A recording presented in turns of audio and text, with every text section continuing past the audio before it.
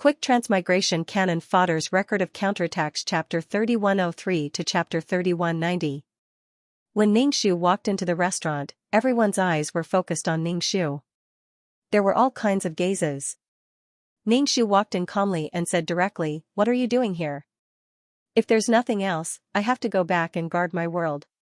By the way, I have sent someone to guard that world. Don't go there if you have nothing to do. I will be angry.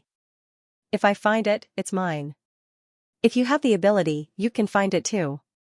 If someone found this place, Xianxia would say that she was lucky, and then find a way to buy this thing from someone, instead of directly occupying it. She probably hadn't gotten used to these people's patterns and operations. These tricks were eye-opening. If they could suppress her, then it would be fine. But if they couldn't, then she would have to be prepared to lose her teeth. Xianxia took the initiative and said directly. She didn't even want to negotiate anymore. These were her things, and these people were directly dividing other people's things. One of the men snorted and said, "Aren't you afraid of being stuffed to death?" Xianxia glanced at him and said lightly, "I didn't eat your things. What does it have to do with you if I'm stuffed to death?" The man still wanted to say something, but he was stopped by the people next to him. They were here to negotiate, not to quarrel. Besides, it was she who found this thing. She wanted to divide people's things, but she didn't let them complain. The thing in her hand was more important. Xianxia scanned the people at the long table, and finally stopped at a man. Young Master Ronghua also stared at Xianxia. His expression was gloomy, and he always had this kind of deadpan face. Probably because he recognized Xianxia, his expression was really a bit strange. A woman at the table said to Xianxia, "Sister, sometimes it's better to take a step back and protect yourself and your things than to end up in a situation where you lose your life and have nothing." Xianxia said, "Sister, it's okay for a child to be robbed in the downtown area with gold, but are you sure I'm a child?" When Xianxia called her big sister, the woman's face trembled a little. Xianxia said, "Since you call me little sister, there's nothing wrong with me calling you big sister out of courtesy. You can have a good talk. If this continues, I'm afraid the organization system will intervene. Everyone will have nothing to take. Don't make a fuss. Let's talk calmly." Someone came out to mediate. Some played the good cop, while others played the bad cop. There were also some who treated him coldly and didn't say anything. Xianxia laughed. "What if I don't agree? It's none of my business how you want to divide it. You guys have already divided it up and discussed how to distribute it, but what does that have to do with me?" Xianxia waved his hand and turned to leave. "You guys take your time to discuss. As for that world, don't even think about picking the fruit without my permission." Some people stood up and looked at Xianxia. "If you don't cooperate, then we can only report this matter to the organization. We can't get it, and neither can you." Xianxia's expression didn't change.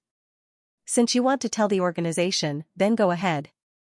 I can split it with the organization. Splitting it between two parties is better than having more people.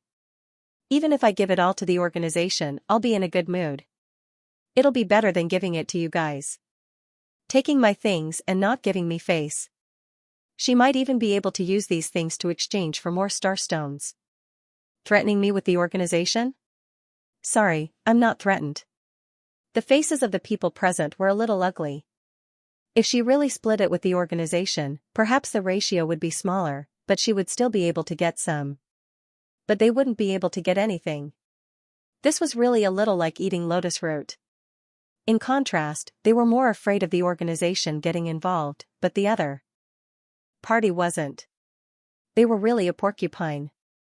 They didn't know where to bite. The other party had discovered the things, but the other party didn't have any scruples. It was like a joke for them to gather here and split the things. "Xianxia, if you guys don't have anything else, I'll leave." "Oh right, no matter what you guys come up with, don't tell me. I don't want to know.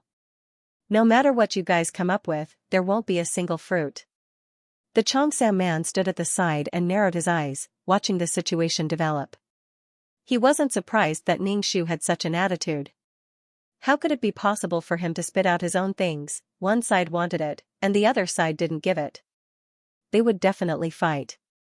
Since reason didn't work, then they would solve it by force. The people at the long table stood up and stopped Ningxu, who was about to leave, saying, "We still have to discuss things." Ningxu asked, "Sang Liang, why are you looking for the main system? Are you sure you want to look for Sang Liang?" Young Master Ronghua didn't stop Ningxu. He frowned with a gloomy face, and no one knew what he was thinking. But this matter was very tricky, so young Master Ronghua notified others to come over.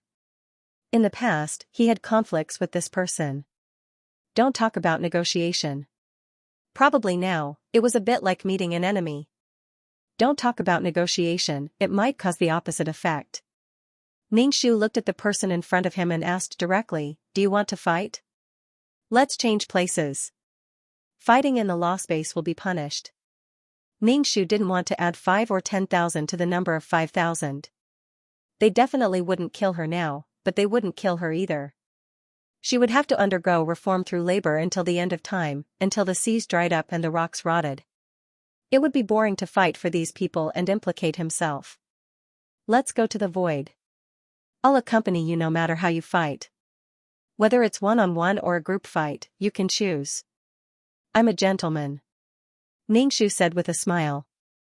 He really looked like a gentleman. "What the hell kind of gentleman?" Ningxu asked again, "Do you need me to build a space passage to the void?" Ningxu found a space node in the void and built a passage. He stood on the side and said gracefully, "Now? I've even prepared a space passage. You just need to bring your weapons." The scene was a bit quiet, and there was a strange awkwardness. Everyone was a bit embarrassed by Ningxu's unscrupulous actions. Threats didn't work. Fight, he was very considerate to build a passage. But it made people feel suffocated. Someone said, "Aren't you afraid of offending so many people? If you offended too many people, it would be difficult to move an inch in the organization." Ningxu said, "I'm afraid, very afraid." "If you're afraid, you'll still do this. You've even built a space passage. If you don't go, people will think you're a coward. Your actions don't have the feeling of being afraid, of fighting to the end." Ningxu said, "What do you want? Do you want to fight or report to the organization? Give me a definite answer. I still have to go back. If you want to fight, there's a ready-made space passage. Go to the void and fight. You don't want to cause trouble here and be punished. Find a safer place to fight. Don't hurt the world, don't cause trouble in the law space, fight as you please." And they could fight for as long as they wanted. There was no limit. Did they really think that they could bully her with so many people? Ningxu looked at the people in front of her and said coldly, "Get out of my way." Pushing the people in front of her away, Ningxu left the restaurant directly. As for what these people thought of her, it didn't matter. No matter how good a person was, how motivated they were and how they protected their interests, they were all bad people in other people's stories. She was probably the bad guy in other people's stories, she occupied these resources, and others couldn't get them. She was the big bad guy in other people's stories. Ningxu's departure made the negotiation come to an end. It didn't even start. The other party didn't intend to negotiate at all. The bargaining chips in their hands seemed to be useless. One of them sighed and said with some hatred, "Since she's not afraid of the organization knowing, then report it to the organization." Young Master Ronghua said, "With such a big movement, the organization should know. It's just that there's no reasonable way to intervene. Even if the organization was such a hegemony, even if they wanted to share things with others, they should have a name." Speaking of which, when they gathered together, they didn't even have a name. They wanted to suppress the other party with numbers, but the other party didn't buy it. Their plan was disrupted. Since she wants to fight, why don't we help her? Since they couldn't reason with her, they would use strength to reason with her. They had a lot of people on their side, and there were many strong people in each faction. They were just sent to run errands to deal with this matter. It was just that those people were busy with other things. Tell her to come back. If she doesn't want to fight, then let's fight. Everyone was holding back their anger. She didn't follow their rhythm at all. She was just messing around. Since it was a negotiation, they should have a war of words to divide things.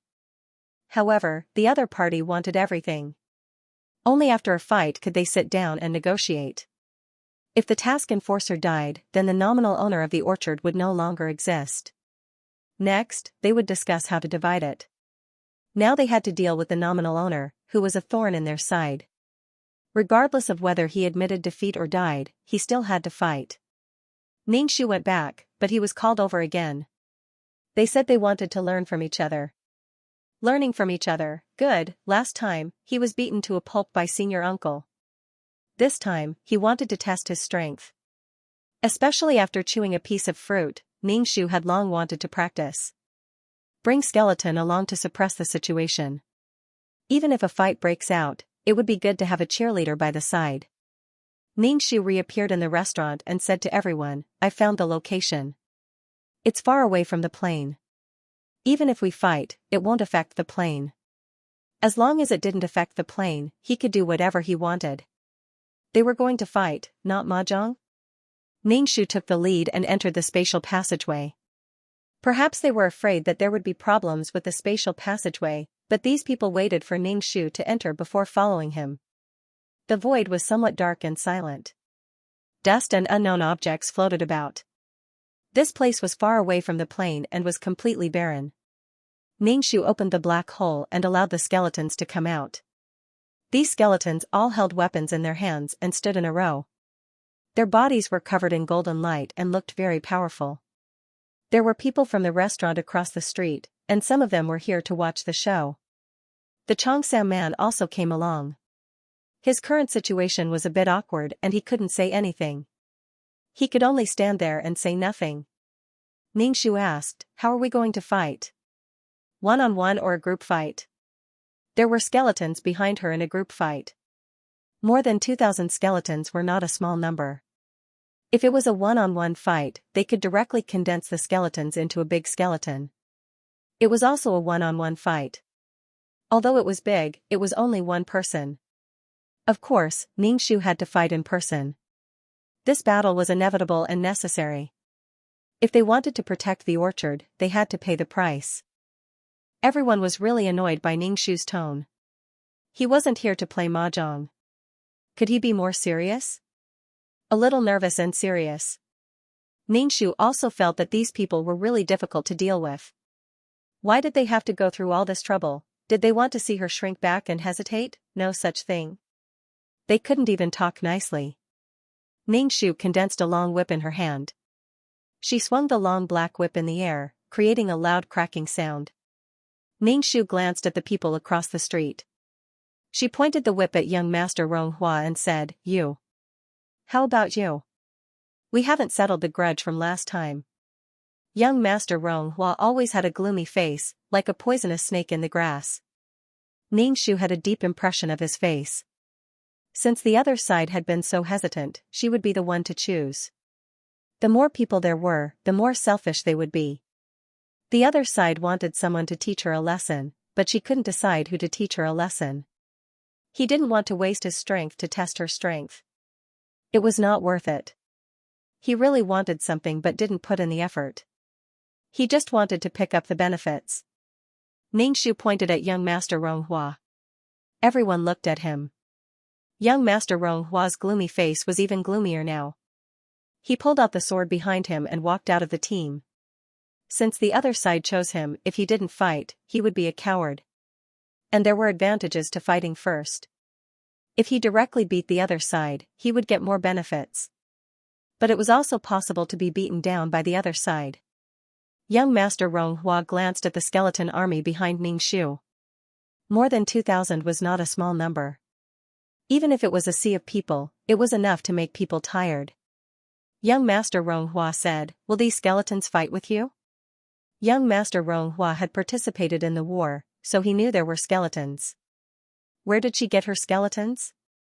Did she borrow them or did she own them? Ningxu said, No, they are my cheerleaders, cheering for me. Don't worry about them. The skeletons behind her immediately raised their weapons. Their mandibles opened and closed and shouted, Come on, come on. Ningxu showed a gratified face and pressed her hands, Thank you, everyone. I will work hard. If you see me injured, remember to come and save me. Young Master Ronghua, can't you be serious? Why do I feel so powerless? Ningxu swung the whip in her hand, and the tail of the whip went directly to young Master Ronghua's face. Young Master Ronghua dodged the whip and rushed to Ningxu with his sword. Ningxu stepped back and nimbly swung her whip.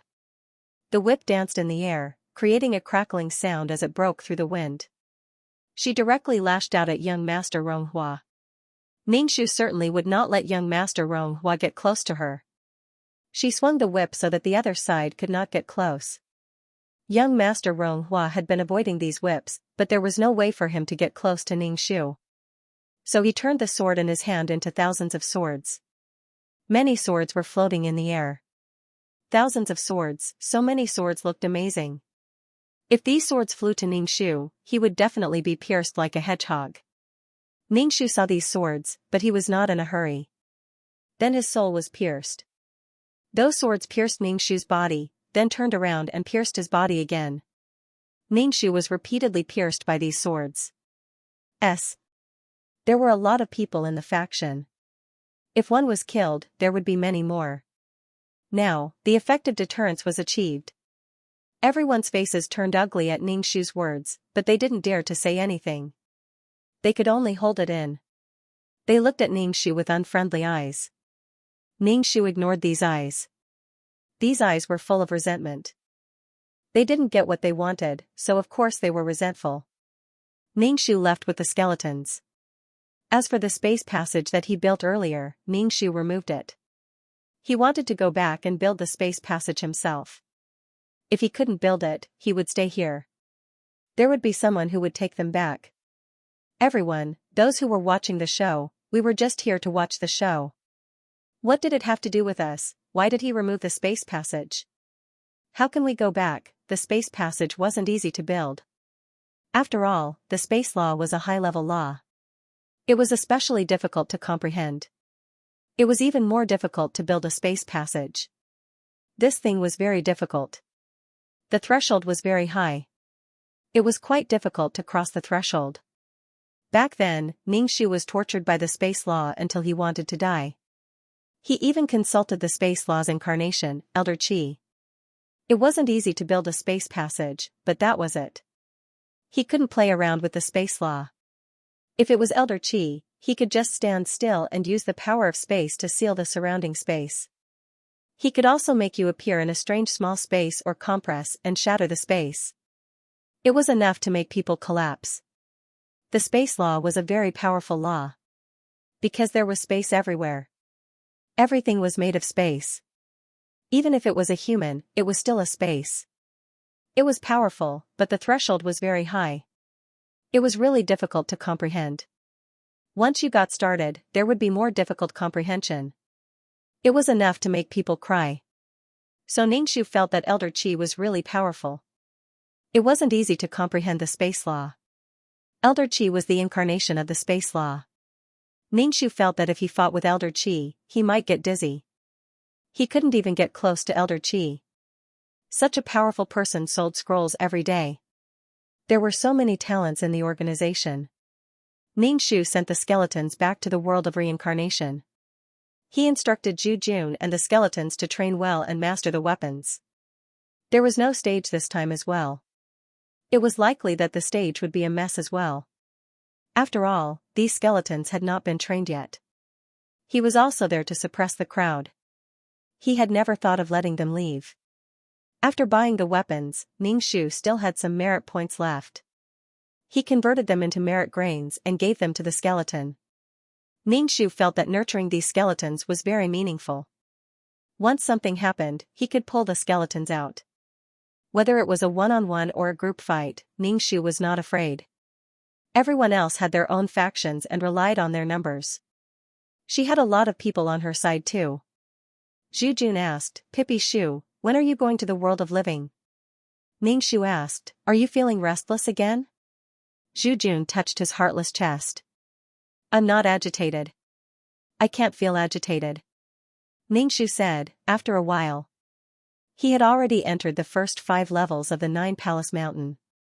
In addition to the world of reincarnation at the top level, there were only 7 or 8 levels left to explore.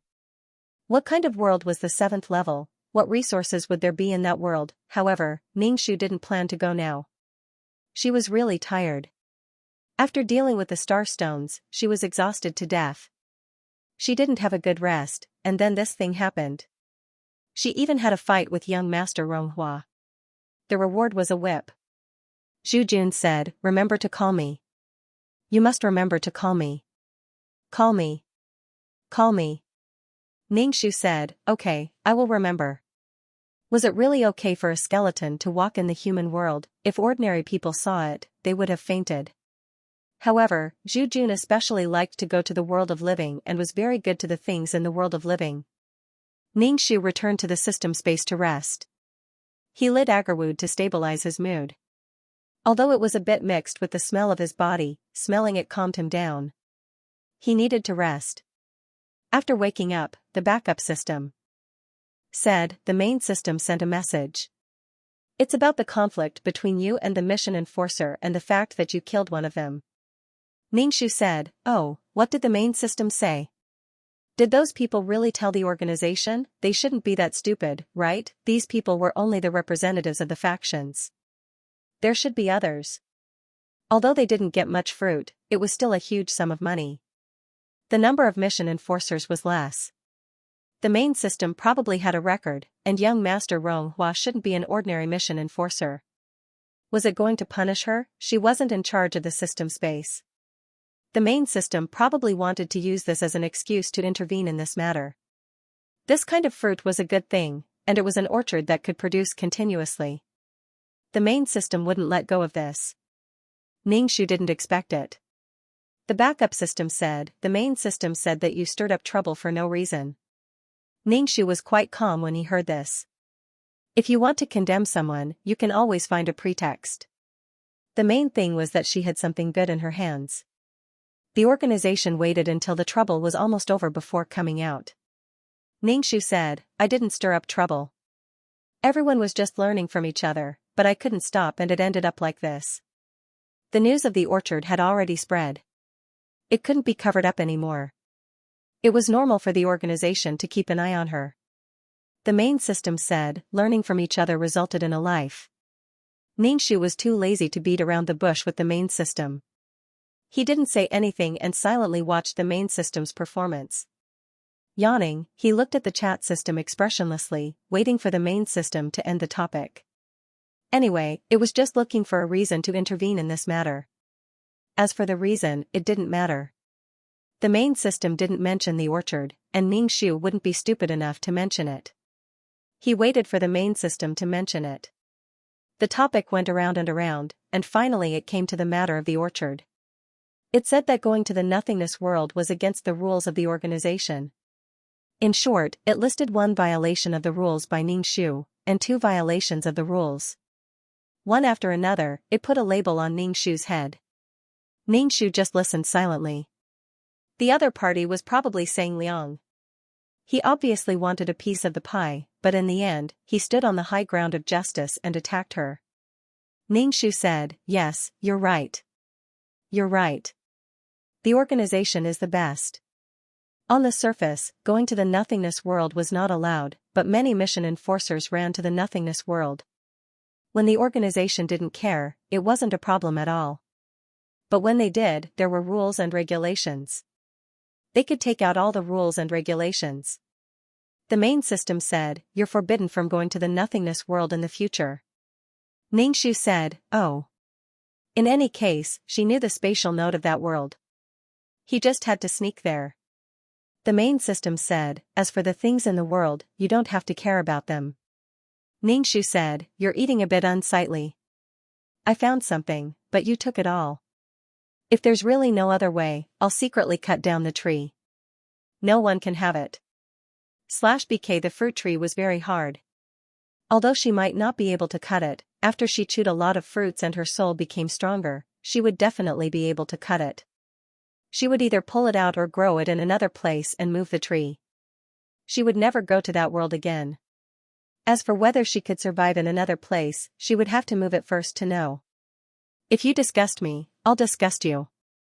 After Ningxu said this, the main system did not reply for a long time. It was probably saying that she was a bar spirit again. If she gave the entire orchard to the organization, she would probably not be a bar spirit anymore. Ningxu held the mirror and looked at her face. She felt that she had become much more haggard recently. Her soul had become much dimmer. She had worked too hard and should take a break. She would go to a world where time flowed very slowly and come back after a period of time. Ningxu was still mourning her suffering when the main system replied and agreed to split the profits with Ningxu. It felt like the organization was giving her a share. The initiative and ownership of the orchard belonged to the organization. Ningxu rolled her eyes. She knew this would be the result. She asked directly, "How do you want to split it?" The main system, 20/80. Ningxu, "Okay, I'll take 80 and you'll take 20. The main system, "I'll take 80 and you'll take 20. Ningxu, No, you take 20 and I'll take 80. If she harvested 1,000 fruits at once, the organization would take 800 and she would take 200. It would seem that she had 200 to herself. But in business, she had to raise the price. Ningxu, I definitely don't agree. I'll take 20 and you'll take 80. I'm going to cut the tree now. Even if the organization had people guarding, she could sneak into the sea. Ningxu, forget it. I'll let the tree wither. Of course, she would not do that. Otherwise, she would be heartbroken. After a while, the main system replied, 40/60, you take 40. No more discussion. If you can cut the tree, we can move the world so that you won't be able to find it. Ningxu, the feeling of being threatened was very unpleasant. Now, the system was threatening her. If the world of nothingness was moved, where would it be placed? If it really moved away, then the location of the world's spatial node would be different. She had to mark the world so that no matter where the world moved, she could find it. The main system replied, you can mark the world, and we can erase the imprint. How simple. Ningxu was speechless. After struggling for a while, he realized that it was not even 50/50. 50/50. The main system said, 4/6, if you don't agree, spend some energy to move the world away. Furthermore, I haven't asked you to hand over the fruit you took this time. It would take some time for the next fruit to ripen. The fruits in Ningxu's hands were a huge fortune. Ningxu wrinkled his nose and groaned unhappily before reluctantly agreeing. As for the things in his hands, since they were already in her hands, how could he hand them over? Impossible. Ningxu felt that even if he wanted to move the world, it would be very troublesome. The nihility world was not stable to begin with. If he really expended energy to move it, what if it exploded? Once it exploded, there would be nothing left. The world would probably be like soft tofu. Otherwise, the organization could just spend a little bit of energy to move the world away. What was the point of sharing with her? Give her a little to prevent her from causing trouble? Ningxu struggled to get 50/50, but the main system did not give in at all. Its attitude was very tough. 1,000 would be divided into 400. One person could get 400. However many people the organization had, they would have as many people. They still wanted a yard after taking an inch. If this continued, Ningxu felt that the organization would probably take extreme measures. Not to her, but to the nihility world. Ningxu reluctantly agreed and signed a contract with the organization. Naturally, this world belonged to the organization. The other missions could not enter, including Ningxu. She would be restricted. They were probably afraid that Ningxu would really cut down the tree. When the fruit ripened, Ningxu's share would be given to her. After the contract was signed, the main system ignored Ningxu. Even if Ningxu had something to ask, there was no response. Ningxu was speechless. She was so heartless and unreasonable, they almost blacklisted her. In the end, after a fight with someone, the organization still took the biggest share. However, if she did not fight with someone, the organization would probably not even give her 20%.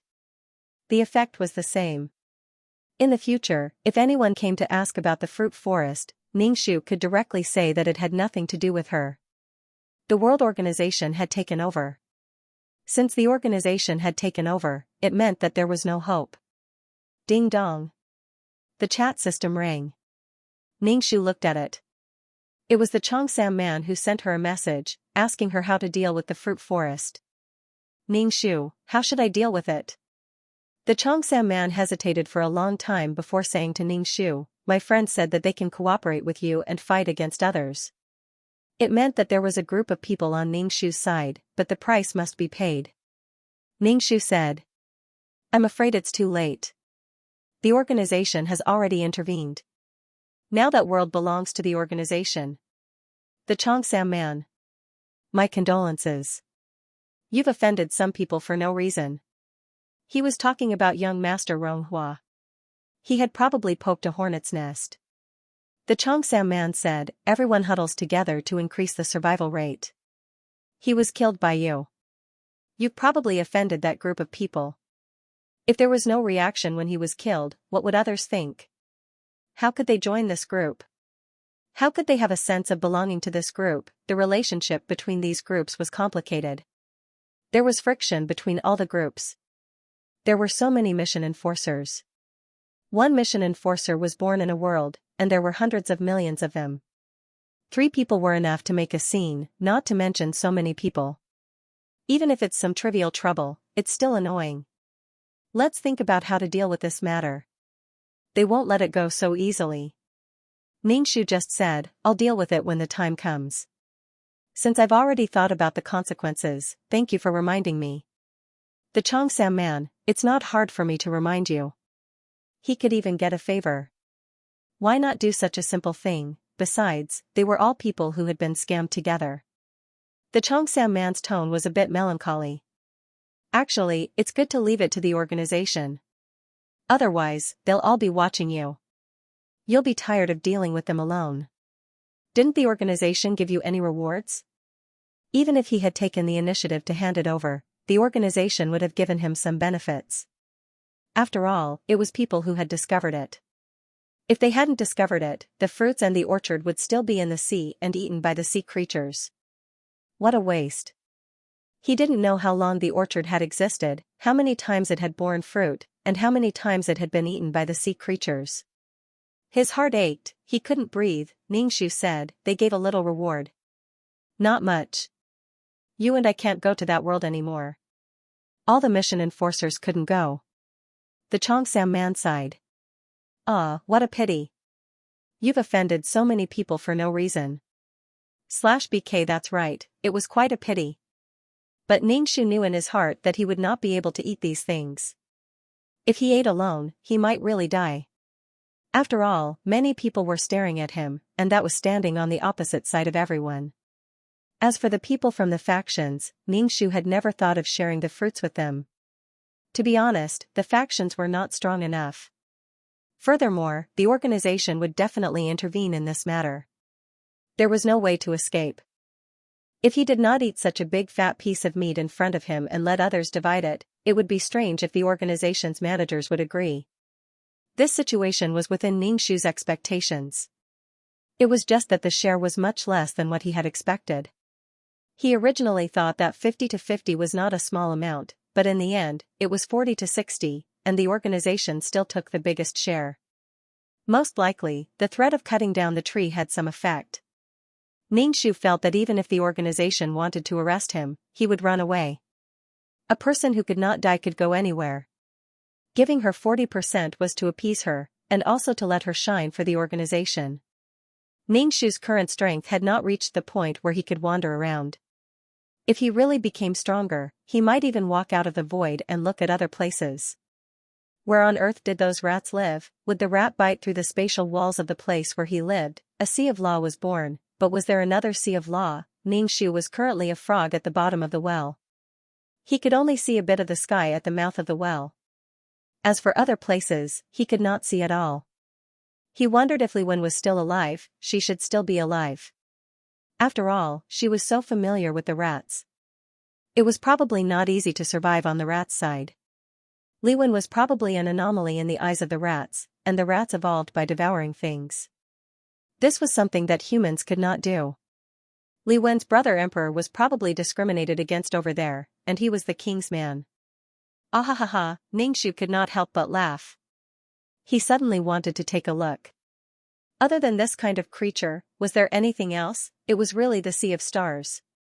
Our goal was the Sea of Stars. The Xianxia man invited Ningxu to a restaurant for a drink to calm down. He said that he had something to tell her. Ningxu was curious about what the Xianxia man wanted to say to him. If it was about the matter of the orchard, it was already too late to change anything. It would only hurt his feelings if he said too much. It was meaningless. Ningxu directly said that there was no room for negotiation. The Xianxia man said that he was not talking about the orchard. It was just a simple drink to relax.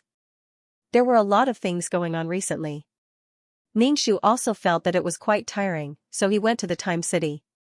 While he was at it, he would also try to comprehend the law of time.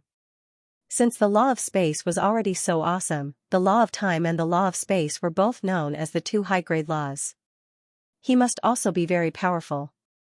Whatever little he could comprehend, he hoped that the time laws would not be as oppressive as the space laws. The laws of space were the most difficult to comprehend, especially since Ningxu did not have any talent in this area. His comprehension of the laws of time was completely dependent on the accumulation of time. He had to rely on time to grind it down. In the end, he was able to construct a spatial passageway.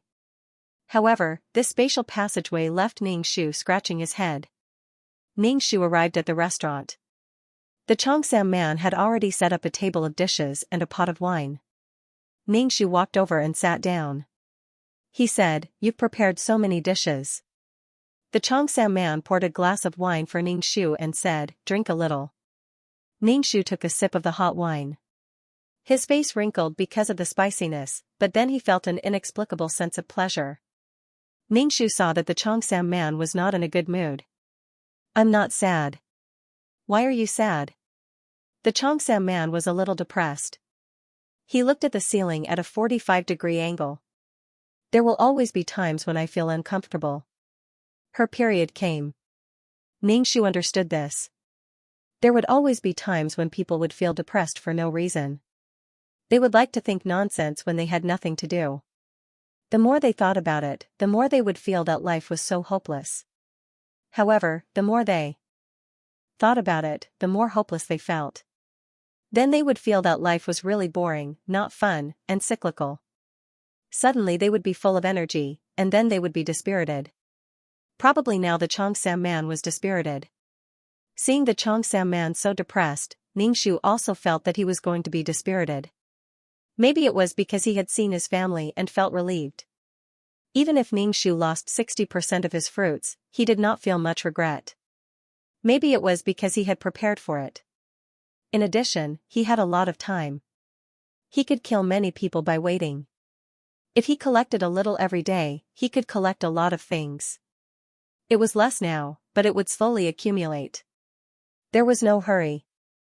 Ningxu felt that he had done everything. It was tiring and made him despair of immortality. "What was the use of living such a miserable life every day?" Ningxu said, "because I didn't agree, you were defeated in front of your friends?" His friends were those people in the faction. The Xianxia man took a sip of wine, waved his hand and said, "That's not it. You have killed people because of this. They should know that you can't agree with just a word from me." The Xianxia man had been drinking. In the end, holding the bottle, Ningxu took a sip, and the Xianxia man drank the rest alone. After the Xianxia man got drunk, he began to cry loudly. He shouted a person's name and said, "I miss you, I miss you."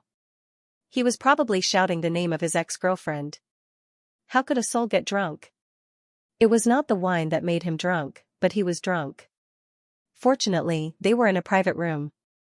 Otherwise, the Xianxia man would be embarrassed if other people saw him like this. Especially in his own restaurant, he cried like a dog. Ningxu did not know how to comfort him. The Xianxia man did not need to be comforted. Ningxu ate silently. Coupled with the Xianxia man's silent sobs, the dishes were tasteless. He could not help but feel irritated and that life was difficult. The Xianxia man, who was usually flirtatious, was now wronged like a dog. When the Xianxia man was almost done crying, Ningxu asked, "What are you crying for?" The Xianxia man said, "Sometimes it's boring when I think about it." Thinking about it, life was really meaningless. This was the catchphrase of many people. Although it was boring, they still had to live. He would not end his life because of this. The Xianxia man clinked his glass with Ningxu and said, "Here's to you. Thank you for the fruit you gave me. After all, this matter has something to do with me." Ningxu said, "It's not directly related. This thing will be discovered sooner or later." There was no wall in the world that did not leak. The result was within Ningxu's expectation. There was nothing to be disappointed about. Ningxu could stand on the opposite side of these factions, but the organization was a huge monster. She couldn't afford to offend the organization. Ningxu would rather split with the organization than with these people. The Xianxia man looked very depressed. Ningxu said, "At least you got some fruits. Those who didn't get the fruits and didn't get the person should be sulking." The Xianxia man didn't say anything. He looked a little helpless. Ningxu wanted to drink again, but her system informed her that she had something to do. So she couldn't stay with the Xianxia man to be sad. She had to go. Ningxu said goodbye to the Xianxia man and returned to the system space. She asked, "What's the matter? Are you going to deal with the Starstone again?" She had just dealt with it not long ago. She hadn't recovered yet. What was she doing? Did she think that she wouldn't die, so she was going all out? What if she felt disgusted when she saw the Starstone in the future? The backup system said, "No, there's a support mission for you to do now, so you have to do the mission now." Thinking of the previous special mission, what the hell was this time? What was it that produced the resentment? Or did something happen in the plane? Ningxu said, "It's something I have to do. Can't I refuse?" The backup system said, "Of course. Also, you haven't done a mission for a long time. If you refuse this kind of mission, the main system said that you're useless." Ningxu was speechless. "Wasn't I dealing with the Starstone? Are you blind? Can't you see what I'm doing? I'm free, I'm resting, and I see it every minute." "What the hell?" Ningxu said, "Since it's a support mission, there should be people in that world. They should know the plot in advance." The backup system said, "There's information. You can check it. The organization has chosen a suitable candidate. Please cooperate with your teammates." Ningxu nodded and wondered if she should exchange for some fasting pills or something like that. If the body she was in starved to death, she would float in that world as a soul. Also, exchanging for fasting pills, medicine, and water had become Ningxu's instinct. Before every mission, she would do nothing but exchange for these things first. Ningxu said, "We can go do the quest now." "No, I should look at the world situation first. Otherwise, he would have to spend time to accept the plot after obtaining the world." This world was a Xianxia world. Although it was called a Xianxia world, there were actually quite a lot of gods and demons. There were quite a number of people who had become gods and demons. The key to the plot was dual cultivation. It was said that after a woman came to this world, because of her special body constitution, she was owned by many men. Generally speaking, dual cultivation was a little harmful. This way, one's strength would increase by leaps and bounds, and one could even enjoy the pleasure of sex. This was probably the best way to cultivate, to be both powerful and enjoyable. However, there was a drawback to this kind of dual cultivation. In the later stages, one's foundation would become weaker. However, the after effect was an unstable foundation. However, this girl's physique was very good. After she did it with a man, the man's erection would slowly rise. On top of that, she was extremely beautiful and could increase her strength. This was simply a dream for men. What made Ningxu even more speechless was that dual cultivation should increase the strength of both parties, but after having sex, the woman's strength would not increase at all. In that world where gold core cultivators were everywhere, that woman's strength could really be said to be weak. Such a weak setting was probably for the convenience of men or to kidnap her. Everyone wanted to make love with her. There was no point in struggling if he was weak. Ningxu felt that this should be some kind of yellow world. Could it be the same world as the one he had encountered before? The female lead was simply an existence similar to a *********, and a ******* that could increase one's strength. The problem was that the female lead's body was so weak. Could she bear it? But the female lead's body was so resistant to wear. She was clearly very weak, but in this aspect, she was shockingly resilient. Ningxu. This is probably a rather shameful yellow world. Just by looking at the plot, Ningxu could feel a surge of hormones rushing towards her. The mission this time was to stabilize the strength of the people in the world. The men who could have this woman were all very strong. Ordinary weak men would be snatched away even if they had her for a while. These people were already very strong. Now that there was a woman who was suitable for dual cultivation, those people's strength would definitely increase. The world would probably not be able to bear this kind of strength. It was beyond the scope of power. It had an impact on the world. Ningxu looked at the plot. As he looked, he counted with his fingers how many times this woman had been kidnapped and how many men she had slept with. This woman was probably a walking aphrodisiac. Men couldn't control themselves when they saw her. It was a yearning for strength and lust. Although everyone fought with each other, these men maintained a tacit understanding that no one would kill this woman. Not only would they not kill her, but they would also protect her well. They couldn't let this woman get hurt at all. If she died, where would they find such a high-quality product? Although she was very weak, she was the safest person in that world. Because there were many people protecting her. They were very careful, afraid that she would really die. How could such an existence be born? Did the world go crazy? Ningxu took the fasting pill and entered the world. He entered one of the bodies, and as soon as he did, he was met with a chaotic scene. These girls who looked like servant girls all had ashen faces. Their bodies couldn't help but tremble. Ningxu was also one of the maids. At this moment, she was among the group of maids. Ningxu asked, "What's going to happen to us?" A servant girl who was very close to Ningxu said with a shrill voice, "What's the matter?" "We will be killed by the Devil Lord." She's gone, she's gone." Ningxu wanted to slap his thigh. He silently said in his heart, "I'm too late." If he was not mistaken, that woman had been abducted by someone. Now she had to go somewhere else. Ningxu was currently in the Devil Domain. The Devil Lord was the master of the Devil Domain. He seemed to have something to do and had repeatedly said to take good care of Mijia. But at this time, Mijia had disappeared. Everyone had to face the wrath of the Devil Lord. These people who took care of Mijia would be the first to suffer. The price was a life. All the servant girls had a look of despair. Moreover, it would be difficult to die quickly. The reason why the Devil Domain was called an evil path was because of the nature of freedom here. They let go of themselves and did whatever they wanted. They paid attention to their thoughts and did whatever they wanted without any scruples. There was nothing that could restrict them. There was no such thing as principle. She could do whatever she wanted. Especially powerful people, so if they made a mistake, the price would be death, and it might not be a good death. These maids were so afraid. Moreover, the strength of these maids was around the foundation establishment stage, and some of them were about to reach the golden core stage.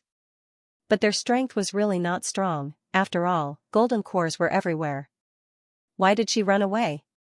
If Mijia was not here, she would have to leave too. There was no doubt that she would stay here. Ningxu did not want to see the Devil Lord lose his temper and throw everyone into a snake cave. This world was very rich in spirit energy, which was why so many strong people were born. It was probably a newly born plane that had so much spirit energy. There was a limit to the amount of spirit energy in a world, and gradually, the spirit energy would be consumed less and less. At that time, it would be the end of the world where cultivation was impossible. The maids were terrified. Ningxu wanted to run away, but when she saw the strength of this body, she was in the foundation establishment realm. It had not even reached the golden core stage, so it was really weak. The Devil Lord was a god, like an ant to an elephant. So he had to leave quickly. As soon as Ningxu came to this world, he began to absorb the spirit energy quickly. He did not use the cultivation method of the person who commissioned him. This kind of cultivation secret manual was everywhere. It was useless to cultivate. Ningxu used his peerless martial arts and crazily absorbed the surrounding spirit energy. He would cultivate for a while and then leave the Devil Domain to find Mijia. Since it was a support mission, there were other people in this world. He would first find the others to meet up with. He did not know when the Devil Lord would return, so Ningxu seized the time to cultivate. When the Devil Lord returned to the Devil Domain, the group of maids would definitely be the target of his anger. He had to leave before the Devil Lord returned. The maids were in a state of panic, as if they were waiting for death. Ningxu had been cultivating every day. Now that Mijia had disappeared without a trace, the group of maids had nothing to do. Fortunately, the laws of this world could still be used. Because there was a lot of spirit energy in this plane, the power system it contained was very high, and the suppression was not very strong. Although there was a certain degree of weakening, it could still be used. It was good that it could be used. Unlike the modern plane, flying in the air was simply a pipe dream. Ningxu planned to use the concealment effect of the law of water to leave after he finished cultivating the peerless martial art. It had already been some time, and the demon lord was about to return. She knew from the increasing terror and fear of those servant girls. Ningxu suggested, "Why don't we run away?" There were more than 10 maids, all of whom served Mijia. If they returned, they would definitely be killed. Ningxu thought that since his spirit energy had already taken form, he could just ride on the spirit energy dragon and leave. It would only take a few minutes. When these maidservants heard Ningxu say that they wanted to escape, their faces were filled with horror. They were so frightened that their faces were distorted. They said to Ningxu, "We can't escape. Konjac is so big, we can't escape. As long as the Devil Lord gives the order, we will be captured." Their strength was like that of ants. If they ran away, it would anger the Devil Monarch even more. If they begged the Devil Monarch, perhaps the Devil Monarch would let them go. Ningxu said to everyone, "Those who want to leave, follow me. I'm leaving this place. Don't deceive yourselves. Staying here will definitely lead to death. The Devil Lord would definitely be angry if the people were taken away. Of course, he would want to vent his anger. Wouldn't the Devil Lord bring the people with him? Why did he have to leave Mijia in the Devil Domain? Speaking of which, Mijia didn't have any strength at all, but she was able to disappear without a trace. If someone really invaded the Devil Domain, they would definitely notice. After all, this was the heart of the Devil Domain. If someone came to steal Mijia, it would definitely alarm the people of the Devil Domain. Moreover, the Devil Palace was heavily guarded. It was as if she had evaporated into thin air. Ningxu suddenly realized one thing. Mijia hadn't left the Devil Domain at all, but had been taken away by the people of the Devil Domain. Taking advantage of the Devil Lord's absence, they did such a thing. They wanted to occupy Mijia for a period of time. Although it was only a short period of time, it could be considered a profit. Moreover, they could increase their strength by a lot in a short period of time. It was a profit. He didn't know who did it in the Devil Domain. The people here wouldn't be respectful to the Devil Lord just because he was the Devil Lord. After thinking about it, Ningxu felt that he should stay. If he really ran out of the Devil Domain and Mijia was still in the Devil Domain, that would be a scam. It didn't matter if he waited. He didn't know if the Devil Domain had any other teammates. Ningxu said in deep thought, "Yes, you're right. Even if we escape, we won't be able to escape. Maybe if we beg the Devil Lord, we can still live." "Right, that's how it is," a maid said. When she spoke, she didn't believe it herself. Ningxu cultivated in peace. Even if the Devil Lord really returned, she would divert the disaster and make the Devil Lord focus his attention on someone else. Even if she couldn't defeat the Devil Lord, she could still run. What about her teammates? Where were her teammates? She should take advantage of this time to cultivate. The stronger she was, the better. How beautiful was that Mijia? However, beauty was secondary. The amplification effect that Mijia had was simply heaven-defying. Even if Mijia was really ugly, these men would at most look down on her, but they would still want to have this rocket launcher. A rocket launcher that could soar into the sky. A few days later, the Devil Lord returned with a lot of troops. When he didn't see Mijia in the palace, he flew into a rage. This Devil Lord was extremely coquettish, more coquettish than a woman. He wore gauzy clothes, and even the 2 points on his chest could be seen. When Ningxu saw the Devil Lord, he felt that the Devil Lord was gay at first glance. Because he gave people the feeling that he couldn't bear it. Ningxu felt that even if the Devil Lord was really gay, he could still endure such disgust in the face of such a great temptation like Mijia. Ningxu and a group of maids knelt in front of the Devil Lord. At this moment, the Devil Lord's pressure directly pressed the group of maids to the ground. Their bodies were drenched in sweat, and they couldn't even speak. Their hearts were surrounded by fear, and their bodies were trembling. The Devil Lord didn't say anything. The scene was quiet, so quiet that it made people's scalps tingle. It was very despairing, because in front of you was someone who could take your head at any time. Although the Devil Lord didn't speak, his roar was even more frightening. Ningxu raised his head and said, "Devil Lord, I feel that Miss Mijia's departure was caused by the people of the Devil Domain. If there really were people of the righteous path who entered the Devil Domain, it would definitely attract attention. Moreover, it didn't attract the attention of the Devil Palace's guards. This servant feels that there should be someone working together. Even so, many of us couldn't keep an eye on Miss Mijia. A person can't just disappear for no reason." BK the Demon Lord looked at Ningxu, his blackened lips twitching as if he was sneering. His gaze on Ningxu was also very cold. Ningxu lowered his head, a look of fear and trepidation on his face. The Demon Lord said, "You have a rather sharp tongue. Do you think you can get away with this?" Ningxu lowered his head and said in a muffled voice, "We are responsible for Miss Mijia's disappearance. This servant sincerely hopes that the Demon Lord can find Miss Mijia." The Demon Lord sat on a large chair, his hand propping up his forehead. His posture was rather bewitching. He indifferently said, "Then where do you think we should start looking? If we can't find her, all of you will die." Ningxu, in any case, he also wanted to find Mijia. Ningxu said, This servant is just a servant who boils water and washes clothes for master. How would this servant know where to start looking? The land of demons was a jumble of fish and dragons. Some people who had committed crimes outside would run to the land of demons to escape. The land of demons was an extremely chaotic place. Moreover, the flow of people was extremely high. Ningxu prostrated himself on the ground, his entire body trembling, and he no longer spoke. Although they had only briefly escaped a calamity, all the maids were rather happy. Once their master's anger subsided, he would no longer think about punishing them. Some of the maids even took out fruits that contained a little spirit chi for Ningxu to eat. Because these fruits had absorbed spirit chi, they tasted very good, but their effects on cultivation were minuscule. This could be considered a gift of thanks. Ningxu accepted them and even ate them clean, because they were very sweet. After that, Ningxu began to cultivate.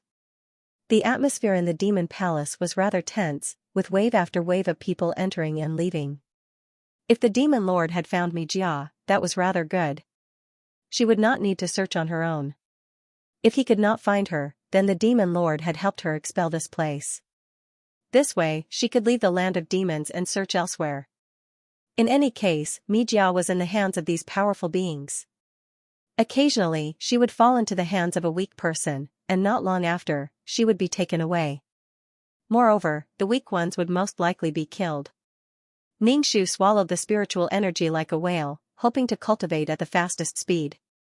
He did not know if he had any teammates in the Devil's Domain, nor did he have a secret signal to cooperate. How could he cooperate? The Demon Lord's forces had searched the Demon Domain several times, and he had even searched the homes of his subordinates. Unfortunately, they didn't find anything. The Demon Lord immediately thought of a possibility. There really was a traitor in the Infernal Domain who had worked with others to take Mijia away. And he had spent so much time searching the Infernal Domain. He might have been fooled. That maid. The Demon Lord sent people to capture those maids, but he was told that not a single one of them was there. They had all vanished into thin air. Meanwhile, Ningxu and the group of maids were floating in the sky. They sat on the back of the dragon and passed through the clouds. Some of the maids were so scared that their faces turned pale, and they huddled together. Ningxu sat at the front, a gentle breeze caressing his cheeks. It felt like it had been a long time since he last practiced a peerless martial art. The demon domain was very large, and it took them several days to fly out of the demon domain's control. After leaving the demon domain, the massive dragon descended. When some of the maids got to the ground, their bodies went limp, and some of them even vomited. They felt dizzy. Since he had rescued them, it was just a matter of convenience. After all, he had eaten their fruits. Ningxu said to them, "I'm leaving, don't go." If you leave, what will we do? A maid asked in panic. Leaving the demon domain would not cost them their lives, but they had no idea what to do next. They subconsciously relied on Ningxu. Ningxu would not take so many people with her. She was someone with a mission. If she directly handed the peerless martial arts to these people, they would have to give up their previous cultivation manuals and switch to cultivating the peerless martial arts. By forming a group, they would have a higher chance of survival. If they were in the demon domain and the demon lord could not find them, he would definitely punish the maid. In particular, those words she had said before were inevitably misleading and tempting. The demon lord must have thought too much. It was worth it to exchange a few fruits for a life, but Ningxu would not take these people with her. Where was she supposed to go next? Who knew where Mijia would be taken next? Ningxu was on her own. She couldn't find Mijia or her teammates. Oh, *CK, she was carrying a backpack all by herself. The world was so big, but she did not know to give her teammates the location of the spatial node so that they could find her. The world was so big, it was not easy to find a girl. Because of the fasting pill, Ningxu did not need to buy anything. Moreover, cultivators were more resistant to hunger. Ningxu went to the town and the city to inquire about information. With such a blue daddy, Ningxu did not believe that the people of this world would not be restless. There had to be news about who had snatched the blue buff and whose hands it was in. The news seemed to have grown wings. Inquire about information. Ningxu used a spiritual power to scan, but there were too many people cultivating in this world. Foundation establishment was trash. Children with spiritual roots had to start cultivating from a young age. Of course, there were more ordinary people. Once Ningxu used a spiritual power, someone would feel it and immediately use their divine sense to directly reflect Ningxu's spiritual power. This kind of casual use of spiritual power was no different from peeping. If he encountered a more irritable cultivator, they might fight on the spot. Ningxu found an inn to stay in. This city was bigger, so the news should be more well received. Ningxu was not in a hurry. In any case, when he came to this world, he would complete the mission while resting. In the past, he treated the mission as work and could rest when he went back. In the end, he treated the mission as a vacation. It was even more miserable when he did not do the mission. Knock knock. Ningxu had just returned from inquiring about the news outside when someone knocked on the door. Ningxu looked outside through the crack in the door. He found that it was the Grand Elder dressed in black. Ningxu did not plan to open the door. The Grand Elder knocked on the door a few more times unhurriedly. It felt that the interval between each knock was almost the same. People with obsessive-compulsive disorder were really invincible. Ningxu opened the door and asked, "Who are you looking for?" The Grand Elder walked into the room and said to Ningxu, "The other mission enforcers are all dead." Ningxu was speechless. First of all, he told her such a shocking thing. "I don't want to listen to it," Ningxu asked. "Why? How did they die? Was this mission really so dangerous? Did the Grand Elder watch these mission enforcers die?" The Grand Elder probably thought of something unpleasant and said to Ningxu, "Your mission is to eliminate that woman. That woman cannot appear in this world." Ningxu said, "Oh." He already knew. The whole world was looking for Mijia. Ningxu asked, "How long have you been in this world?" He heard that they were dealing with the problem of plane evolution. Was this plane going to evolve? /BK How could the heavenly Tao allow a bug like Mijia to appear in the world? Moreover, Mijia had transmigrated and her soul had transmigrated to this world. Her body belonged to the previous owner. Even the original owner hadn't done such a thing. Why did Mijia's body develop as soon as she came over, and the soul was poisonous? The soul was strong enough to change the body and fill it with potential. Men could ascend to the heavens just by dual cultivation. There were no side effects. Such a method of lying down and winning was really a bug. Ningxu looked at Taishu, who hadn't changed his appearance, and asked, "Why don't you change your appearance?" Originally, it was a fairy-like world where everyone wore long robes and wide sleeves. His outfit was very conspicuous and strange here. It was okay in the modern world, but the modern world looked a bit strange. Not to mention here. If he really teamed up with Taishu, he would be watched at every minute. It was better to do it alone. "Taishu, I have a body. I can't enter other people's bodies. Ningxu looked Taishu up and down. Xingqing was so tall and sturdy. He guessed that Taishu would also transform into an incomparably tall and sturdy person like Xiaomaxian.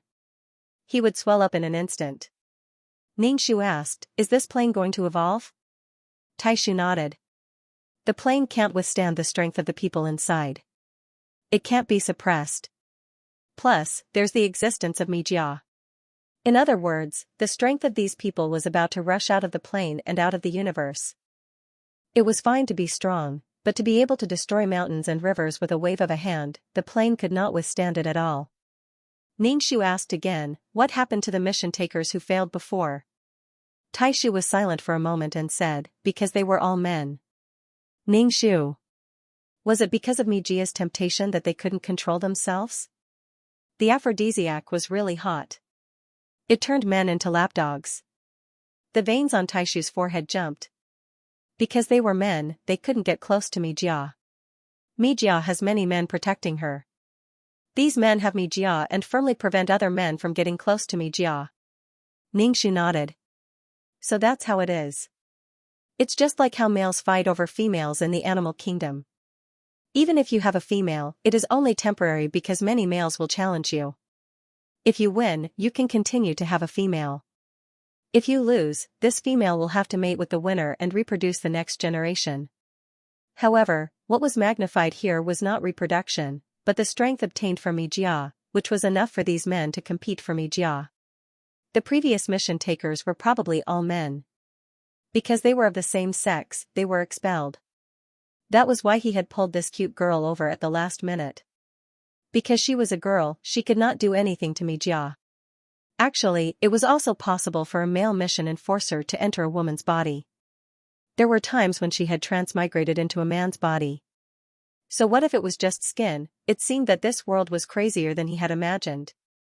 With such a cheat, everyone would want it. Since they couldn't have it alone, they would share it. All the experts in the world had it. What Mijia had to do every day was probably to sleep with different men. Mijia was weak, but her body was surprisingly tough and durable. He didn't feel any discomfort at all. He was probably intoxicated in his sensual desires. This should be an erotic world, right? He always felt that this world was full of hormones, and all the men in the world were fighting for a woman. It was probably hashtag all the men in the world want to dual cultivate with me. How can I not refuse? What should I do? Waiting online, very urgent hashtag. Ningxu asked, "Have you been in this world all this time?" After changing shifts with Granduncle, she said that she was going to deal with the evolution of the plane. It had been quite a while. She had dealt with the star stone and the matter of the orchard. It had been a long time. Ningxu asked, "Don't you have any achievements in this world?" "Then why did you come to this world, Granduncle?" "Maybe Mijia's men are particularly hostile to me, a fellow countryman of Mijia." Ningxu, with this outfit, he was indeed from the same hometown as Mijia. When a fellow countryman saw a fellow countryman, his eyes were filled with tears. But those men didn't care about Mijia's feelings. They only saw that Granduncle was a man, and alarm bells rang in their hearts. This was a man. A competitor. Ningxu frowned. While drinking tea, he asked, "So, you and Mijia have met. Why didn't you take her away directly?" With Granduncle's strength, he could take her away in minutes. How could he waste time until now? Granduncle took out a handkerchief and wiped the quilt repeatedly before pouring a glass of water and taking a sip. Ningxu said faintly, "The inn is relatively small and understaffed. I often see the woman who washes the dishes blow her nose and continue to wash things." Ningxu didn't care. Anyway, he wouldn't get sick after eating dirty food. But a person like Granduncle might not be able to stand it. "Granduncle, it's so interesting to disgust me. Don't you feel disgusted?" Ningxu, "Ha ha ha, interesting." Granduncle put down the cup. "Interesting your ass. I'll crush your tongue." Ningxu rolled his tongue and drank tea. It was really boring to do a mission with such a teammate. "Ningxu, why didn't you take Mijia away? Without this cheat, the strength of these men wouldn't increase, and the situation would be under control." Grand-uncle said, the strength of the people in this world has faintly exceeded the tolerance of the world. Moreover, this woman has many people around her to protect her. Once she goes out, there will be a harem of men behind her. If we act rashly, the other party won't have any scruples. I have scruples on my side. Ningxu nodded. What Grand-uncle was worried about was the bit wall, but the people in the bit wall didn't know anything. They only knew that someone had come to snatch Mi Jia. They could just beat the person down and kill him. Then, they wouldn't come to snatch Mi Jia. Moreover, it was a swarm of bees. None of them were weak. Originally, because of Mi Jia's existence, these people's strength was about to reach its peak. If they were to swarm together, who knew if they would punch a few holes in the plane? Grand-uncle's strength was probably suppressed, and he had to suppress it almost the same as the strength of this world. Ningxu asked, what should we do after finding Mi Jia? Kill her directly? Grand-uncle said, take her away. Don't kill her. This body needs to be studied. Ningxu, was he going to turn on the demonic scientist mode again? Ningxu asked, what do you want to study? Cut open the body and look at that place? Why was it so wear-resistant? It was a flesh and blood body. It would hurt and have problems. However, Mi Jia had so many men and nothing happened. Mi Jia was the true killer of 10,000 people. Ningxu suddenly thought of something and asked in a low voice, are you interested in Mi Jia, so you want to be with Mi Jia too? Both the Grand-uncle and Jingqing had bodies. Since they had bodies, they could enjoy the pleasure of having sex. The Grand-uncle looked at Ningxu. His glasses glowed with a cold luster. Ningxu shrugged his shoulders. Forget it. I didn't ask anything. It was just a little good. Ningxu suspected that the Grand-uncle was afraid that Jingqing would be too lonely in the law of nothingness, so he found someone to accompany him. Ningxu felt that his imagination was getting clearer and clearer. He couldn't understand it. Where is Mi Jia now? Ningxu asked. Mi Jia had disappeared silently from the demon realm. Her whereabouts were still unknown. Did he still have to look for Mi Jia all over the world? The Grand-uncle should know where Mi Jia was in this world. Even if he didn't, he should know where Mi Jia was. She is in the Clear Wind sect. She was taken away by the ancestor of the Clear Wind sect. So you have to go to the Clear Wind sect now. Ningxu was speechless. The Clear Wind sect was the #1 immortal sect in this world. Although he was an ancestor, he looked very young because of his cultivation. The higher his cultivation, the younger he looked. Although he was old, he was still a very young and handsome guy. Of course, he was the strongest in the world. Such a powerful person still wanted to do that with Mi Jia. It was probably true love. Anyone who had a relationship with Mi Jia would definitely not forget her. Especially when they got benefits and tasted the sweetness of it. Their cultivation was gone, but they had to meditate and comprehend all kinds of hardships. They were as tired as a dog. Ningxu was speechless. Was she going to the Clear Wind sect now? It wasn't so easy to enter the Clear Wind sect. Ningxu said, can't you go to the Clear Wind sect and take her away? She could leave with a space jump. Could they not make it so troublesome? The Grand-uncle said, do you want all the strong people in this world to fight? Don't underestimate the people in this world. They can teleport in seconds. If they fight, the world won't be able to handle it. I don't want to do it in this world. After I take this woman away, I will restrain the spirit energy in this world. These people's cultivation won't increase so quickly. Many burly men were fighting in a house made of paper. Could this house of paper hold up? There are many barriers in the Clear Wind sect. Moreover, that woman's body is also under the restriction placed by those men. Ningxu was speechless. She was really like a peerless treasure that was being fought over. All the men wanted to take her for themselves. This was no longer a Mary Sue's problem, but a man's ultimate ideal. Obtaining strength from a woman's body, obtaining physical satisfaction from a woman's body, and also obtaining ability. This Mi Jia was just a powerful tool, an object. It was what men wanted. As for the men's love, they didn't know whether it was Mi Jia or Mi Jia's physical characteristics. Perhaps even the man himself could not explain it clearly. Moreover, he wanted to keep it for himself and not give it to his enemies or enemies. Otherwise, if his enemies were to surpass him in strength, he would be in danger. However, no one was willing to kill Mi Jia, so the situation was chaotic. If he were to touch Mi Jia, everyone would return to their previous state. Fortunately, everyone was the same as before. However, now that someone had cheated, some people would inevitably feel unbalanced. Ningxu said, even if I really enter the Clear Wind sect, I may not be able to enter Mi Jia's body. Previously, he was one step late and Mi Jia had disappeared. Ningxu said to the Grand Uncle, we should inform the Devil King that Mi Jia has gone to the Clear Wind sect. When the situation is chaotic, we will take Mi Jia away. What do you think? Since we are teammates, we have to discuss it. The Grand Uncle glanced at Ningxu. You think the situation is not chaotic enough? You still want to add fuel to the fire. I mean, don't cause a large-scale fight. What do you think will happen if the ancestor of the Clear Wind sect and the Devil King fight? Ningxu said, either you die or I die. Otherwise, both sides will suffer. The Grand Uncle was speechless. Ningxu felt wronged. Am I wrong? Oh, there is another possibility. That is, we can share Mi Jia together. You are good, I am good, and everyone is good. The Grand Uncle was speechless. Ningxu was still acting. Also, if the Devil King really shares Mi Jia with the man beside Mi Jia, informing the Devil King will be harmful to us. Then, we won't inform him. The Grand Uncle said. I just want to say that the plane can't bear it. What share? Ningxu looked at the ceiling at a 45-degree angle. Who knows what I have experienced all these years, the scene was very awkward for a while. Ningxu changed the topic. Then how should I enter the Clear Wind sect? Should I recruit students?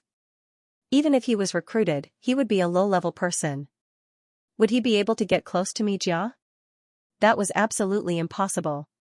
The Grand Uncle asked, what was your previous identity? Ningxu hesitated. A maid. A maid who takes care of Mi Jia. The Grand Uncle nodded. The system chose the right person. You are too late. You should be a maid. Ningxu said. I knew it. Would the Clear Wind sect use a maid recruited from outside to get close to Mi Jia? If you can't be a personal maid, you can be a maid who boils water and cuts firewood. Ningxu said, they are all immortal cultivators. Cleaning is done with the clear dust technique. They don't need to eat anything. One fasting pill can keep them hungry for half a month. The Grand Uncle said, do you feel uncomfortable if you don't argue? Mi Jia is an ordinary person. She has to eat and drink. Ningxu rolled his eyes, looking unhappy. How am I arguing? I have thought things through. If you can't speak properly, don't say it. I won't do this task. You can be a maid who dives into the water, cuts firewood, and cleans the floor. It wasn't that she didn't want to do the task, but she was talking about something, and he said she was arguing. Flatter my ass. Ningxu said, don't talk about arguing in front of me. I don't like to hear it. Since there was no way to cooperate, let's not cooperate. The Grand Uncle glanced at Ningxu and said lightly, then tell me what you want to do. Then dive into the water and cut firewood, Ningxu said. Then be a maid. The Grand Uncle said. Then why are you arguing? Wasn't the result the same? Ningxu said, don't talk about arguing. After that, Ningxu went to the Clear Wind sect to be a servant girl who tended the fire.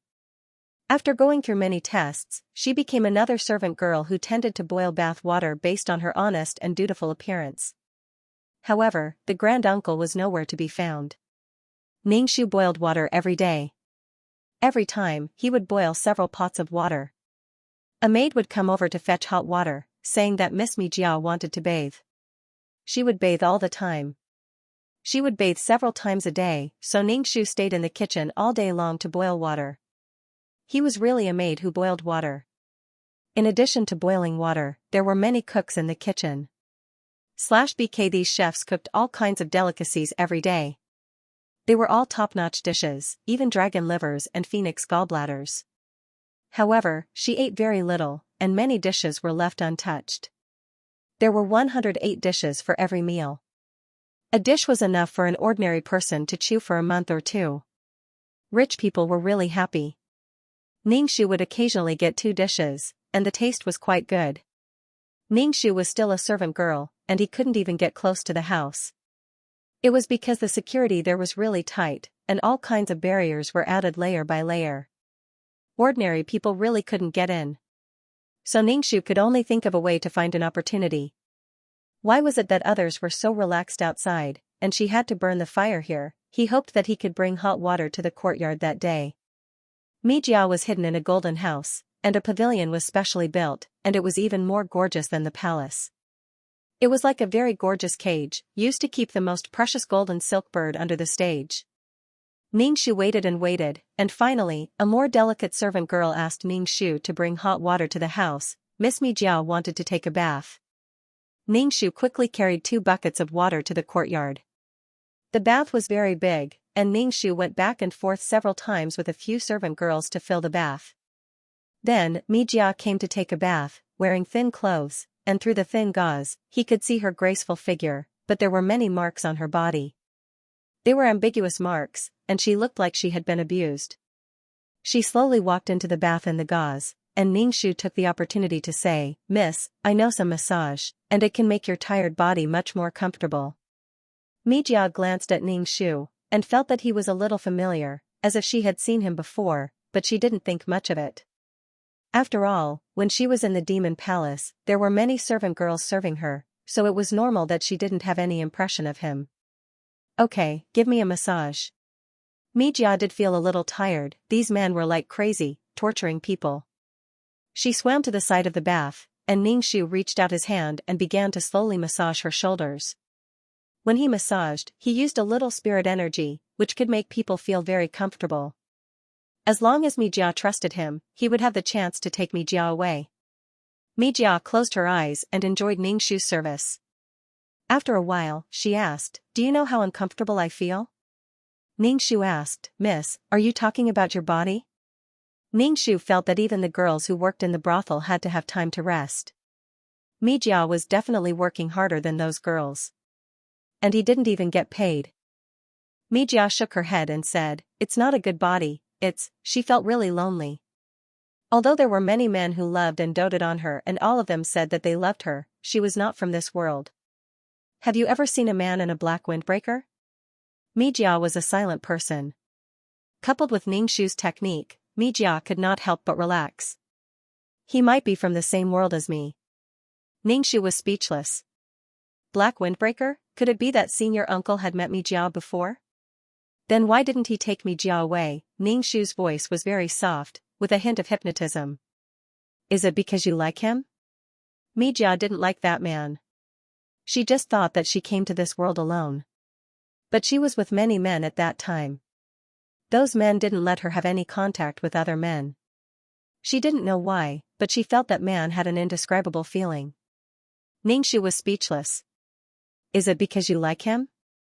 Why did it feel like people who saw senior uncle wanted to push him down? Perhaps when they saw such a man, their hearts would have an infinite desire to conquer him. A man like Taishu would conquer another man. A man like Taishu was probably too cold and indifferent. If he could conquer such a man, it would be quite impressive. Especially when Mijia was originally liked by men. When a man was indifferent to her, it was quite annoying.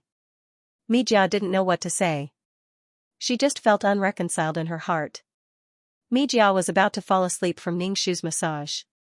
Ningxu said, "Miss, the water is getting cold. Get up first." "Okay." Mijia opened her eyes. Ningxu wiped the water off her body with a handkerchief and put on her clothes. Mijia was a little tired. She lay on the bed and said to Ningxu, "Give me another massage." "Okay." Ningxu began to give Mijia a full-body massage. Mijia's expression was very comfortable. Ningxu said, "Actually, I know that person. The person in the black windbreaker." Mijia opened her eyes and looked at Ningxu. "Do you know her?" Her tone was very suspicious. She looked down at Ningxu. "Do you really know her?" The body that Ningxu leaned over was really not outstanding. It was the person with the least sense of presence in the crowd. So Mijia was very suspicious. Ningxu was speechless. I've seen her and said a few words to her, Ningxu said. I also know where she lives. Who the hell knows where she is now? Mijia closed her eyes again and didn't say anything. After a while, she fell asleep. Ningxu left with the bucket. Mijia liked his massage, had a little attachment to the modern world, and had feelings for the Taishu. Ningxu felt that he could kidnap Mijia and run away. Ningxu used his mental strength to scan Mijia's body and found that there were really many restrictions in this body. Many men had left traces on her body. If Mijia really ran away, these people could find her according to the restrictions on her body. Moreover, the restrictions were layered on top of each other. They couldn't be removed but could only be suppressed to prevent other men from finding her. Ningxu was speechless. These restrictions were not dangerous to Mijia. The men had left a mark on her body, and then they could find her according to this mark. Ningxu felt that he had to find a way to suppress all the restrictions and then leave with Mijia. Ningxu's massage probably worked. After that, Mijia transferred Ningxu to her side to serve her. If Mijia wanted a maidservant, it would be a simple matter. Then Ningxu was quickly transferred to Mijia's side to serve her. Every day, he would do a full body spa for Mijia. By the way, the daily benefits were to watch all kinds of exciting scenes and listen to exciting sounds. The men visited Mijia as if they were looking at flowers on horseback. When they left, they were all satisfied. After every session, Ningxu would rub her body. The mottled marks on her body had not dissipated. Old and new. Mijia didn't seem to feel anything. Occasionally, when she was willful and didn't want to come, these men would persuade her nicely and give her all kinds of things and gifts. Everyone surrounded her and was considerate. She was treated like a princess. /BK of course, Ningxu was very happy. If he took the initiative to go with her, Mijia could find a way to fool those men and escape. However, they had to get rid of the imprint on Mijia's body. Ningxu quickly shook her head, her face full of fear. Miss, please don't joke around. This servant was just joking. We can't even leave the Clear Wind sect. Although I have an invisibility charm, there are so many experts in the Clear Wind sect. We will be easily discovered. Once they find out that you are missing, we will be caught soon. Young girl, do you want to do something exciting? Apparently, Mijia was provoked by Ningxu. She sat up on the bed and gathered the gauze around her body.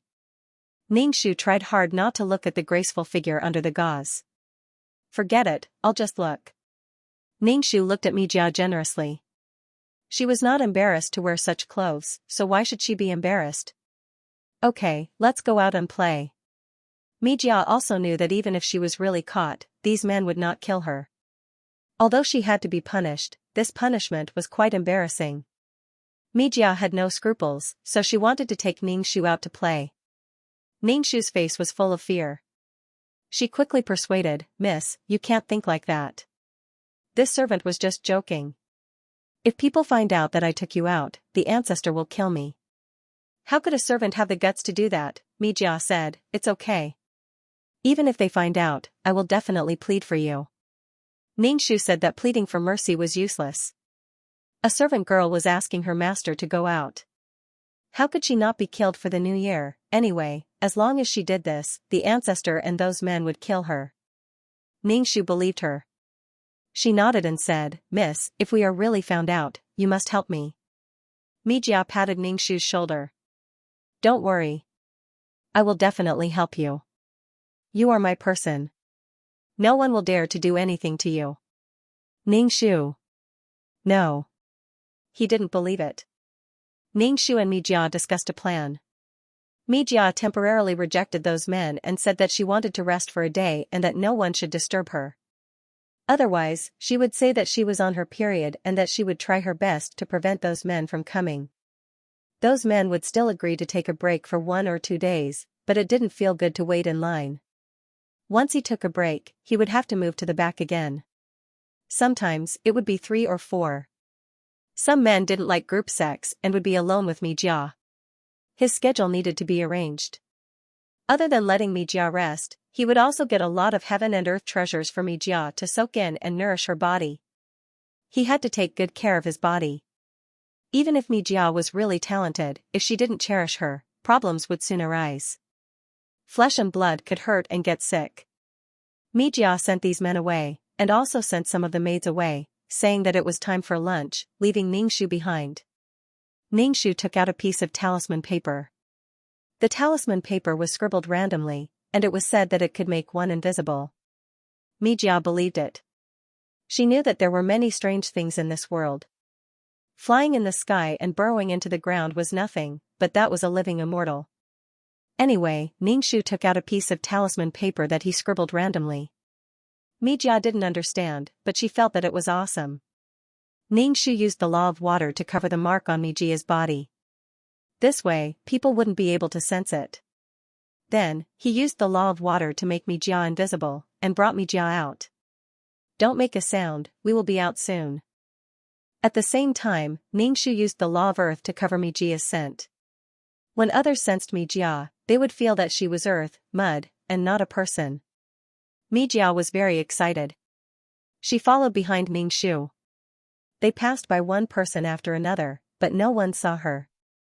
Mi Jia covered her mouth. Her heart was pounding, and she was very nervous. But next to her, maid Ningxu was very calm. She wasn't nervous at all. Ningxu went all the way out of the mountain gate. After walking for a while, Ningxu pulled Mi Jia onto the chi-shaped dragon and rushed into the distance.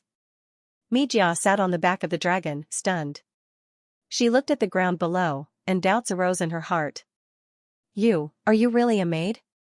Ningxu said, yes, I am the subordinate of the man in black. Don't you want to see him? I will take you to see him. Mi Jia frowned. She didn't know what to think, but her brows relaxed again. She asked, does he want to see me? Mi Jia was used to being fought over by men. When she heard that Ningxu was sent by someone else, she wasn't worried at all. She probably knew that no one would kill her, and they couldn't bear to do it. Ningxu said to the backup system in his heart, let the main system inform Grand Uncle that I have brought her out. Quickly come and meet him. Soon, those men would realize that Mi Jia was gone. Ningxu ran with Mi Jia, but in the end, he bumped into people from the demon domain. The leader was the demon monarch. There were all kinds of ships flying in the sky, and the people from the demon domain were riding on all kinds of flying magic treasures. The sky was dark like a dark cloud. Looking at the direction, they should be heading towards the Clear Wind sect. It seemed that the demon monarch had also received the news that Mi Jia had been taken back by the Clear Wind sect and those righteous sections. With so many people, they must be here to snatch Mi Jia. Damn, the people from the demon domain got the news really fast. I can't bump into them. Ningxu immediately stopped and changed direction. He kept sending spirit qi to make the chi-shaped dragon run faster. A trace of doubt flashed across the demon monarch's beautiful face. He glanced in the direction that Ningxu had escaped and felt the fluctuation of spirit qi. However, the demon monarch didn't think too much about it. He just thought that it was a cultivator passing by and headed towards the Clear Wind sect. The Grand Elder quickly gave them the location of the space node. Ningxu pulled Mi Jia and directly jumped through space towards the location of the space node. Mi Jia was dizzy. She didn't know what was going on. When she came back to her senses and landed on the ground, Mi Jia still didn't have any reaction. They were in a mountain range. The Grand Elder was standing on a rock in a black windbreaker. The wind blew his windbreaker. He was motionless like a sculpture, but he was very attractive. The Grand Elder jumped down from the rock and landed lightly. He walked towards the two of them. Mi Jia gulped. She didn't know why, but she was very nervous.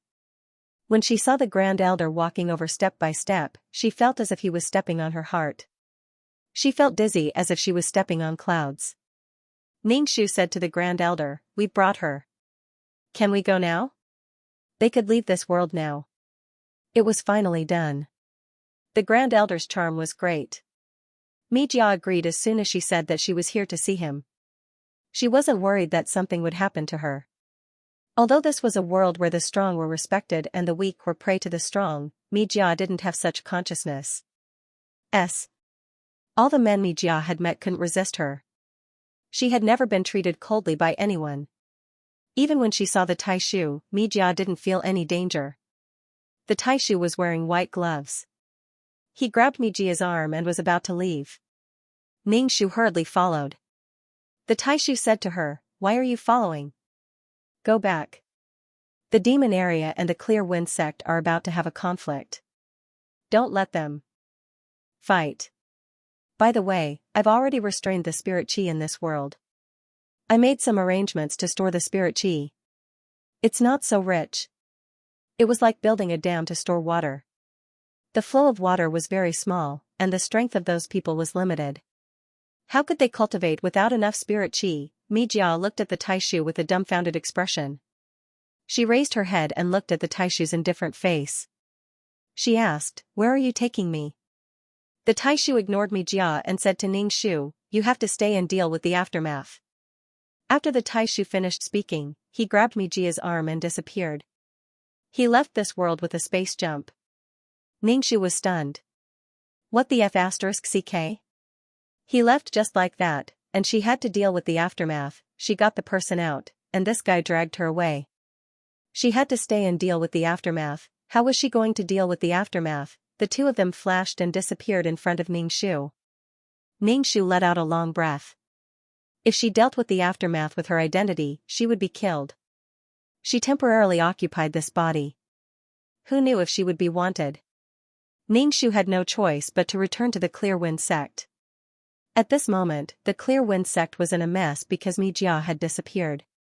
These men touched the mark, but it didn't respond. These marks needed to be sensed.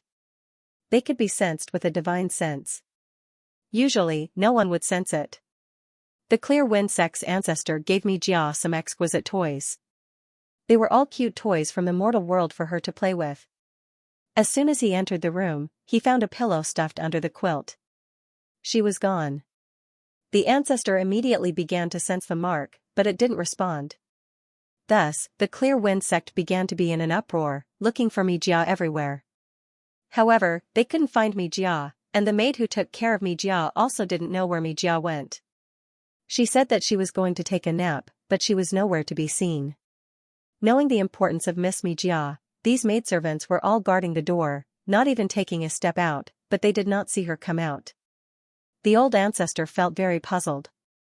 There were many barriers above the Clear Wind sect, just like a bowl. If someone touched the barrier, they would definitely sense it. However, there was no reaction from the barrier. At the same time, a large wave of people from the Devil Domain arrived. The demon monarch was clamoring for Mijia to be handed over. The old ancestor's face darkened. The people from the demon region were truly incredible. They had directly entered the hinterland. Weren't they afraid of being surrounded like dumplings and never returning? Her disappearance had already put these men in a bad mood. Now she had disappeared for no reason at all. Just like how Mijia had suddenly disappeared from the Devil's Domain, he deeply suspected that someone from the Devil's Domain had taken her away. Now, he was here to ask for her. The people from the Devil's Domain were blocking the entrance of the Clear Wind sect. The demon monarch had directly said that if they did not hand her over, the Devil's Domain would flatten the Clear Wind sect. The Devil's Domain was on par with these righteous sections. If they were to fight, they might not necessarily lose. Moreover, the people from the Devil's Domain did whatever they wanted. They had no moral integrity and could use any kind of dirty tricks. These righteous sects who seemed to be gentlemen might not necessarily win. However, there were also many people here. Ningxu returned to the Clear Wind sect and saw the scene of confrontation. The atmosphere was tense, and it looked like a fight was about to break out. She could not afford to fight. If they fought and something happened to the plane, it would be her responsibility, and the mission would fail. She had smuggled Mijia out, and the grand uncle had left with her. She still had to worry about the fight. If they really fought, would it be more intense if she went up to mediate? If something happened to the plane, this world would be finished. All the living beings would be finished, and the planes next to them would also be affected. If the plane was not stable, it would also explode. If the weaker ones fought, it would not be a big deal. However, if these big shots fought, they might break the plane wall. The strength of these people had already surpassed the power system of this world. The atmosphere was very tense. Ningxu wanted to jump out, but Kong waved her hand and told her to stop. However, she could not show her face. It was more interesting to sneak around so that she would not be recognized. She walked away directly. Ningxu's backup system said, "Ask if the soul of this body will come back." If it did not come back, she would have no worries. If it came back, she would have to be careful. This body was chosen by the system as the body needed for the mission. This person was not the one who commissioned it. It was probably borrowed. Ningxu hid herself on the other side of the clouds and observed the situation over there. If a fight really broke out and she went to mediate, it was very likely that they would all attack her. The backup system said, "She will come back." If she wanted to come back, the situation would become more difficult. If she did not come back, she would jump out and say, "I killed Jia, come and kill me. I am jealous of her. She stole the man I loved and then successfully committed suicide." The people of the Clear Wind sect and the demon realm would not be able to fight. Their spiritual energy would be restrained. Without Jia, their strength would stop there and would not increase anymore. And this world would slowly become sturdy, so that it wouldn't collapse just from a fight. While the two sides were arguing, the Clear Wind sect said that the person had disappeared. The Demon King did not believe them at all. He only wanted to sneer and say that if they could search and confirm that she was not in the Clear Wind sect, they would let it go. It was an insult to enter the mountain and search everywhere. The Clear Wind sect did not agree. Now that the Clear Wind sect was in trouble, many people were rushing over. The men who shared Jia were not only from the Clear Wind sect. There were also powerful and handsome men from other sections. Now that they were all gathered here, a world war was about to break out. Ningxu was a little speechless. There were so many people. Even if she wanted to stop a fight, she could not. Think of a way, Ningxu took out a voice-changing pill from his pocket. This pill was a product of this world. In a world with abundant spiritual energy, many heavenly and earthly treasures were born. They were used by people to refine pills with various effects. After eating this pill, one's voice would change. Ningxu planned to change his voice into the voice of an old man who had experienced the vicissitudes of life. It felt very mysterious when he was invisible. He could speak without showing his face. After swallowing the voice-changing pill, his throat began to itch. Ningxu scratched his neck and coughed. The pill took effect. When he spoke again, it was the voice of an old man. Ningxu stood invisible in the clouds and said to the people below, "What's going on? What's going on?" The sudden voice made the atmosphere between the two sides pause. They started to look for the speaker. Looking around, he sent out wave after wave of divine senses to check the surroundings. Ningxu stroked his non-existent beard and said, "Don't look for me. You can't see me. Why are you still fighting at this time? Don't you feel the great changes in the world? The spiritual energy has decreased. The age of doom is coming, and you still have the mind to fight?" The spiritual energy was restrained by the Grand Elder and had to be released bit by bit. This spiritual energy could last for a long time, enough for the plane to last for a long time. A thin stream of water was long. However, for the cultivators in the plane, it was more difficult. Only this much spiritual energy was released, but many cultivators needed spiritual energy. Cultivation in the future was bound to be more difficult. Now, cultivation was like sitting on a rocket launcher. It would be too difficult to accumulate spiritual energy in the future. Who are you? If you have the ability, show your body. The Devil Lord looked around and used his spiritual energy to scan Ningxu's body. Because of Ningxu's law of water, no one scanned Ningxu's location. Because of Ningxu's sudden intervention, the battle showed signs of easing because another unknown enemy had appeared. They couldn't even see where the enemy was. Ningxu smacked his lips. "Why are you looking for me? Feel the spiritual energy of the world." Ningxu said again, "Don't worry about that Jia." She left with a man in a black trench coat. She said that the man was from her hometown and is no longer in this world. That woman is a guest from outer space. She will leave sooner or later. Only by speaking half-truths would people believe him. Feel the spiritual energy. Is the spiritual energy of the world much less? Immediately, someone began to feel the spiritual energy of the world and found that it was really much less. Especially with so many people around, there was a lot of turbid air. They couldn't even absorb the spiritual energy. They couldn't mobilize the spiritual energy of the world to attack. This was a very serious matter. Who are you? Just what do you know? The demon lord looked around. Show yourself if you have the ability. Ningxu shook his head and said in a serious tone, do you think that Mijia is just consuming the spiritual energy of this world? Do you think that by practicing dual cultivation with her, you can improve your strength so quickly? She converted the heaven and earth spirit chi for her own use, and then gave you a small amount of spirit chi. Ningxu was talking nonsense with a straight face. In fact, it's the spiritual chi of heaven and earth that's being consumed. Now, the spiritual chi of heaven and earth has decreased because she absorbed the spiritual chi of this world. It was done by the Grand Elder who ran away. To be honest, Ningxu did not understand why Mijia had so much energy to provide these men. According to the law of conservation of energy, it should not be like this. Ningxu said this to prevent these men from thinking about Mijia. It didn't matter if he didn't miss her. He could look for her in private. If he found her, he would swallow her feces. It would be fine as long as they didn't fight. This conflict was because of Mijia. Now that Mijia was no longer here, how could they fight? In the future, everyone should cultivate together.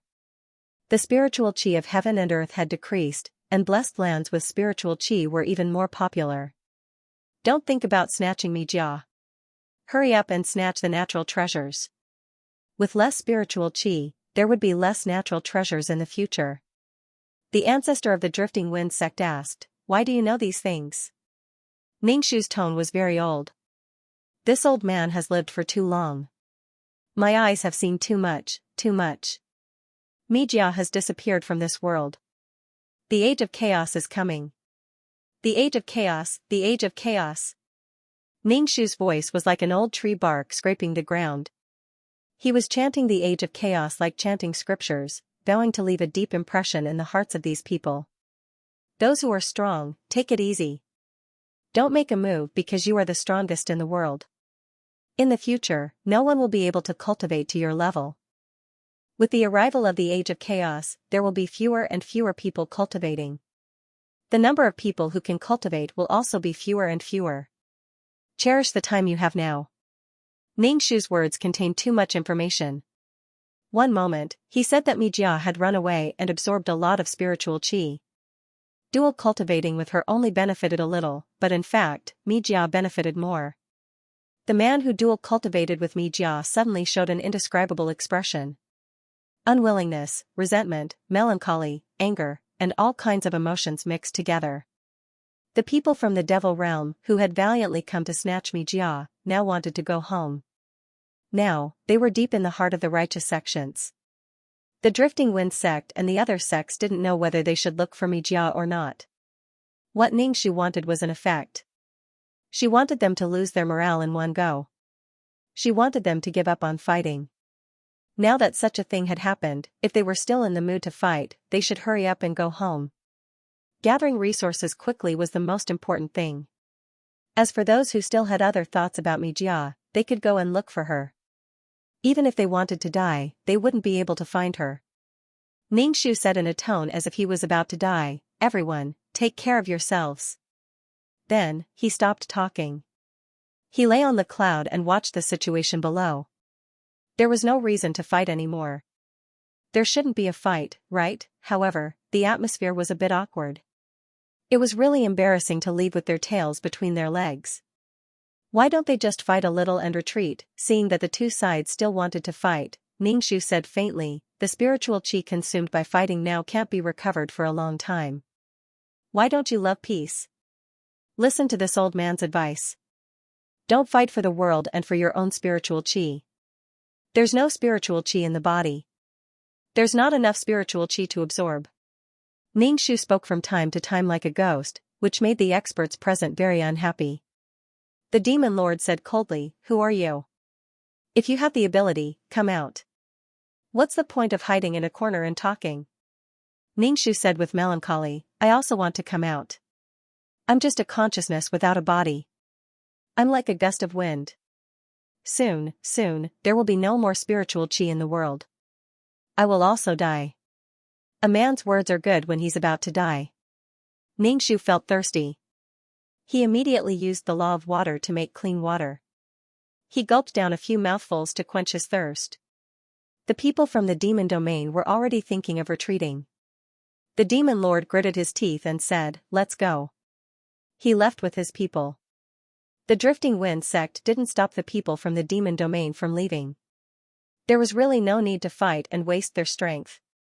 If it weren't for the sharp decrease in heaven and earth spirit qi, these people wouldn't have stopped fighting after listening to Ningxu's blabbering.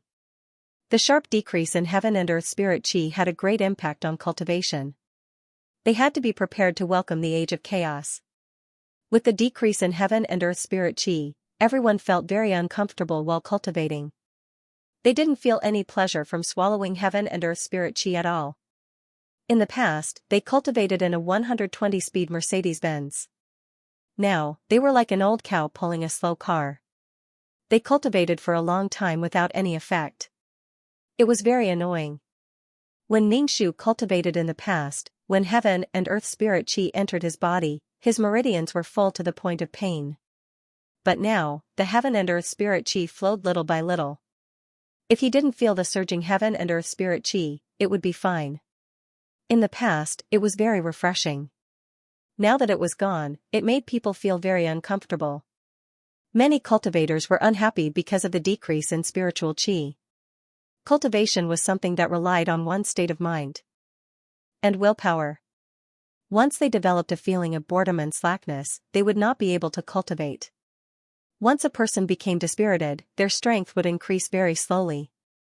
Some large sects began to collect all kinds of heaven and earth spirit qi. The heaven and earth spirit qi had changed greatly, and the heaven and earth spirit qi had decreased. For a time, all kinds of heaven and earth spirit qi were sold at high prices. Some of the heaven and earth spirit qi that hadn't fully matured were plundered. They were afraid that if they were a step slower, these heaven and earth spirit qi would be snatched away by others. Ningxu stayed in the town at the foot of the Clear Wind sect's mountain gate.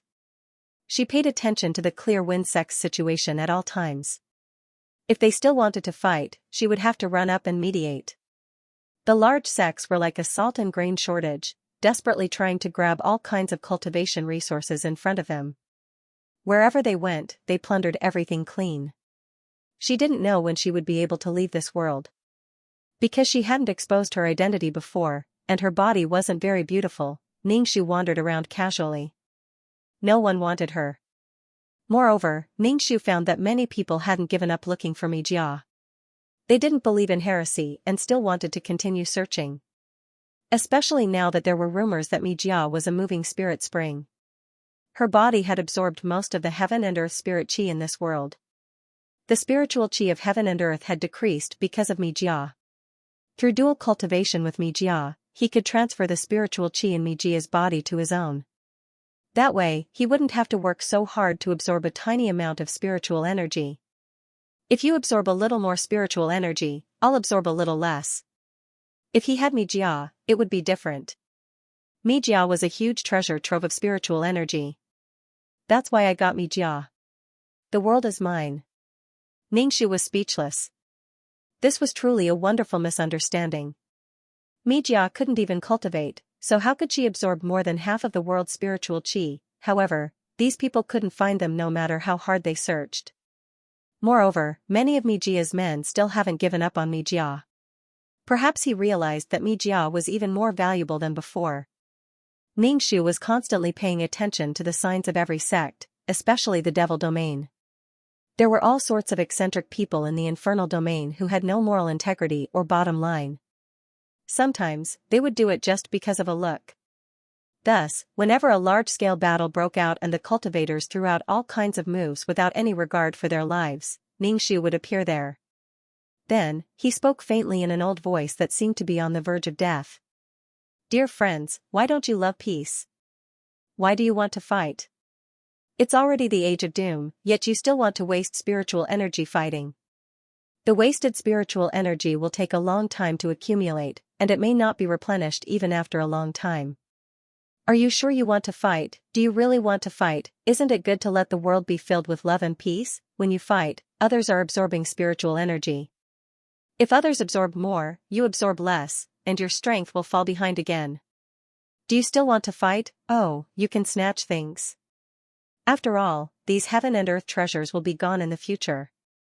Ningxu found that there were too many people fighting over heaven and earth treasures. If some peerless treasure or powerful heaven and earth treasures were discovered, it would be a swarm of people fighting. In order to prevent people from fighting over heaven and earth treasures, Ningxu embarked on the journey of searching for heaven and earth treasures. Sitting on the back of the Qi dragon and flying in the sky, Ningxu used his mental power to scan the situation below. If there were any heaven and earth treasures that were ripe, Ningxu would pick them. These heaven and earth treasures were sold. If they weren't mature, Ningxu would find a place with a little more spiritual energy and transplant the immature heaven and earth treasures. He also set up a barrier. This barrier might be discovered by others, but by the time it was discovered, the heaven and earth treasures inside would have matured. Now that these people were in a panic, they dug out some of the heaven and earth treasures that were not ripe. It was a pity that the fruits were not ripe, they were not tasty or nutritious. Those that were not ripe were not effective at all, or even had no effect. Now that there was no spiritual energy, the heaven and earth treasures grew slowly. If I saw a heaven and earth treasure, I would not pick it, but others would. Perhaps one day, because of such a heaven and earth treasure, I would have a conflict with someone and be killed because I was too weak. Panic affected every cultivator.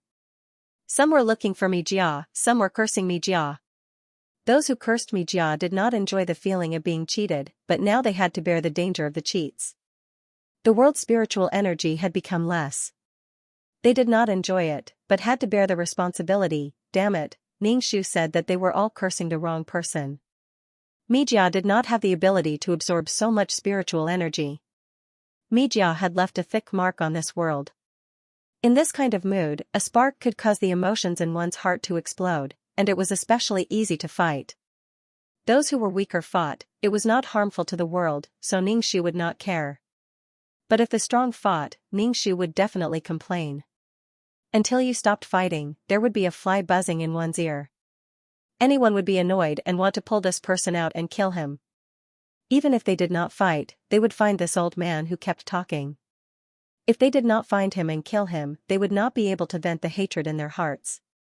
He talked about love and peace all day long. He wanted to guide people to be good, be a role model, and have love. Ningxu was still very famous in this world, or rather, he was very famous among cultivators. On one hand, some people hated him. After all, he would appear whenever there was a fight. But as time passed, everyone realized that this old man would only appear when the strong were fighting. Ordinary people would not appear at all in a fight. In a fight between rookies, this old man would not appear at all. But if he appeared during a fight, it meant that you were very strong and had obtained the approval of the mysterious old man. On the one hand, she was annoyed by the old man, but on the other hand, she was looking forward to this old man's appearance. In short, her heart was quite complicated. No one had seen this old man's appearance, where he came from, and how strong he was. He just used his old and unpleasant voice to make people be good people. Ningxu felt that she was really King tired. She was like a radar. If anything happened, she had to rush over immediately. She said some words over and over again, making people want to vomit. Others were disgusted, but she was also disgusted. She didn't know when she could leave. She brought Mijia over and now had to deal with the aftermath. So why did the senior uncle come to this world? Originally, she had teammates, but now she was the only one left running back and forth. When Ningxu was bored, she planted a lot of natural treasures. Moreover, these natural treasures grew in different environments. Ningxu had to simulate the growing environment. She circled a mountain and reinforced it with various barriers. Then, she transplanted it according to the characteristics of different natural treasures. She had a jade slip in her hand. The jade slip had detailed information about various natural treasures. Ningxu transplanted them according to this information. She also set up a spirit gathering array so that the surrounding spiritual energy could gather. Ningxu was now experimenting with planting. If the system didn't give her the kidney-strengthening fruit in the future, she would definitely move those fruit trees away. Previously, she found a lot of kidney-strengthening fruit seeds. She didn't know if they could germinate or grow. She had to develop a hobby. Planting trees. If she wanted to be rich, she had to plant trees first. Especially if she planted the kidney-strengthening fruit, she would really be rich. As for who would discover these natural treasures in the future, it would depend on who these things were more fated with. Perhaps this place hadn't been discovered for a long time, and then all kinds of natural treasures ran around like spirits. This would depend on luck. It was a pity to pick the unripe natural treasures. The medicinal effect wasn't good and it was a waste. It took a lot of time for the half-ripe ones to grow. But cultivators couldn't wait. Snatching one would count. Even if this thing really wasn't ripe, one less person would get this thing if she picked it. Ningxu felt that the grand-uncle was really ruthless in extracting the spiritual qi of this world. He collected it and released it bit by bit outside. Now, these cultivators were about to go crazy from the lack of spiritual qi. In the past, experts could quickly rise up, like bamboo shoots after the rain, emerging one after another. Now that there was so little spiritual energy, it would take a month or two to achieve results that could be cultivated in a day. The cultivation environment had become difficult.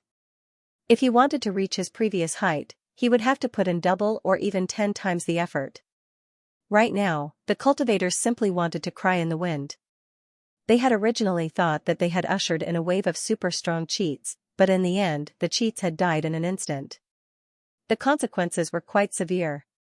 This was especially true for places with a lot of people, where there was less spiritual energy. Going deep into the mountains and forests would have more spiritual energy. Therefore, many cultivators left the bustling places and began to search for blessed lands and heavenly grottos, places with more spiritual energy. This was a good thing for Ningxu. This way, the cultivators would be spread out and they would not get into fights at the slightest provocation.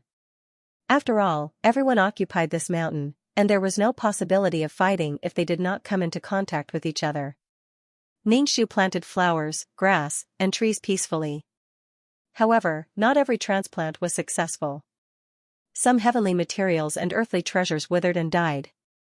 But now, Ningxu could no longer get the source of life. Otherwise, he would be able to survive with just 2 drops. Ningxu could do nothing about it.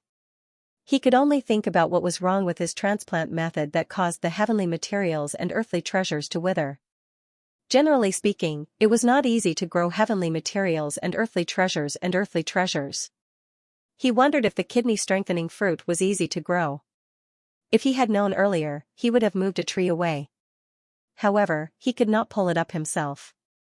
Now that that world had been taken over by the organization, mission enforcers could not enter it, including her. The organization would probably guard against her. After all, she had once said that she wanted to cut down trees. Ningxu's backup system asked the main system, when can I leave this world? Could it be that she had to stay in this world and become stronger? The problem was, how long would she have to stay? It was not something that could be solved in a day or 2. Even if a child grew up, it would take more than 10 years. Would the organization compensate her for occupying this body? However, she had now cultivated this body to become stronger. The backup system did not reply to Ningxu's question. It probably went to ask the main system. After a while, it said to Ningxu, the main system said that you should stay in this world for a longer time and take care of the plane. Ningxu, she had once raised a child, and now she had discovered that she was in a nurturing plane. Was she protecting the plane? Ningxu asked, how long do I have to stay? Could it be a few hundred years? Even if it was a few hundred years, the plane might not become strong. The backup system said, the main system said that you should observe the situation. If the situation is under control, you don't have to stay in this world. Ningxu was a little confused. What situation could be considered the right time to compare the situation? The problem was that she did not know how long she would stay in this world. Ningxu said to the main system, ask the main system how the situation can be considered stable. In the past, she had left after completing the mission. Now she had to control the time to go back. Ningxu felt that she could not control the time, she did not know when she should go back and when she should not go back. The backup system said, the main system said that even the actions of the creatures in the plane will not threaten the plane. That's enough. Ningxu nodded. That meant that she had to stay in this world for a long time. There were many powerful beings in these planes who had cultivated before. If these powerful beings were to fight, the planes would definitely be in trouble. Even if the strength of these powerful beings was suppressed now because there was no spiritual energy, the growth of the plane could not keep up. It seemed that she really had to stay in this world for a long time. She monitored these powerful beings every day. She was probably doing the work of the heavenly Tao. These powerful beings could not be killed by ordinary methods, and if they really fought, the plane would not be able to withstand it. It was really like tofu falling into dust. She could neither blow nor beat them. What could she do? She could only watch. Besides, the spiritual energy in the plane had decreased, and Ningxu's strength had stagnated. This was the result of the plane's regulation. Taking away the spiritual energy was to prevent people from rising. If it was too much, this plane would be buried with them. The backup system said again, the main system said that you should not be too reckless in this world. Just like doing a mission, try to cause as little impact to the plane as possible. Ningxu chuckled. She was reckless. Who was the reckless one?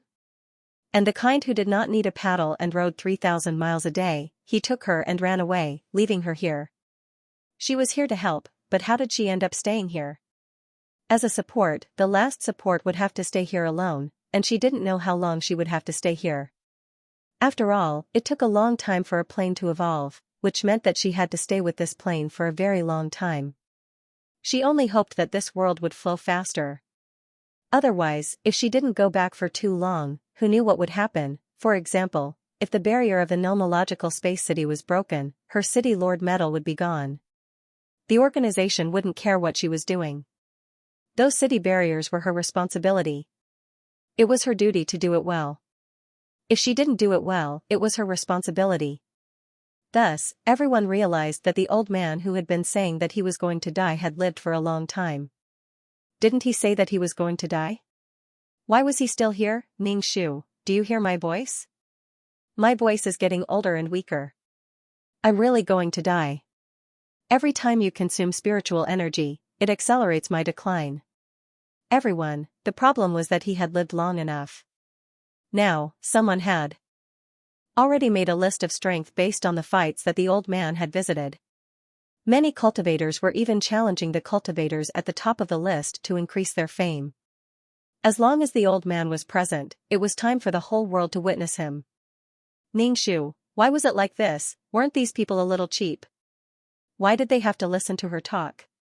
Weren't they tired of hearing this? She was thirsty from talking. Ningxu felt that if this continued, his tongue would become an iron tongue. He was going to say everything he wanted to say in his life.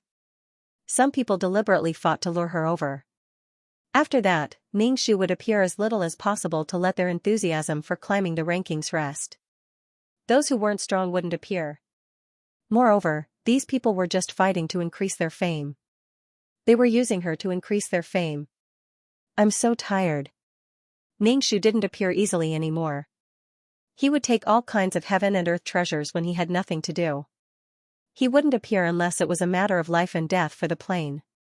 Unless it was a mighty figure of the current era, it would be dangerous for such a person to do it. It was also possible to break the plane wall with one punch. The aftermath of the battle would affect the plane. And the lifespan of these mighty figures wouldn't increase anymore. Because there was no way to increase their strength, their lifespan wouldn't increase either. Ningxu, but was she going to wait until all these people were dead? Did Ningxu feel the need to pay a visit to these powerful beings? Forget it. It was more interesting to secretly watch and whisper in his ear. Who would have thought that the old man was a young lady and a maidservant? The demon lord probably wouldn't have thought that it was her. Ningxu made a trip to the infernal domain to see if the demon lord was really suffering, because the demon lord seemed to be really suffering. The reason why he was with Mijia was probably because of the temptation of strength. However, after Ningxu arrived at the infernal domain, he discovered that the demon lord actually had many women.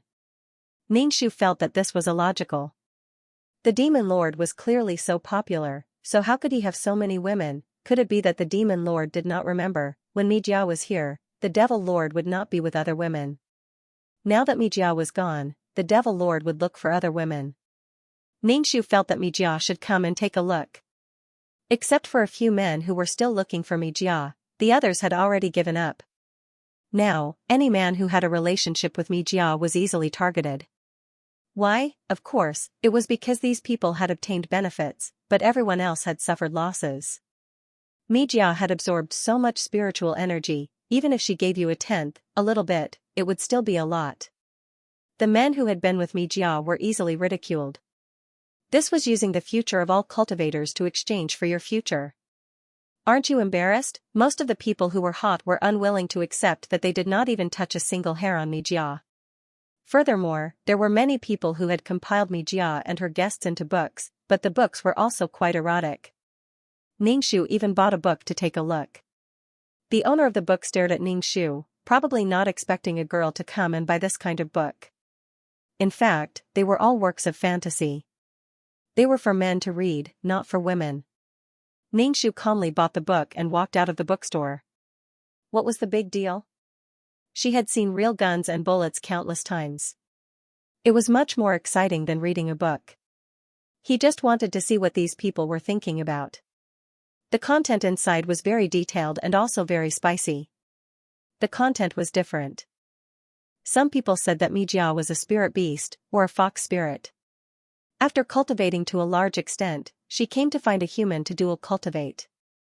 Some people said that Mijia came to destroy the world, and the way to destroy it was to find different men to *****. All kinds of imagination were running wild. It was always that Mijia was a slut. Ningxiu rolled her eyes. These men were also very slutty. Whenever something happened, they would push the blame to the woman. Ningxiu threw these dirty books to the side and did not look at them.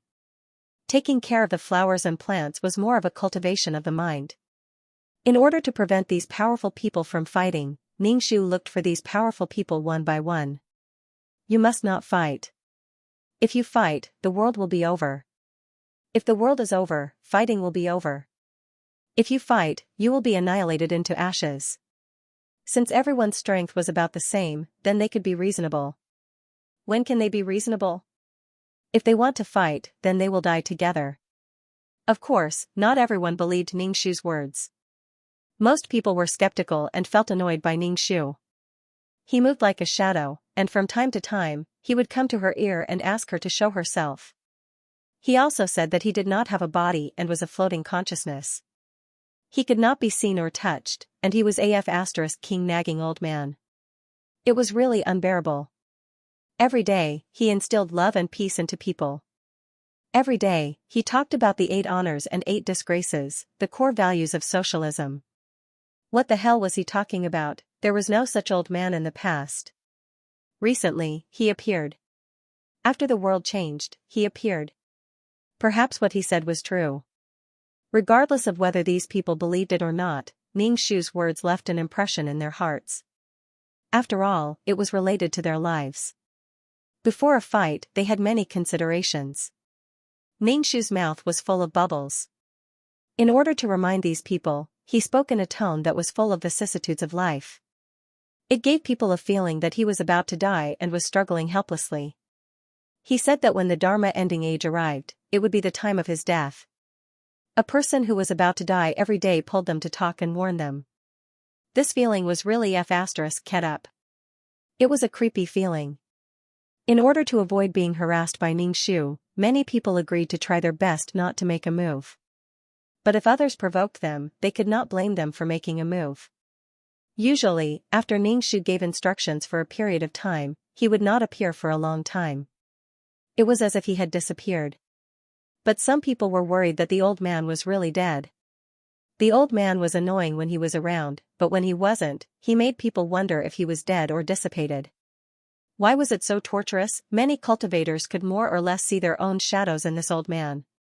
That kind of struggle at the end of the road was just like his future self. He nagged in her ear every day, and the fake was about to become real. Although she was tired of this old man who nagged like the wind, she had to think about him. Waiting for him to appear. Whether Ningxu went out or not depended on her mood, even if the outside world was looking forward to her appearance. Ningxu also planted flowers peacefully. She had nothing to do, so she turned this place into a blessed land where heaven and earth treasures could be found everywhere. The spiritual energy was richer than outside, allowing these heaven and earth treasures to absorb spiritual energy. She didn't know if she could cultivate 1 or 2 spirits. Could these heaven and earth treasures become spirits? It was said that big radishes and ginseng could grow into ginseng babies. She didn't know if one could grow. Now that the world was severely suppressed, such a thing shouldn't be born. Even if it was born, it would be chased all over the world by cultivators. During Ningxu's days, although there were constant small disputes between the various sects and the demon realm, there were no major incidents. There was no situation of attacking each other. Once a large-scale battle broke out, the plane would be doomed. It was probably because Ningxu's nagging had some effect, or maybe she was afraid of Ningxu's nagging. The backup system, now you need to send the location of a space node. Someone is coming. Ningxu, who? Who is coming? Ningxu was refreshed. Is a teammate coming to replace me? Ningxu was really bored in this world. She had never stayed in this world for so long. She hurriedly threw over the location of a space node. Come and replace me. I have to go back and see the Law City. I haven't been back for so long, so there must be something wrong with the barrier.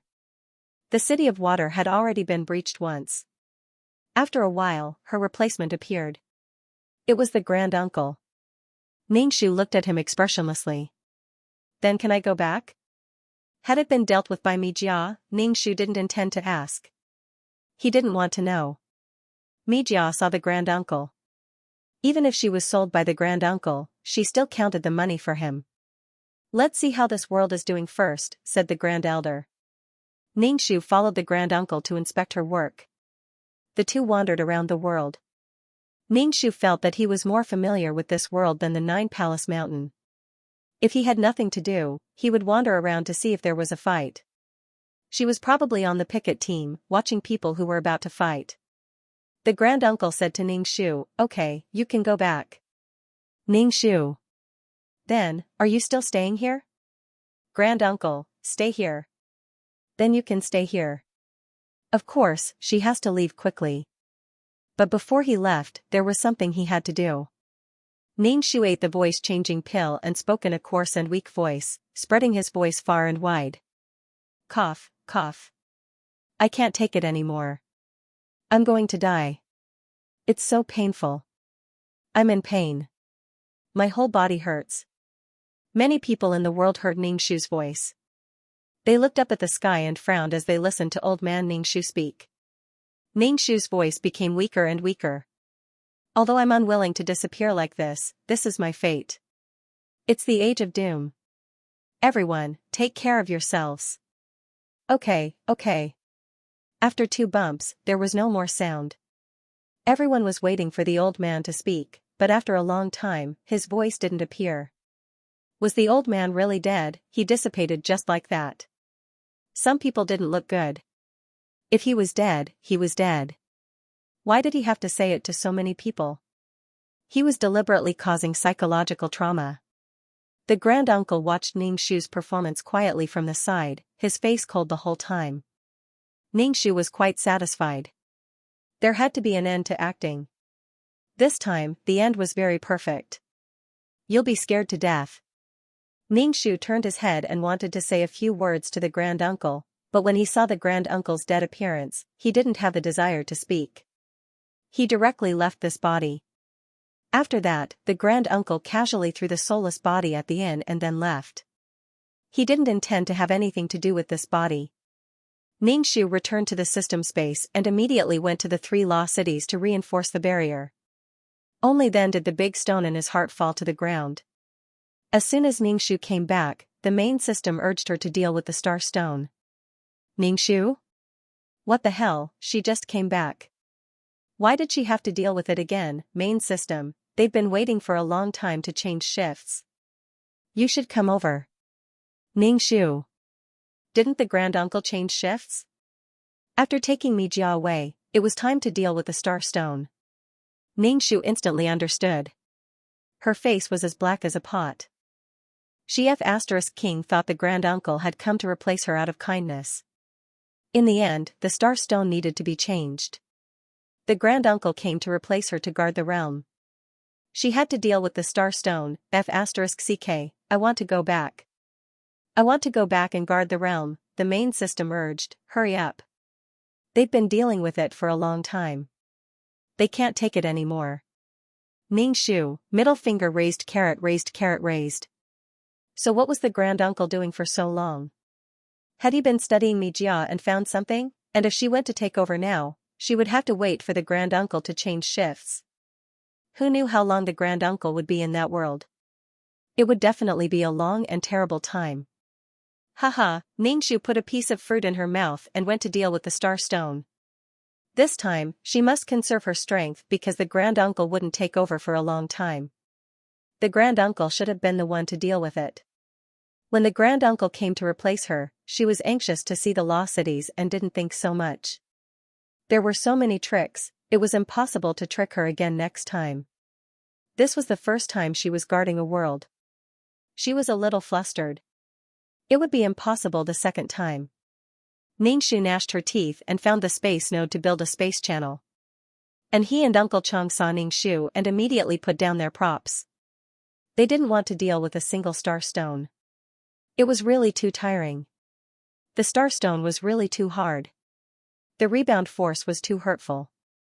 At their level, a little rebound force was nothing in their eyes. But it was really tiring to accumulate so many fragments. It felt like everyone felt that dealing with the Star Stone was a hot potato and couldn't wait to throw it away. The person who received it couldn't wait to throw the hot potato into the hands of the next person. Ningxu picked up the props and began to deal with the Star Stone, trying to conserve her strength. Although Ningxu had already refused to pick up the fragments, there were still big shots who came to ask Ningxu if he still wanted to do the fragment business. Ningxu shook his head and said he didn't want to do it. It was tiring to deal with the Star Stone, and it was even more tiring to pick up the fragments. Not to mention, the person who would take over was still far away. If she made herself so tired, it wouldn't be good if there were any problems with the Star Stone. Ningxu dealt with the Star Stones while contacting her uncle. She wanted soul power, and her uncle might have it. After all, he took out 2 bottles at once. That was quite a lot. Ningxu, I have a kidney-strengthening fruit. Can I exchange it with you for soul power? Her uncle replied, no. Although I want to trade with you, I really don't have it. Ningxu didn't believe it. Her uncle was the head of the prop production team. How could he not have some? He just didn't want to trade with her. Ningxu said quietly, let's make a deal secretly. I have some kidney-strengthening fruits with me. She meant that she could have as many as she wanted. Within 1,000, she could give as many as she wanted, as long as she gave her soul power. Ningxu wanted to strengthen her soul as soon as possible. After she died, her soul was very weak, and she had many things to do, so she didn't do any missions. Her uncle, I was warned when I traded with you this time. Things like soul power are not allowed to be traded. Did you report me? Ningxu. I didn't report you. It definitely wasn't me. Her uncle, if you want soul power, do missions. You can only get soul power by doing missions. If this thing can be traded, some rich and powerful people can buy it directly. They can just lie down and strengthen their soul. Who will do the missions? Soul power and other things are strictly controlled. Ningxu. Rich and powerful? It's not a trade. We're exchanging. I'm exchanging things with you. How can it be called a trade? Her uncle, I really don't have it. Work hard on the missions. Her uncle flatly refused to trade with Ningxu, so Ningxu didn't force him. Even if he really had it, he probably wouldn't trade with her. The support mission this time didn't give her much soul power. She felt like she was doing volunteer work again. She should do missions properly in the future. Since he didn't want the kidney-strengthening fruit, she would keep it for herself. When her soul was strong enough, she could catch the moon in the 9th heaven and catch turtles in the 5 seas. Wonderful, Ningxu chewed the fruit and hummed a song in her heart. Wonderful life is bang, Ningxu was saving his energy to deal with the star rocks, so he kept tossing and turning. When someone came to take over, she would go back to do missions. In the future, she would spend a lot of time doing missions. At the very least, she would first strengthen her soul. Together with the kidney-strengthening fruit, he had turned his soul into reinforced concrete. Once his soul became stronger, processing the star rocks wouldn't be so tiring anymore. Once he was strong enough, he would be able to roam around and avoid getting beaten up by others.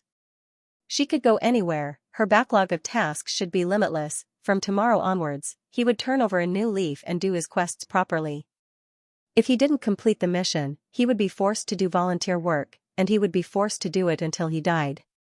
While Ningxu was dealing with the star rocks, a big-shot Ningxu walked over and stood beside him. He stared at Ningxu without saying a word. Ningxu stopped processing the star stones and looked at him. "What do you want?"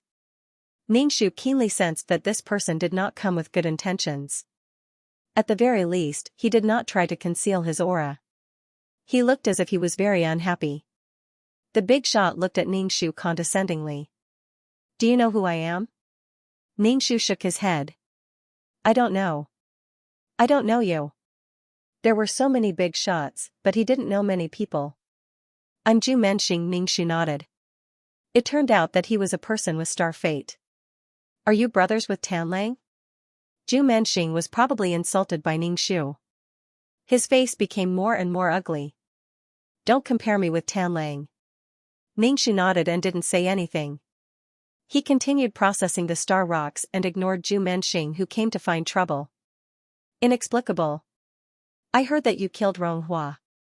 "Here it comes." Ningxu's hand that was processing the star rocks paused. He put down the tools and said, "Where did you hear that?" "Heard, wouldn't it be better to just say that she killed him?" Zhu Menxing was speechless. The point of discussion was the fact that she killed someone, not where she heard it from. Zhu Menxing said, "What did Ronghua do to you?"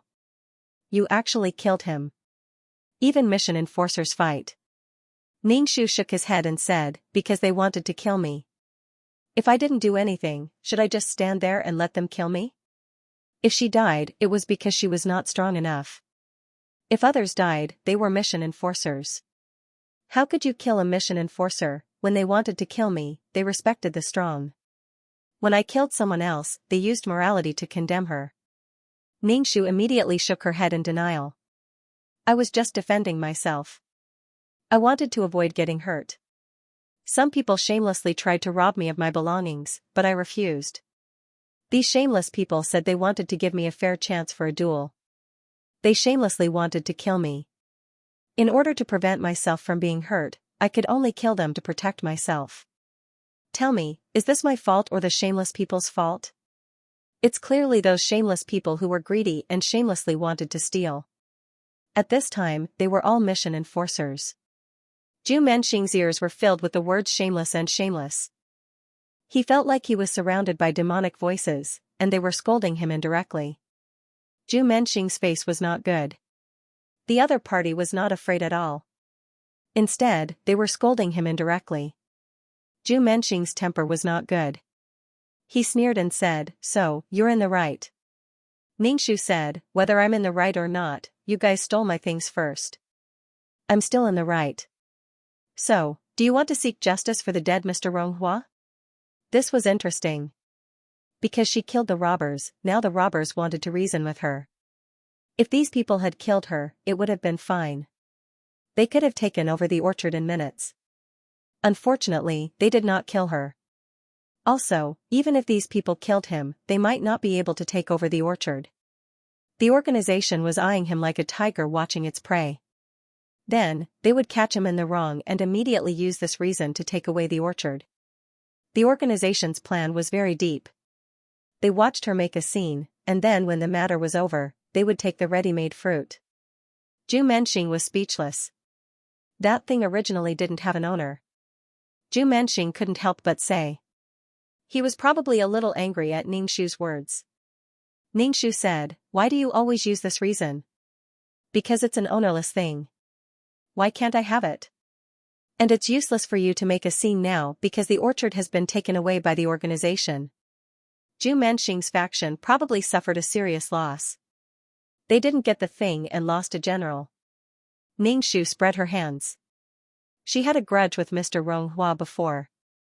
If she didn't take this opportunity to solve it, when would she solve it? What's more, if she didn't deter some people, everyone would think that she was a pushover and want to pinch her. It was better to solve it once and for all, so that this kind of thing wouldn't keep happening. She was busy every day. Zhu Menxing sneered and said, in that case, give me the god-beating whip, /BK holy whip, give it back to you? No way. Ningxu said, I don't know what you're talking about.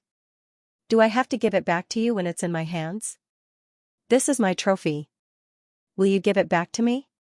No one would hand over something that was already in their bag. It had already been pierced into a sieve, and there was no trophy at all. Ningxu looked at the Great Gate Star and narrowed his eyes. Maybe this was an opportunity to test the effect of the Holy Whip on the Great Gate Star. The Great Gate Star's expression became cold and serious. Before, he despised Ningxu. Seeing Ningxu's fearless look, he said, this is not young Master Ronghua's thing. Someone else lent it to young Master Ronghua. Now you need to return it. Ningxu shook his head. What does it have to do with me? You should go to young Master Ronghua. It had nothing to do with her at all. The Great Gate Star looked at Ningxu. If you insist on doing this, you will offend us. Not only me, but many people. Although you can handle star stones, you are not irreplaceable. It's just that many people don't want to handle it, so the organization asked you to do it. Do you think you're great for doing these things? There are many people who can handle star stones alone. Do you think you are unique? Ningxu's expression was calm. I never thought I was unique. Because she did something that others didn't want to do, and she was ridiculed, was handling star stones a relatively lowly job? You are not irreplaceable, so killing you will at most result in a little punishment, said the Great Gate Star. Ningxu grinned. So, you are not irreplaceable. If I kill you, I will at most be punished. After all, I killed young Master Ronghua, and there is no punishment at all. The main system took this mistake to share the fruit with her. It was impossible for it to make her do the hard work. If it punished her again, she would be furious. The Great Gate Planet had no scruples, so she had no scruples either. She came as she pleased. If you kill me, I lose. Even if you really kill me, there will be another person staring at my face one day. If you kill one, there will be another one. There will be an infinite number of Ningxu. They could have fun. Zhu Menxing laughed, you are very arrogant. As a senior, let me tell you, don't be so arrogant. You don't even know how you will die. Ningxu nodded. Actually, I'm good too. How will I die? How can I die? I like to seek death. Great Gate Star, Ningxu, if there's nothing else, please step aside. I'm going to deal with the star stones. Don't you feel embarrassed making so many people wait? Zhu Menxing took a deep breath and said, give me the deity striking whip, or you'll have to bear the consequences. Ningxu calmly replied, no, this is mine. Sorry, I can't give it to you. This was the dropped equipment. It was hers. If she had the ability, she could go kill monsters to drop equipment. How could she snatch others? Zhu Menxing took a deep look at Ningxu. If something happens, don't blame me for not warning you in advance. Ningxu, thank you for reminding me. I already know, but I still won't return it. There's no return. This was originally mine. Ningxu had been dealing with the star stones for a long time and was very tired. After arguing with Zhu Menxing, he actually felt a little refreshed. He felt that he could still do it for a long time. He could probably wait until Tai Shufei came. Zhu Menxing's expression was not good. Threats and promises did not work. The other party looked like a wily old fox. It did not matter if it was real or not. The giant gate star was a little embarrassed. Tai Shufei appeared in a flash. When he saw Tai Shufei, Ningxu actually had a feeling that he had come back early. There was actually a feeling of surprise. It was probably because his standards for Tai Shufei were very low. Now that he was a little early, it was a little F** king surprising. That was probably how it was cultivated.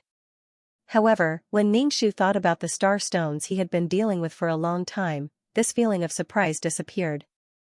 When Taishu Fei saw Ningxu and Zhu Menxing, the atmosphere was tense. He asked, "What are you guys doing?" Zhu Menxing immediately said, "Nothing. I have something to tell her. It's a private matter." "Is that so?" Zhu Menxing looked at Ningxu. Ningxu would not follow Zhu Menxing's words. He said directly, "He said that I took something from him and asked me to hand it over. If I don't hand it over, I'll wait and see. He also said that even if he killed me, he would only be punished. He said that many people in the organization can deal with the star stones alone. I'm not that special. I'm fine. Why is it that there are so many people who can deal with it, but no one comes to deal with it?" He laughed at me for dealing with the star stones, Ningxu said to Taishu Fei Xing, pointing at Zhu Menxing. Ningxu asked nicely, "There are really many people in the organization who can deal with this thing. Why don't you find them? If everyone does it together, it won't be so tiring." He did not know if Zhu Menxing was telling the truth. If there were really many people who could deal with it, the organization would not find them. This was not in line with the organization's interests. Fleecing was the essence of the organization. Taishu Fei Xing glanced at Zhu Menxing. Zhu Menxing's face darkened. He was probably a little confused by Ningxu. Everyone should have dealt with this situation privately. "Why did the judge have to intervene?" Ningxu said, "I don't want to deal with the star stones. It's tiring and people laugh at me. I don't feel the honor of this job at all. I'll just pick up the fragments in the future. It seems that picking up fragments is taller. No one will laugh at you." Zhu Menxing was speechless. Did he say such a thing? This woman was completely changing the concept. Did he laugh at her for dealing with the star stones? He just told her that she was not the only one who could deal with the star stones. Taishu Fei Xing's face was cold. He said to Zhu Menxing, "Then will you also deal with the star stones in the future?" Zhu Menxing's face was now extremely dark. He did not speak, but his expression was very resistant. He glared at Ningxu fiercely. Ningxu glared back.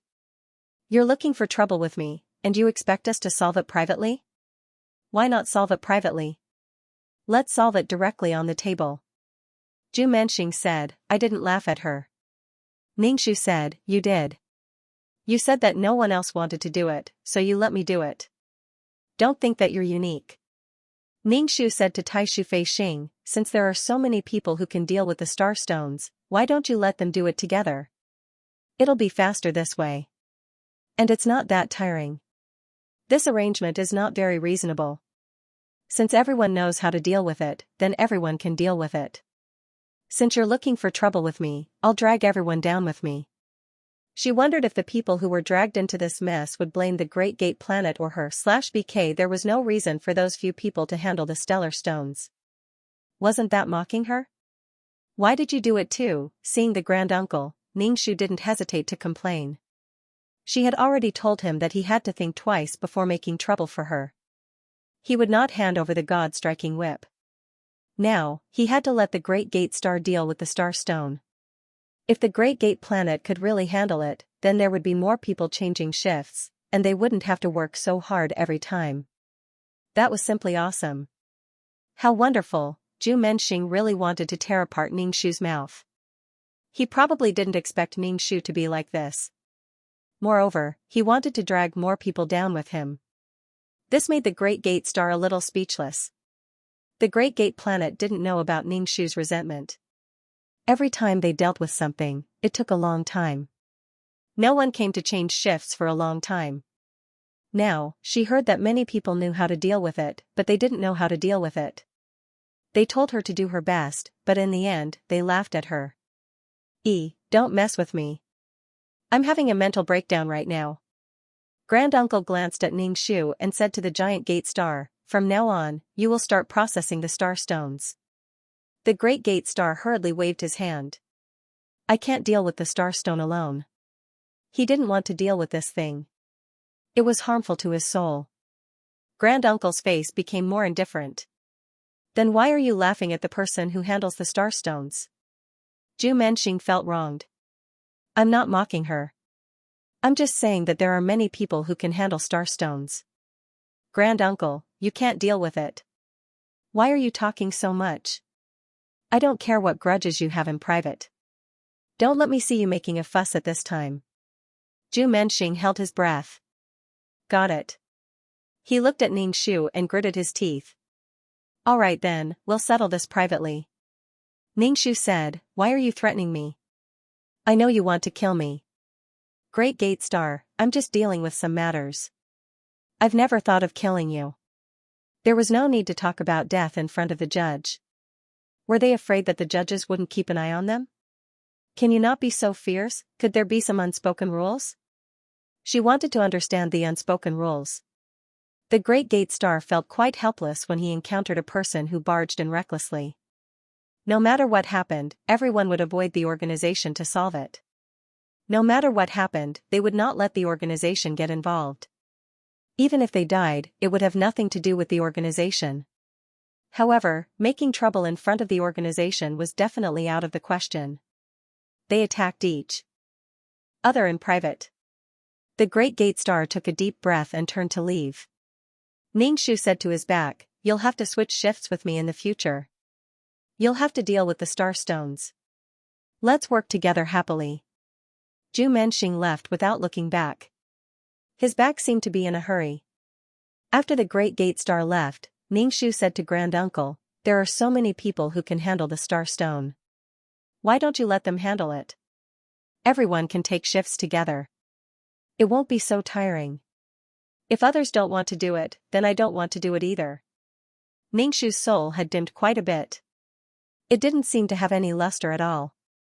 His soul was weak. Although he had eaten the kidney-strengthening fruit, he couldn't finish it all. He could obviously live for a long time, but why didn't he have time to strengthen his soul? Why did it feel like there were so many things to do? She felt that ever since Invincible died, the organization had been trying to take advantage of her.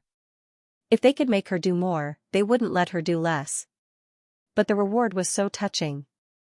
Granduncle said, the organization arranged for those people to do other things. You don't have to worry about it. You can continue to deal with the star stones. Ningxu curled his lips and took the opportunity to ask for benefits. My soul is so weak now. I want soul power. I don't want merit. Can you give me soul power? The most important thing now was the soul. Merit was just a worldly possession. The money from selling a kidney-strengthening fruit and buying weapons was enough for the skeleton to eat for a long time. Now she had to focus on strengthening her soul. Her soul was weak. She only wanted soul power. If the organization didn't give her soul power, she wouldn't take so long to deal with the star stones. She had to do missions. Her soul couldn't hold on any longer. Granduncle said indifferently, it's the organization's rule to give merit. There's no such thing as soul power. She was rejected again. She had rejected the deal with her uncle, and now she was also rejected by Granduncle. It seemed that she had to do missions. Ningxu said, you're here to change shifts. I'm leaving. Granduncle said, okay, you can go. Don't cause trouble. Ningxu said expressionlessly, I never take the initiative to cause trouble, but I'm not afraid of trouble. Ningxu constructed a space channel and left. He returned to the system space and absorbed the soul power from this support mission. After absorbing for a while, it was gone. Ningxu smacked his lips. The reward was so little. It wasn't even as much as the soul power contributed by the person who entrusted it. Sure enough, doing these special missions didn't pay as much as doing official missions. The chat system dinged. Ningxu opened it and saw that it was a message from the main system. I suddenly received a sum of merit and a world carrier, Ningxu? Who transferred the wrong amount? Suddenly, he received more than 100,000 merit points and a world carrier. The world carrier was a bead. It looked a little familiar. The things were transferred. Ningxu looked at the bead on the coffee table. Didn't this belong to Mei Ziqing? Why did he give it to her? Ningxu opened the chat system to look for Mei Ziqing. He found that Mei Ziqing was no longer in her chat list. He was gone. Ningxu raised his eyebrows. He had already realized that Mei Ziqing was probably dead. When Mei Ziqing borrowed money, he had signed a contract. Mei Ziqing would return the money from time to time, but 500,000 merit was not a small amount. Mei Ziqing still hadn't paid the money back. And the contract said that if the person who borrowed money didn't pay it back, the debtor would take over the debtor's property. Now she had Mei Ziqing's space carrier. Mei Ziqing had borrowed money to buy this thing. Plus, he had to collect all kinds of world origins. In fact, Mei Ziqing was as poor as she was. His life was bitter. She had taken over Mei Ziqing's property. Did that mean that Mei Ziqing was dead, completely annihilated, and Mei Ziqing didn't give her any news? This happened so suddenly. Ningxu put away the bead. After thinking for a while, he went to the city lord's mansion. If Mei Ziqing was fine, he should be waiting for him there. He had worked with Mei Ziqing for a period of time. Why was he suddenly gone? Ningxu arrived at the city lord's mansion. There was someone squatting at the entrance. There was a barrier around the city lord's mansion. Ordinary people couldn't enter. The red-haired Xiaohua was curled up. He was as motionless as a stone block. Ningxu walked over and asked, "What happened?" Xiaohua raised his head and looked at Ningxu with teary eyes. His eyes were red and tears were falling. A grown man crying like this. Ningxu, these men had been crying like dogs recently. /BK Ningxu watched Xiaohua cry. When he was done, he stopped crying. Xiaohua kept wiping his tears and started sobbing. Mei Ziqing is dead. She's dead. That was indeed the case. Otherwise, Mei Ziqing's belongings wouldn't be in her hands. This was a carrier of a world, a semi-finished product. She must have found a few world sources, but it didn't feel like she had found the whole world. It was like a puzzle with a missing piece. She could feel it clearly. Ningxu brought Xiaohua into the city lord residence.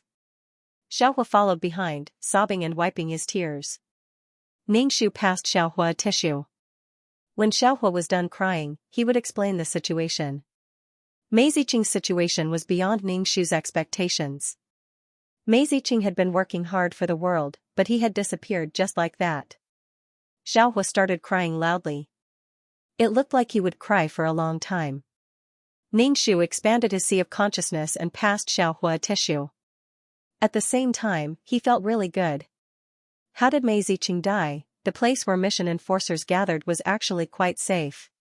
The virtual space, the nomological space, and such places prohibited fighting. Mission enforcers either stayed in their own system spaces or wandered around these places. The most dangerous thing was doing quests.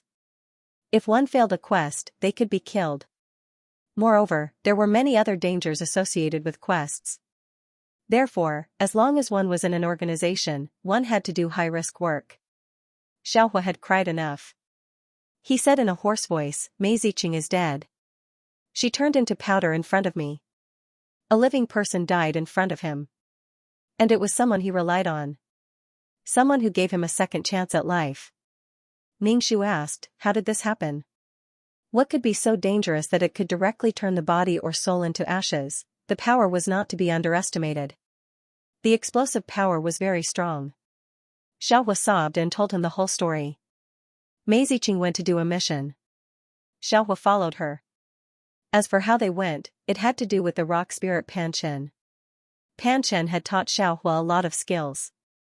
Speaking of which, where did the stone spirit Panchen go? It had been a long time since he last saw him. Wasn't he usually under the care of the grand uncle? The world they went to was probably a superplane and was filled with danger. They went to a dangerous place and wondered what treasures there were in that place.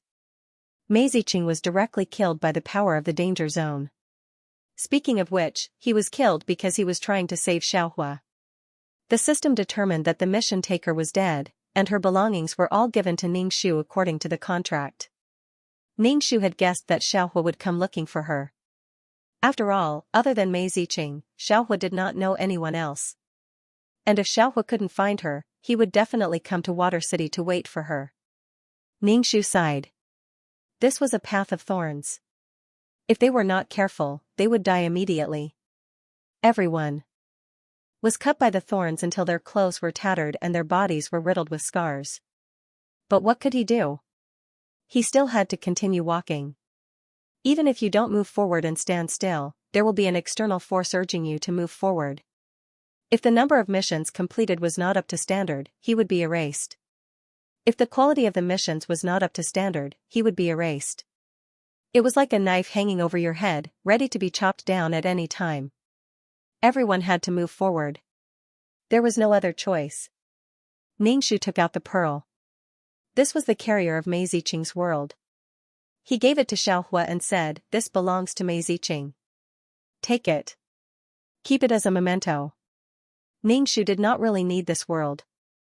She still had to find the source of the world. She already had the tree of world. It did not matter if she wanted this world or not. It was better to give it to Xiaohua. Xiaohua could do whatever he wanted. Xiaohua looked at the pearl and hesitated. He accepted it and said, "Thank you. I don't know what to say about this. Live well. Don't let down what Mei Ziqing did for you. If you need anything in the future, you can come to Water City to find me." Xiaohua shook his head and said, "I might not be able to come in the future. I won't be able to enter this place." This time, it was Mei Ziqing's system that had sent him to the Law Space. After Mei Ziqing died, Mei Ziqing's system would also be formatted. No one had sent him here. This time, Ningxu did not know what to say. He asked, "What do you plan to do next?" Xiaohua shook his head. "I don't know. But I still want to go to the world. There are so many worlds. I'm very sad and terrified. I never thought of harming Mei Ziqing. If Mei Ziqing hadn't blocked for me, she might not have died. Even if I had resisted, I might have died, or I might not have died." Xiaohua wiped his tears. "I'd rather be the one who died." Ningxu, he felt a little awkward. Perhaps if Mei Ziqing had not blocked for him, the two of them might not have died. But to use one's own body to block for someone else was not something that ordinary people would have the courage to do. Actually, he did not have to block for her. He could have thought of other ways. Ningxu felt that he could block for her. After all, she would not die. But Mei Ziqing would. But it had already happened. There was no point in thinking about it. Ningxu asked, "Are you going to those worlds alone? Is Panchen with you?" Panchen was always thinking about Xiaohua. He probably wanted to swallow Xiaohua. Panchen also liked to devour souls. 99% of the souls in the entire organization were souls. He was like a wolf in a flock of sheep. They were all white sheep. He was drooling over them. Xiaohua shook his head and said, "I'm going alone. Panchen has not looked for me for a long time. I don't know what happened." Xiaohua thought of Mei Ziqing. He lay on the table and cried. He took a deep breath and said, "Mei Ziqing, I never thought of killing her." "I didn't," Ningxu said, "you didn't kill her. It was Mei Ziqing's own choice." Regardless of whether Mei Ziqing chose to save her or watch from the sidelines, it was her choice. Panchen, on the other hand, was nowhere to be found. This kind of rock spirit would not be punished by the heavens no matter what he did. He also liked to eat souls and devour things that could make him stronger. If he went to the world, he would be able to harvest human lives like harvesting chives. But he would not be affected by karma. He was like a bug in the system. But it was not easy to give birth to such an existence. The heavens would not allow such an existence to be eaten. There was no way to punish him. After all, he was not affected by karma. There was no karma even if he killed someone. Mei Ziqing's matter made Ningxu's heart sink. It was probably because something could happen to someone he was familiar with. It could be her or him. Back then, when the man in the Cheongsam saw that he was about to die, he looked indifferent. He also looked helpless and was used to it. However, Ningxu did not know many people. Now that someone he was familiar with had died, Ningxu felt melancholy and upset. /BK people who lived for hundreds of years would leave because of various reasons, let alone the long life of a mission enforcer. Furthermore, the work of a mission enforcer could vanish at any time. There would probably be many such cases in the future. Mei Ziqing left Xiaohua alone. Xiaohua looked like he was having a hard time living alone. After all, Xiaohua had been bought by Mei Ziqing when he was still in a daze. although he had gone out with Pan Chen for a stroll. Overall, his mind was not very mature. It was fine for worlds with low power systems. However, if it was a plane that could fly, it would be very dangerous. Therefore, Xiaohua's situation was not good. Ningxu was still a little confused. How did Mei Ziqing die? Mei Ziqing had been running around for the world and was covered in debt. Xiaohua was the source of the world and would not die so easily. However, Mei Ziqing still chose to save him and blocked him. Ningxu did not know if Mei Ziqing was seeking death or if he had done it subconsciously. However, Mei Ziqing was really good to Xiaohua. She was really good to him. Mei Ziqing was quite affectionate and righteous. She used to have a boyfriend and now she was dealing with Xiaohua. Ningxu felt that it was better for some people and some things to remain indifferent. Xiaohua was something that Mei Ziqing had risked his life to protect. She could only help to look after him. Ningxu asked Xiaohua, "Are you cultivating now?" Only by cultivating would he be able to strengthen himself. Only then would he not die so easily. Xiaohua said, "I'm cultivating. I will definitely cultivate well." Mei Ziqing had probably been annihilated in an instant. As a result, Mei Ziqing did not even have time to say his last words to Xiaohua. Right now, Xiaohua was in a daze. He was in a state of disbelief and tears kept falling from his eyes. Ningxu could not leave Xiaohua like this. He could only watch Xiaohua cry. He could not find any comforting words. No matter how much he said, it would be useless. To Xiaohua, his spiritual pillar was gone. He looked lost, like an abandoned puppy by the roadside. Ningxu was a little melancholic.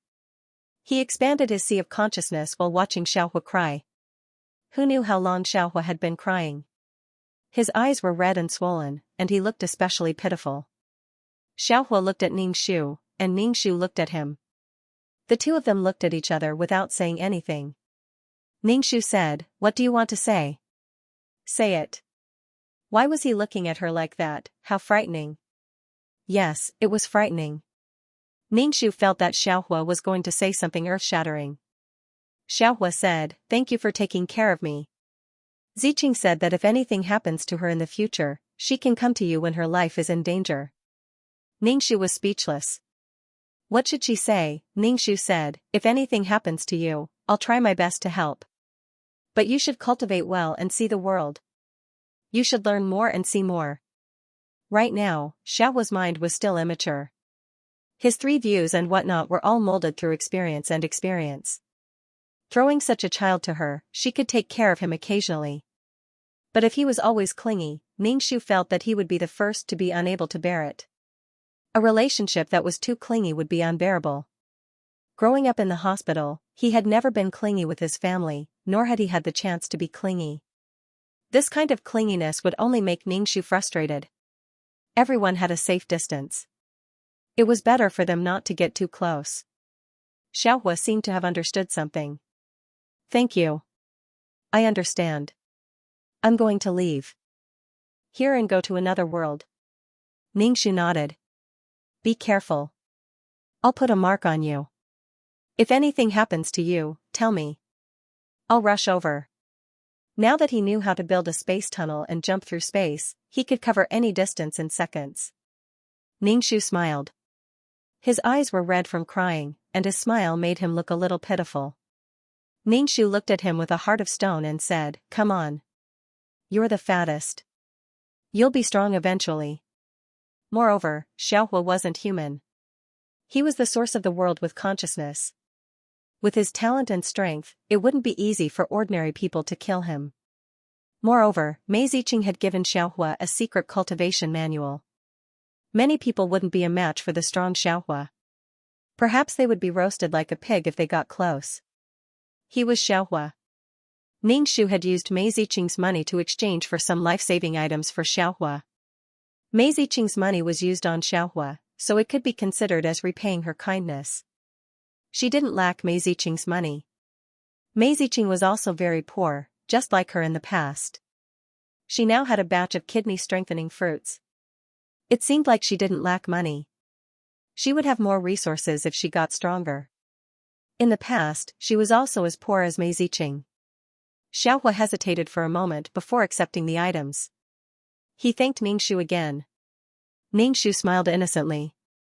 You're a good person. Ningxu. Thank you for the compliment.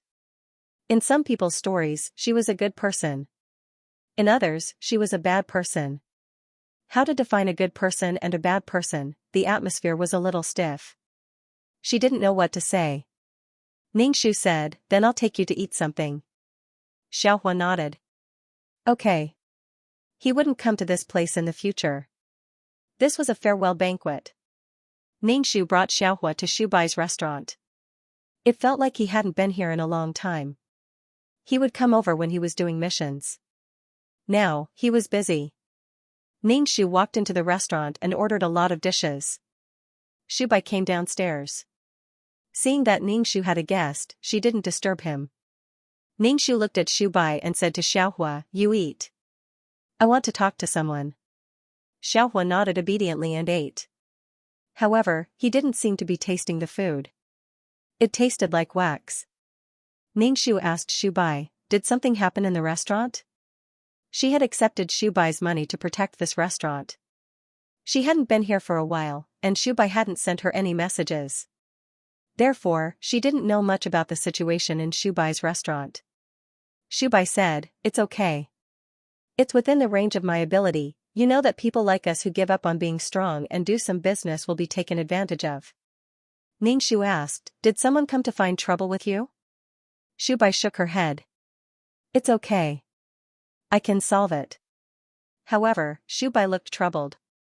Ningxu said, what's the matter? Just say it. She had accepted someone's money to solve their problems. Shubai said, Wu Dao's incarnation opened a restaurant next door. He's the boss in name. Ningxu said, oh. It will affect your business. It's just competition. However, business isn't good after the restriction. Now, someone has opened another branch. I'm afraid I can't give the city lord more money in the future. /BK No matter how bad the business was, Shubai would not close the restaurant.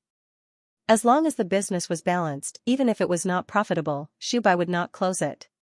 This was because the restaurant was where Shubai settled down. Without the restaurant, Shubai would have nowhere to go. She would not be able to do missions or become stronger. If she did not find something for herself to do, she would be an idle soul. That kind of emptiness would drive her crazy. Furthermore, when he saw other people doing business, and those who were strong were busy becoming strong, while he was useless, the sense of loss he felt was enough to drive him crazy. Ningxu said, it's good that you can solve it. If there's anything, let me know. After all, I took your money. Shubai nodded. I know. If there's anything I can't solve, I'll let you know. Shubai would not tell Ningxu about small matters. Good steel should be used on the edge of a blade. If she troubled him with small matters, she would waste his favor. Mei Ziqing gave Xiaohua a plate of delicious desserts. Xiaohua finished all the dishes on the table. He was a little shy. Maybe I won't be able to eat such delicious food in the future. Ningxu said, don't say that. You're someone who will live for a long time. As long as he did not die, age was not an issue. He could eat a lot of delicious food. After eating, the two of them were speechless again. Ningxu did not have many opportunities to be alone with Xiaohua. Usually, when they met, Mei Ziqing was there to buffer them. The atmosphere between the two of them was awkward and stiff. After all, they were not familiar with each other. They only knew each other because they knew Mei Ziqing. Xiaohua relied on Mei Ziqing. He did not rely on her and did not talk much. Xiaohua smiled at Ningxu and said, I'm leaving. Ningxu nodded. How are you leaving? Can you leave by yourself, or do you need me to send you? This was a nomological space. Outside the city was violent nomological power. Even Xiaohua could not withstand such nomological power. Xiaohua did not try to show off. I'll have to trouble you to send me. I can't leave this place. Ningxu nodded and brought Xiaohua out of the nomological space. When they were in the void, he looked at the countless planes and asked, where are you going? Xiaohua looked at the vast and boundless world, and his eyes were filled with amazement. The world was really too spectacular. Previously, it was Pan Chen who had brought him through various worlds. However, because he was on this mountain, he didn't have the chance to see all of these worlds. Now that he looked at it, he felt that it was too magnificent and shocking. Xiaohua randomly pointed at a world. As for what world it was all up to fate. Ningxu instructed Xiaohua, when you're in this world, try to restrain yourself. When in Rome, do as the Romans do. Also, look at your hair. If you're in a free country, that's fine. If you're not, you can dye it. Try not to use your abilities as much as possible. It will cause problems in the world. However, if someone comes to provoke you, don't be afraid. One word, fight. Becoming strong was so that one would not be bullied. If one was still bullied like when one was weak, then there was no doubt that one was a strong general. Xiaohua nodded. I got it. He thought for a moment and passed the 2 stones to Ningxu. You left these with me, but they haven't changed at all. I'm sorry. Ningxu took the stones. This has nothing to do with you. You don't have to be sorry. Go ahead. If there's anything, remember to inform me. Xiaohua walked into the space passage and entered the world. Ningxu watched Xiaohua disappear. It could be considered that he had found a place for Xiaohua. Xiaohua's identity wasn't suitable to stay in a place full of mission enforcers. Especially since he was the origin of the world. What did mission enforcers lack the most? A world. What was needed to build a world? The origin of the world. Xiaohua was purely a walking piece of gold. If he didn't catch him, he would be letting himself down. After sending Xiaohua away, Ningxu returned to Water City and went to the restaurant next to Shubai's restaurant. Speaking of the incarnation of the sorcerer's law, Ningxu thought of Xianxia. He opened a restaurant here purely to disgust her. When Xianxia was alive, he was a man with a phoenix. He could firmly grasp the opportunity to become stronger. He didn't even hesitate to hurt others. Ningxu walked into the restaurant and scanned it. The restaurant's decorations were quite luxurious, and there were quite a few customers. Mission enforcers didn't eat to fill their stomachs or to obtain energy from 15. Instead, they chased after taste and ate delicious food. If the food in the restaurant tasted good, it would naturally keep the customers. Damn, this guy is quite rich. He even opened a restaurant now. Is he really rich? The waiter welcomed Ningxu into the hall. Ningxu sat down, ordered a pot of tea, and said, I want to see your boss. The waiter glanced at Ningxu, thought for a moment, and said, Our boss isn't here. Ningxu said, She said an acquaintance is looking for her. She said my name is Ningxu. Hearing this name, Xianxia would definitely come. Wasn't he opening such a restaurant to disgust her? Of course, it couldn't be ruled out that Xianxia was trying to make money. While making money, he was also trying to disgust her. When Ningxu thought of Xianxia traversing through Water City, he was very unhappy. Although anyone could enter Water City, Xianxia's behavior still made Ningxu feel that his territory was being invaded. This uncomfortable feeling couldn't be dispelled. The waiter went downstairs suspiciously. Obviously, he was going to inform Xianxia. After a while, Xianxia came downstairs. When he saw Ningxu, he said to the waiter, Give me a portion of all the restaurant's signature dishes. Okay. Xianxia sat opposite Ningxu and poured a cup of tea for Ningxu. Are you looking for me? It seems like this is your first time looking for me. Why are you looking for me? Ningxu felt the acid in her stomach churning non-stop. It was nauseating. You should know why you opened a restaurant here. You want to disgust me. Xianxia smiled. Ningxu, are you suffering from paranoia? I opened a restaurant to make money. What does it have to do with you? You don't think I opened a restaurant in Water City for you, do you? You're thinking too much. Ningxu looked at him indifferently. Did I say that? Then why are you looking for me? You look like you're looking for trouble. If others can open a restaurant here, why can't I? Moreover, I'm not giving you any less taxes. Xianxia said and knocked his head. Look at my memory. I forgot that you can't collect taxes. Then I can only give my taxes to the organization. Ningxu's expression was indifferent. Is it fun to disgust me? Opening a restaurant in his own city didn't require him to pay taxes. It was his own world. He paid a part of the taxes to the organization, and the rest was his. Of course. It's not fun. I never thought of disgust you. It's just that your hostility towards me is inexplicable. You've always done all kinds of things to me. He had been looking for an opportunity to rekindle their old relationship. /BK This was interesting. Ningxu played with the whip in her hand vigorously, and the sound of the whip was loud and clear. Can't I take it out to play with? I didn't say I was going to use this whip to hit people. I just took it out to warm up. The judge was probably rendered speechless by Ningxu's unreasonable behavior. Take it out to play with, even a 3-year-old child wouldn't believe it. The judge wouldn't talk nonsense with Ningxu. As the city lord of a law city, how do you explain abusing your power? Ningxu, there's nothing to explain. I'm just chasing away the troublemakers. Let's put the blame on each other. It was especially nice to look green. As the city lord, I have an obligation to maintain the stability of the city and give all the mission enforcers an environment to comprehend the law and peace. I have an unshirkable responsibility. Ningxu was righteous. I'm proud to hold my head high, and Ningxu found that the judge kept staring at her whip. A thought came to Ningxu's mind, and that was that the judge was after the god-beating whip. If that was the case, then this matter was very interesting. Today's matter was obviously set up by someone else. Then this judge could also be a member of a faction. Even if she wasn't, she should be inextricably linked. She should be a fair judge. If she was a member of a faction, then this judge had lost the fairness of a judge. Ningxu deliberately swung the whip. My whip looks good, right? There were already 2 people who came for the whip. This thing must be something good, so she had to keep it well. The more they asked her for it, the more she refused to give it. With so many people fighting over it, it must be something good.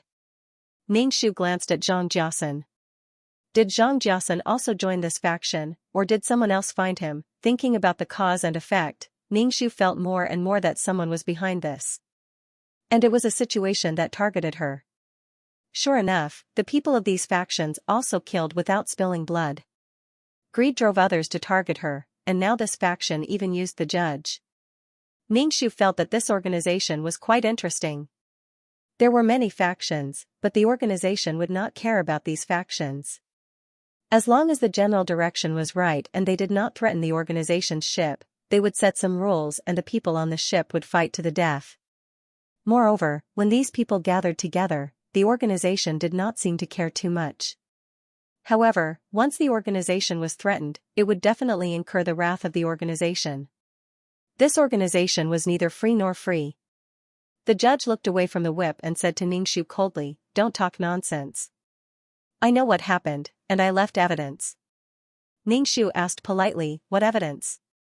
"I didn't hurt anyone, because I took out my whip." "Can't I take out my whip and dance?"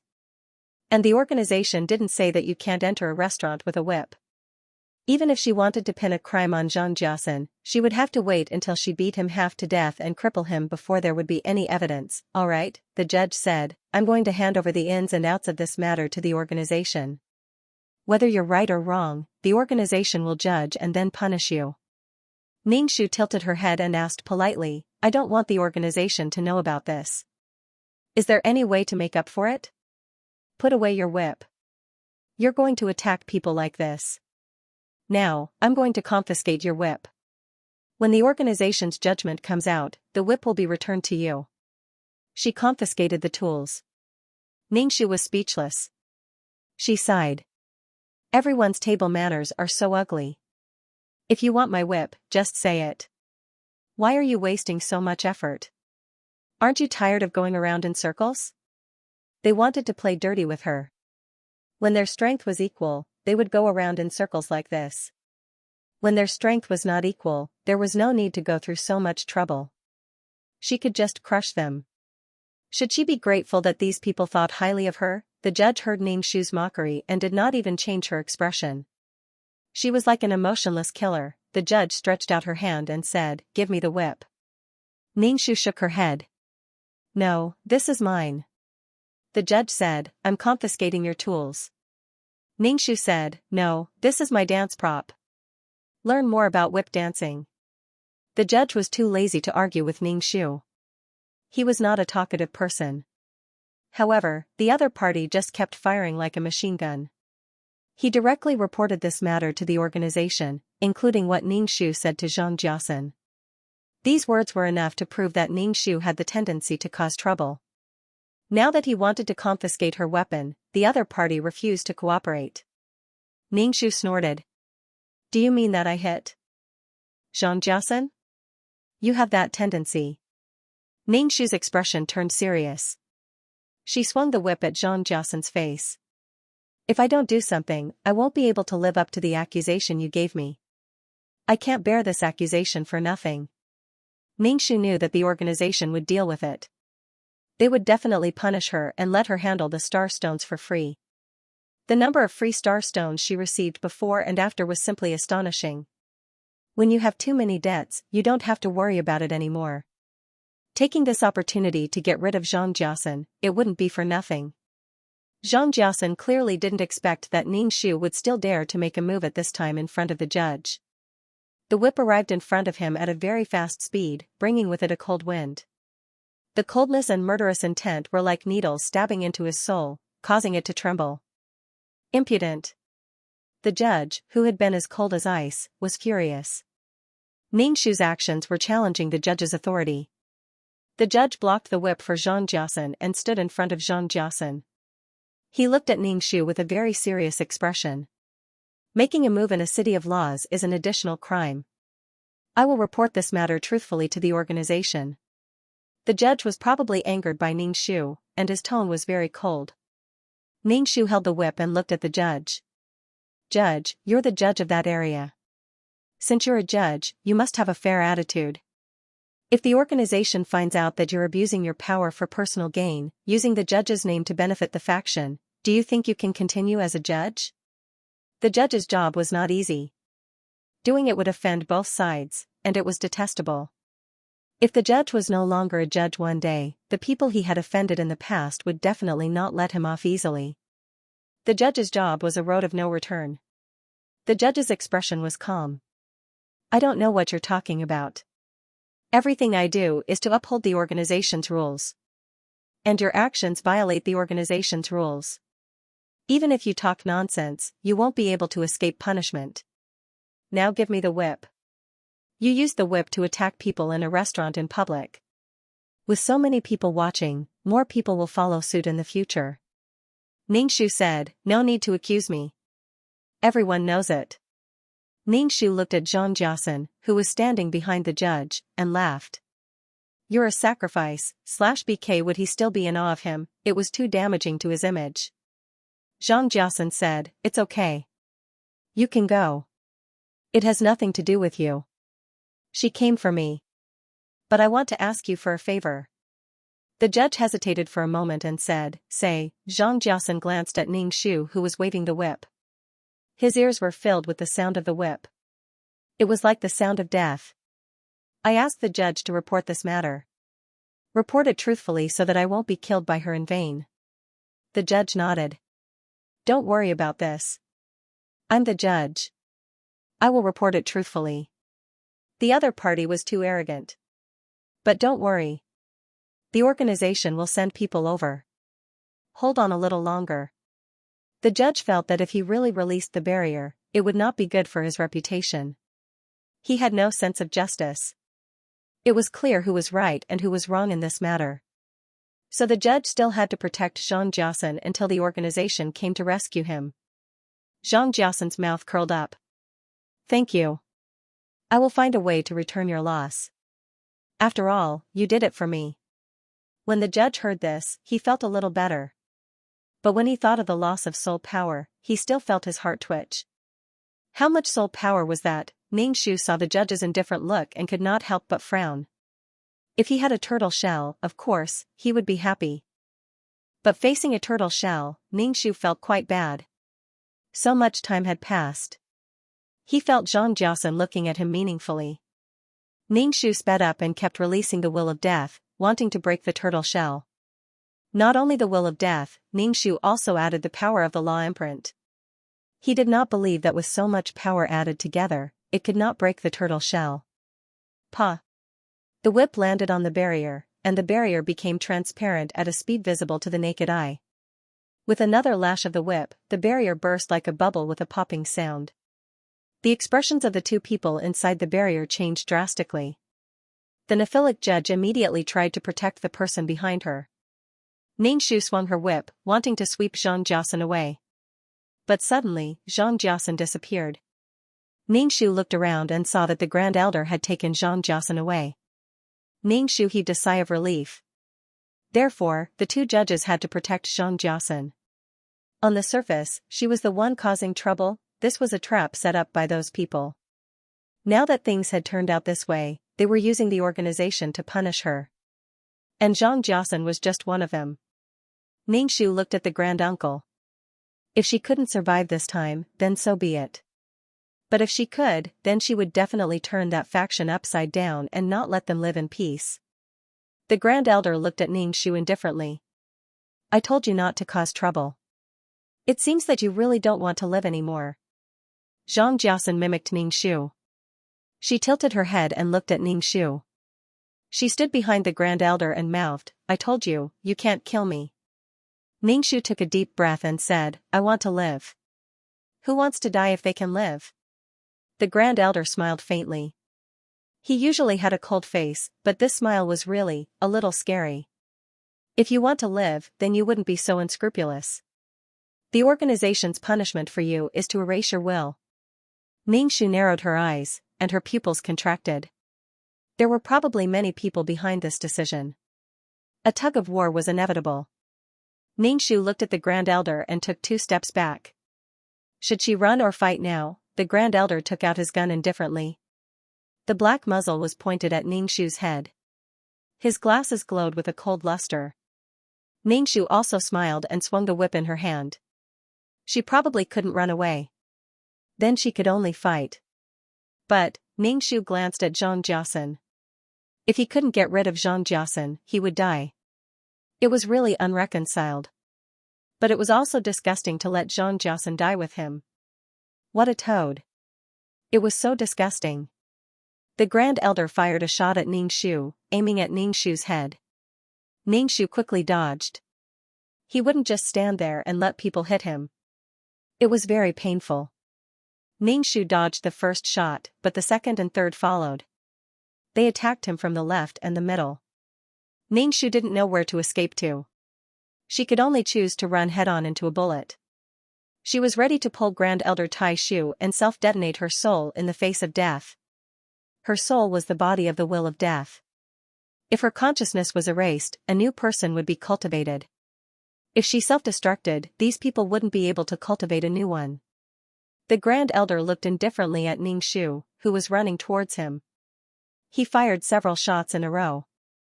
The bullets penetrated Ningxu's forehead. Ningxu didn't die, but a force was superimposed on her soul through the bullets. Finally, there seemed to be some kind of force exploding in her body.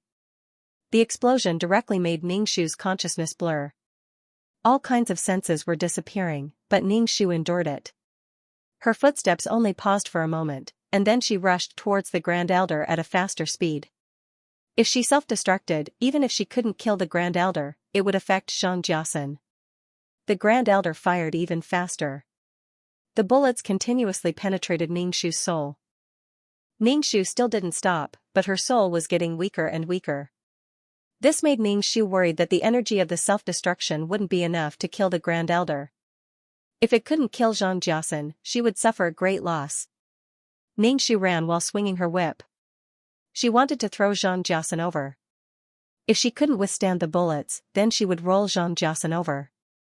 When the bullets penetrated the soul, Ningxu could hear the sound of the soul being torn apart.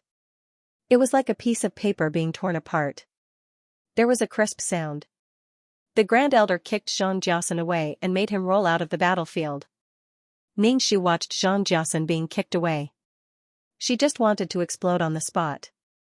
If Xianxia was taken away, how could she drag Xianxia to die with her? Now, she would die. Ningxu tried hard to keep her will from collapsing. She still rushed towards the Grand Elder. The Grand Elder's shooting speed was like a strafing gun. Countless bullets penetrated Ningxu's body. The judge next to her was stunned. He had never seen someone who wanted to die like this. What was she doing? She didn't die after being shot so many times. Why did she have to rush over to die? She really didn't want to live. Ningxu was dizzy. There was a rumbling sound in her ears. Something in the depths of her soul was cracking. Endless bullets penetrated Ningxu's body. There were many bullet holes. Some parts of her soul didn't have time to heal, leaving bullet holes one after another. Ningxu's face was full of holes. It was a shocking sight. Even so, she was still alive. The Grand Elder paused for a moment and then condensed more power. The Grand Elder's spear directly exploded half of Ningxu's head.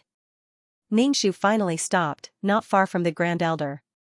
The Grand Elder looked at Ningxu indifferently and didn't shoot again. What are you thinking? Ningxu only had half of her face left.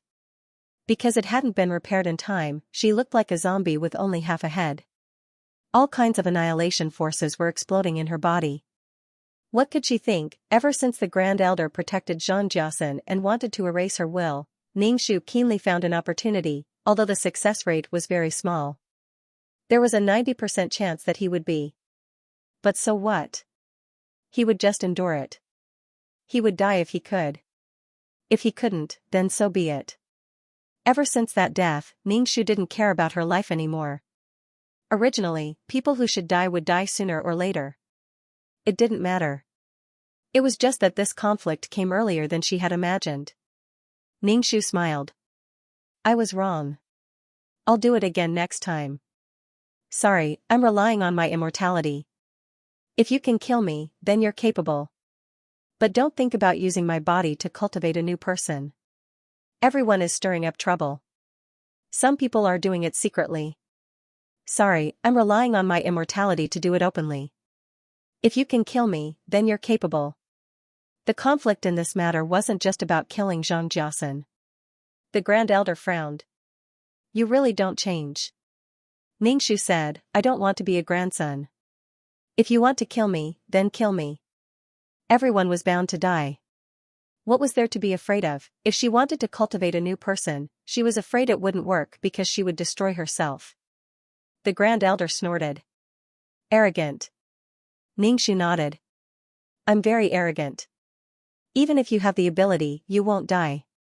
When the sea of law dissipates, you will all die. But I won't die. I'll watch you walk step by step to the side and watch you die. I'm arrogant. I'm happy. I can use endless time to torture you to death. The secret of success is to live long. If I don't die, will you all be so unhappy? Then you will be even more unhappy. It's not like I got my immortality for nothing. Why can't I show off? So what if I get killed? I love to self-destruct. I can't take it anymore. I can't take it anymore. I can't take it anymore. I can't take it anymore. Wait a little longer, wait a little longer, wait a little longer, wait a little longer, just be a little stronger. Stronger a little, wait a little more, just a little more. Day after day, year after year, 10,000 years after 10,000 years, eternal life after eternal life. It was as if everyone else was standing in place, waiting for her. What was the point of living like this? She had already said that she was not afraid of death. The Grand Elder sneered, I don't know why you feel so wronged. Ningxu, I don't feel wronged. Since I did it, I knew the consequences. I never said that I was wronged. What's there to feel wronged about? There were only two outcomes. She could either endure it or lose everything. She cared about others, but would others care about her? Ningxu couldn't be bothered to endure it anymore. It's so boring. I'm going to jump in. So what if I know there's a pit in front of me? If I don't jump in, do I know what this pit looks like? Now I see what this pit looks like. The opportunity had appeared. Ningxu curled her lips into a smile. She was waiting for the right opportunity. Now, the opportunity was in front of her. After cutting off Xingqing's arm, she no longer cared about life and death. Death, sorry, this thing had no effect on her at all. Even if she didn't die, she still had to do it. What a great thing. It was nothing more than death. The Grand Elder glanced at Ningxu and condensed more power. Obviously, he wanted to kill Ningxu in one fell swoop. Ningxu stood still, but her expression froze for a moment. Half of her face was expressionless as she looked behind the Grand Elder. Xingqing. Xingqing is rushing over. He's going to kiss you again. The Grand Elder glanced back. Ningxu seized the opportunity and exploded with a bang. Her body suddenly exploded like a grenade. Ningxu used up 90% of her power to explode. She immediately disappeared in front of the Grand Elder. Ningxu returned to the system space and immediately took the kidney-strengthening fruit, the peerless martial art, and the smart brain. She immediately left the system space. She immediately cut off the connection with the backup system. She used the law of water to hide her aura and appeared in the darkness of the void. The surroundings were very quiet and dark. There was no sign of life. Everything seemed to be still. Ningxu hugged a few things and snorted. 90% of her soul power and soul origin was given to the organization. She would never return to that organization in the future. As for being wanted by the organization, it didn't matter. There were so many planes. Why don't you come and find her one by one? If you find her, just kill her. Everyone would go their separate ways. No one would be disgusted by the other. As for being strong, she would have to survive in the Law Sea for a long time in this state. If she had run away directly, she wouldn't have been able to escape. Instead, she would have used a state of mutual destruction. Of course, she still had the chance to admit her mistake and hand over the God-striking whip, accept the punishment of the organization. Deal with it 1,000 times, 10,000 times, and always deal with the Star Stone. Or hang her up and burn her soul with candlelight.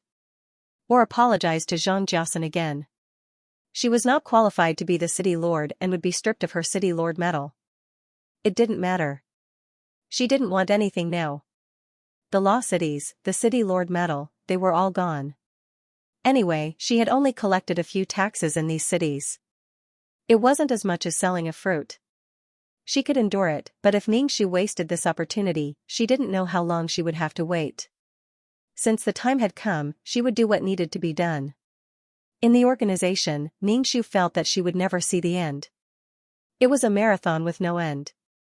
Sorry. Now, I don't want to compete with you. I'll watch you run from the side. I'll watch you get eliminated by the referee. Half of my efforts will be in vain. Or I'll almost reach the end. Lying on the side and watching you run, it feels so good. Ningxu stayed in the darkness, enduring the power of the soul explosion. This power was attacking her will, destroying it. Ningxu dispelled this power, using the will of death to annihilate this power. If this power was not dispelled, then she would have to endure this pain. Ningxu opened the world of reincarnation and entered the world of reincarnation. The world of reincarnation was safer. However, her soul was transparent now. It was as if she was invisible. Ningxu appeared behind Zhu Jun. While talking to Zhu Jun looked around. Pai Pai Shu, where are you? Ningxu said faintly, I'm behind you. My soul power is almost gone, so you can't see me. BK Zhu Jun could only determine Ningxu's location based on her voice, but he still missed Ningxu. How did you become like this? Ningxu said, something happened and I became like this. It's not a big deal. Use your merits sparingly. You may not have any in the future, but it won't be a big deal in the future. Ningxu laughed. Haven't you always wanted to go to the world of the living? You can go to whatever world you want in the future. Although Zhu Jun couldn't see Ningxu, she felt that Ningxu was in a good mood. What happened? You look very happy. Ningxu said, nothing. It's just that some things are finally settled. I don't need to be told that I don't want to leave anymore. Although Zhu Jun didn't know what had happened, she still nodded. That's good. As long as you're happy. Which world are you going to go to? Ningxu said, I can't go for the time being. I'm not in a good situation now. I need some time to deal with the abnormality in my body. The power of seeing your uncle on her body was like maggots attached to bones. It couldn't be removed and was eating away at her will. She had to dispel this power. Moreover, Ningxu thought of one thing. In order to track Xingqing, senior uncle had placed a surveillance object in her world of samsara. Someone was actually spying on his backyard. This couldn't be. She had to find it. Otherwise, her position would be exposed. Ningxu wandered in the world of samsara. Her spiritual power scanned the world over and over again. She didn't miss a single grain of sand. She was afraid that the other party had done something to her world. Finally, she found a mark next to the reincarnation pool. Ningxu directly destroyed the mark violently. When Ningxu violently destroyed the mark, senior uncle's eyebrows twitched. Obviously, he felt the mark. The power transmitted by the mark made him frown. He narrowed his eyes. He knew that Ningxu was still alive, but he didn't show any expression. He was indifferent to Ningxu's departure. The organization couldn't operate without a task-taker. It didn't matter if they encountered it or not. She thought too highly of herself. Her consciousness would eventually be obliterated. Ning a plate of dishes Shu, he ran away, how wonderful. Ningxu destroyed the imprint and went to take a look at the other rebirth pools. He took a look at the rebirth pool in the second world of reincarnation. The second world's pool of rebirth had already been completed, but this world did not have a single soul. As for the black fog that was born in this world, he might not be able to return to this world. Since he liked Abyssal Prefect, he might as well follow Abyssal Prefect. Moreover, His Excellency had also said that the black fog would be useful in places where there were more samsara realms. As for this world, Ningxu could manage it himself. Zhu Jun said to Ningxu, "Your soul is so weak that you can't even see it. Do you want to catch some wandering souls to replenish your soul power?" In the world of reincarnation, there were many souls that would specifically devour those souls that had no consciousness to strengthen their own souls. No one dared to provoke a powerful soul in the world of samsara, while a weak soul would make a detour when they saw a powerful soul. Ningxu supported his chin with his hand. Although it seemed that he could not touch his chin now, he said, "You can collect them. Let's talk about it after we collect them." Although they had no consciousness, their soul power still contained various emotions and desires. Ningxu now had to resist the power of his body and devour this impure soul power to affect his body. Then it was better for her to remain transparent. It did not matter if she was not in a hurry. She was happy to be a Buddhist woman. She would collect the soul power and then slowly study how to purify it. Her soul was weak first. Ningxu put a piece of kidney-strengthening fruit in his mouth. No matter what, he could not forget to eat fruits. Eating some fruits could make his body stronger. Now there was no need to rush to do missions. She would not go back to the organization. She could not go back. If she went back, she would be courting death. Ningxu asked, "How much soul power did the array collect?" "It cost a lot of money to buy so many star stones." "It should be able to collect a lot of soul power," Zhu Jun said to Ningxu. "I'm not afraid to hurt you." It really didn't collect much. The souls without consciousness were directly absorbed by the souls with consciousness. How could it be the array's turn to absorb the soul power? The battle between souls in the world of samsara is very fierce. Zhu Jun directly broke Ningxu's fantasy. "You can let the skeletons go out and look for wandering souls." This was a bit embarrassing. They had spent a lot of money, but it was useless. Ningxu said, "Okay, you go ahead." She wanted to keep her consciousness alive so that it would not be devoured and destroyed by the remaining power in her body. Zhu Jun left. Ningxu sat down cross-legged and grimaced. The power of her body hurt her, very much. This power was eating away at her. She also had to eat away at this power to prevent herself from being hurt. This was a protracted battle. If she lost, her consciousness would dissipate. If she won, of course, she would be reborn. As for the soul power, whether the soul was strong or not was secondary. Zhu Jun took the skeletons to look for wandering souls without consciousness and collected the soul power of these wandering souls. A group of skeletons was mighty. When the souls in the world of samsara saw these skeletons, they all avoided them. They did not want to fight with these skeletons. First, the skeletons' bones were too hard. Second, the golden light of merit on these skeletons was too dazzling. Moreover, these merits had a restraining effect on souls. Xiao Mingtao happened to bump into Zhu Jun and the others. She saw so many skeletons and asked, "What happened?" Zhu Jun said, "We're looking for wandering souls without consciousness. Pippi Shu is probably going to die." The soul was so transparent that it could not be seen. It was hanging on by one breath. Xiao Mingtao was a bit confused and asked, "What happened? What happened to her? Where is she now?" In the world of samsara, Xiao Mingtao was following the souls with deep resentment. Behind them, she was secretly absorbing the resentment. Zhu Jun said, "You can't see where she is now." Xiao Mingtao was confused. What did he mean? You want wandering souls without consciousness? I know a place where there are such places. It's in a canyon. There are fruits in the canyon. Many people like to go there to pick the fruits, but they never come back. That tree can absorb souls. Zhu Jun thought it was a good place. The tree could absorb the soul power. They were bones and skeletons. It was the tree's ability to absorb them. Zhu Jun asked Xiao Mingtao to take him to the canyon. There were some wandering souls without consciousness. Their eyes were empty. They drifted aimlessly and did not even have the instinct to jump into the reincarnation pool. /BK Zhu Jun put away these souls and saw the tree that Xiao Mingtao was talking about. Xiao Mingtao didn't dare to get close to this tree. After all, the tree would take away her soul, and resentment was useless.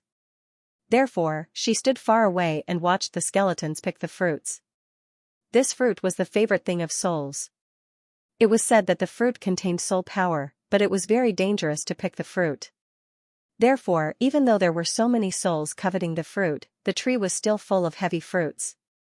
It was very attractive and seductive, but as soon as they got close, the vines would withdraw their souls. Moreover, this tree had soul tentacles. Once they touched it, they couldn't escape. Some souls couldn't resist the temptation and ran over, but the result was no exception. There was no luck. They were all absorbed by the tree.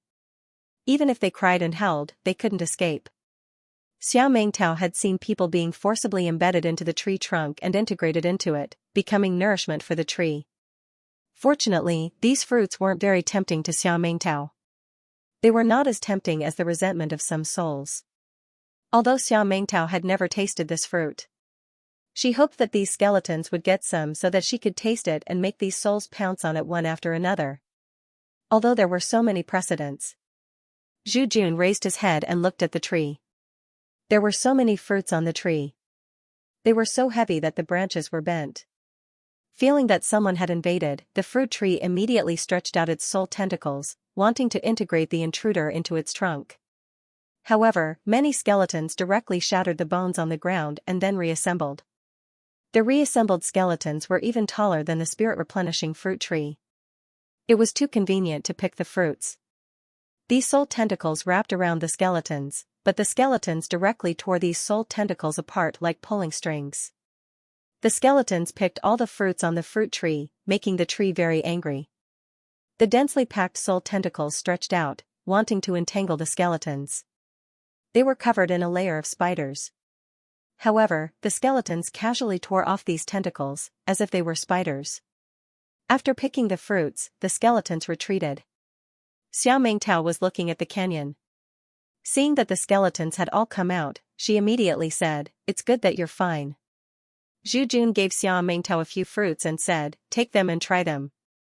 Xiao Mingtao didn't stand on ceremony and accepted the fruit. She wiped it on her body and bit into it. The taste wasn't sweet or bland. It was white, but it did contain a bit of soul force, but not much. After eating the fruit, Xiao Mingtao did not feel that this fruit had the ability to make people go crazy. It was not as good as resentment. Was this thing worth so many souls sacrificing their lives for? So many souls wanted to eat the food that they ate. It was not very delicious. Xiao Mingtao finished eating the fruit and looked at the core. The core was a lifelike curled-up baby. Xiao Mingtao was so scared that she almost threw the core away. She said, "This thing is a little scary." Why did he feel like he had just eaten a baby? Zhu Jun brought the fruits to Ningxu, but Ningxu's soul was so transparent that it couldn't be seen. Zhu Jun could only shout as he walked, "Pai Pai Shu, where did you come out to get things?" We found something for you to eat. Ningxu was speechless. I'm here, Ningxu said. She had now become a person with no sense of existence. Zhu Jun could only follow the direction of Ningxu's voice and handed the fruit to her, but it was still in the wrong direction. Ningxu walked over and took the fruit in her hand. She said, "This is the spirit-replenishing fruit. Before this world became the world of samsara, there were soul stones and spirit-replenishing fruits. Unexpectedly, this world became the world of samsara. The spirit-replenishing fruit tree survived, and it seemed that it would survive better. After all, the world of samsara didn't have many things except souls. The spirit-replenishing fruit tree absorbed souls, which was simply a unique growth environment. Although there was not much soul force in this fruit, it was something that Ningxu urgently needed. The more soul force he had, the more likely he would win." Xiao Mingtao looked around blankly and couldn't see Ningxu's soul. She asked, "How did you become like this? Did something happen?" Ningxu avoided the important and said lightly, "Nothing happened. There was no need to mention the past. It was meaningless to mention it. The most important thing was now. Now, she had to protect her consciousness and will before talking about other things. Only by protecting it could she wander around." Ningxu saw that Xiao Mingtao seemed to be much stronger and said, "You have absorbed a lot of resentment, right?" It was good that she had absorbed it. The resentment had less influence on the world. With a world of samsara, she could have a place to stay. Xiao Mingtao absorbed the resentment, which was beneficial to the world. He said to her, "Continue to absorb the resentment. It can be considered as protecting this world. In the future, this world would be a place for everyone to stay. They must protect it well." Xiao Mingtao nodded, indicating that she understood. However, with her back to Ningxu, this kind of conversation was really awkward. Ningxu ate these fruits without hesitation. He ate dozens of them in a row and felt that he couldn't eat anymore. The help to his soul had also weakened a lot. He stopped eating and told Xiao Mingtao to eat more. Xiao Mingtao was also a soul. Eating this kind of fruit could also strengthen her soul force. Xiao Mingtao waved her hand and said, "I'd better not eat. It's good that I can absorb the resentment. The core of this fruit is a person." Ningxu had long known that the core of the fruit was a person. He even suspected that the flesh of the fruit outside was to provide nutrition for the core inside. Let the core absorb the soul force in the flesh. Could it be that this tree wanted to give birth to life? However, it didn't really give birth to life. He didn't know if this was the case. Giving birth to life was not a simple thing. If this tree could really give birth to life, he wouldn't pick fruits in the future. The help she could get from eating this fruit was also very little. If she let it grow, could it give birth to life in the world of samsara? Ningxu thought it was a little difficult. First of all, the world of samsara was not an environment for living creatures to live in.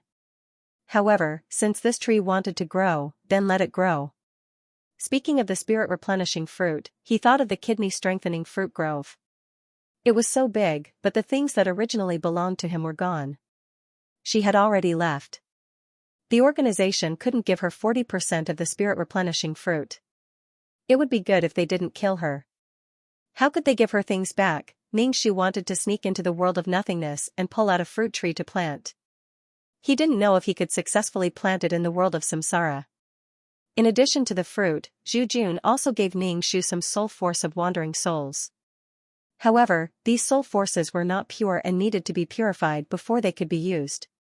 BK Ningxu was walking on a tightrope right now, so he had to be very careful. He would rather not absorb this tainted soul power than lose everything because of this tainted soul power. In his current state, Ningxu felt that he could still hold on. If he really absorbed the tainted soul power, it would be worse. However, the soul power was still very precious. Ningxu asked Zhu Jun to keep the soul power and think of a way to purify it. As for the purification method, Ningxu felt that he could spend some time thinking about it slowly. Now that he had left the organization, he did not need to deal with those miscellaneous matters anymore. He had too much time to do what he wanted to do. Now, he had to deal with the important matters first. Ningxu asked Xiao Mingtao, "Look at the resentment in the soul power. Can you absorb it?" Xiao Mingtao nodded. Yes, yes. However, it was useless to just absorb the resentment. Humans had 7 emotions and 6 desires: love, hate, greed, and obsession. The sole energy that could be absorbed was a kind of pure energy that had nothing else in it. Ningxu endured the pain in his soul and spoke to these people. Not long after, he felt that he could not hold on any longer. After sending everyone away, he squatted to the side and endured the pain of being devoured. This power was especially domineering and unrestrained. It would not stop until it had devoured her. Ningxu used all his strength to stop this power. He had to keep his mind clear, even though it was very painful. However, he persevered. There was a wide sea in front of him, and there was no need for him to be swollen. Ningxu was resisting the damage, but the 3 law imprints on his body had all collapsed. All 3 of them had collapsed in an instant, without any warning, for no reason at all. She was no longer the city lord, so her law imprints were confiscated. Was it because of this, these laws were comprehended by her or obtained from others? What did it have to do with the organization? Could it be because she comprehended them in the organization's law space, so she had to take them back? Since that was the case, she might as well take it back and make a clean break. Even without the nomological imprint, her comprehension was still there and she could still use these nomological laws. The 3 laws collapsed at the same time. Ningxu's heart ached for a moment, but he soon relaxed. He had chosen his own path, and these losses were within his expectations. Originally, the 3 laws had an additional effect. The laws could protect the soul to a certain extent. However, now that all 3 had been lost, Ningxu's situation became somewhat worse. There was nothing in the world that could escape annihilation and death. Only death was eternal. Ningxu directly used the will of death to resist these forces. However, when these 2 powers clashed, it was like pouring boiling water on hot oil. They directly exploded on Ningxu's soul. Ningxu felt the pain. It was as if he was being cut into pieces. However, he could endure it. Enduring it on his own was completely different from enduring it on someone else's behalf. He endured until he saw the light of dawn, but when others told him to endure, he had to endure forever. The most important thing was to try his best to keep his mind clear and not lose his mind. If he couldn't endure it and his will began to weaken, then it would really be over. She had to live to disgust others. Her free life had just begun. Why should she give up so early? Ningxu's side gradually began to gain the upper hand. However, that force suddenly strengthened. It was like a flood dragon coming out of the sea. Ningxu felt that the other party was fighting in her body. Although it was far away, it was using this force to annihilate and kill her. Every time this force moved, Ningxu felt unbearable pain. However, she gritted her teeth and endured it. She also strengthened her side. It doesn't matter. I'll just do it. My own soul doesn't even matter. Ningxu relied on her determination to fight this force. When the other party strengthened, she also strengthened her side. Let's see who would annihilate who first. However, she was at a disadvantage. Because it was in her soul, the pain caused by the battle was all borne by her alone. Ningxu smiled.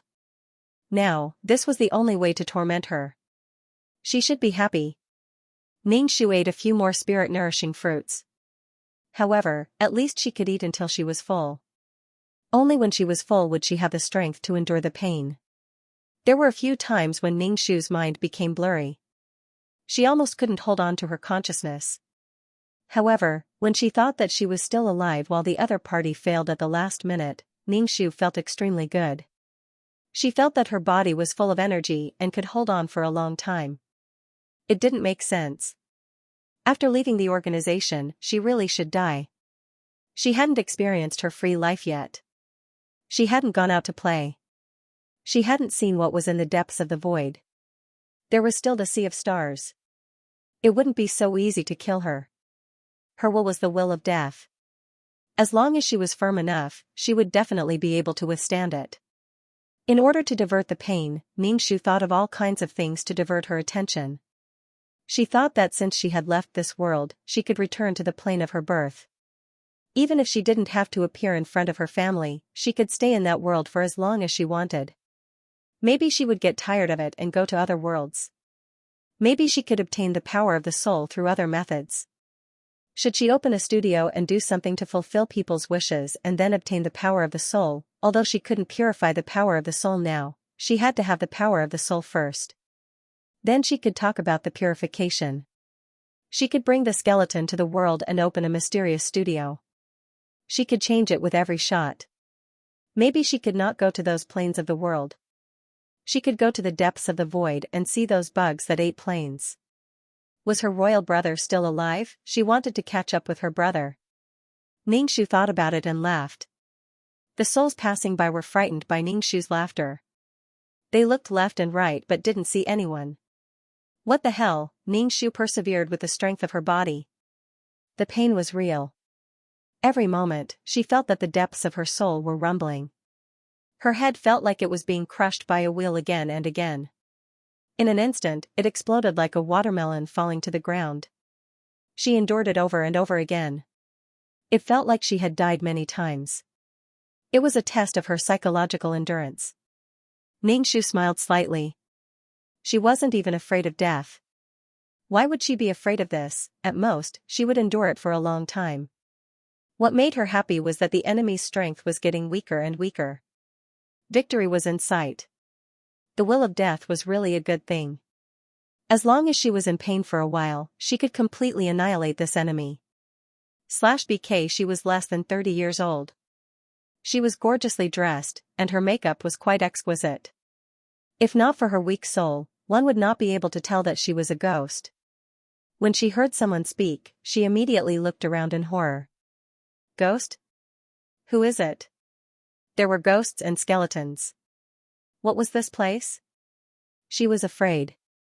Ningxu said, I'm the one who repaid your wishes. You're already dead. What unfulfilled wishes do you have that you need me to fulfill? Now that he could talk to the client face to face, such a task was actually very easy to complete. I'm dead? The woman was a little confused. Finally, she seemed to remember something. Yes, I'm dead.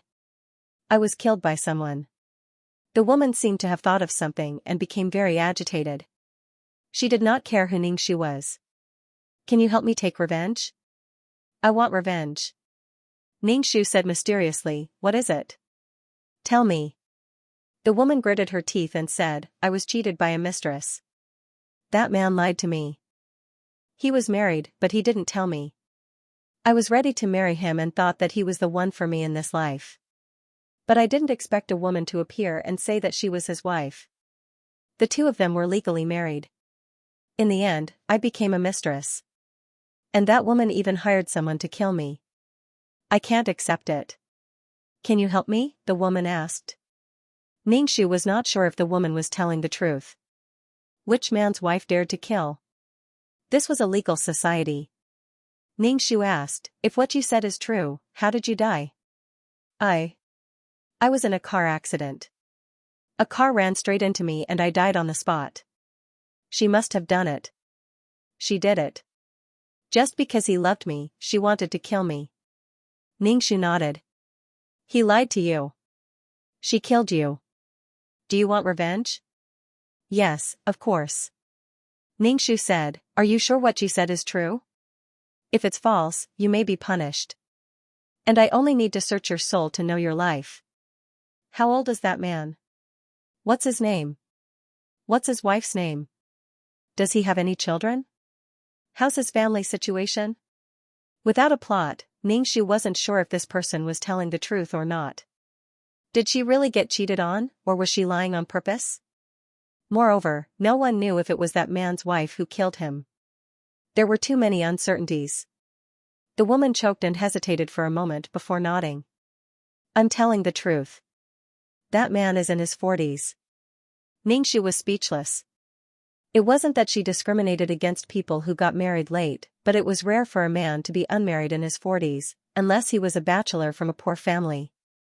Ningxu said, oh, if it's true, then there's no such thing as an idiot's lunch. If you want me to avenge you, you'll have to pay the price. The woman asked, what price do I have to pay? Ningxu said, your soul. The woman's expression changed drastically. You want my soul? I will only extract a portion of your soul energy as a reward. The woman thought for a moment. I've decided not to take revenge. Ningxu could tell from the beginning that this woman didn't have a strong desire for revenge and didn't want to pay a price to counterattack. And most importantly, there were some things that were hidden. Her resentment wasn't strong, and she didn't look like she had a blood feud. Usually, only those with strong feelings could be ruthless enough to pay any price. Ningxu tried to scare her. Since you're here, it means that we're fated to meet. I'll eat you. The woman was so scared that her face turned pale. She was dumbfounded. She thought she could get paid, but she bumped into a demon who wanted to eat her. Are you sure you're telling the truth? When I invade your brain, you'll be in great pain. Are you sure? The woman hesitated for a moment before nodding. I'm telling the truth. Someone else killed me. After pestering her for so long, Ningxu was sure that this woman was not her first client. She wasn't honest. I don't want to take revenge. If revenge breeds revenge, will there ever be an end to it? I'm already one. Let's forget about the past. The woman quickly shook her head. Ningxu curled his lips. It must be the other way around. She was the mistress, but she said she was the mistress. It probably had nothing to do with the man's wife. Ningxu was dispirited. Boring. He took his first business in high spirits and found out that this was the situation. What a waste of time. Ningxu looked at the woman's colorful face curiously. Then, he used the soul-searching technique to search through her memories. He skimmed through her life as if he was looking at flowers on horseback. She was indeed the mistress, but she wasn't the mistress. Instead, she was the mistress. Then, she died in a car accident.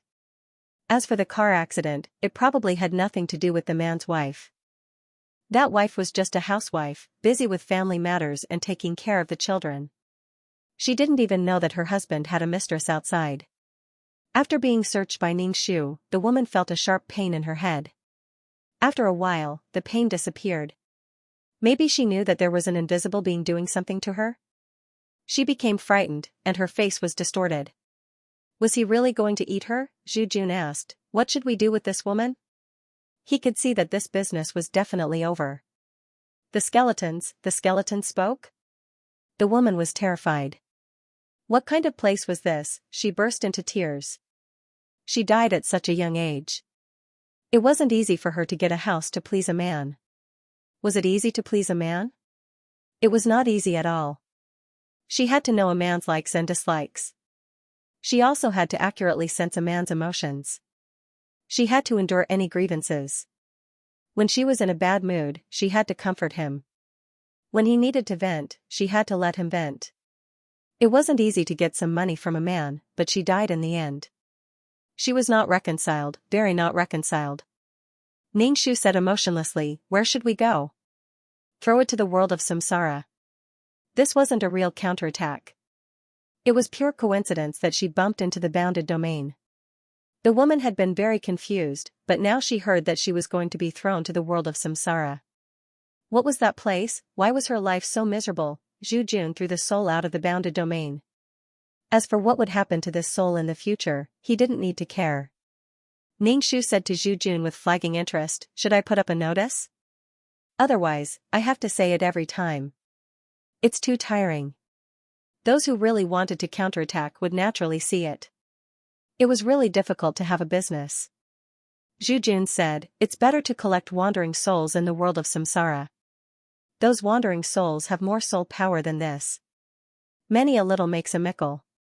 She had to find something to do in her immortal life. She also needed soul power.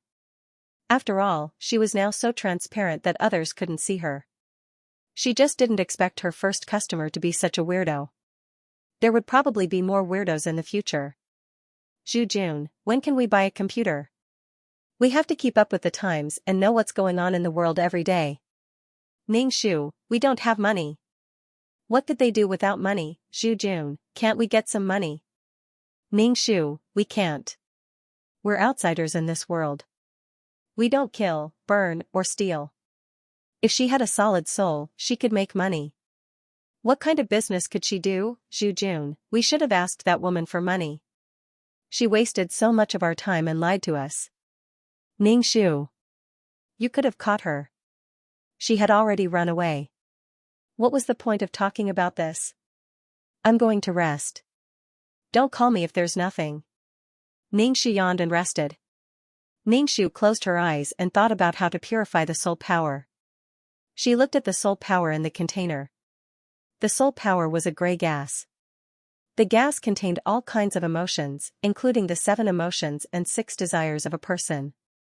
A person's life would be filled with anger, sadness, jealousy, and hatred. No soul was pure unless it was a newborn baby. It had already been purified by the rebirth pool. How could she get rid of the impurities? Ningxu used her mind power to invade the soul power. She wanted to use her mind power to remove the impurities. However, the impurities were attached to the soul power. Normal methods couldn't purify them. Zhu Jun said, "Can't you absorb it directly? Even Xianxia can absorb it directly. Can't you?" Ningxu, I haven't absorbed it before. I heard that it's not good for the soul. Ever since she started doing missions, she had been absorbing pure soul power. Zhu Jun said directly, if you can't purify it, then absorb it directly. Even Peach can absorb it directly. Why can't you? Some things can be turned into treasures. Ningxu felt that if she absorbed it, she wouldn't be able to get rid of it even if she tried. These 7 emotions and 6 desires would give birth to calamity beasts, those extremely stinky calamity beasts. It took a lot of courage to get such a dirty thing on his body. Ningxu still didn't have the courage to absorb such soul power. Zhu Jun said, wouldn't it be better to use these things as your own weapons, just like Peach? Ningxu rubbed his forehead. How could it be so simple? If he absorbed it himself, it was very likely that his mood would become extremely irritable and different. Doing too many quests could change one's temperament, let alone directly absorbing them. Once it was absorbed and tainted, it would be impossible to remove it. Ningxu looked at the balls of soul power in the container. If he absorbed them directly, it would save him the purification process. If he left the organization, he would not be able to exchange for pure soul power. But now that he had left, there was nothing to regret. He would eventually find a way. However, directly absorbing it was also a solution. The side effect was that one's soul would be contaminated. But if he really absorbed these things for his own use like Xianxia, it would become a help to him. But the consequence was that his soul would be destroyed, and he would likely become an existence like the calamity beasts. He would have a lot of time to find a way to purify his soul power. Zhu Jun only gave a suggestion. As for whether he accepted it or not, he didn't care. It was quite boring here. He said, then I'll go back to the world of samsara. I wonder how those little bastards are doing. Ningxu said, then go back.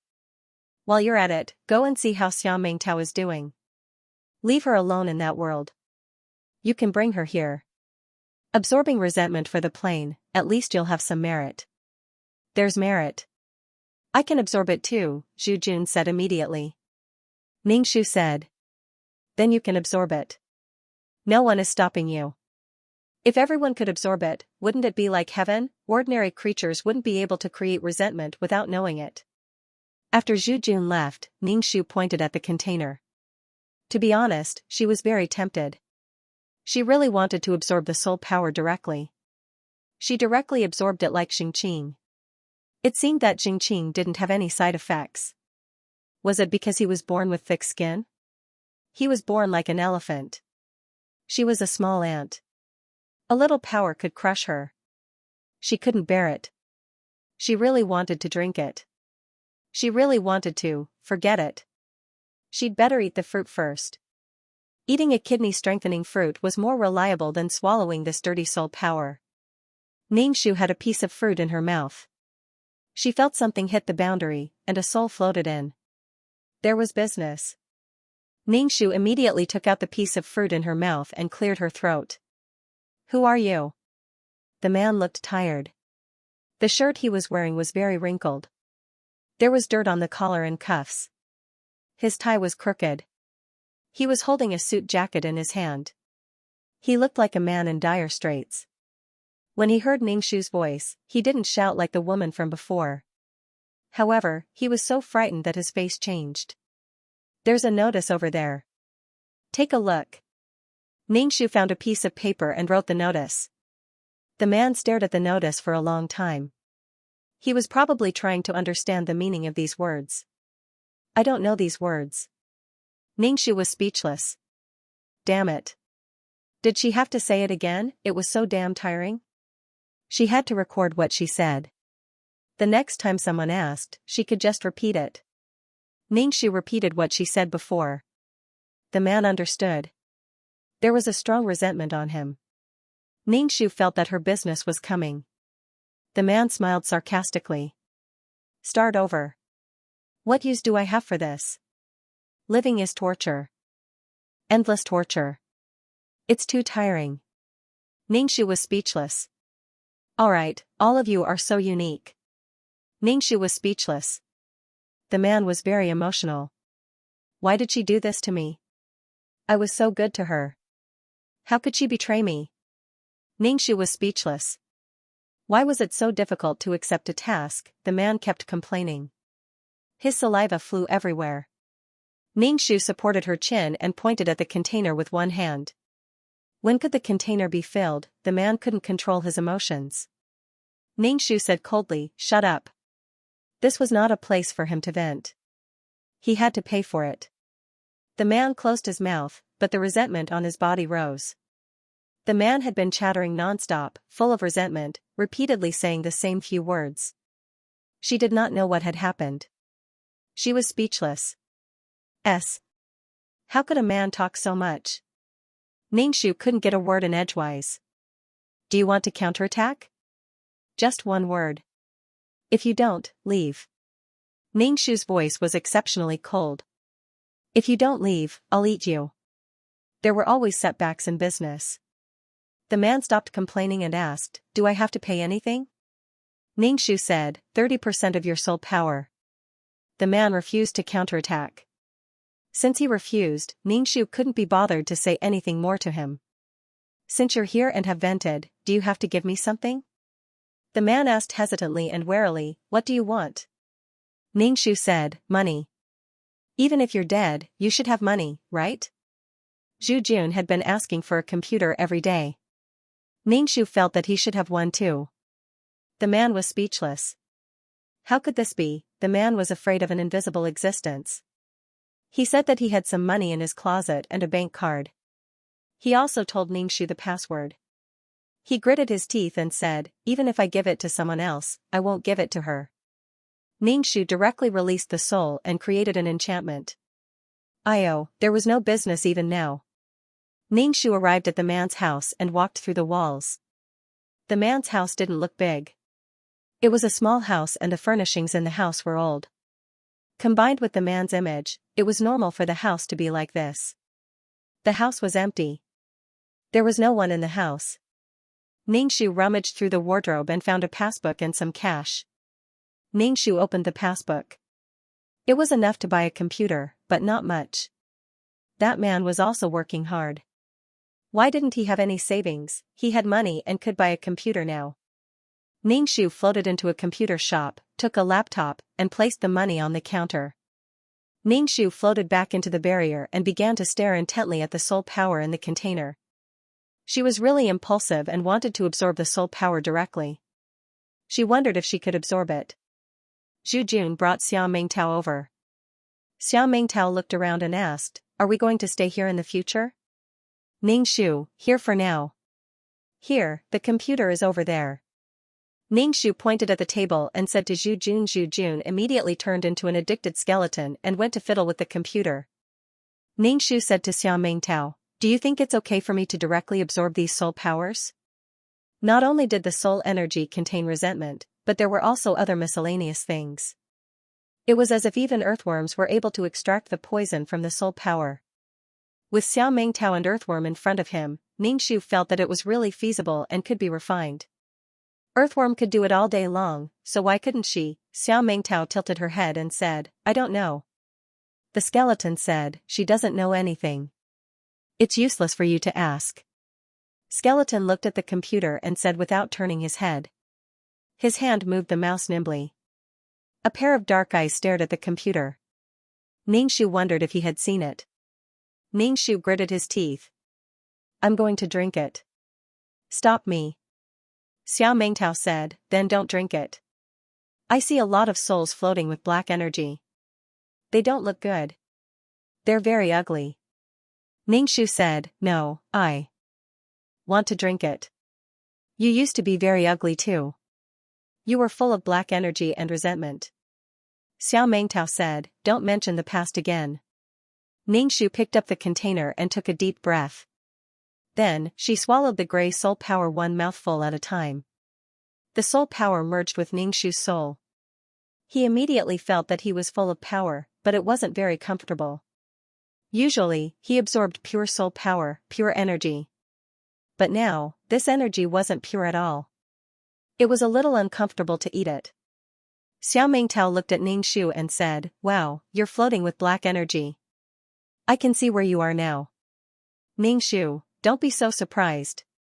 It was normal to have black energy floating around after absorbing this kind of impure soul power. However, the after effects came out. Ningxu felt irritated and uncomfortable. He couldn't help but want to lose his temper. Ningxu lay on the recliner and said to the two of them, it's okay. Don't provoke me. I'm very unhappy now. All kinds of messy thoughts flashed through my mind. It was certain that he was full of hostility. I'm full of F***king power to destroy the world. I'll just endure it. I have to control myself. Xiao Mengtao sat beside Ningxu and asked, why are you doing this? If you don't want to absorb it, then don't absorb it. Why make things difficult for yourself? Ningxu was a little helpless. If it weren't for the fact that I had no choice, I wouldn't want to absorb this kind of impure soul power. It's not that I haven't found a way to purify it. Moreover, Ningxu had seen the impurities in the soul power. If he could really purify them, Ningxu felt that his strength might take a qualitative leap. Ningxu rubbed his head. He felt that his head was about to explode. All kinds of strange emotions and feelings were attacking his mind. In short, it was very uncomfortable. It turned out that absorbing this kind of soul was so uncomfortable. Although it strengthened the soul, the after effects were very strong. These emotions and hostility surged into Ningxu's consciousness like a tide. They roared and wanted to pollute Ningxu's soul. Ningxu built a high wall around his consciousness to protect it. Ningxu closed his eyes as if he had fallen asleep. His body was emitting black energy. Xiao Mengtao asked, do you want me to help you absorb some resentment? Ningxu frowned. No need.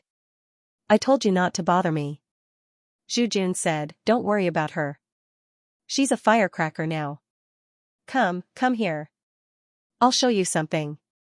Xiao Mengtao didn't care anymore. She walked over and looked at the computer. Zhu Jun clicked the mouse. There was an indescribable image and a special groaning sound. Xiao Mengtao was speechless. Xiao Mengtao was also married. Although she hadn't been with her husband for long, she was still married. Naturally, she knew what this was. Ningxu was speechless. Damn it, what was Zhu Jun doing? Why was he showing this in front of two women? Was there something wrong with him? Ningxu was a little annoyed. Can you be quiet and go away? Zhu Jun closed the computer and said to Xiao Mengtao, come, go to the side. I'll show you something else. Xiao Mengtao quickly shook her head, indicating that she didn't want to go. What kind of things were they showing people? Ningxu opened his eyes and looked at Zhu Jun. If it wasn't for the skeleton, Ningxu would have kicked him. He turned into a soul and his soul turned into a skeleton. In the end, he still liked to watch this kind of thing. Lust. Lust was engraved in the bones of every living creature. Zhu Jun said, I'm just curious why people like to watch this kind of thing.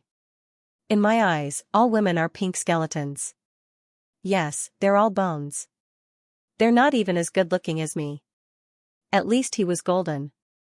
How could ordinary skeletons be good looking? BK Ningxu looked at him silently. Zhu Jun couldn't bear the two women's gazes, so he took the computer and left. By the way, I found clothes for you. You can try them on. Zhu Jun had to receive guests in the future. It was not good to be a skeleton all the time. It was better to wear clothes and look like a human. Picked it up from the garbage? Ningxu said angrily, no, I bought it. Zhu Jun still wanted to say something, but Ningxu had a headache. He said directly, don't talk to me. I'm so annoyed. Zhu Jun took the computer back to the world of samsara, so as not to be disliked here. Xiao Mengtao sat motionless and didn't speak. She looked at Ningxu. Ningxu tried hard to keep his consciousness from being contaminated by these dirty things. He could even resist the power of senior uncle. Couldn't he resist this kind of power? Wasn't it scientific? Was this power stronger than the power that had been erased before? Ningxu had been holding back his anger. He was very irritable, as if a volcano was about to erupt, but the crater was blocked by a stone. It was very uncomfortable to hold it in. Ningxu didn't know if the souls that had absorbed the wandering souls were like him, but Ningxu felt particularly uncomfortable. Maybe it was because he had been absorbing pure soul power, and he usually held an umbrella for fear that his soul would be contaminated. Maybe it was because he had no antibodies and had not been exposed to dirty things, so he felt particularly uncomfortable now. Xiao Mingtao asked in a low voice, are you uncomfortable? Do you want me to help you absorb some resentment? I can't absorb other things, but I can still absorb resentment. It's a little difficult at the beginning. I know. When Xiao Mingtao absorbed the resentment and took it for her own use, she was also powerless. She was anxious and had nowhere to vent it. At that time, there were people who wanted to kill her. Ningxu certainly knew that it would be fine if he endured it, but his soul had not been so contaminated, so he was particularly uncomfortable. After he got used to it, Ningxu felt that he shouldn't absorb such dirty soul power. He should take it slowly and let his soul adapt first. Ningxu waved his hand and said, I know, you don't have to worry about me. They wanted to get used to being contaminated and then take these things for their own use. Understanding was one thing, but doing it was quite difficult. Ningxu wanted to hold his head and roll on the ground. It was really unbearable. There were countless buzzing sounds in his mind. They were neither human nor beast wailing. Ningxu said, let's return to the world of samsara. In his current state, he couldn't accept any business. Moreover, he had just opened and there wasn't much business. It was safer to go to the world of samsara. After all, the world of samsara was his territory. Xiao Mingtao said that she wanted to walk around this world and absorb the chi of resentment. Ningxu told Xiao Mingtao to be careful and return to the world of samsara. Ningxu sucked on a piece of fruit to divert his attention. These filthy things were the darkest side of human nature. They were malicious, ruthless, evil, and filthy. They were as filthy as they could get. Ningxu was like a newborn who had never been exposed to germs. After coming into contact with these things, he had a fever, nausea, and vomited. However, he got used to it after a long time. However, it was really unbearable. All kinds of negative things attacked Ningxu's mind and wanted to contaminate it. Ningxu stopped them and wanted to compress these things together. Like an earthworm, he stored them in his teeth. When he bit someone, he would directly inject poison into the person's body. It was very heavy. The body would be contaminated and then the soul would be contaminated. Like Xiao Mingtao, he collected these things and formed a source of power. Even an earthworm could do it. Why couldn't she? Ningxu tried her best to compress the negative energy, but it was like a spring. Once she compressed it, it would bounce back. Back and forth, over and over again. Ningxu was mentally exhausted. However, he couldn't let his guard down. If he did, he might be drowned by the negative waves. At that time, he would really become a violent person. A person who couldn't control his own actions at all.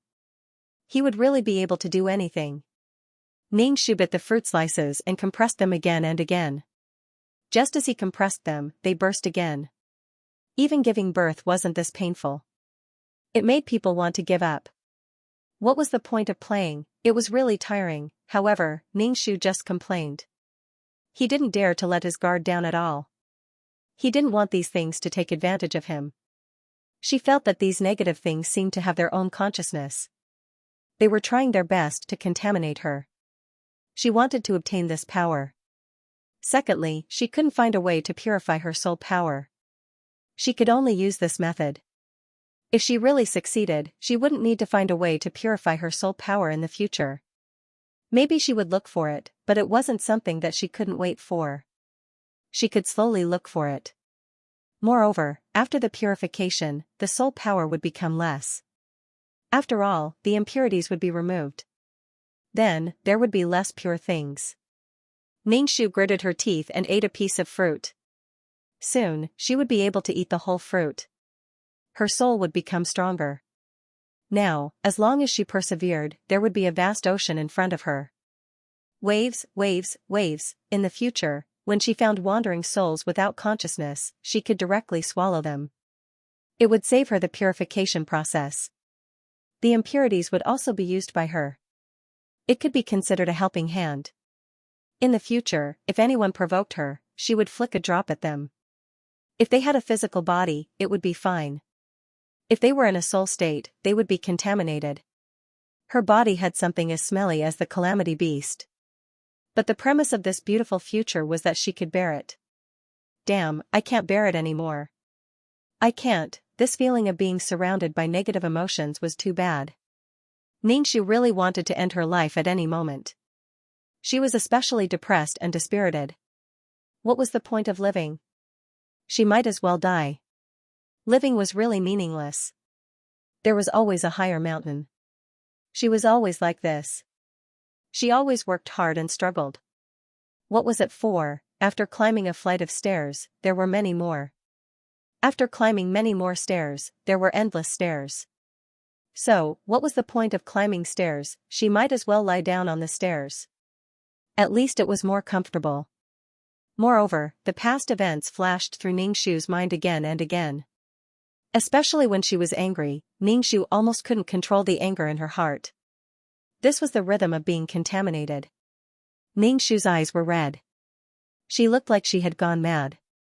Her body exploded with a thick black aura, enveloping her entire body. It was impossible to see her appearance clearly. Ningxu also knew that her current situation was very dangerous, but she couldn't control it at all. /BK I can't control myself. Moreover, Ningxu wanted to devour souls like crazy. He was not hungry at all. Thinking that there were so many souls in the world of reincarnation, Ningxu wanted to devour all the souls in the world of reincarnation. Ningxu resisted the urge. He knew that if he devoured souls now, the situation would be even worse for him. He would not starve to death. However, the feeling of hunger was very scary. Ningxu felt like he was going to starve to death. He couldn't help but want to eat the souls that passed by him. Go, all of you go. You're swaying in front of me like pork knuckles. Are you deliberately making me feel uncomfortable? This was a battle with herself. No one could help her. She could only rely on herself to get through it. Ningxu simply shut off her consciousness and fell asleep, leaving her thoughts in a state of confusion. If he wanted to pollute her, he could dream on. Ningxu's body was emitting black smoke. It was as if he was on fire, a black flame. Ningxu closed his consciousness. Those negative emotions could no longer attack Ningxu's mind. However, his soul was like an inflated balloon. It would deflate and burst. Ningxu endured it and then fell asleep. After some time, Ningxu was woken up by someone. He heard Zhu Jun's voice. Damn, Pippi Shu, you've become black. You're so black. Ningxu looked at his body. It was indeed very black.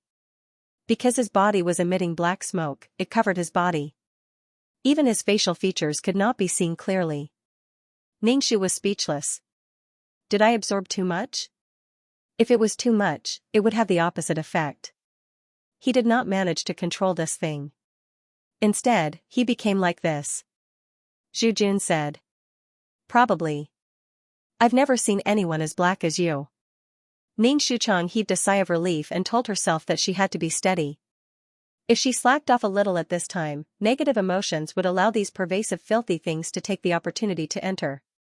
Ningxu smiled. I'm not unhappy now. I'm very happy now. Happy, happy. Zhu Jun said. Xia Mengtao came. She said that her soul has floated to the shop. There's business coming. Ningxu replied, no, I can't do it now. If she went to the world under such circumstances, she would probably be discovered by the heavenly Tao. The heavenly Tao would directly destroy her. If it was something as disgusting as excrement, why not get rid of it? Ningxu was about the same as Calamity. The only difference was that Calamity didn't have consciousness, but she did. Ningxu did his best to compress these filthy things. If he wanted to use them for himself, then he had to conquer them. If they couldn't conquer it, they would be assimilated by these impurities and become the same thing. Zhu Jun said, then I'll have Xiao Mingtao turn down the business.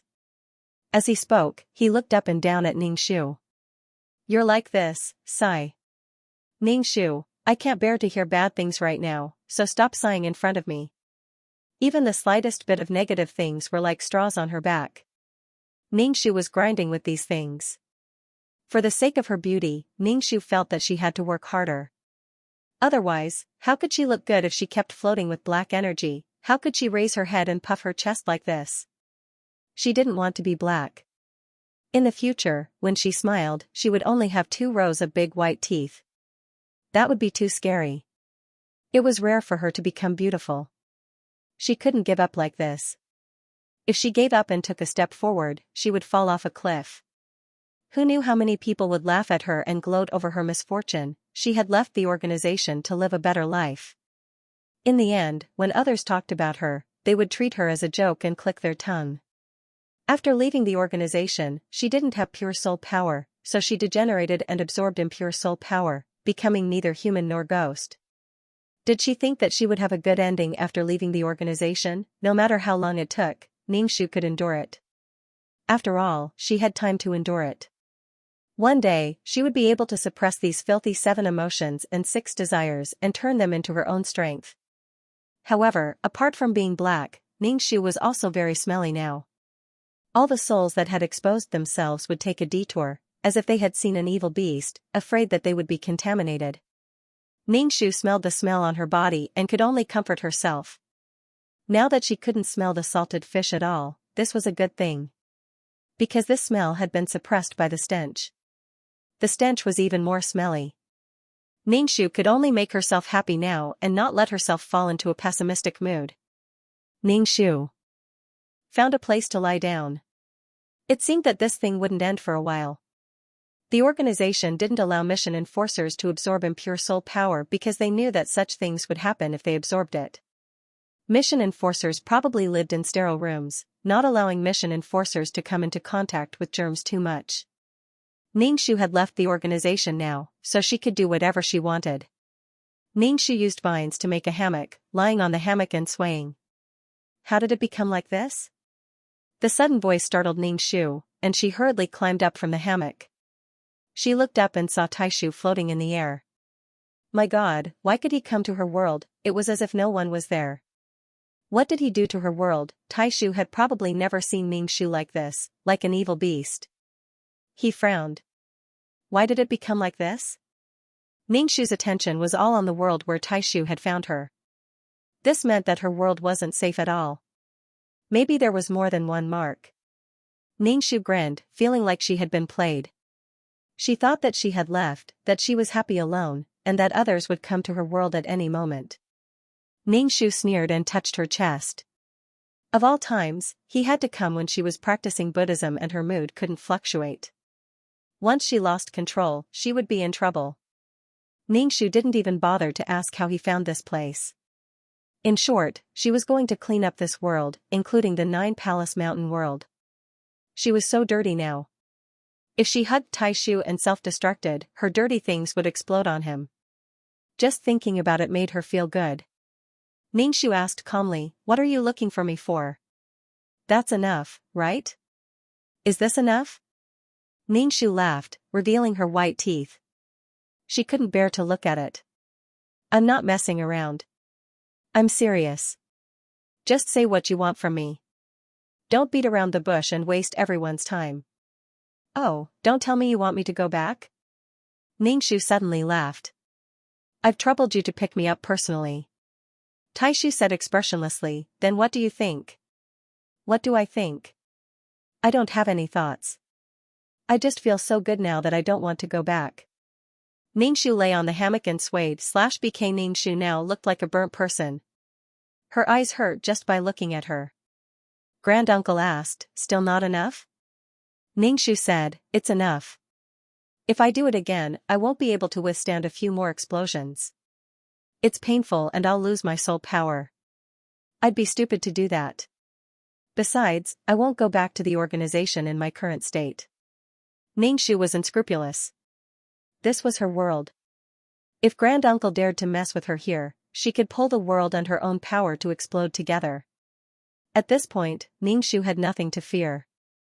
Granduncle said indifferently, go back and strip your soul. You'll naturally be purified. Ningxu shook her head. I did it on purpose. It's my business whether it's purified or not. It's not convenient for me to see guests in my current state. Please leave. Ningxu directly drove the guest away. Granduncle narrowed his eyes, and the glowing lenses covered his eyes. Do you really want to die? Ningxu shook her head. I don't want to die. If I wanted to die, why didn't I explode directly? Why would I explode a part of it? Ningxu said, please leave. Also, don't come to my world casually in the future. This is my boudoir, my territory. Have you asked for my permission to step into my place at will? It's not that I'm going to run back because you came to find me. Then what she had done before was a complete joke. She had to finish the path she had chosen. Granduncle glanced at Ningxu. Do you think this matter is over? Ningxu shrugged. So, what's the difference? It's nothing more than leaving the organization and dying one by one. I don't care. Granduncle snorted. You're going to open a dye house just to give you some color. Ningxu clicked her tongue. Wrong. It's not you who gave me the color. It's me who gave myself the color. What color did the organization give her? But when there was nothing else, they did give her some color. Ningxu asked, it's really unfair for you to lower yourself to this corner. Do you want me to go back and deal with the star rocks? He left the organization and didn't even finish his own business, Grand Elder said. Ningxu said calmly, I've already dealt with the star stone that I obtained from the spatial node of the birth plane. As for the volunteer work after that, I'm no longer in the organization. What's the point of volunteering? I'm no longer in the organization, but you want me to do it. Are you going to pay me back for all the compensation I put down? The more he spoke, the more meaningless it became. She probably didn't know what was good for her. Ningxu waved his hand impatiently. Don't waste each other's time. I'm a furnace now, a furnace that's about to explode. My brain isn't clear, so I don't know what you're talking about. The Grand Elder sneered and disappeared in a flash. As soon as Grand Elder left, Ningxu called Zhu Jun and the others over. He asked them to investigate the world of reincarnation, including the world of reincarnation. Other than the world of reincarnation, the 9 Palace Mountain also needed to be searched. Zhu Jun asked doubtfully, why do you suddenly want to search the world? Someone broke in. This place is no longer safe. Of course, we have to find those hidden marks. He didn't believe that Grand Elder could find such things. Zhu Jun nodded and led all the skeletons to find the marks. Ningxu lay on the hammock and touched his chest. He felt suffocated. Someone broke into the world. He felt uncomfortable as if his private territory was invaded. He was also angry. He always felt that he had left the organization. However, the current situation told Ningxu that it didn't exist. He just wanted to say, F***ck, get out of here. You're making me so excited. She knew that she had to fight these filthy things calmly now. In the end, you came to provoke me. Can't I cultivate Buddhism properly? You did it on purpose. You deliberately wanted me to explode on the spot and become an evil beast. Humph, you deserve death. After cleaning up the marks, I have to solve the soul problem. As long as I can solve it, I don't have to rely on pure soul power anymore. I can directly absorb ordinary soul power. As for going back to strip the soul, extract the soul power, purify it, and then return the soul power. When this thing was being cut, it was as painful as being cut into pieces. The current situation wasn't any better. The pain that went deep into the bone marrow was better than just controlling his emotions now.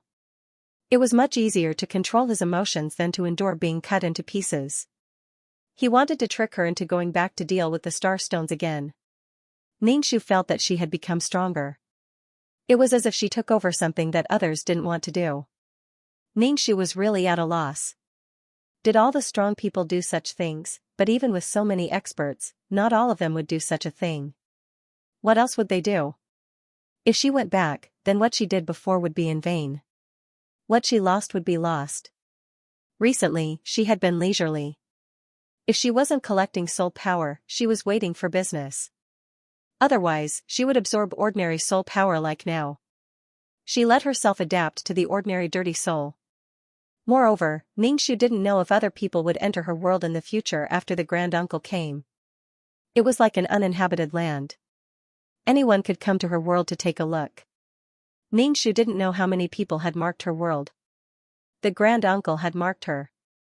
Did the prefect who came to this world mark her? Damn it, if it wasn't for the grand uncle who came and went like a ghost, Ningxu wouldn't know that the door to her world was so wide open. This was her world. How could she allow others to come in? This was her tortoise shell. It was her place to stay.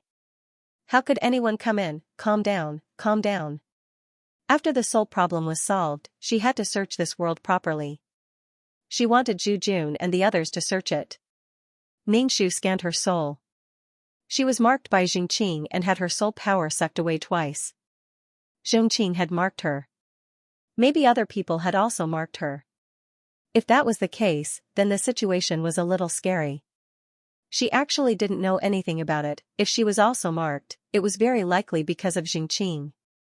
After all, Xianxia was the one who had a relationship with her. Ningxu observed her soul over and over again. She even observed the origin of her soul. If it wasn't the soul power that was marked, then it might be the origin of the soul. The origin of the soul was the foundation of a soul. Most of the souls that floated without consciousness didn't have the origin of the soul. Ningxu scanned herself like a scanner.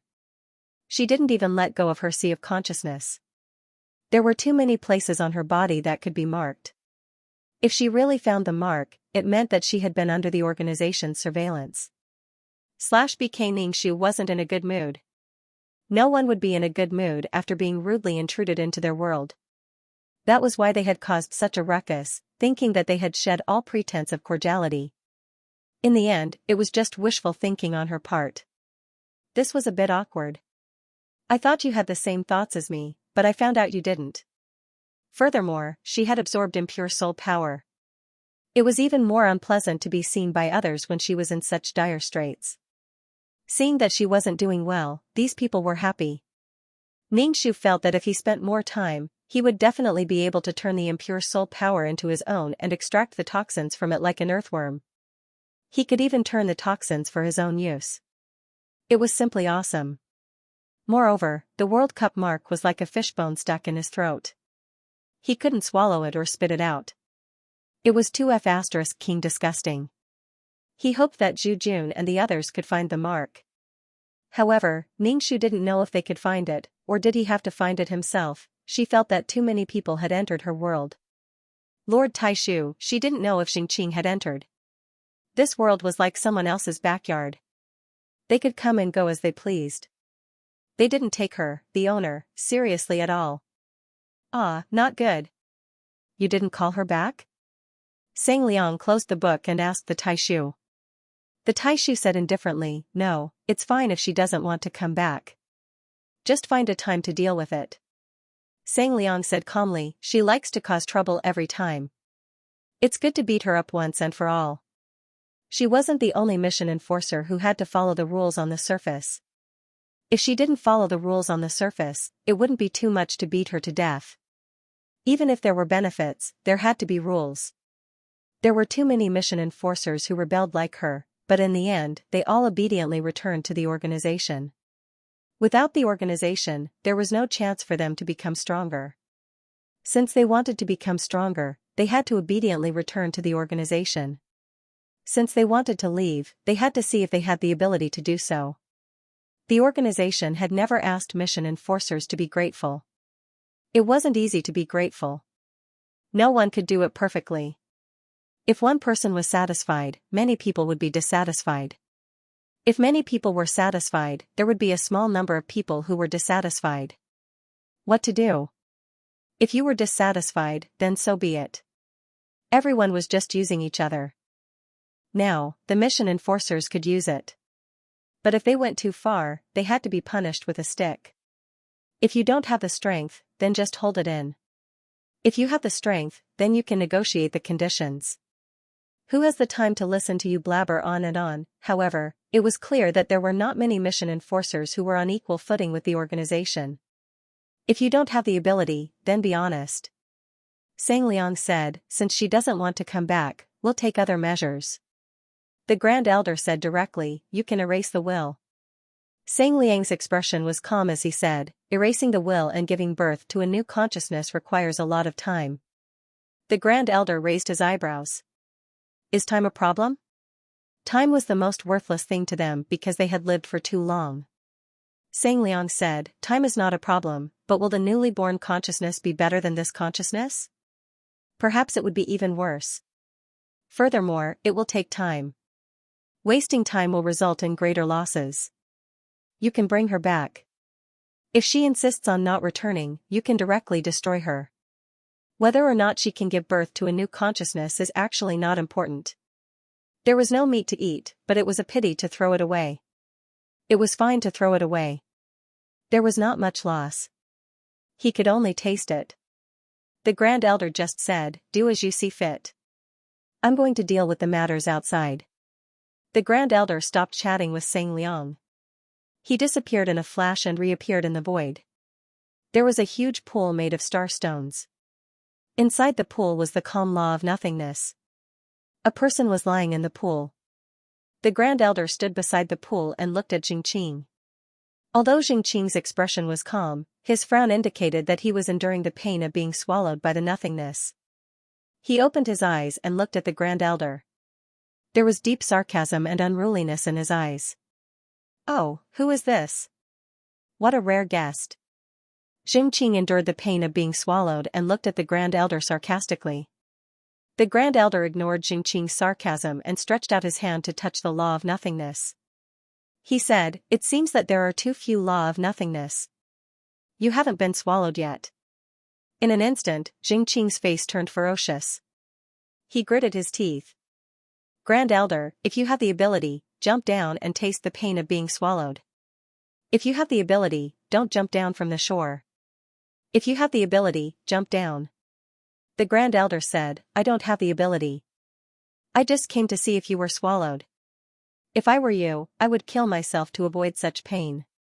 I know you want me to die, but I won't. I will live to disgust you. It's worth it. Why did the law of nothingness give birth to the two of us? Xianxia sneered. He was the most annoying person in his life. I have nothing to disgust you. Whether you live or die has no effect on me. Xianxia really hated the Grand Elder's dead appearance. He slapped the law of nothingness with his hand.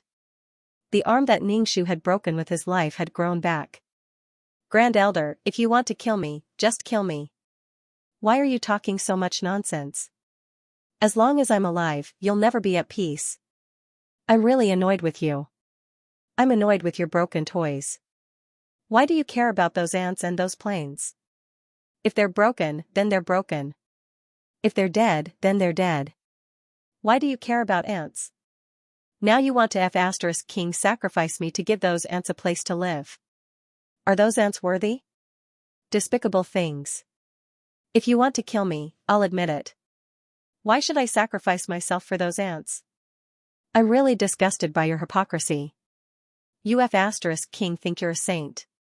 You think you're so great that you want to save the world? Save my ass. The destruction of the plane was caused by those ants. Since they no longer have a place to live, those ants should perish along with the plane.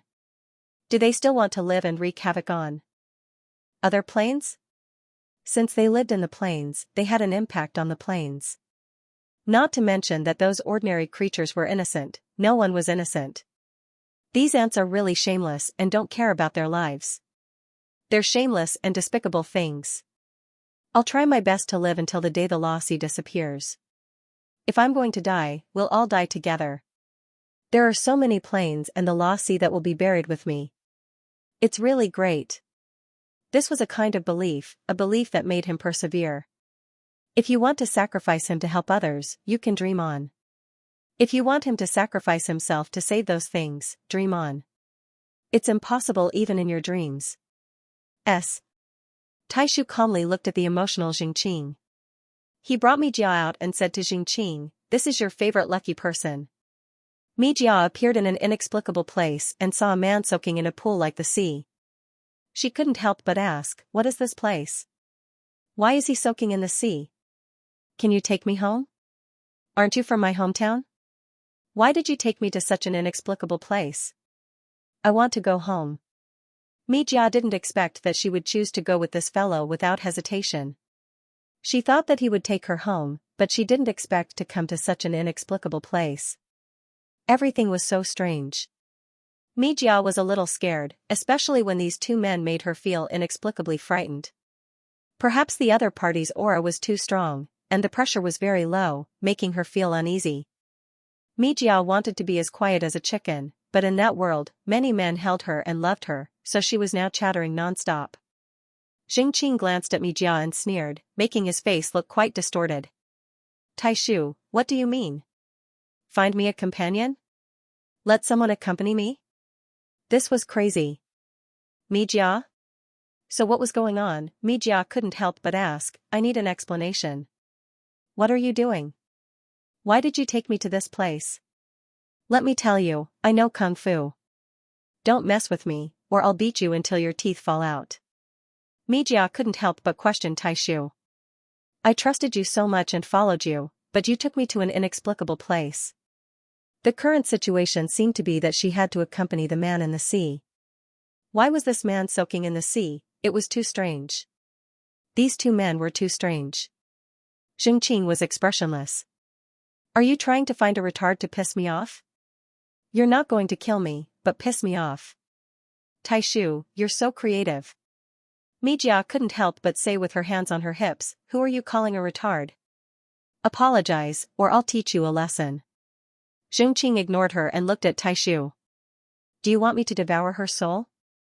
Grand uncle, do you want me to die or not?" Xianxia could devour the souls of other creatures to strengthen himself. Even if he didn't devour them, he was still very strong. He especially liked to devour souls with all kinds of buffs. In his words, what he absorbed was not souls, but the feeling of buffs. As long as Xianxia absorbed the soul, he would become stronger. He might even be able to break through the restrictions on his body. Then, he would be able to escape the law of nothingness and not be devoured by the law of nothingness. So, he gave it to him to devour so that he could become stronger and live longer. "Grand uncle, you're wrong. I just want you to watch her."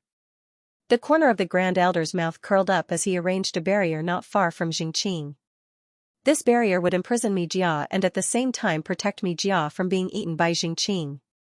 Xianxia was speechless. "Bastard. So, you're here to piss me off?" Xianxia sneered. "When did you become so bored? Do you think that just because I have a woman by my side, my mood will fluctuate and I will be quickly swallowed up by the law of nothingness? What a joke. Would my mood fluctuate when I see an ant? Even if there were fluctuations, it would be like eating ants, like an anteater eating ants." Mi Jia was speechless. What are you guys talking about? Why can't I understand at all? However, it was obvious that these two men didn't put Mi Jia in their eyes and didn't ask for her opinion at all. Mi Jia was so angry that she spat fire. "Hey, you two chauvinist pigs, did you hear what I said? I don't want to stay here. Also, I need your explanation. I trusted you so much and followed you without asking anything. How did you repay my trust? Don't you feel guilty?" The Grand Elder didn't say a word. He directly threw her into the barrier and turned to leave. Mi Jia was so angry that she clenched her fists and waved them at his back. Just as she was about to escape, she bumped into something invisible. With a bang, her forehead turned red. After all, she had stayed in the Xianxia world for a while. Of course, Mi Jia knew that this was a barrier and she was locked up. What the hell is going on here? Mijia rubbed her stomach. She felt that she hadn't eaten for a long time, but she didn't feel hungry at all. Sigh, really. She thought that she could go home, but in the end, she was locked up in this place, accompanying a man who liked to take baths. Mijia was a little bored and turned to look at Jingqing. This man had long hair and was submerged in the water up to his chest. His face was cold and sarcastic. He frowned tightly and looked a little painful. Mijia asked, "Who are you? Why are you lying in the water? What's your relationship with the man with glasses? Why do you want me here?" Jingqing turned to look at her and said coldly, "Shut up." Mijia said, "There are only two of us here. Who are you being so cold to? Let's talk." Mijia was very confused now. There was no one else here, so she could only ask this man. He looked good, but his personality was too bad. In that place, those men were good to her even if they were overbearing. There were also some who were gentle. Even if they were cold, they would eventually become as gentle as ice. Jingqing smiled evilly. "Woman, your appearance as a confidant is really disgusting. Do you know that you are already dead? You are now a spirit, a ghost. Do you think that I will have a special love for a female ghost? Love? What the hell was that?" It was something that weaklings would do to keep each other warm. It was something that would only make things more conspicuous. When they were lonely and wanted someone by their side, love came into being. Because of love, they got close to each other. Because of physical desire, two bodies hugged each other because of desire. Your pretentious appearance makes me so disgusted that I don't want to eat you. Mijia was dumbfounded. She had never seen such a bad person. How did he survive until now with such a poisonous mouth? But now Mijia was shocked by another thing. "I'm dead." Dead? Mijia only then noticed that she was wearing a woman's shirt and jeans. It was a completely modern outfit. It was not the thin and sexy clothes of the ancient times. She touched her face and could not help but cover her face with her hands. How could it be? How could I be dead? Why didn't she feel anything?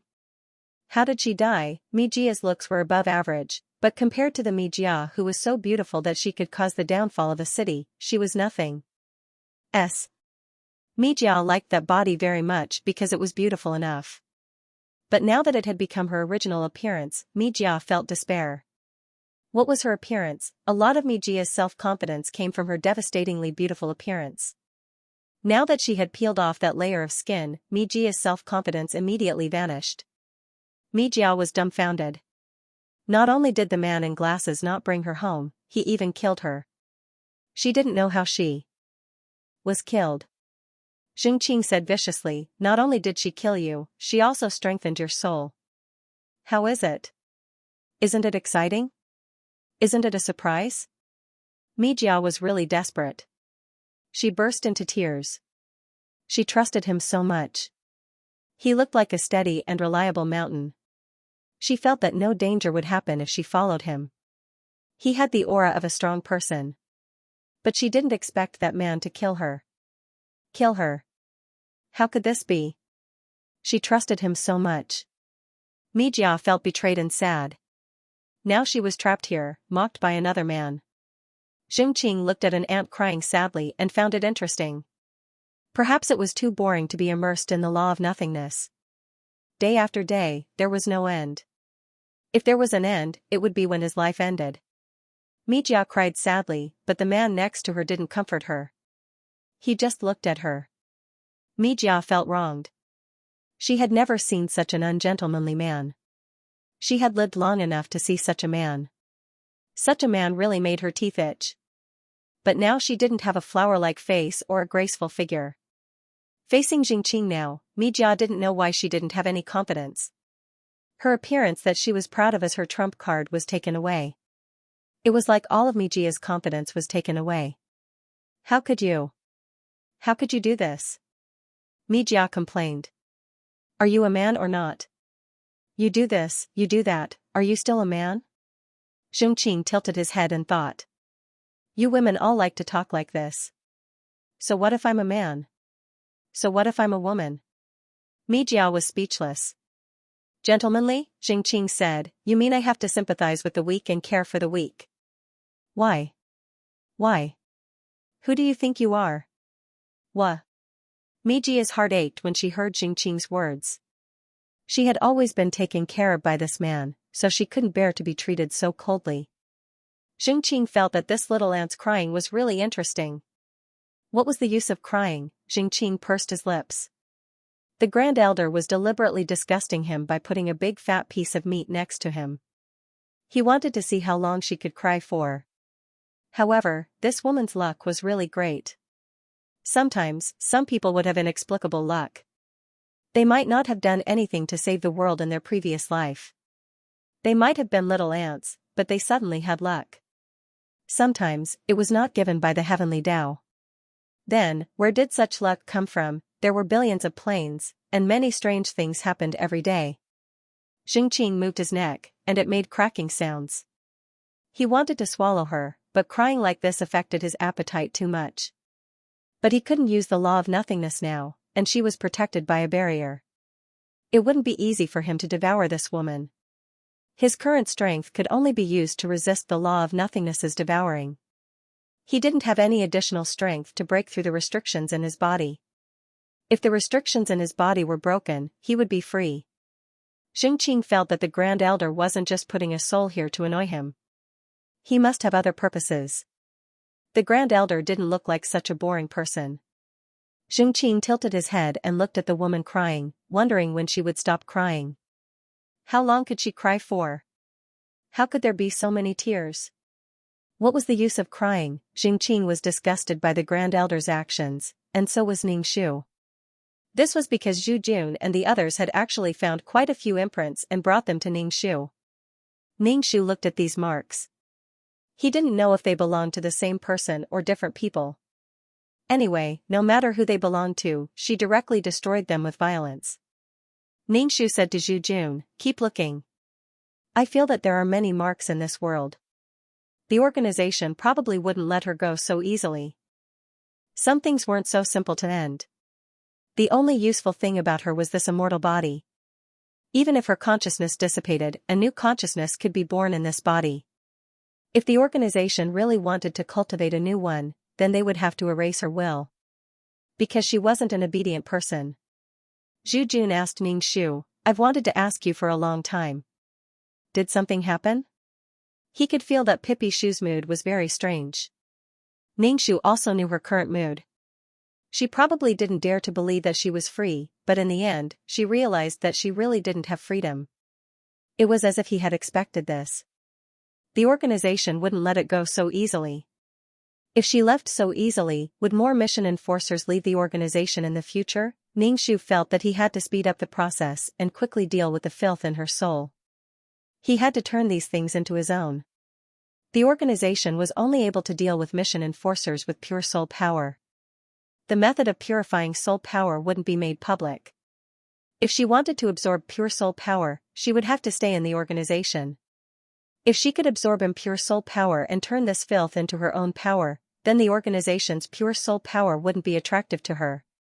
She wouldn't pretend to be obedient to the organization because of pure soul power.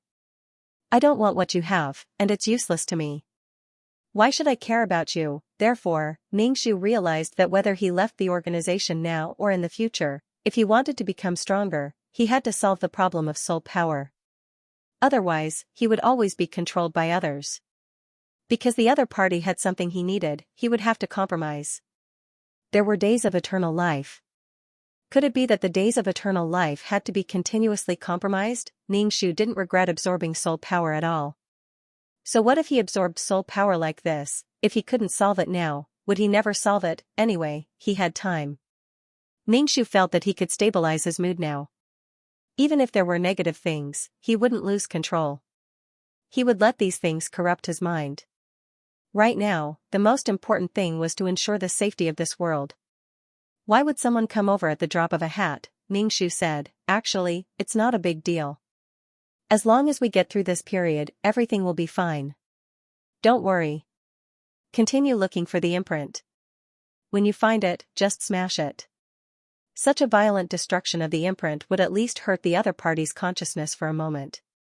Although it would only hurt for a moment, Ningxu felt very comfortable. She was telling you that the thing that marked your world had been found and destroyed by her. I'm just telling you clearly, don't think about my world. It felt like an outsider had installed a surveillance device in her house, monitoring her world at all times.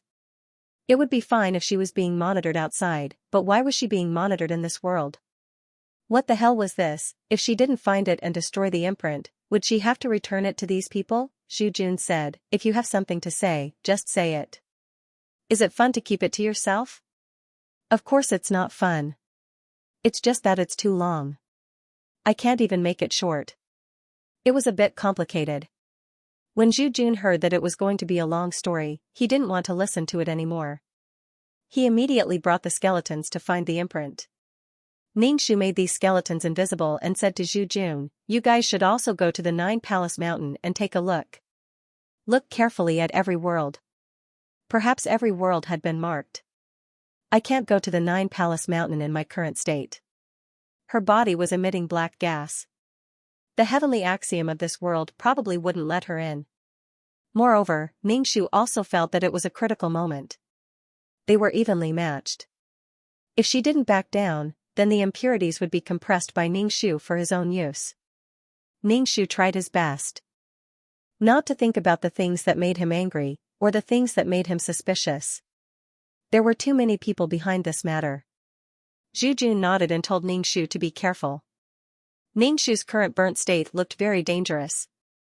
If he couldn't control himself, he would probably be crippled.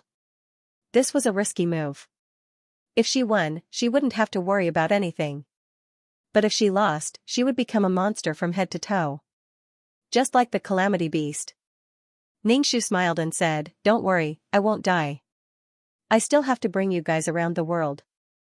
Our goal is the Sea of Stars. There are plenty of places waiting for us to go. In order to wander around, Ningxu would not let himself die and become a mindless monster. Xu Jun instructed, then be careful. Do you want to call Taozi back to stay by your side? If you can't hold it in any longer, let her absorb some resentment. Ningxu said, no, I can do it. The earthworms could do it, and so could Xiao Meng Tao. Why couldn't she? Perseverance was victory. She just wanted to use negative thoughts to attack her heart. She just had to endure it. She wants to be a Buddhist fairy now.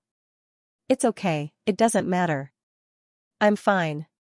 Ningxu compressed these filthy things again and again. Every time he compressed them, the rebounding force would be stronger. However, Ningxu had been persevering. Dripping water could penetrate a stone. He could endure it even if he had to endure it for a long time. If someone came to look for trouble, he would directly use his dirty body to hug the other party and self-destruct. Dirt would splatter everywhere, and it would feel great. Ningxu was like a boulder. He allowed the tide to hit him.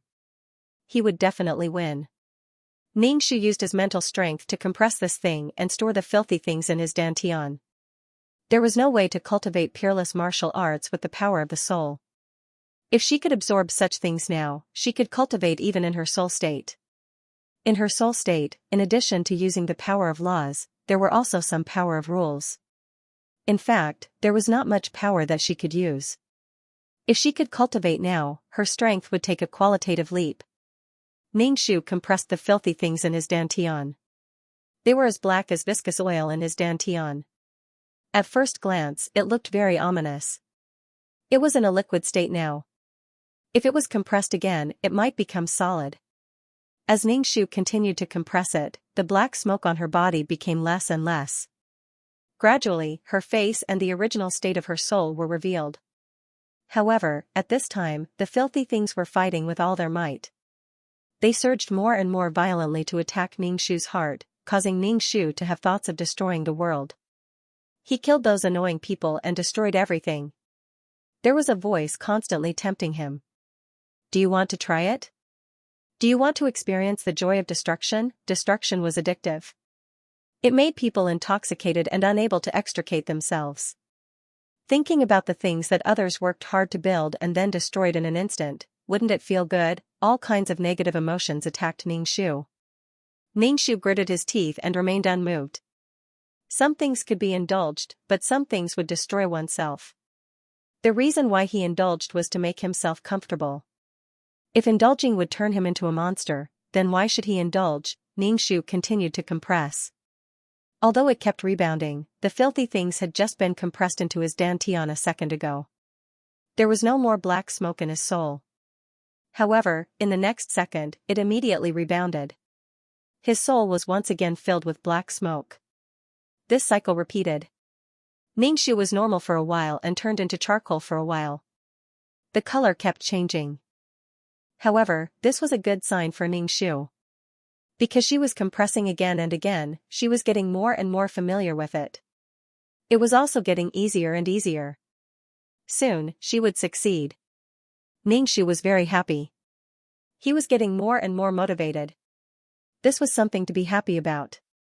There were wandering souls in the world of reincarnation. There were also wandering souls that didn't know how to enter the world of reincarnation. Once he found these wandering souls, he could directly devour them. He could directly skip the purification process. Moreover, he had one more method. It couldn't be any better. Zhu Jun and the others searched the world of Nine Palace Mountain carefully. When they returned, they said to Ningxu, "I didn't find any markings in the world of living beings. They are probably in the world of reincarnation." Ningxu asked, "Then, did you see the world of the 9th level?" The 9th level is also a world of reincarnation. However, it is a deformed world of reincarnation. Zhu Jun shook his head and said, "It is not a world of reincarnation. It is a barren world." Ningxu? If it was not a world of reincarnation, how could it be? He remembered that there was a rebirth pool. Zhu Jun said, "It is indeed not a world of reincarnation. There are no flowers or rebirth pool." Ningxu was a little confused. Could it be that the world realized that it was deformed and decided to change? Now that it had become a barren world, it was slowly evolving into a world of living beings. Ningxu. Is this possible? This was also possible. However, it was good that it changed. It was a deformed reincarnation era. One could only leave but not enter. A world was wasted just like that. If it slowly evolved into a world of living beings, it might evolve into a world of living beings. It was better than being empty. He remembered that there were some wandering souls in the deformed world of samsara, as well as some souls that were put there by His Excellency. Now that the rebirth pool was gone, all the souls should have been reborn. Even if they were not reborn, they were probably being used by the world to evolve. Ningxu could not interfere with the evolution of the world. As for how it would evolve, it was up to the world itself. Zhu Jun said, "Instead of looking for the mark everywhere, why don't you check if you are marked? Is it easier to find the world than to find you? Can't you just find yourself?" Ningxu said, "I have checked my soul over and over again. I should not be marked. If it is a mark that I can't find, I should not be able to detect it in my current situation." Ningxu also checked these skeletons. What if the mark was planted on these skeletons? He probably knew that even if she left the organization, she would not throw these skeletons away. Zhu Jun asked, "What are you going to do next?" Ningxu said, "I don't have any plans. First, I will solve the problem of the soul and then find someone to talk to." Some things were bottled up in her heart. She had to clarify them. Zhu Jun did not say anything. He left with a large group of skeletons. Without looking back, he waved at Ningxu and said, "I will find more wandering souls for you." Zhu Jun knew that Ningxu was in trouble. Ningxu's life was also related to their life and death and where they would go. After they were created, they did not know what the future would be like. Ningxu continued to compress the filthy things, compressing them into her dantian. After countless bounces, Ningxu finally managed to compress these things firmly in his dantian. His soul also recovered its freshness. Ningxu finally let out a long breath. It was really not easy. This was not a fight where you beat me up and I beat you up. Instead, it was a long period of mental depression, shrouded in all kinds of negative things. It made him feel painful, dejected, desperate, and lonely. Although there was a group of skeletons, this kind of thing depended on Ningxu alone. If he couldn't make it, he could only become a monster. Without any intelligence. Fortunately, he managed to endure it. Even if he did, Ningxu felt mentally and physically exhausted. He felt as if his entire body had been hollowed out. Ningxu lay down, motionless. In this situation, she needed to stabilize herself. She couldn't rashly absorb more soul force. Once the situation stabilized, he could absorb as much as he wanted. He didn't need to absorb the pure soul energy, and he could still make himself stronger. Although this thing might not really corrode, to some experts, if they were really touched by it, they could just cut off their arm and dig out the contaminated area. But the advantage was that it was disgusting. Moreover, the weaker ones would be corroded directly. It was a good way to play dirty. It was very troublesome to be contaminated. One had to think twice before provoking her. Ningxu was probably a person who was covered in poison. One touch and he would be poisoned. In the past, he wasn't well liked, and now, he would probably be even less well liked in the future. Ningxu felt that this was quite good. Don't let people provoke her for no reason. Ningxu took out the god-beating whip. She wouldn't give it to you. She wouldn't give it to you. Let's see what you can do. So what if I set it up? I'll make sure you can't get the god-beating whip. Did you think that setting up a trap wasn't tiring? Of course, it was tiring. This included many people. Setting up a trap was a method. Breaking through 10,000 tricks was also a method. The more they wanted the god-beating whip, the more Ningxu wouldn't give it to them. The more she felt that the god-beating whip was a good thing. I won't give it to you. Now, she had lost 40% of the kidney-strengthening fruits in the orchard. If she left the organization, they wouldn't give it to her. Even if she went back, they wouldn't give it to her. So what was the point of going back? Even if she was chased around by the organization, she was willing. It was his choice to be killed. Ningxu realized one thing, and that was that others didn't listen to her at all. It was as if everything she said was a joke. If you didn't say anything, it meant that you agreed. Alright, you didn't have any objections. You said it, but others didn't take it seriously at all. Why are you still standing there? What's the point? This was because she was too weak. Because she was weak, she didn't need to have any objections. She didn't have the right to speak. Now, she didn't want the right to speak. She didn't want to squeeze in front of them. She didn't expect to have any right to speak. She didn't want it. Ningxu exhaled. She stood up and jumped to make sure that the filth in her dantian wouldn't dissipate again. Then, she compressed it again. The filth was now in the form of water. She had to compress it into a solid state so that it wouldn't bounce back so easily. Returning to her original appearance, Ningxu touched her face. It was better to appear in front of others now. She wouldn't appear in front of others with a helpless look. She wasn't begging for sympathy or pity. What was the point of looking so pitiful? Ningxu jumped to Water City. She was no longer the city lord of Water City because the laws had collapsed. As for the city lord medal, Ningxu could just leave it in the consultation room when the time came. Ever since she became the city lord, Ningxu hadn't received many taxes. On the contrary, she was always in trouble. Ningxu walked into the restaurant and said to the waiter, "I'm looking for Shubai. Please inform Shubai that I'm Ningxu and I'm looking for her."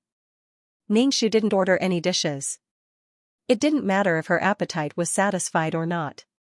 Moreover, she didn't have any merit points to pay now. She was here to ask some questions. Ningxu sat in the hall and waited. After waiting for a while, Shubai didn't come down. Instead, the waiter came down and said to Ningxu, "Sir, the boss is waiting for you in the private room upstairs. Go upstairs and turn left. It's the last private room." Ningxu thanked him and went upstairs. When he pushed open the door of the private room, Shubai was sitting on a chair. When she saw Ningxu, she smiled. As usual, she poured a cup of tea for Ningxu and said, "What would the city lord like to eat?" Ningxu said faintly, "You don't have to call me city lord.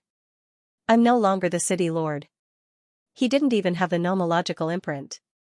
How could he be the city lord? When he came back here again, he felt that things had changed. Shubai nodded her head and said, "Then what would you like to eat? I'll treat you. Serve me all the delicious dishes." After all, he might not come back in the future. Shubai nodded her head and said, "Okay." The two of them were silent. When all the dishes were served, Shubai took the lead and said, "Try some. This is the restaurant's newest dish." Ningxu picked up his chopsticks and said, "I want to try it and see if it tastes good. I want to see if it will improve your restaurant's business." Ningxu tasted every dish and nodded his head. "It tastes good."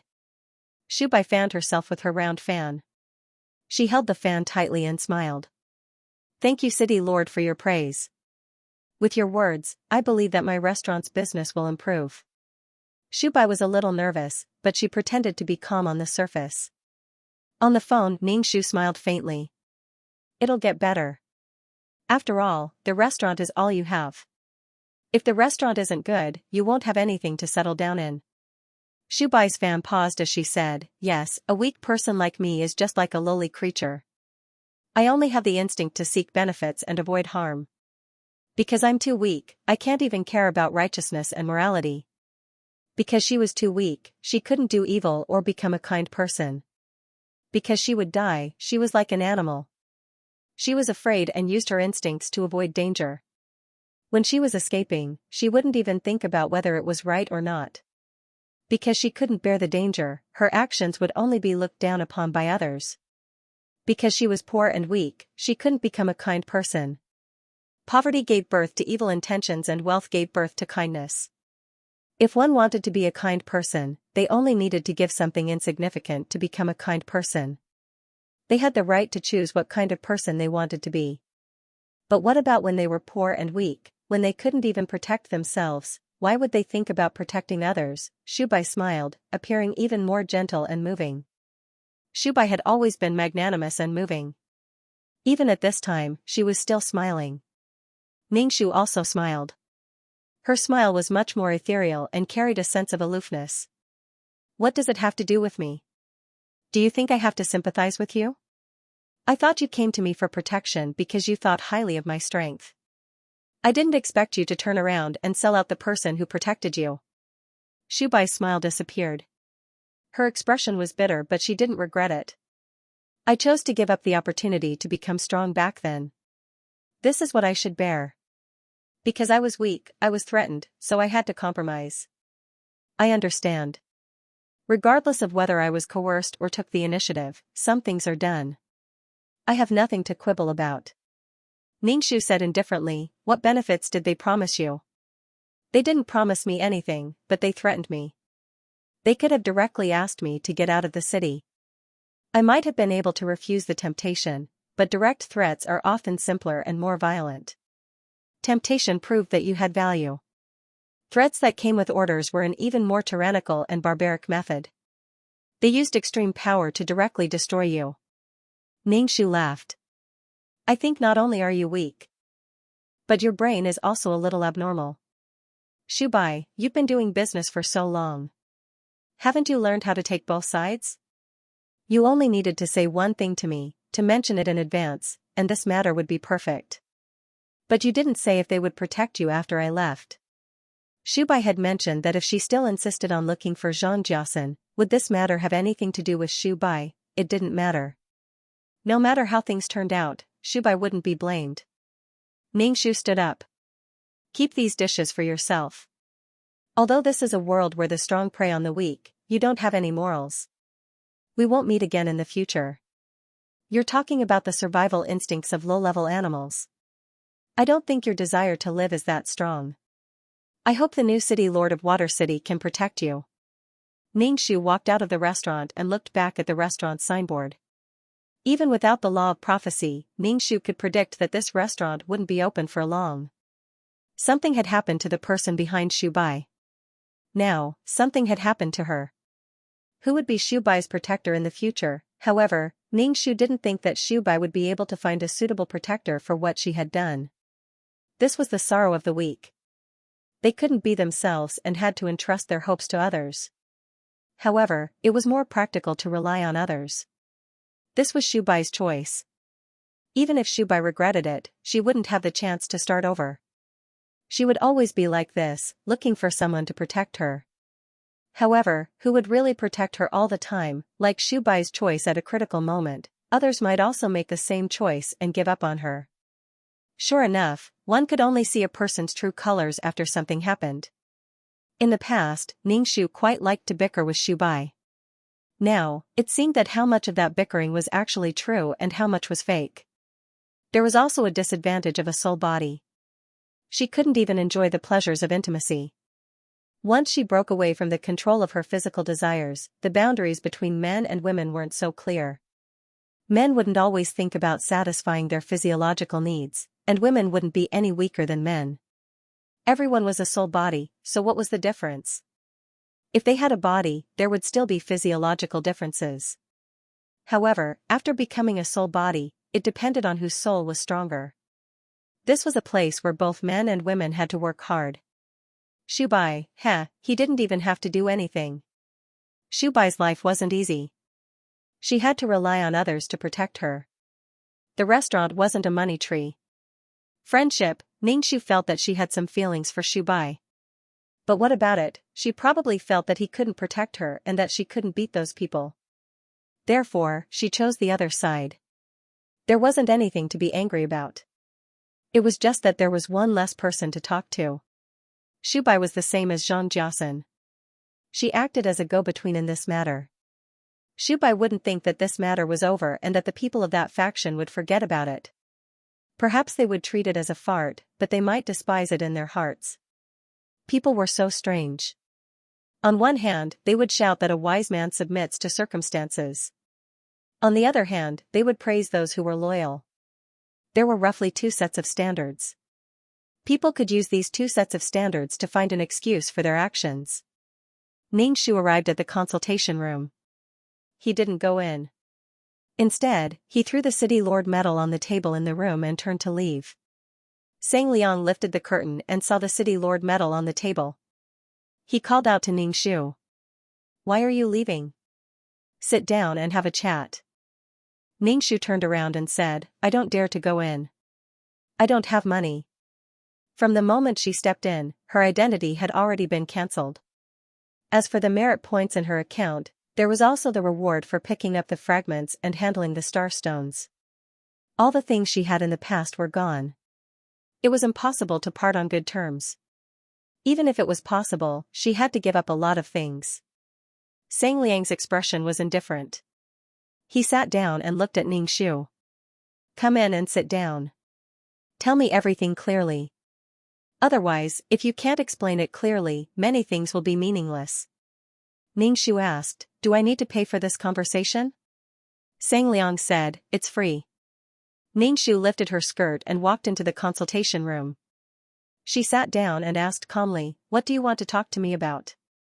Sang Liang asked, "Leaving the organization just like that?" Ningxu asked back, "Otherwise?" If she didn't leave the organization like that, she would have to hold a farewell ceremony and be reluctant to leave. BK She was afraid that the black muzzle of a gun would be pointed at her again. Although she wouldn't die, it would hurt her body and her soul.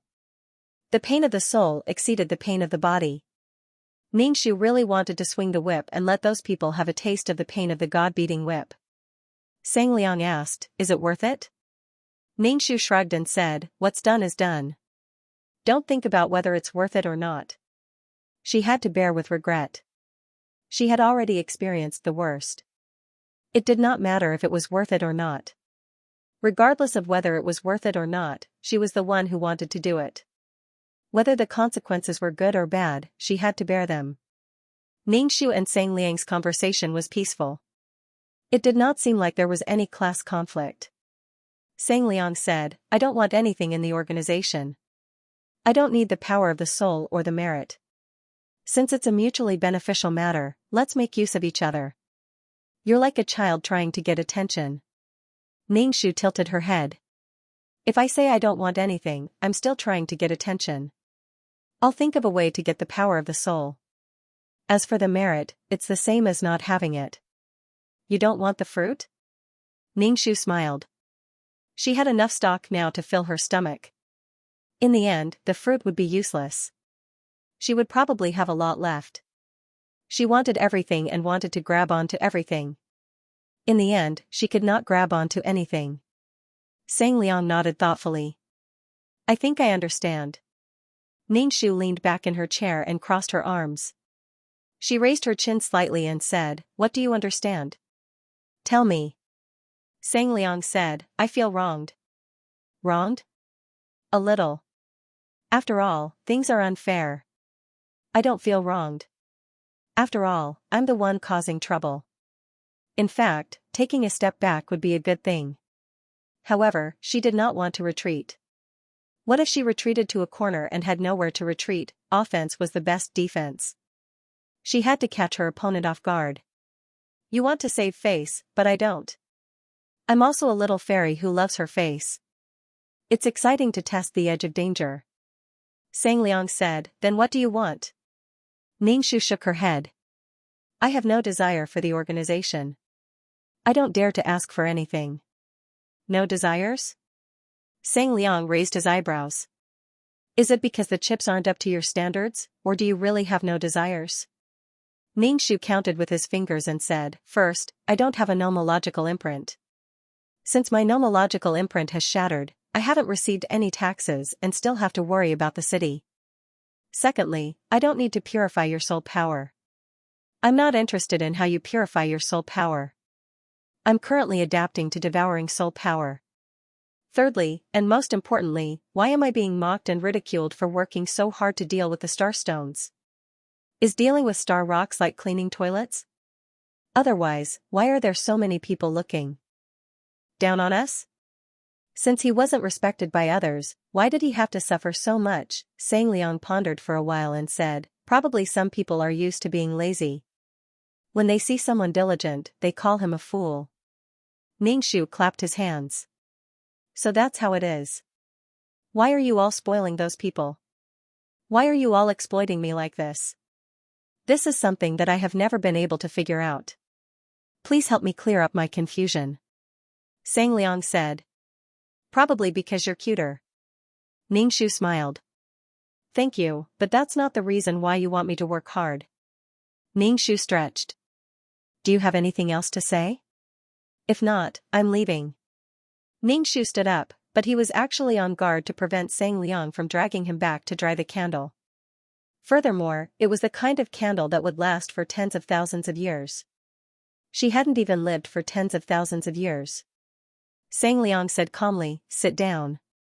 Why are you leaving when we haven't reached an agreement?"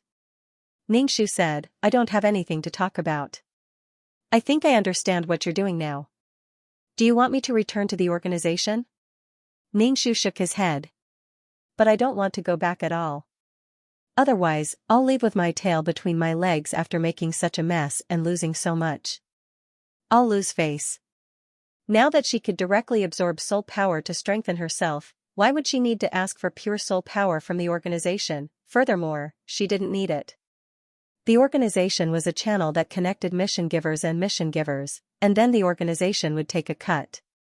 Everyone was mutually beneficial, and there was no need to talk about who would give who.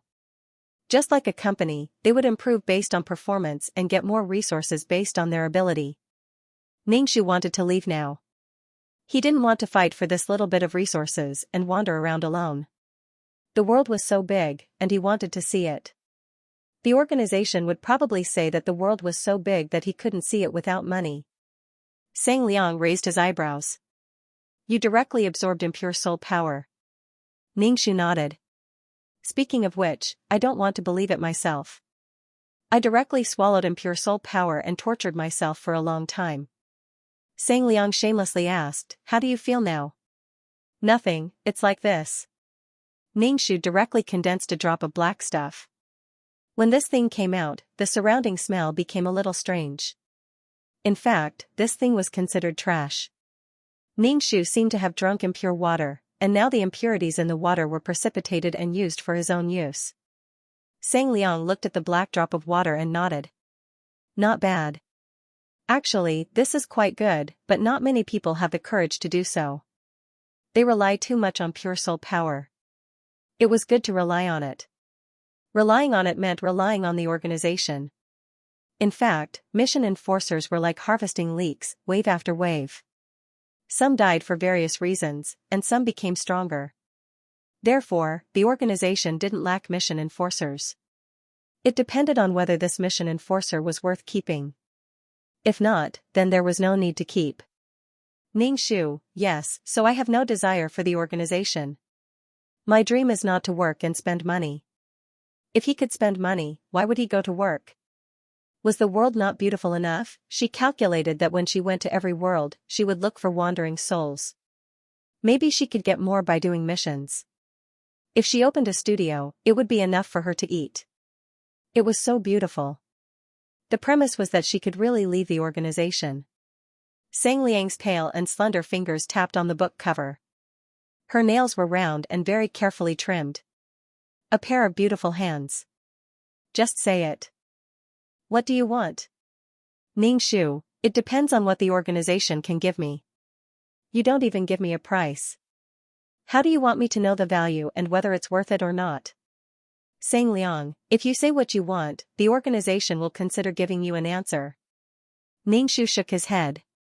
I said that I have no desire for the organization.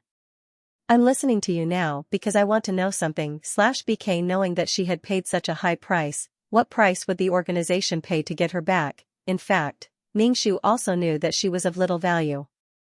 Her only use was to deal with the star stones. However, many people were unwilling to deal with the star stones. But if it was too much, the organization would not agree. She thought too highly of herself. Sang Liang said, that depends on what you want. Freedom, sorry, there is no such word in the organization. You have to be controlled here. Even if you leave the organization, you still have no freedom. Do you understand what I'm saying? Ningxu, are you threatening me? Ningxu said, then what are we talking about? Talk about nothing? Wasting time, might as well open a studio. The studio had not opened yet. Sang Liang said, since you can absorb the soul power by yourself, then when you do missions in the future, you don't need to purify the souls of the clients. They all belong to you. Ningxu did not say anything. She just spread her hands and did not express any opinion. Even if there were only 1 or 2 wandering souls in a world or plane, the soul power from doing a mission was still a lot. Some things could be compared. This seemed to give her a big pie, but for Ningxu, it was not tempting at all. After all, she could get the soul power through other channels. The organization strictly controlled the soul power. In fact, there were many ways to get the soul power outside the organization. And she had the world of reincarnation. There were also wandering souls that had lost their minds in the world of reincarnation. They could also be absorbed. Right now, Ningxu didn't care if her soul was clean or not. She didn't care if it was dirty or not. Ningxu said, go on. Sang Liang said calmly, is the whole soul power of the client not enough for you? Ningxu shook her head. I don't care if it's enough or not. I just don't care about this. The soul power was no longer under her control. Since it was a negotiation, then she should take out something that really tempted her. Take out something that would make her willing to stay in the organization. But she did not have it. And she lost 3 law imprints this time. Ningxu did not expect the organization to return them to her. Anyway, the law imprints had collapsed. Sang Liang asked, is the world tree all right? Ningxu nodded. It's pretty good. She had been in poor condition recently, which caused the world tree to be listless and not grow much. Sang Liang said, the world tree can't form a world without something special. Ningxu spread his hands. I'm not organizing it anymore anyway. I don't care if the world tree forms a world or not. Even if it does, it'll only be a place for the creatures from the broken plains. In the past, Ningxu heard that there was a world that wouldn't be easily erased, so he tried his best to create a world. Now, it seemed that there was a world that the organization felt could contain living beings from a shattered plane, and it would really increase their own weight. Only when something was valuable could it be measured. When his soul grew into a small sapling with a tinge of green, it purified the air and led a happy life.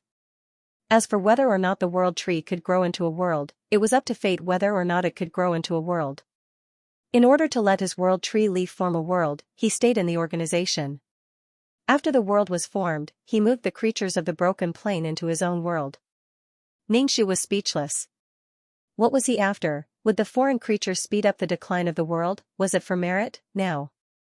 Ningxu had started to raise skeletons. If there was merit, he would eat it. If there wasn't merit, he would eat the fruit. When the fruit was gone, the skeleton's strength was about the same. It didn't matter. He was fine. When he didn't have any more requests or demands from you, it was time for him to really give up on you. The silver-haired man narrowed his eyes. You have no desires. It seems that life and death are up to fate. Ningxu said, life and death can still be salvaged. If I can live, why should I die? I'm not doing this for death. I'm living happily.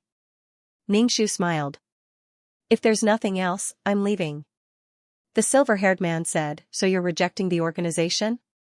Ningxu nodded. I'm not rejecting it. I actually hope to coexist peacefully. Let's be good neighbors and have a harmonious relationship. Neighbors. He was a neighbor, not a member of the organization. The silver-haired man shook his head. You want to be free and stay outside of the organization, but you also want to benefit from the organization. There's no such thing in the world.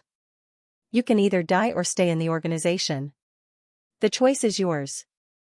I'm talking to you now because I hope to resolve this peacefully and not with an intense dispute. I don't like fighting.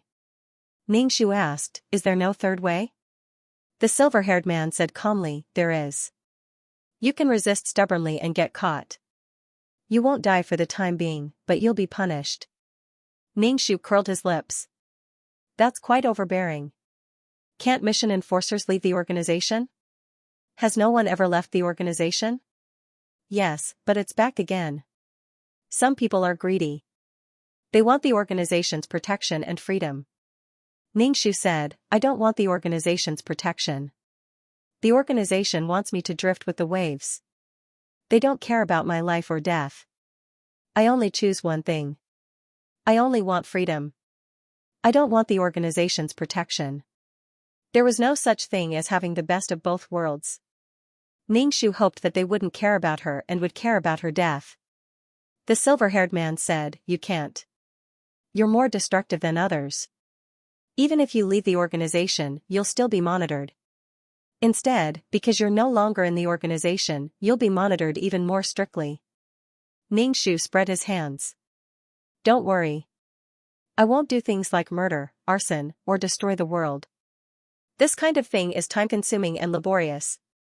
Plus, it's useless to me. Destroying the world? He had nothing better to do. Ningxu had never felt that she had to take revenge on the world because of her deep hatred. Tiring, she now wanted to be a Buddhist beauty, a carefree little fairy, and slowly strengthen herself. During this time, she didn't have to worry about the number of missions she had. She was called to deal with star stones. When she found something good, people came over like cats that smelled blood. If they had the ability, they could go find it themselves. What was the point of snatching what others found? They would scheme and make her hand over the things. If she couldn't even protect her own things, why did she need to be strong? What was the use of being strong? The silver-haired man said, so, your world of faith has been resolved. How long can the law of nothingness last? Ningxu said, I've collected a lot of star stones. If one day I really can't hold on anymore, I'll directly find the law of nothingness where Xianxia is and throw it in there.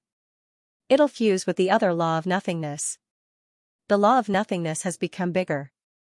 Maybe it can even speed up the devouring of Xianxia and give birth to a new Law C sooner, saving this dying Law C. /BK If the ultimate martial arts couldn't hold up in the end, Ningxu would send the ultimate martial arts to a suitable place. Building a world was actually for the organization to install a world on ordinary creatures. She was no longer in the organization, so it didn't matter if there was a world or not. Ningxu felt that everyone in the organization was talented. For example, the silver-haired man gave her something that didn't hurt her, but gave her the feeling that they were already accommodating her. If she still didn't agree, then she didn't know what was good for her and had no conscience. If someone who was usually bad to others suddenly became a little better, it would be flattering. She also had to comfort herself that he was such a person. He was already very good, very good. She shouldn't ask too much of him. Bottom lines were meant to be stepped on. The organization was stepping on Ningxu's bottom line. When you asked for money, you talked about feelings. Look at how much the organization gave you. Without the organization, you wouldn't be where you are today. You should be grateful. Now, the organization was talking about feelings. And they were attacking her with something called morality. If leaving the organization meant death, then so be it. Ningxu said happily, you guys think so highly of me. I'm really quite important. Does my existence make you so uncomfortable? If that was the case, then she had become an existence that made others uncomfortable. It was actually something worth celebrating. Thank you. This is an absolute compliment to my strength. Of course, this is all my own hard work. Ningxu felt that she wouldn't destroy the world, and she wouldn't harass the organization for no reason. She didn't want to become enemies with the organization. But why did she become a dangerous person in the eyes of others? She couldn't figure it out, she really couldn't figure it out, the silver-haired man said indifferently, you have the law of nothingness. If you're not satisfied, can you just pour it out? Ningxu said, don't worry, I don't have the ability to pour it out yet. Even if I could, I would pour it out in a reasonable place. Why would she use the law of nothingness on people who had no enmity with her, or even on planes? Why couldn't he understand? As long as they didn't provoke her, she was very obedient and charming. She had always been a talker, but she wouldn't do anything if she could. Now, he was lazy. In the past, he would just attack whenever there was a disagreement. But now, she would also cry and fight. If he left the organization and became enemies with the organization, there was nothing he could do about it. So be it. Ningxu held the peerless martial art in his hand and said, although this thing is very dangerous, if you don't let me, I will directly fall on your head. The silver-haired man said calmly, what you're doing now will only make the organization's assessment of your danger level rise. At that time, you won't be returning to the organization. You'll just disappear. Ningxu said, oh, then what do you want me to do? I'll send you all to die, okay? The silver-haired man said, sit down. Let's talk. Ningxu rolled his eyes. What was there to talk about? All they talked about was the same thing. What was there to talk about? Giving him something ambiguous and without any concrete operations, he wanted him to go back. Ningxu could clearly feel the proliferation of the organization. She probably wasn't treated seriously enough by the organization, but they still wanted her to go back. It didn't make any difference whether she was there or not. So why did they want her to go back? Ningxu felt his face burning as if he had been slapped. Well, they were all people who wanted to save face. She didn't need to save face. Ningxu became calmer. What a waste of time. Ningxu opened the black hole and stepped directly into it. He turned back and said to the silver-haired man, let's not talk about it. We can't talk about it at all. If the organization really wants to kill me, I will be ready for the arrival of the organization. The silver-haired man didn't say anything. He watched Ningxu leave. Then he closed the book, lifted the curtain and went into the inner room. After returning to the world of reincarnation, Ningxu personally checked the world of reincarnation again to see if he had missed any marks. Talks with the organization had failed again. The organization wouldn't let her go. She probably had the law of nothingness and was a dangerous person. After checking the world of reincarnation, Ningxu went to the Nine Palace Mountain again. When he scanned the second level, he found the earthworm. The earthworm looked a little different. He must have changed his diet. Now he was as thin as a leech and as thin as a wire. His whole body was black. If it wasn't for the familiar wave, Ningxu almost couldn't recognize him. Ningxu used a branch to poke the earthworm. Changed your diet? What did you eat? You lost so much weight? The earthworm cursed Ningxu in his heart. You poked me the moment you saw me. Ningxu said, Yi Lin is dead. He said you pooped, so I knew you were still alive. Earthworm was a person who wouldn't fight with his life. Basically, he wouldn't die. The earthworm said, he pooped. Anyway, it has nothing to do with me. I didn't kill him. Ningxu said, I didn't say you killed him. Did you have a fight with him? Okay, but I couldn't beat him. He threw me over. I couldn't beat him, so I ran away, the earthworm said. Ningxu said. It's not good for me to comment on your actions. However, with a strong enemy in front of him, Yi Lin probably thought of sacrificing the earthworm to fight for a chance of survival. Moreover, he probably didn't expect the earthworm to actually be intelligent. He just drilled into the ground and ran away. The earthworm asked, "Have you seen Liren? After seeing so many people, I still think Liren is the cutest." Ningxu was speechless. How was Liren cute? His own child was probably the cutest. The earthworm felt this way. Liren was not cute at all. Ningxu asked, "He's still in this world. You changed your diet. Is there still poison?" "Of course there's poison. Besides, I choose poisonous things to eat. The purified ones are not bad. By the way, where's Liren? Is Liren still alive?" The earthworm sighed like an old father whose son didn't return home. Ningxu said, "I don't know. I don't know how he is now. I guess he's still alive. Just like Liren, he was probably a scourge. Besides, Liren had a lot of opinions about her. He would definitely want to live and take revenge on her. After all, she had stabbed Liren and killed Liren. Liren held a grudge.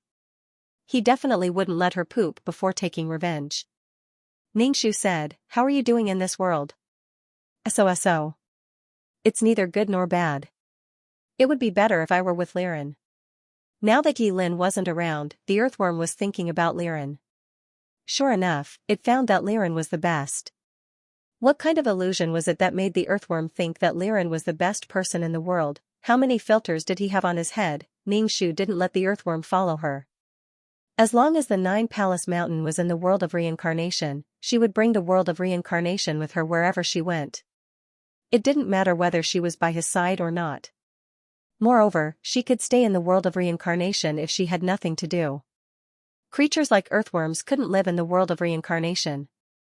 Their bodies would rot and eventually turn into souls. Ningxu wandered around this world. The small workshops that produced soul fluid had almost disappeared. This world wouldn't produce soul fluid anymore. After wandering around a few worlds, he didn't find any markings. Ningxu raised his hand and said to the skeletons, "Let's go. Let's go to the depths of the void. The further we go, the better. Retreat strategically first." Zhu Jun asked, "What about your shop?" Ningxu said, "I don't care about the shop. Anyway, it's just like that. I'll come back after wandering around." Zhu Jun asked, "Then how do we get there?" Ningxu laughed. "Anywhere is fine, as long as we leave this place." Since she wouldn't die, she could just wander around. If she avoided the organization now, she wouldn't bump into them since she hadn't cultivated into a copper pea yet. The skeletons didn't have any objections. After all, they lived in the world of reincarnation. It didn't matter where they went. Ningxu jumped out of the world of reincarnation. He was surrounded by the pitch-black void. Ningxu walked in the dark void. There was really nothing in the void. There was no life, no business.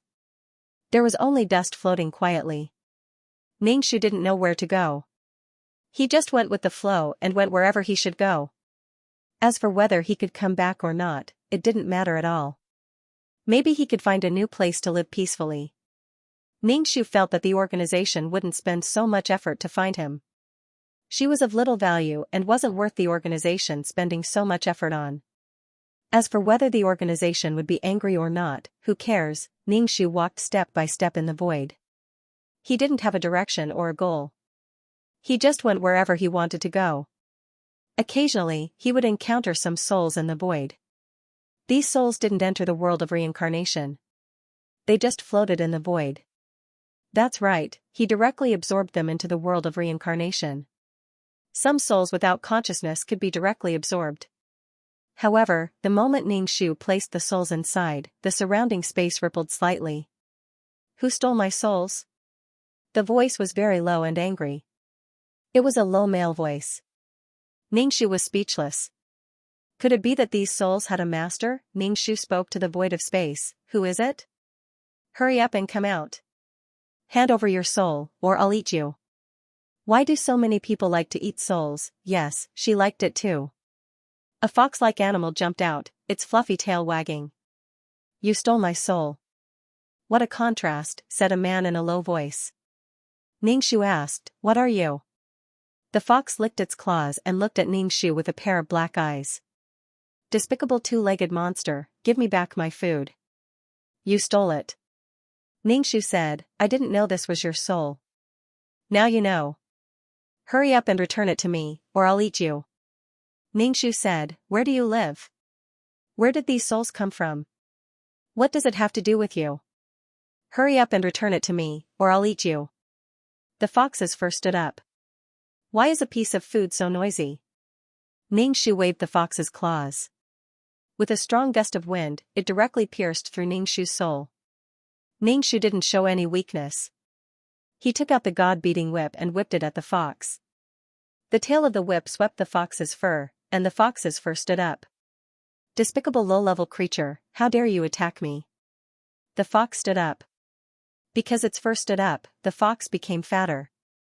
What low-level creature? I'm not a low-level creature. He met a fox here. It seemed to be a race that ate souls. It's a low-level creature, food to be eaten. Human souls as food, what kind of world is this? It's interesting. Ningxu picked up the fox and said to it, let's take a look at your world. The fox was grabbed by the back of its neck by Ningxu. It struggled hard. Let go of me. If you don't want to die, let go of me. Do you believe that I won't eat you? Let's go take a look. The fox had no choice. It created a whirlpool-like thing and brought Ningxu to a strange world. There were all kinds of animals running around in this place. There were also people, but the people's necks were tied with chains and walked by all kinds of animals. There were also some animals that killed people at any time and then absorbed the soul power. As humans, these humans didn't have the arrogance of the leaders of living creatures. Did you see that? Two-legged monsters are food here. How dare you steal my food? From the looks of it, the people in this place were at the lower end of the food chain. These animals ate human souls. Humans were at the lower end of the food chain. There were also some animals that kept humans in captivity, like how humans kept pigs. It felt like the food chain in this place was completely reversed. Interesting. In the past, it was humans who ate all kinds of animals. Now, it was animals who ate humans and ate human souls. Not only did they eat souls, there were also people who ate hearts, livers, spleens, lungs, and kidneys. Some animals liked to eat human livers. In order to get a fat liver, the animals that kept humans in captivity would try their best to stuff things into the human's mouth, making fatty livers that tasted great. Give me back my food. The fox exploded. Ningxu said, it's already in my world. It won't be easy to find it. Ningxu asked, where is this place? Ningxu could feel that this was definitely not a plane connected to the Sea of Law. Because she was walking in the opposite direction from the plane. She couldn't just go around in a circle and end up here. So, this was not the plane where the Sea of Law was born. In other words, other than the Sea of Law, there were other worlds. How far did she walk? Where is this place, heh? The fox sneered, as a food, you should have the awareness of being a food. Ningxu shook the fox's fur and said, where is this place? What place? It's a place where we live. Is there a problem? The fox struggled, let go of me, or I'll eat you. The fox opened its mouth and revealed its sharp teeth. It bit Ningxu's other hand. It directly bit a hole in Ningxu's hand, and even bit 2 of his fingers. Quite a temper. Ningxu held the fox and swung it in a circle. The fox was dizzy from being swung, and foam came out of its mouth. It was so disgusted that it vomited. Seeing these life forms, Ningxu felt as if he had not left the plane. Could it be that other than the Sea of Law, other seas of law had been born? The Sea of Law was not unique. Ningxu thought as he shook the fox. He felt that she should have left the plane very far away. If there was really such a place next to him, he should have discovered it long ago. Don't shake it, don't shake it. The fox said weakly. Ningxu grabbed the fox's neck and made it look at him. Do you also have a Sea of Law here? If there really was a Sea of Law, why didn't Granduncle drain it?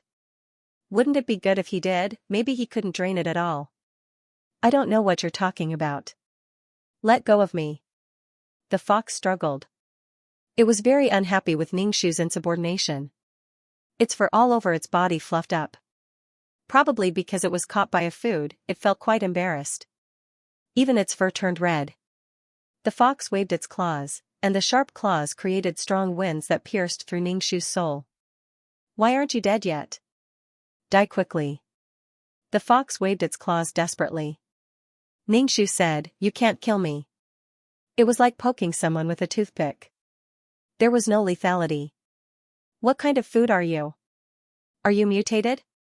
The fox stuck out its tongue and licked its beard. I don't know how a mutated soul tastes like. I want to taste it. Ningxu chuckled and was about to break the fox's neck. The fox immediately cried out, let go, I won't eat you. Ningxu said, I'm asking you a question, so you'd better answer honestly. Otherwise, I'll break your little neck. You like to eat human souls, and I also like to devour the souls of mission creatures, especially foxes. Foxes are cunning and charming. I wonder if I'll increase my charm if I eat you. Pervert. Ningxu asked, do you know that there are billions of worlds next door? What the hell? I've never heard of it. I just stole a few souls and wanted to run away, but you saw me. I'm just hungry and want to eat something. In the end, he was a thief, and what he stole was souls. Humans were at the bottom of the food chain. Their bodies and souls were devoured by all kinds of creatures. As for the creatures that devoured souls, their souls either went to the world of samsara or were devoured by other creatures. Ningxu asked, then how many worlds do you have here? Is there a sea of law? The fox struggled. I don't know what you're talking about. I don't understand what you're saying. Let me go. Otherwise, if I scream and attract my people, you won't be able to escape. I advise you not to take things too hard. Ningxu did not let go of the fox. Instead, he turned invisible and carried the fox around. This world was relatively primitive. There were animals everywhere. These animals would kill humans and suck their beautiful souls. There were also some animals that kept humans in captivity. Ningxu asked, how did you get into the void? How could he break through the bit wall if he didn't have some ability? I don't know what you're talking about. This is the ability of the Fox clan. It can spread very far. It stole souls and would always go to a place where there was no one to enjoy. I've already told you. Now you should let me go. The fox's eyes rolled around. Ningxu replied with an "Oh." Wait for a while. Once I leave, I will naturally let you go. Maybe there were many worlds here, and there was a sea of law. 3,000 big worlds and billions of small worlds. Maybe the sea of law that was born was just a speck of dust in the big world.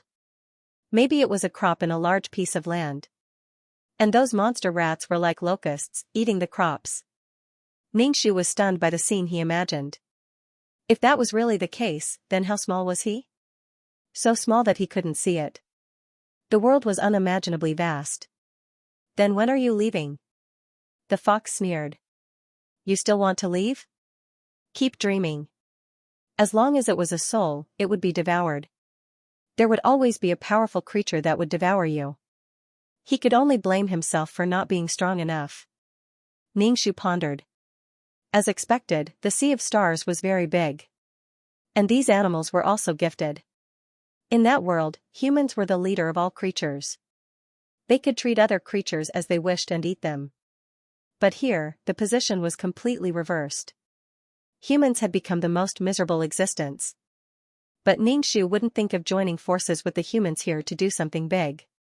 After all, the rules of this world were like that. Maybe after a few thousand years, humans would become serfs and become the top of the food chain. No one could say for sure. But now, humans were similar to pigs. If you told a pig to rise up and contribute to the entire human race, it would be a miracle if a pig could understand. It was probably because they were at the bottom of the food chain that their intelligence was relatively low. Ningxu carried the fox and walked around the world. He was a little surprised. Some animals would command humans to build houses. Ningxu felt that these animals were courting death. Although humans were not intelligent, they were the most creative creatures. Although they didn't have sharp claws, they knew how to use tools. If they let humans build houses now, perhaps not long later, humans would rule this world. There was no choice. Anyway, it was either the east wind suppressing the west wind or the west wind suppressing the east wind. Ningxu didn't find any treasures in this world, so he let the fox go and left. He continued to wander. After that, Ningxu didn't find any other worlds. Perhaps that world was more magical. But Ningxu bumped into a wave of army. And it was a face-to-face encounter. It was really awkward to look at each other like this. Ningxu already recognized that this was the monster army that he had fought before. It seemed that they were going somewhere again. It was pitch black in front of him. She was alone. It was so scary. Ningxu wanted to greet them and say that he was passing by. He had dealt with these soul-eating armies before. What could he do if he couldn't win? Ningxu pretended to be strolling and slipped away from the locust-like monster army. However, there was a snap of fingers. Then, the army surrounded Ningxu. Ningxu said with a smile, "I'm just passing by. You can pretend that you didn't see me." Could it be that these monsters didn't have a fixed position, but walked around to eat and rob? These monsters that evolved by eating were very tall and strong. Their defensive abilities were also very strong. Their bodies were glowing with a metallic luster. There were so many of them. Even if there were 2,000 skeletons, they wouldn't be a match for them. Ningxu decisively raised his hand and said, "I surrender. I want to see your king. I know your king. Brother Emperor, are you still there? Have you been swallowed by the rats?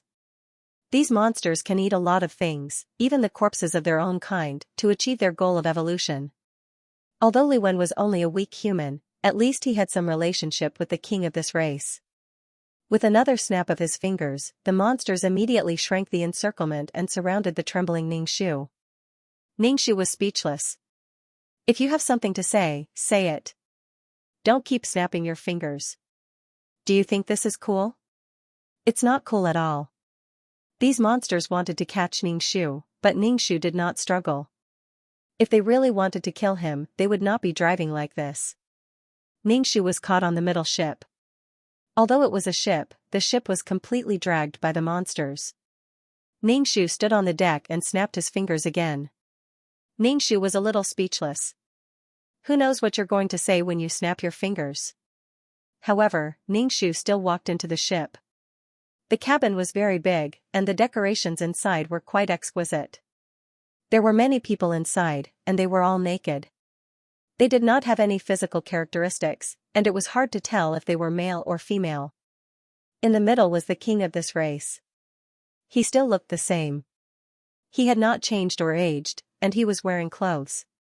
Beside him sat Li Wen. Li Wen's aura was much stronger than before. His aura was also deeper. It was obvious that Li Wen was much stronger now. He's not dead, and he's much stronger. This is a good thing. The king looked at Ningxu. "You chased me here." Ningxu said, "I didn't. I was just passing by. Whether you believe it or not, I believe it. Haven't you always been in the Sea of Laws? Why are you here alone?" Li Wen asked. Ningxu sighed and said, "No, don't mention it. Something happened in the middle. It's teary to talk about it. Brother Emperor, how have you been? Did anyone bully you?" It was not easy for Li Wen, who was from an alien race, to live here. These monsters could even devour planes. How could they take a liking to a bug living in a plane? Only the living beings in the plane could be considered true Earth-class living beings. If even planes were food, then humans would at most be little bugs in the cabbage. Calling them little bugs was an overstatement. Li Wen said gently, "Fortunately, I'm doing well. You don't look very well." Ningxu smiled gently and awkwardly. "I have a bad temper and bad manners. That's why we ended up like this." Li Wen asked, "Do you have any plans next?" Ningxu said, "No, I'm just looking around." Li Wen looked at Wang beside him. Little Mouse looked unhappy. "My temple is small. It can't accommodate such a bad-tempered Buddha." Li Wen didn't look at the little mouse anymore. Instead, she looked at Ningxu. "Why can't you go home? I'll help you explain. Ningxu spread his hands and said, seriously speaking, it's not really a big deal. Are you going back? I'll go with you. Ningxu was a little surprised. Are you sure you want to go with me? Aren't you afraid that someone will catch you? In any case, Li Wen was on the mouse's side. It would be best if she was caught. The little silver mink sneered. It would be best if they caught me. Then I can go over there and eat plains legitimately. I'm just afraid that they won't catch me. Ningxu, okay, you have more people. You think you're so good? Li Wen wanted to send him back. Ningxu asked curiously, why are you sending me back? Are you going to put in a good word for me? It's useless. Strictly speaking, they were on opposite sides. One wanted to guard, while the other wanted to eat. They would definitely fight. Li Wen nodded. Since you don't have anywhere to go, then go back. It's not good to be floating in the void alone. Alright, you're so annoying. You just want me to make her stay, right? Alright, you stay. Why do you have to beat around the bush for such a trivial matter? The little silver mink's face was full of impatience, but at least he had made Ningxu stay. Li Wen smiled. If I were to say it directly, you would be even more unhappy. Where can a little girl like her go? Li Wen waved at Ningxu. Sister, come here. I'll take a look at you. Ningxu walked over. Li Wen looked Ningxu up and down. You've changed a lot. You're not the same as before. Ningxu, I've changed my sex a few times. No, I mean I've transformed a few times. I'm not the same as before. Where are you going next? Ningxu asked curiously. The little silver mink glanced at Ningxu. Just stay here. Don't run away if you don't want to be eaten. Also, don't call me Brother Emperor. It's disgusting. We're not siblings. Even if we're not siblings, we're close. We used to be siblings. That's an ironclad fact. The little silver mink gritted his teeth. Be careful with your words. There are many people on this ship who want to eat you. Ningxu looked around at the people in the cabin. They were all naked and had no physical characteristics. They looked at Ningxu with hostility. One of them stood up and said, King, why do you keep a lowly human here? It's fine if there's one, but why do you keep another? The little silver mink glanced at his subordinate. What's the big deal? Keeping her here means we're tolerant. If she doesn't listen, we can just eat her.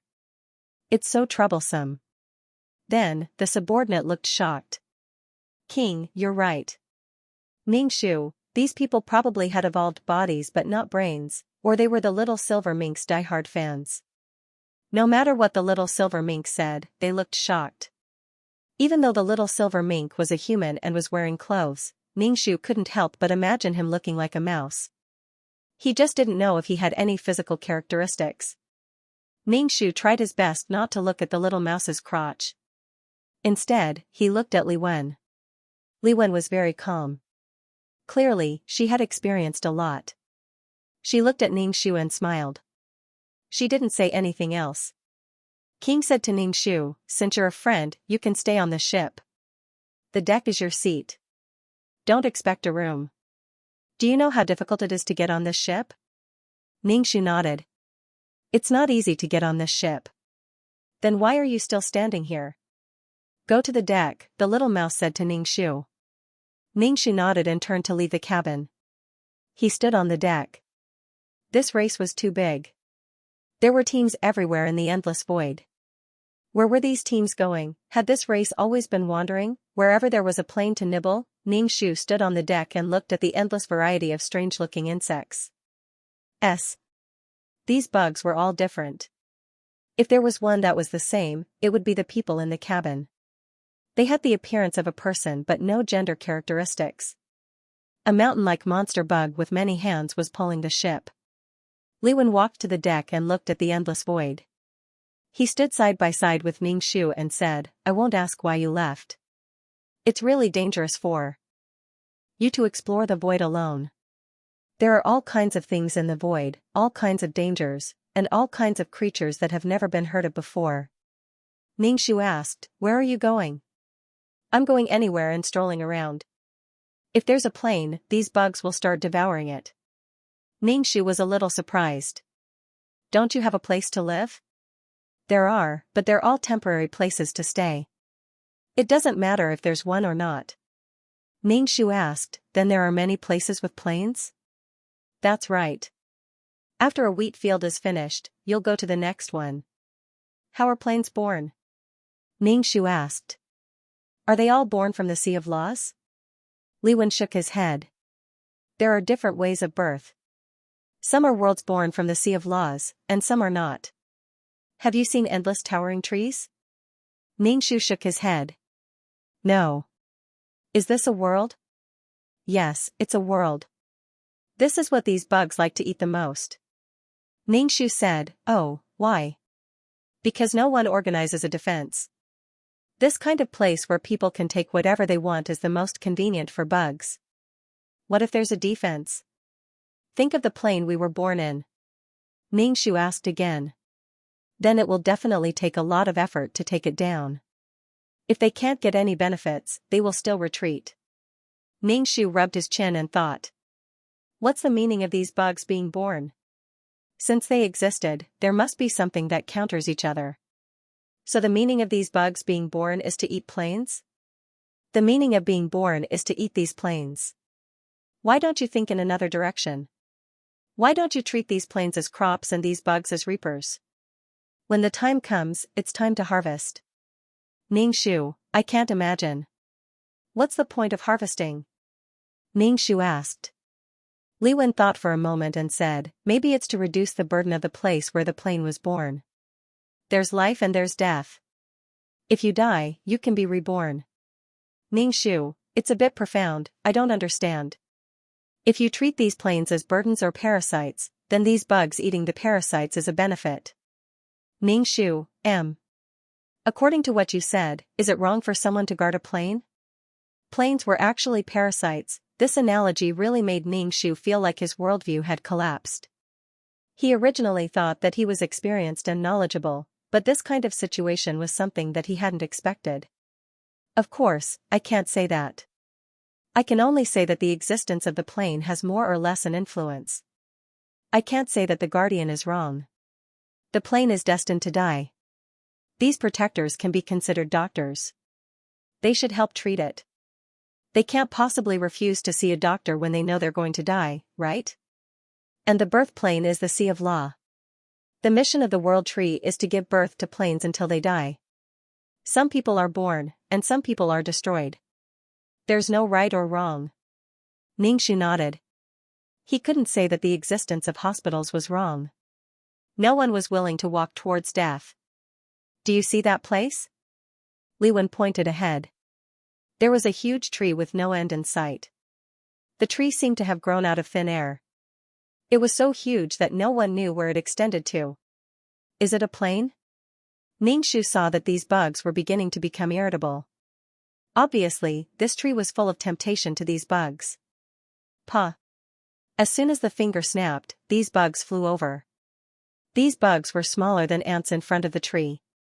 They were as small as fine sand, but these fine sand quickly covered the tree. Sha sha. Like silkworms nibbling on mulberry leaves, the tree was eaten just like that. The tree shook its body in pain. Obviously, this tree had no one guarding it. In the face of such an attack, it could only bear the pain and walk towards death. Although it swayed its branches and even began to self-destruct, it could only hurt some of the bugs.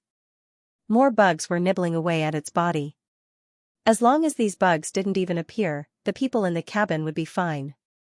The tree was about to be devoured clean. Ningxu had goosebumps all over his body. He had trypophobia. Now that he saw the bugs densely covering the tree like sand, he felt uncomfortable. The trunk and leaves of this tree were all eaten. There was a green thing in the middle of the tree. These bugs carried the green tree heart to the front of the boat and respectfully presented it. The people in the cabin stretched out countless tentacles and pulled the tree heart into the cabin. It was green, especially cool, and especially forgiving. From afar, one could feel a surge of power. It was strong, gentle, and gave birth to all things. This tree heart was not big. It had an irregular shape. Ningxu asked, "What is this?" "It's this power that can give birth to planes, give birth to living beings, a sea of law, the foundation of a world tree." Ningxu nodded. "Is it the Sea of Law stone?" Ningxu remembered that he seemed to have the Sea of Law stone, but he didn't bring it with him. However, he wanted to take the important thing. The stone was probably in some corner. She had forgotten. Li Wen asked, "What is that?" Ningxu said, "How should I explain it? Anyway, it's something in the Sea of Law." Li Wen shook his head. "It shouldn't be. If the Sea of Law doesn't have a power core, it will directly wither and collapse. The stone you're talking about is not it." Ningxu guessed that it was not. After all, the organization would not casually give such an important thing to the mission enforcers. As for the use of that thing, Ningxu did not know. Anyway, it was left in a corner to collect dust. She had left the organization, and the things in the system space had probably been taken away by the organization. Ningxu heard crunching sounds in the cabin and asked, "They just gnawed on it like that? Otherwise, do they have to cook it?" Brother, you're getting more and more humorous," Ningxu said. "Can you swallow this thing?" They were eating inside, and Li Wen was standing outside. He felt a little awkward. Li Wen shook his head. "Without that stomach, I can't digest it. The racial advantage can't be compared." Ningxu looked at the cabin with some envy. A powerful force that gave birth to a plane. The silver-haired man said that her world tree was missing something. Was it this? Human bodies were fragile, and their lifespans were not long. The time they lived was not even as long as the time others slept. Although humans had unlimited creativity, their foundation was quite weak. It was a little difficult to catch up with these gifted existences in terms of strength. Li Wen said, "There's nowhere else to go other than following. Do we return to the plane?" That was true. After seeing so much, he was still at ease in a plane. Obviously, a plane was not enough for Li Wen to play with. It might not even be able to withstand Li Wen's strength. Ningxu could only feel that Li Wen was quite strong now, but he did not know what he was cultivating. He just did not know if his soul was tough. After traveling to so many places, he must have obtained a lot of good things. Now, the team set off toward the endless void and encountered all kinds of planes. Some planes grew on trees, some were seas, and some were like dust floating everywhere. Some core forces were protected. Of course, if these bugs wanted to eat the planes or seize the core forces, they would definitely be stopped. Ningxu stood on the deck and saw waves after waves of water surging past. Although there were people stopping them, the defense line would soon be unable to hold on. Ningxu remembered that he had once been a member of the team that stopped these bugs. It was really hard to fight. The other party was big and had strong defense. Once they could not hold on, the planes behind them would all be devoured. At that time, he thought that these bugs would eat the planes, but if they really broke through, these bugs would not hesitate to seize the power in the Sea of Law. It was fine if there were people guarding such power. In fact, the people living in the planes knew nothing about the outside world, let alone what kind of situation they were facing. They brushed past death and annihilation, but it was obvious that this wave of protection was not very good. It was quickly broken through, like a flood breaking through a dam, unstoppable. These bugs pounced on the planes and devoured them. Everyone was in despair, but the situation was already over and there was no way to reverse it. The locusts swallowed all the planes and dug away the core forces. This kind of thing was, of course, offered to the leaders in the cabin. None of the bugs dared to swallow this power, even though this power was full of power for the little bugs. Ningxu turned to look at Li Wen. The light from the plane's explosion illuminated her face, making her look extremely solemn. He felt Ningxu's gaze and turned to look at her. "Look, even the world is so fragile." Ningxu also looked at the plane that was wailing and collapsing. It is indeed very fragile. Perhaps to the living beings in the planes, the world was the sturdiest nest, but to the insects, these planes were like crispy corners. They were crunchy and tasted like chicken. Perhaps insects were the ones at the top of the food chain. Ningxu remembered that the organization said that a war like this would break out every 3,000 years to defend against these insects. In fact, these insects were drifting with the flow. Even if they passed by, they might not be able to return. Could it be that the void was round and he could walk back? The void should not be so small. Moreover, it would take a long time to be born. For example, the Sea of Laws had to be formed first. Then, the Sea of Laws would slowly form the plane. It would take some time for the plane to form a living world. The growth and development could not keep up with the speed of the insects devouring. Ningxu asked, other than these insects, are there any others? There should be others. Anyway, they come in waves. Sometimes, some of them are left alone and form other teams, Li Wen said. Oh, Ningxu replied. She felt a little bitter. Perhaps they would have to face wave after wave of insects. These insects had big appetites and were big. It was not easy to fill them up. Li Wen said, although they have the heart to protect, they don't have the strength to protect. It's better to be ignorant and be destroyed. Sometimes, ignorance was bliss. Ningxu asked, what if we can't break through? Will we negotiate? These insects will not be satisfied if they don't get something wherever they go. As long as their appetites are filled, it will be fine, Li Wen said indifferently. The insects did not want to waste their strength for nothing. Ningxu nodded and stood side by side with Li Wen on the deck. They watched as the planes were devoured one by one. They did not know what to say. They said that the insects were cruel and heartless. To them, it was natural that they were born to eat such things. I want to eat. I want to eat. You love life so much. Can you bear to watch us starve to death? In short, this was an unsolvable problem. Ningxu followed the team and wandered in the endless void. He watched as planes were devoured one after another. One power core after another was carried into the cabin. Ningxu had never touched such a power before. She didn't know what it felt like. She looked at the people in the cabin and didn't do anything. If there was nothing to do, they would snap their fingers and whistle to give orders.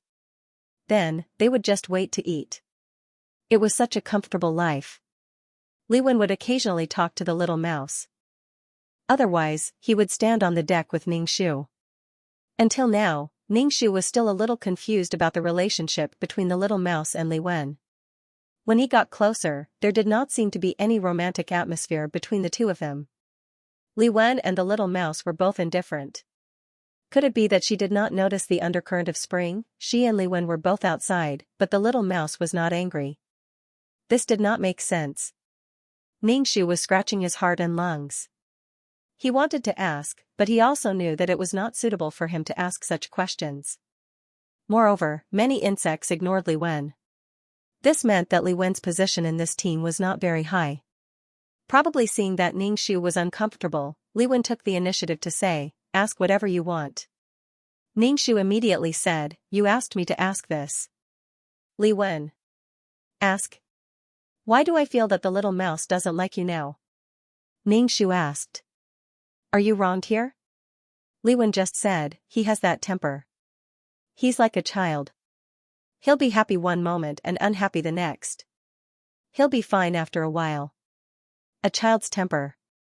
Did that mean that the mouse's IQ was only at the level of a child? If you don't feel wronged, why should I feel wronged? There are some things that you don't have to care about. It's better to be ignored by these insects without intelligence. Ningxu looked at Li Wen. She was really open-minded and did not care. Perhaps others would be sad because of this disregard, but Li Wen was obviously not such a person.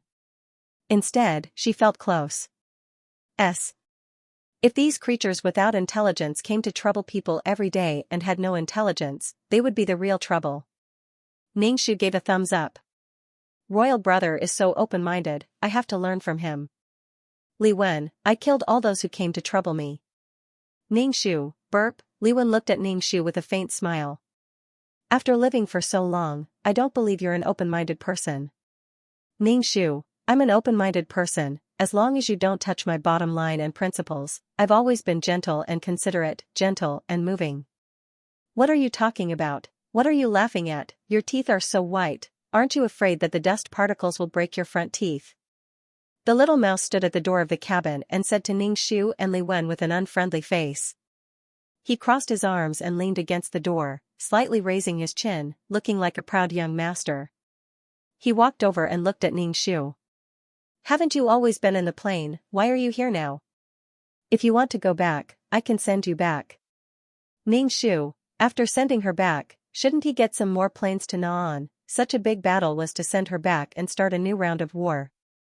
It seemed that the previous war had just happened, and now that she had lured people over, the organization probably had the heart to eat her up.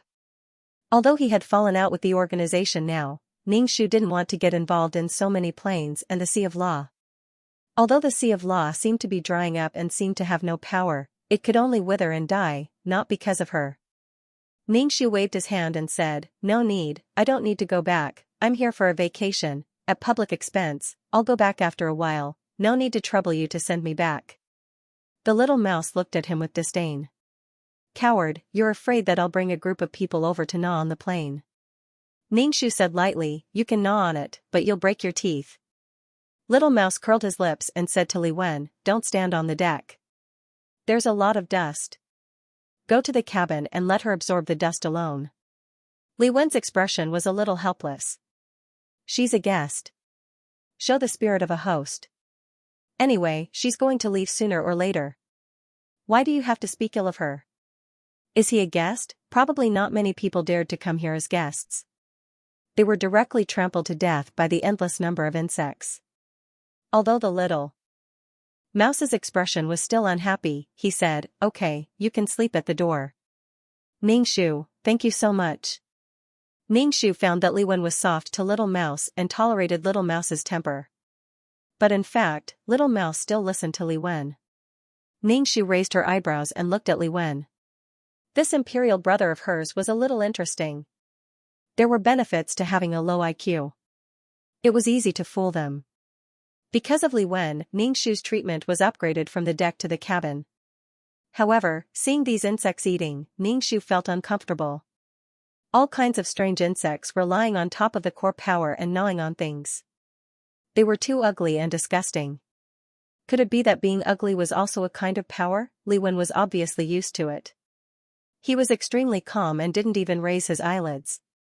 He was wildly cheering for his experienced and knowledgeable imperial brother. Seeing the power radiating from these core powers, Ning Shu really wanted to touch it. But Little Mouse watched her very strictly.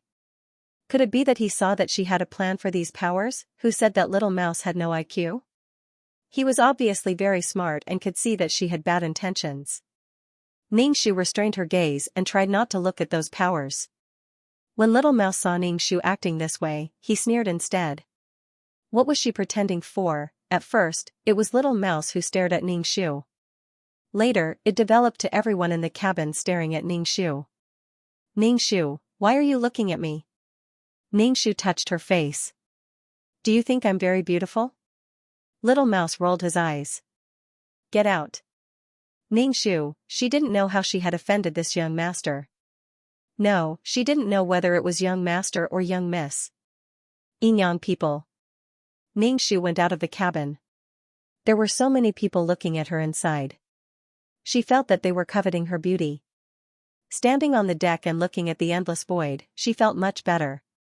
It was not a waste to come out like this. And when these insects were eating the plane, she also gained some benefits.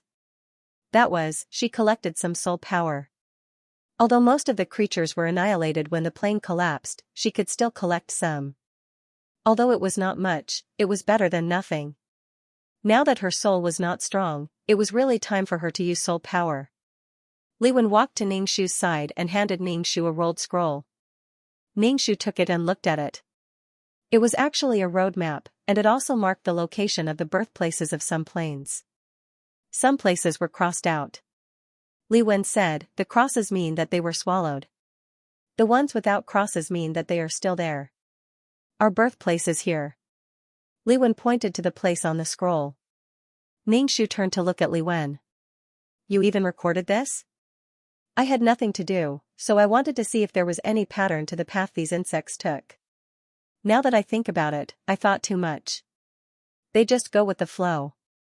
If they encounter a plane, they will eat it and keep migrating. But you should go back. This is not a place where you should stay. Little Mouse doesn't like you. It's not a good thing that the king of a race doesn't like you. Ningxu also knew that she had to leave. Little Mouse stared at her with a strange look every day. Ningxu asked, "Then are you going to stay here forever? Is there a more powerful race than this?" "Brainlessly powerful." Ningxu. "I don't think I've seen it." But it did not rule out that there was none. And there was no end to the void. Who knew what kind of strange creatures would be born in a place where a plane was born? Some creatures were brainlessly powerful, and it was impossible to catch up to them even if you flattered them. Racial superiority was something that made people gnash their teeth in hatred. Your end point was someone else's starting point. Sigh, Ningxu took down the scroll and said, "Thank you, brother." With this scroll, they basically wouldn't get lost. However, these rats had gone to many places. This scroll was densely packed with blood-red pitchforks. Li Wen took out a core power energy body and handed it to Ningxu. "Didn't you want it?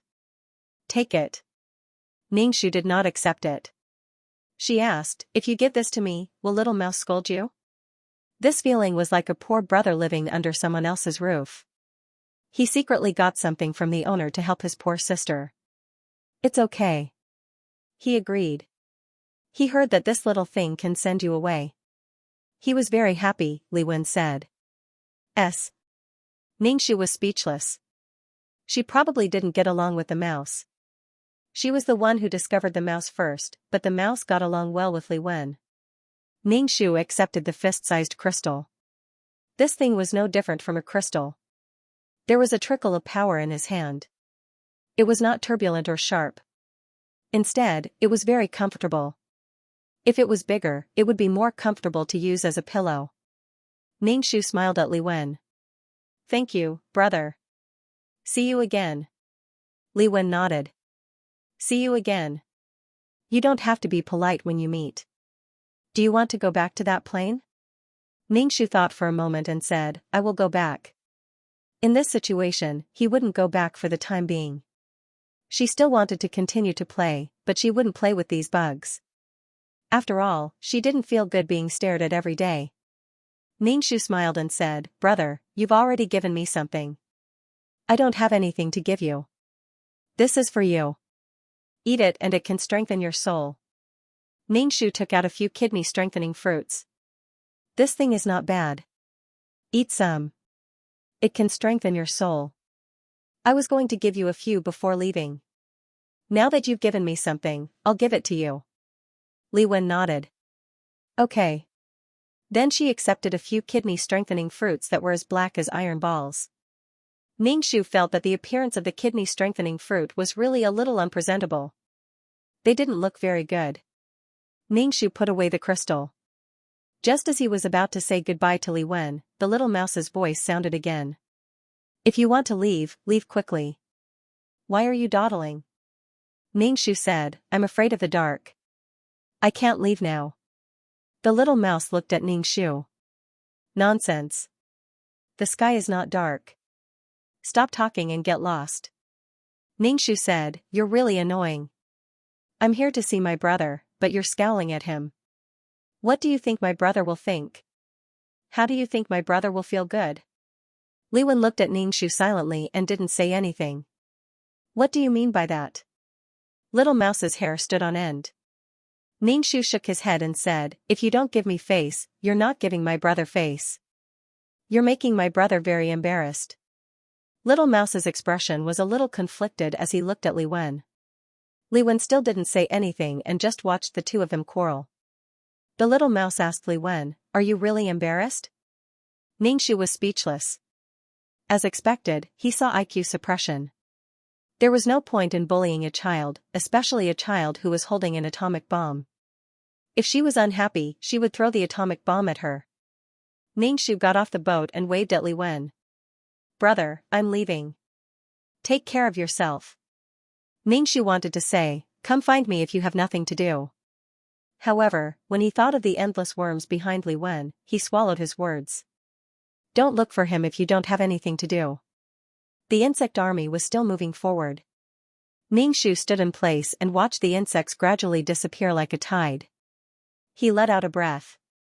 Where should he go next? Ningxu took out the scroll. It was easy to find the way back with the route recorded on the scroll. However, Ningxu didn't want to go back so early. Let's wander around. Let's see the scenery that I've never seen before. Ningxu walked while studying the energy body that Li Wen gave him. How to use this thing? Can it be directly absorbed? Probably not. If it could be absorbed, Li Wen would have absorbed it himself. Li Wen didn't seem to have any desire for this thing. Probably human souls really couldn't absorb it. Ningxu wandered around in the void, occasionally comparing the scrolls with each other. However, Li Wen's scroll wasn't a map. It only recorded the route and couldn't point out the direction. Ningxu put away the map. Anyway, wherever he drifted, it was up to fate. However, as he wandered, Ningxu encountered a group of souls. These souls were extremely solid. Ningxu looked around. Such a group of souls had suddenly appeared, and they were so powerful. Ningxu thought that he might be hallucinating. These people also saw Ningxu. They walked over and asked, "You were sent by the organization. What's the matter?" Ningxu asked, "Who are you?" "You're not here to find something?" one of them asked. Ningxu shook her head. "No, I wandered here." "Are you from the organization? Do you know Taishu?" "Since you know Taishu, you must be from the organization." Ningxu nodded immediately. "Then we know each other. What are you doing here?" Mission enforcers had come to the void. Ningxu had always thought that mission enforcers wouldn't leave the organization. However, what were these people doing here? These people looked at Ningxu suspiciously and asked, "Did the organization ask you to pass a message?" Ningxu shook her head and said, "I just came to the void. I didn't pass a message." Ningxu originally wanted to ask why they were gathered here, but it seemed that he had left the organization. It was difficult to ask, so Ningxu didn't ask. The mission enforcers on the other side were speechless. Seeing that Ningxu's soul was so weak, they didn't know what to say. "In that case, you can leave," a man said to Ningxu. Although Ningxu was curious about what these people were doing here, she still left. "Wait." A woman called out to Ningxu. "You can stay. We don't have enough people anyway." Ningxu nodded immediately. Okay. Only by staying could she know what these people were doing. Moreover, even if they wanted to use her as cannon fodder, they had to let her know something. Although they might not tell her anything. Ningxu and a group of people squatted in the void. Moreover, they didn't speak to each other and were very quiet. Ningxu couldn't help but ask, "What are we doing?" "Waiting." Someone replied concisely to Ningxu's question. Of course they knew they were waiting. The question was, what were they waiting for? Seeing the solemn expressions on these people's faces, they couldn't be waiting for something to be born, right? Something was born in the void. There was the sea of law and the power of the plane. Could it be that they were here for the core power? If the sea of law couldn't hold on, then new power would be needed to replenish it. Then these people were here for the things in her pocket. But most of these things had already entered the stomach of the rats. There was basically nothing extra. She didn't know if the rats would have excrement after eating these things. What was the excrement? Could it be that during the war, the organization collected these corpses for this kind of power? Ningxu felt that his guess was probably not far from the mark. They were probably here for the core power. Looking around, Ningxu didn't find anything. The surroundings were pitch black. What were they waiting for? The atmosphere was somewhat stagnant. Ningxu obediently waited for something to break out of the ground.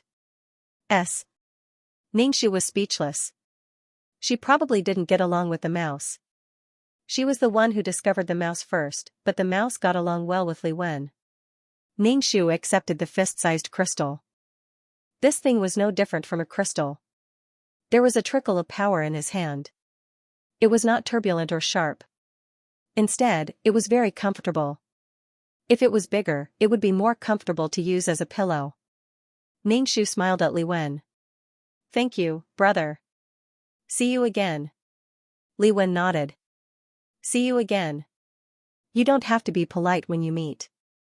Do you want to go back to that plane?" Ningxu thought for a moment and said, I will go back. In this situation, he wouldn't go back for the time being.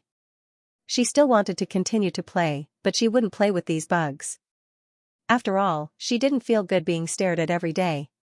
Ningxu smiled and said, Brother, you've already given me something. I don't have anything to give you.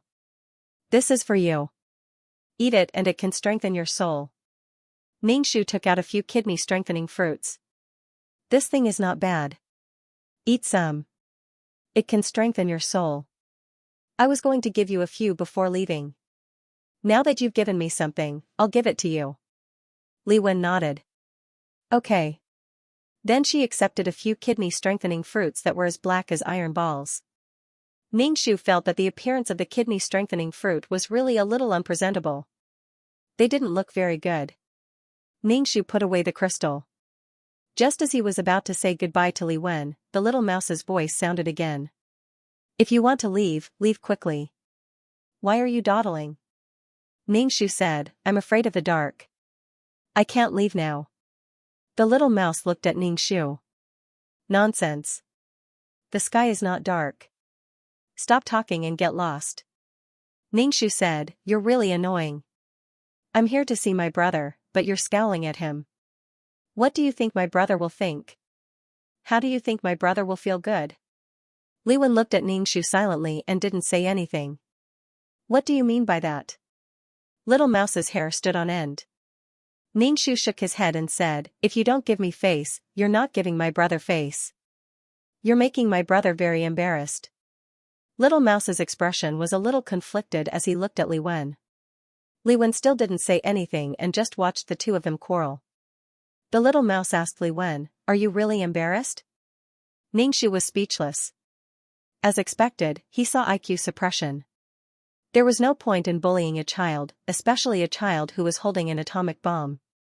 If she was unhappy, she would throw the atomic bomb at her. Ningxu got off the boat and waved at Li Wen. Brother, I'm leaving. Take care of yourself. Ningxu wanted to say, Come find me if you have nothing to do.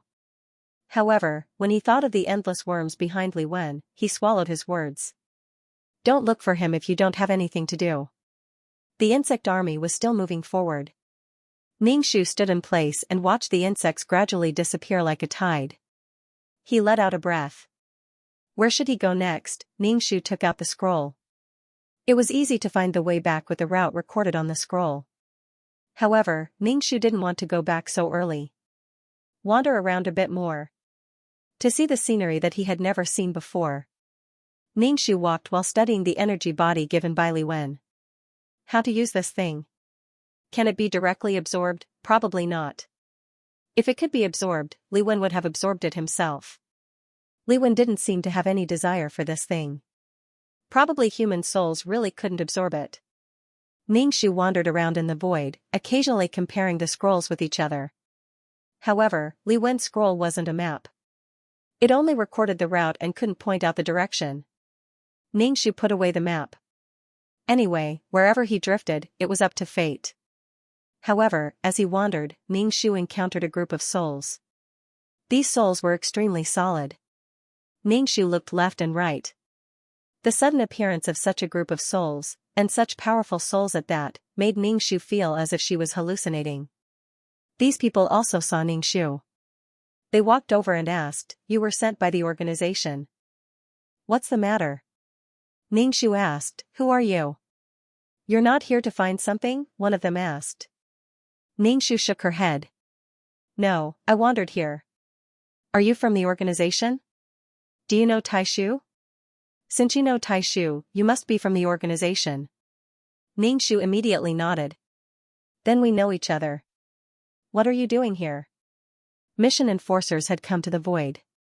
Ningxu had always thought that mission enforcers wouldn't leave the organization.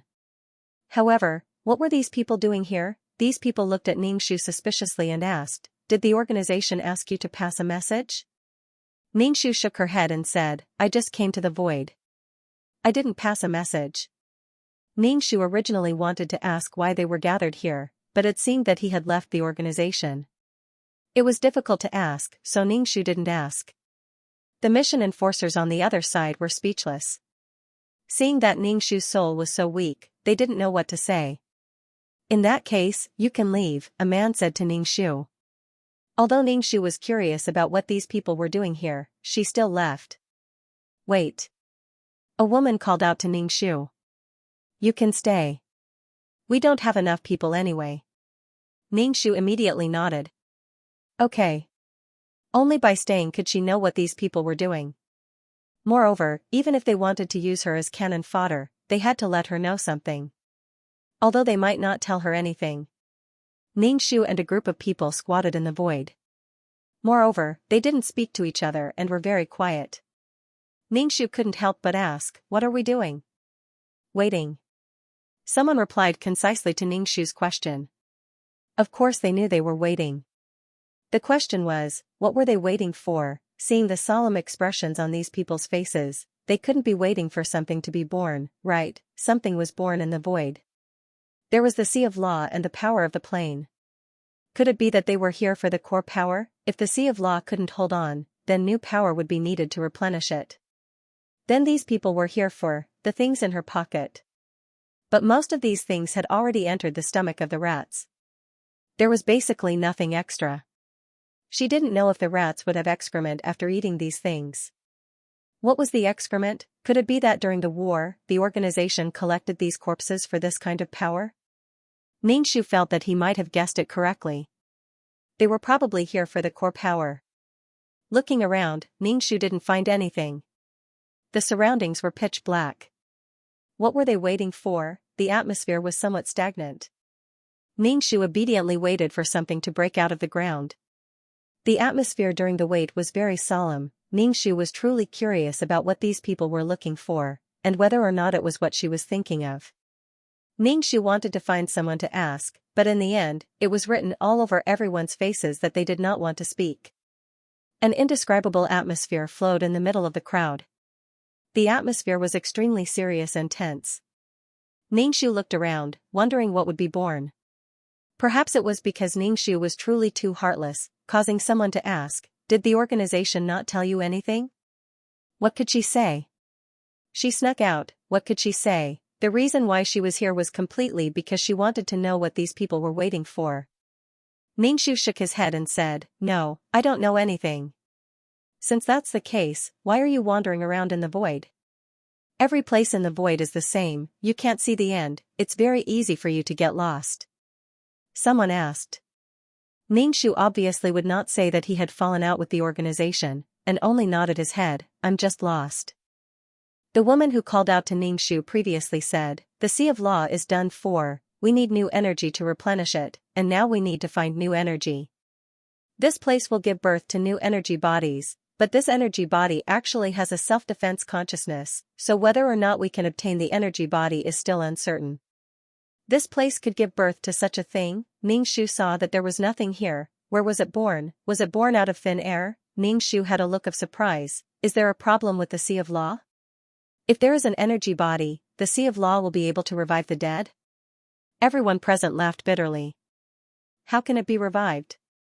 The sea of law is already old. Giving the sea of law energy to the sea of law is just delaying the decline of the sea of law. Old was old, divine pills and miraculous medicines were useless. Taking pills now was just to let the sea of law live longer. Although the sea of law was old, surviving for hundreds of thousands of years was not a problem. Looking for this kind of energy was to let the sea of law live for a few million years. Ningxu acknowledged, and held on to the energy body in his pocket tightly. Although it was just a small piece, to be able to mobilize so many people to look for it meant that it was something good. Good things, don't reveal your wealth. Ningxu wasn't stupid enough to say that he had this thing in front of dozens of people. There was no guarantee that no one would attack her. Although he wouldn't die, it would be troublesome. Ningxu asked, is it very dangerous? Ningxu also became nervous when he saw how serious these people were. The people in the team stared at Ningxu. It was probably because Ningxu's naivety was beyond their imagination. Explaining it word by word was really annoying. It's going to be dangerous. Be careful later, someone said and didn't say anything more. Ningxu nodded and looked around, paying attention to the situation around her. As for what kind of danger there was, these people were obviously not in the mood to tell her. Ningxu moved to the woman's side and asked, "You're the person in charge of Zone B, right?" The woman in purple looked at Ningxu and asked, "Do you know me? I've seen you from afar before." It was mainly because the noble purple color she was wearing was really dazzling. One wouldn't forget after a glance. Ningxu thought that the woman in purple had been killed, but it turned out that she was really exiled to do other things. Seeing that Ningxu seemed to know her, her expression relaxed and said, "I'm not in charge now." "Isn't Zone B gone?" "Ningxu. This is a bit awkward, I can't answer." "No wonder the organization said that since you like to wander, you can always wander." "Well, wander in the endless void and find the core power that can provide energy for the Sea of Law." Ningxu changed the topic and asked, "What problems will we encounter later?" "I want to ask you about it. This way, I can be prepared in advance and won't drag the team down," Ningxu said quite sincerely. The woman in purple pondered for a moment and said, "First of all, there's no way for energy bodies to get close to you, especially newly born energy bodies. Second, there will be creatures that are born to protect the energy bodies. These creatures usually have powerful strength." "Ningxu, is there such an existence as a lifebound beast?" The woman in purple nodded. "You can understand it that way. The purpose of its birth is to protect. If you're lucky, it might not. If it couldn't get close, why was it so easy for those insects to take out this core power? Moreover, it wasn't dangerous in her hand. Could it be that the insects did something that made the core power not dangerous to them?" Ningxu couldn't help but want to take out the energy body to take a look, but with so many people, it was not good to take it out directly. Could it be that the worms were spitting saliva on it? Many creatures in nature used saliva to hunt. Then the energy body she was holding might be covered in the insect's saliva. This was a business opportunity. In the future, he could catch insects alive and collect their saliva when he had nothing to do. But whether that was the case or not, he didn't know. Ningxu asked again, "How did you know that this place would give birth to energy bodies?" The void was so big, how could they accurately find this place to give birth? The woman in purple looked like she had seen the vicissitudes of life and almost lit a cigarette. "Naturally, after various investigations. Let's not talk about it and wait quietly." The woman in purple ended the topic unilaterally. Ningxu didn't insist on asking, so he waited quietly. Although there were many people, there was no sound at all. It was so quiet that it was a little scary. Ningxu felt a little itchy in his throat. He couldn't help but cough, but he forced himself to hold it in. Under everyone's gaze, a stalk of grass slowly grew out of the void. This stalk of grass grew bigger and bigger, and it was a bud waiting to bloom. There was energy fluctuating in the center of the flower. Everyone stared at the flower bud. Clearly, the energy body was in the flower bud, and now it was waiting for the flower to bloom. Ningxu felt that the void was a mysterious existence. How did this flower grow? It didn't need sunlight or rain. It grew out of thin air. And where did this energy body come from? It was too mysterious. There were too many unknown things. This flower bud didn't bloom. Everyone waited quietly. Ningxu looked around, wanting to see what was protecting the core power. Ningxu stretched out his hand and took out the god-beating whip. He had never used the god-beating whip, but now it was clearly useful. Roar. A series of roars suddenly resounded. An incomparably huge giant seemed to have torn apart the darkness and suddenly appeared. These giants were already huge, but their muscles bulged like mountains and were full of explosive power. When Ningxu saw these giants, he thought of the prophecy. In the prophecy, he saw many giants fighting. Could it be such giants? These giants were very big. In comparison, mission enforcers like them couldn't even be considered sand. Ningxu looked at the whip in her hand. Could her whip really hurt these giants? It seemed a little risky. Moreover, there were quite a number of giants. Although they did not have as many as the mission enforcers, they were bigger than them. Moreover, they could trample all of them to death with one foot. Wasn't this a little awkward? It seemed a little risky to snatch the energy body. It wasn't just a little risky, it was very risky. Everyone's expressions were ugly, but no one said that they wanted to leave. Instead, they looked at the flower bud with determination in their eyes. Since these people did not retreat, Ningxu could not just leave. Ningxu wanted to see if the energy body could not be approached. If not, why did Li Wen not hurt it? The purple-clothed woman said, I've already informed the organization. Now, we have to delay these giants to prevent them from taking the energy body away. Ningxu was curious and asked, who are these giants? The purple-clothed woman said, I don't know. Anyway, there are all kinds of existences in the void. Don't ask. Think of a way to delay them later. As soon as these giants appeared, they were waiting for the flower bud to bloom slowly. Then, they would pluck the flower. When the mission enforcers saw this scene, they immediately took action and used all kinds of methods to stop the giants from plucking the flower. Ningxu extended the god-beating whip and swung it. He wrapped the whip around the giant's wrist and pulled it desperately. However, Ningxu's strength was not as great as the giant's. The giant waved its arm up and down. Ningxu was like a kite. He went up and down, making him dizzy. The giant reached out to grab Ningxu. Ningxu quickly let go of the whip. If he was caught, his soul would probably be crushed. After avoiding the giant's hand, Ningxu saw that the flower bud had bloomed. It bloomed with countless rays of light. The snow-white petals had a bright starry luster, and in the middle was a huge white crystal. It was filled with an indescribable power. This power was like a bright light in the dark. When one saw this thing, they could not help but want to pounce on it. Mother's embrace. However, it would be burned to ashes. When the giant saw that its power had matured, it immediately stretched out its hand to pluck it. As for the ants beside it, the giant didn't care at all. Although these mission enforcers used many methods, to the giant, it was just a few ants crawling on his hand. All he had to do was shake them a little. However, when the giants were about to pluck it again, one of their hands was suddenly pierced by something. The bullet directly pierced through the giant's palm. He directly stopped the giants from plucking the flowers. The giants looked at a spot in the void. The Grand Elder walked out of the darkness with a gun in his hand. When the giant saw Taishu, he said something inexplicable in a language that Ningxu couldn't understand. The giant's words were like a roar.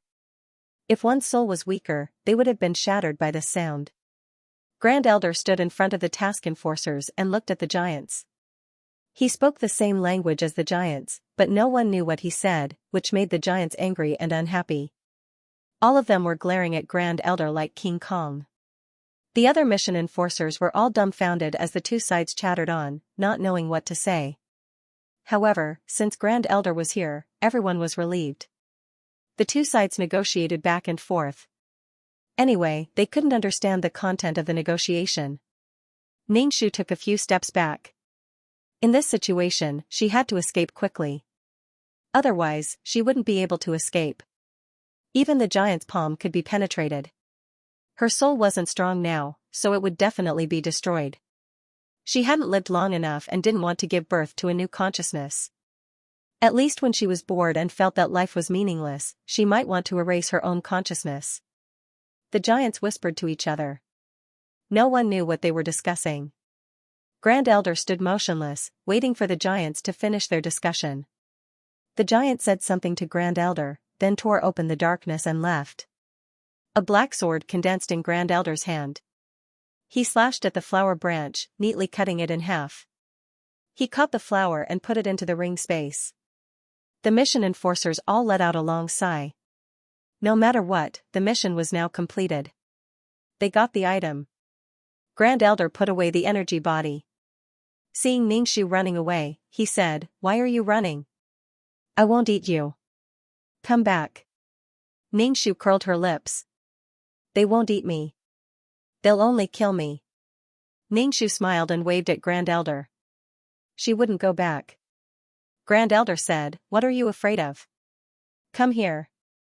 Ningxu walked over and said, "I'm not afraid." Although Ningxu said so, she had condensed a drop of black ink like dirt behind her back. If Grand Elder really attacked, she would throw the dirt at his face. The other mission enforcers looked at Ningxu. Grand Elder said, "Go back and rest. Ask the main system for the reward this time." Okay. The mission enforcers all looked tired and scattered away, but there were still some people who kept looking in this direction. Grand Elder looked at Ningxu and asked, how did it feel to wander around the void? What did she think? Ningxu thought for a moment and said, it's really big. Grand Elder asked again, what else? Ningxu thought carefully. I'm really small. The world is really wonderful. Grand Elder asked, what else? Ningxu frowned. There are so many powerful races. Grand Elder looked at Ningxu. Since you know that there are many powerful races in the void, you should calm down and become stronger steadily. Ningxu nodded. Yes, that's what I think. But I don't know why. I'm very arrogant. Although I've seen so many powerful races, I'm still arrogant. Grand Elder said, you're full of confidence. You've been wandering outside for a long time. Do what you need to do. If you wander out like this, you won't even know what swallowed you. Control your temper. You don't even know how to use the rules. Your brain is full of scum. Ningxu said, that's because I'm too lazy to use my brain. When I'm not strong enough, I'll wring my milk to survive. Now that I have money, why should I save a penny or two? If he didn't use his strength, it would be a waste. What was the use of the power that he pursued so hard? Grand Elder said, there are a lot of fallacious reasons. Your mentality is that of a nouveau riche.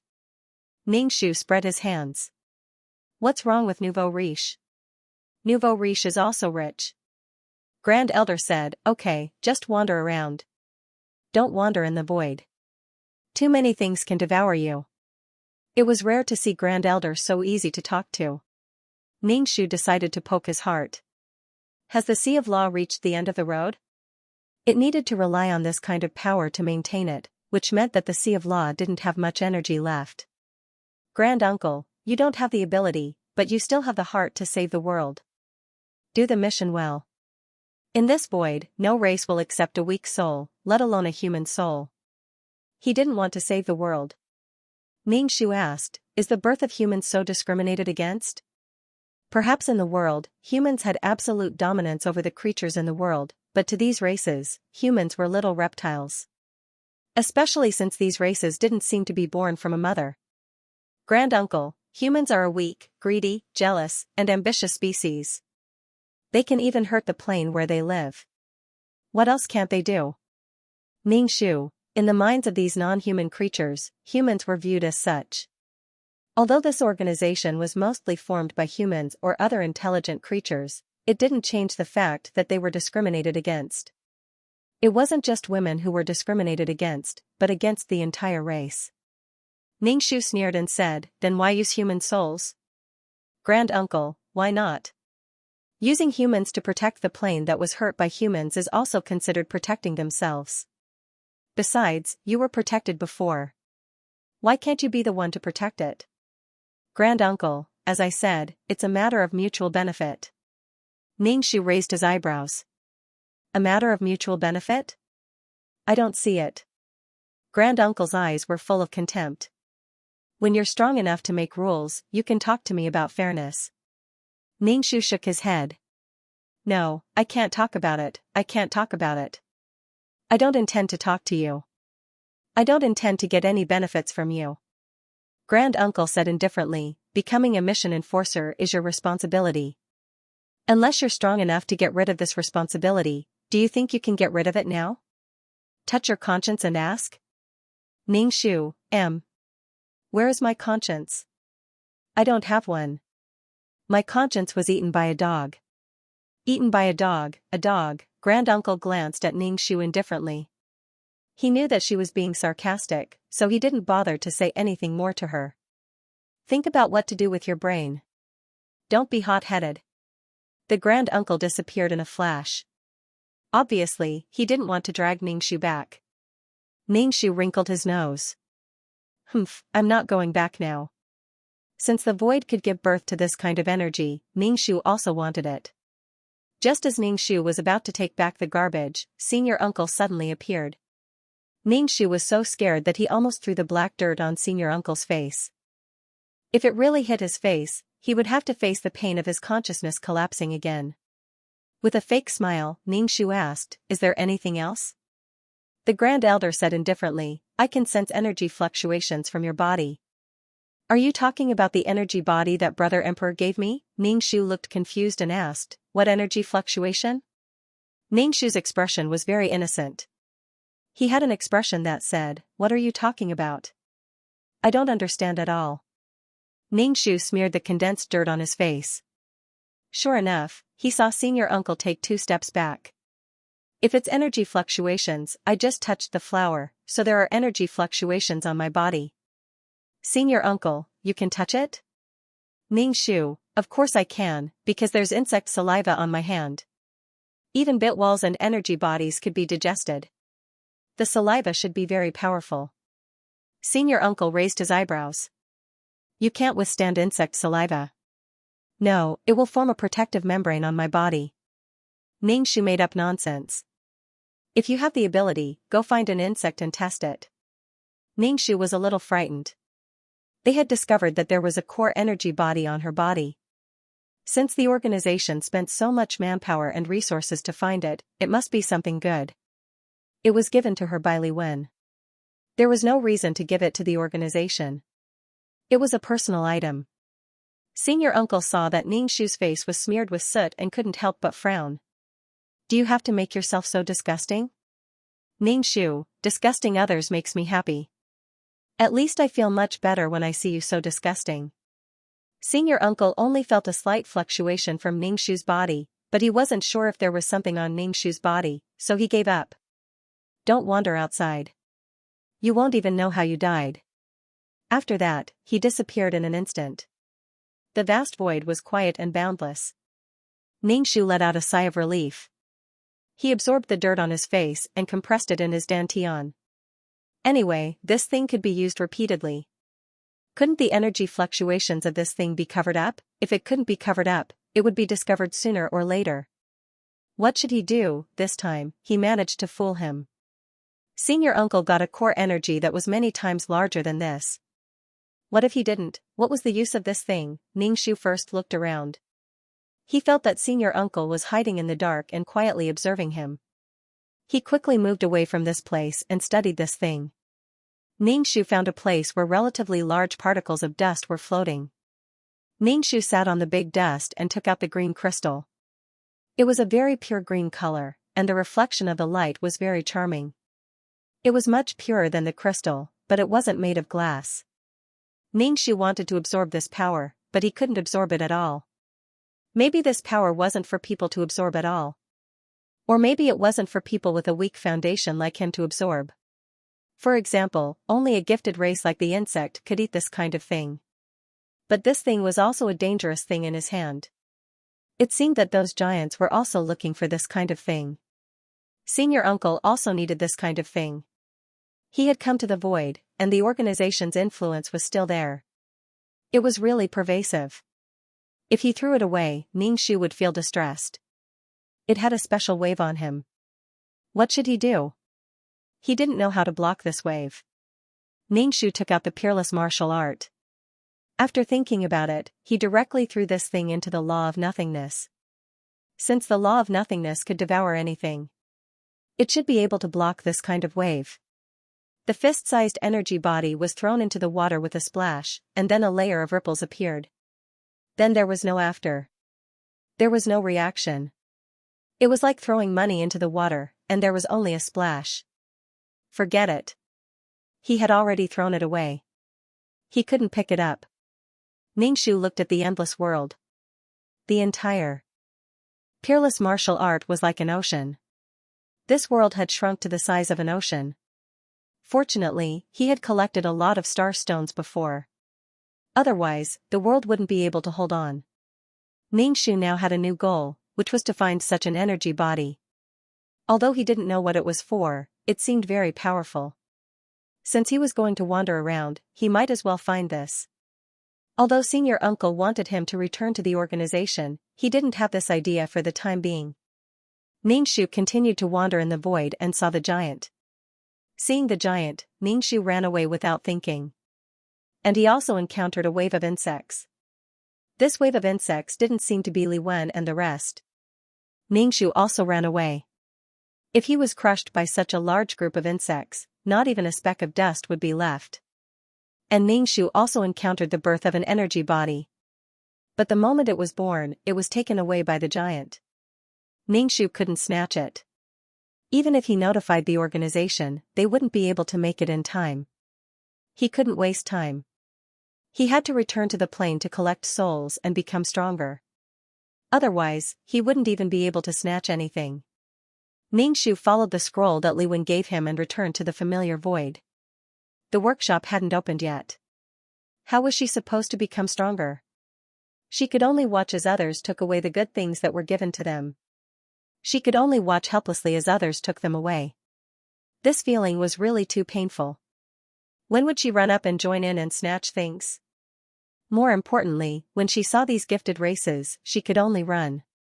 She didn't even have the strength to fight. Just his muscular and enormous body was enough to make people feel intimidated. There was simply no way to fight against him. Humans were probably the softest animals.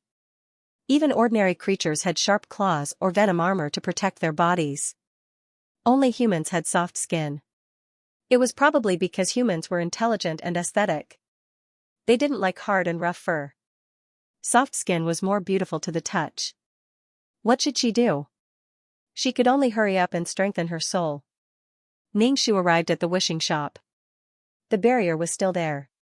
Everything was the same as before. It was just that there was no business. This was a little awkward. Could it be that this shop couldn't be opened, or could it be that it couldn't be done even if she wanted to? Probably the organization had a monopoly. If it really didn't work, she would go to every world to find wandering souls without consciousness. For those low-level creatures, they only had survival instincts and no intelligence. After they died, their souls were just a small group of wandering souls. Even when the soul left the body, it would be annihilated. It would be blown away by the wind or melted by the sun. Therefore, it wasn't easy to find wandering souls. There were slightly more in the world of reincarnation. Could it be that she was going to the millions upon millions of reincarnation worlds to obtain wandering souls? If the Abyssal Prefect knew about this, he would definitely stab her to death. This was a little difficult. Ningxu chewed on the kidney-strengthening fruit while thinking about the future. She could wander in the void, but there were too many unknown races in the void. Moreover, these races were all freaking gifted. The goal of their entire lives was just the starting point of their birth. As soon as he spoke, he possessed great power.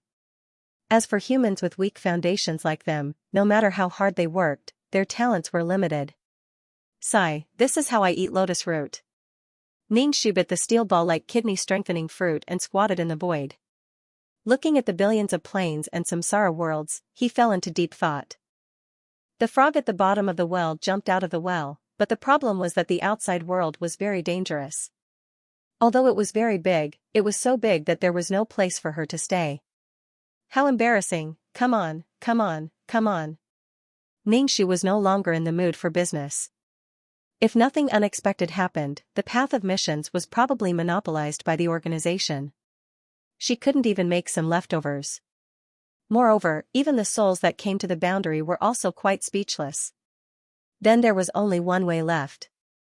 Collect wandering souls in each world, and at the same time collect the soul power in her own samsara world. She didn't believe that it wasn't enough to strengthen her soul. She didn't know how many treasures there were in the void, but her ability was not enough to obtain these things. Not to mention snatching them from the hands of giants or insects, she couldn't even get close to the treasures. She couldn't even touch the treasures. She found it but couldn't get it. It was so disgusting. Ningxu entered the samsara world. Zhu Jun said to Ningxu, "Now there's no merit." Ningxu, since there's no more merit, then let's stop for a while. I don't have any extra merit now. Zhu Jun didn't say anything else and nodded. Okay. He glanced at Ningxu. What are you sad about? Ningxu said, there's too much to be sad about. I can't even finish talking about it. Zhu Jun thought for a while and said, forget it if there's no merit. Now all the skeletons have a layer of golden light on their bodies. However, some of them have started to penetrate deep into their bones, while others only have a layer of light on the surface. If the entire body was built with merit, even the depths of their bones were tempered with merit, then they would achieve true toughness. Ningxu also hoped that all the skeletons could become true golden bodies of merit. However, he was embarrassingly short of money. He would think about it when he had more merit in the future. Moreover, even if he encountered any danger, especially in the void, these skeletons wouldn't be of much help. He would let these skeletons stay in the samsara world first. Ningxu and Zhu Jun were talking when something happened in the reincarnation pool. Disaster beasts were born. The stench of the disaster beasts could be smelled from 10 miles away. The disaster beasts in the samsara world all fled, afraid that they would be contaminated. The disaster beasts crawled out of the reincarnation pool. Their bodies were pitch black, and they looked like both animals and humans. Several of them were born at once. Zhu Jun quickly found stronger skeletons to come over.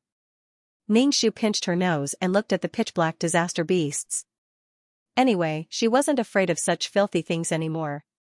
She directly rushed over. Holding the thread-like power of faith, she directly tied up a few disaster beasts. At close range, these disaster beasts smelled even worse. These disaster beasts spouted filth everywhere. Some of it spilled on Ningxu's body. Ningxu's heart was in a mess. Zhu Jun and a few skeletons rushed over and dealt with the disaster beasts together with Ningxu. The disaster beasts didn't have intelligence. They roared and their voices were extremely penetrating. Hearing the sound of the disaster beasts, some of the weaker souls would directly lose their minds. Ningxu had threads of the power of faith. She gave a few to Zhu Jun and then pulled a few of them herself. Her hands formed a seal. The threads of the power of faith seemed to melt and turned into beams of light, penetrating the disaster beasts' bodies. The disaster beasts' bodies trembled. In the end, they directly exploded. The filth scattered in the samsara world. Ningxu stretched out her hand and directly collected the filth. Since she could absorb it, she would keep it for her own use.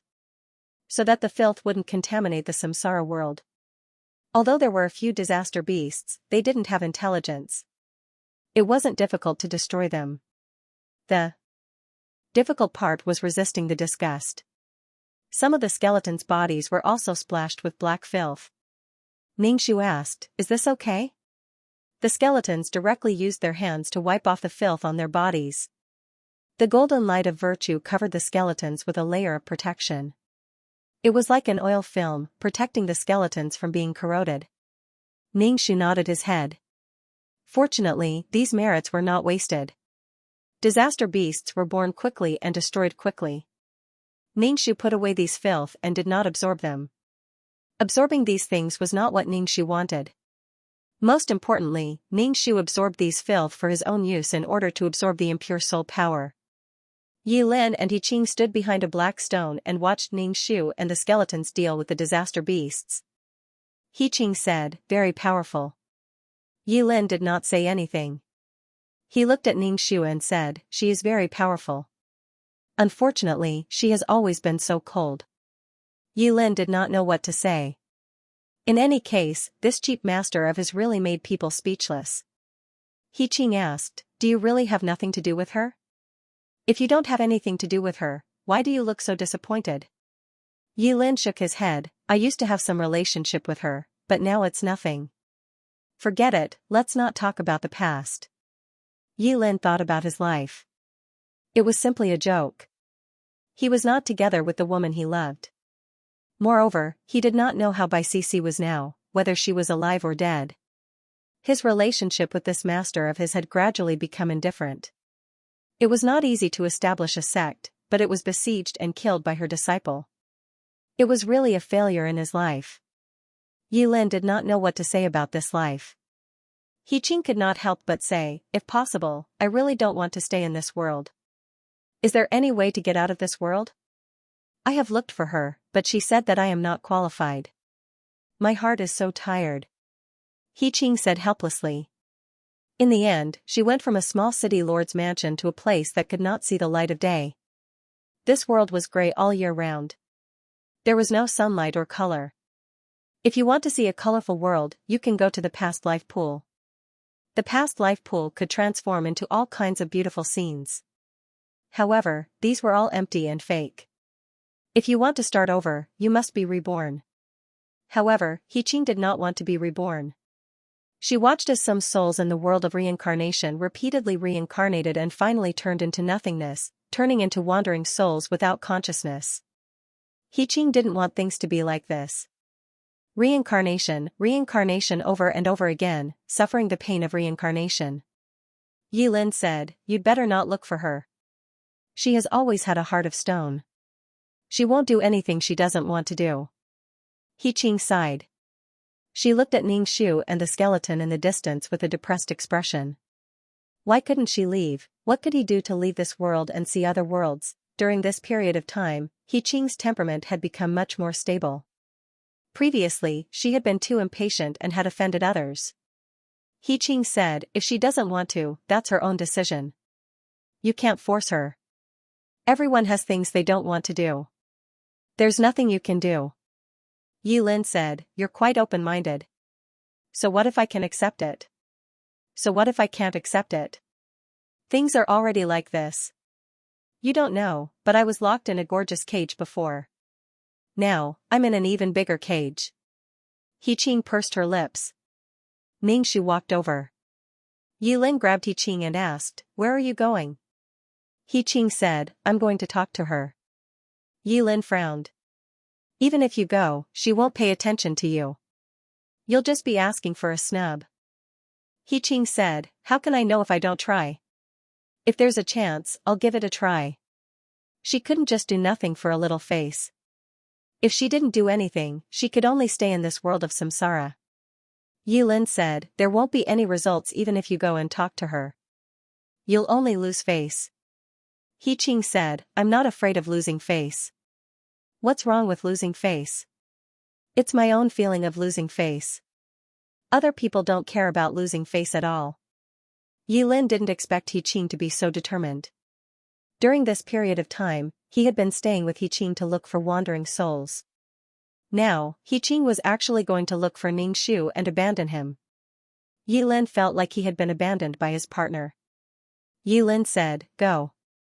It'll be a waste of time even if you go." Xianxia didn't care about Yilin's feelings, and Yilin wouldn't tell Xianxia about his feelings. It would be embarrassing to say it out loud. Xianxia left Yilin and walked over to Ningxiu. Yilin chuckled in his heart and watched from a distance. When Ningxiu saw Xianxia, he was stunned and asked, "Why are you looking for me?" Ningxiu condensed 2 stools with vines. He sat down first and said to Xianxia, "Sit down." Xianxia thought for a moment and sat down. She hesitated and said, "I used to have a bad attitude." Ningxiu said, "It's okay. Who didn't have a temper?" As for whether Xianxia was happy or not, to be honest, Ningxiu didn't care at all. However, Xianxia was much calmer. She used to be aggressive, but at least she was much calmer now. She didn't want to play tricks on anyone. Xianxia let out a breath and said, "Thank you. I've always wanted to thank you. Thank you for saving me from the city lord's mansion." Ningxiu said, "It's okay. It was just a matter of convenience. Don't worry about it. It was a matter of convenience for you, but for me, it changed my fate. Otherwise, I don't know how long I would have been locked up," Xianxia said seriously. Ningxiu pondered for a moment and nodded. That's true, with great power, saving and killing people was as easy as turning one's hand. Ningxiu asked, "Why are you looking for me? Tell me. Your soul's purity isn't up to par, but to tell you the truth, I can't help you." She had already left the organization. Although Xianxia was disappointed, she knew it was within her expectations. She said calmly, "Thank you. I know." She didn't know what to say next. Yilin watched the 2 of them talk from afar. He didn't know how long they had been talking, but it seemed like they were having a good time. Yilin suddenly felt a little stifled. He felt like this cheap master of his was being treated differently. He also felt like he had been slapped in the face. Xianxia had only come to ease the tension between them. She didn't think that there would be a result. Seeing that there was nothing else to talk about, she stood up and bid farewell.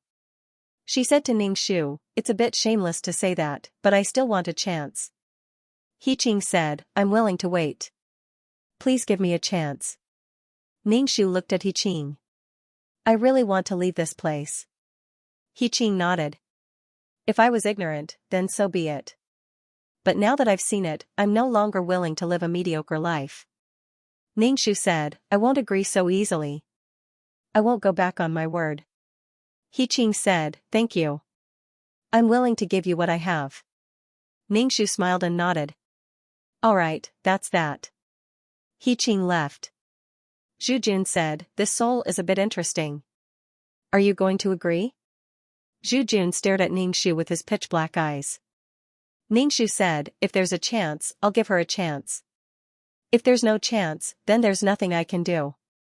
Since she's willing to follow me, of course, I'll give her a chance if there's a chance. As for what happens in the future, let's talk about it later. Jun said, the human heart is the most unpredictable thing. I'm not afraid of anything. I just need to be firm. I'm not afraid of what will happen in the future. There was no need to worry at all. Because she believed that she had the absolute strength to deal with the future. What was there to be afraid of? Jun nodded and said, you should have such thoughts. You're not afraid of others being stronger than you. There's always a higher mountain. Compared to others, wouldn't it be exhausting? She wasn't afraid of others being stronger than her. Did she have to kill someone who might be stronger? Ningxu stretched and said to Jun, I'm going to rest for a while. Don't call me if there's anything. What did you say to her? Yilin couldn't help but ask as soon as he saw Qing. The two of them had talked for quite a long time. What on earth did they talk about? As someone who was also disliked by Ningxu, Yilin now saw that Qing seemed to have a good relationship with Ningxu and had talked for so long. Qing didn't want to tell Yilin the truth, nor did she want to talk about what they had discussed. Qing said, nothing, but her attitude towards me is still bad. Qing chose to lie. She instinctively felt that she shouldn't tell the truth. Yilin was skeptical, but he didn't pursue the matter. However, he still had some doubts in his heart. Ningxu slept. When he woke up, a line of words appeared in front of Ningxu. There were only 4 words, see you in Water City. There wasn't even a signature. Ningxu replied, see you for what? Negotiation. This feeling of talking through the air was really cool. Let's talk when we meet. Sincerely. Ningxu said, then let's meet. After going out for a walk, Ningxu's mentality was a little different. Ningxu went to the consultation room in Water City. When he walked in, the Taishu and the silver-haired man were both inside. Ningxu sat down and asked, what's the matter? The Grand Elder narrowed his eyes. There was no fluctuation again. Taishu didn't speak. The silver-haired man next to him said, you can't open your own studio. Because it can't be started. If you want the power of the soul, you'll have to rely on the organization, the silver-haired man said. In the void, any race is stronger than the human race. Ningxu didn't say anything.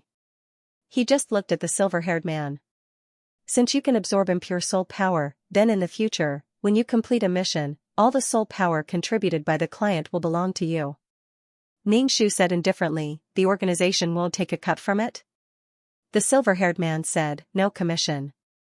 The soul power of the client is all yours. It was quite interesting. Ningxu, what else? Deal with the star stones and settle it on the spot.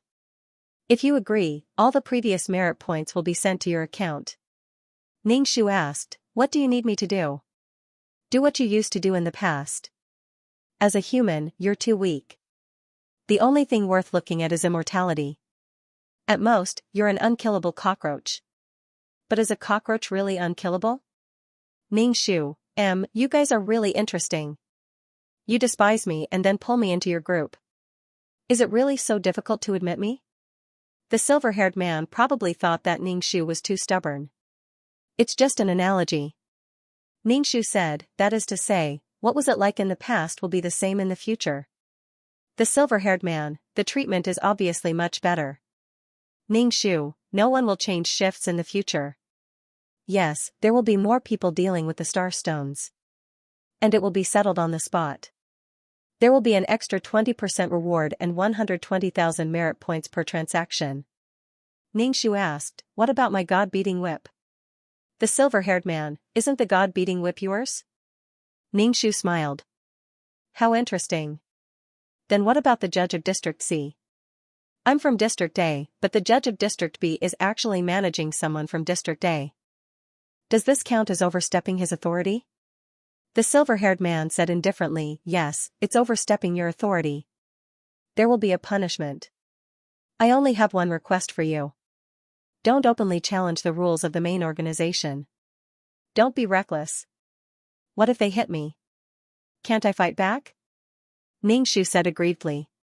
The silver-haired man said expressionlessly, can't you report it? Ningxu felt even more aggrieved. If I report it, will the organization definitely help me? Not necessarily. Ningxu, then what's the use of reporting it? The silver-haired man became even calmer. You have to report it even if it's useless. The silver-haired man clearly did not want to talk to Ningxu anymore. Okay, go back and think about it. You can't survive in the void. In the organization, you can still stay together. Ningxu just said, got it, I'll think about it. Then he stood up and was about to leave. When he reached the door, he turned back and said, is there anything else? The silver-haired man, no. Ningxu said, oh, by the way, I have another request.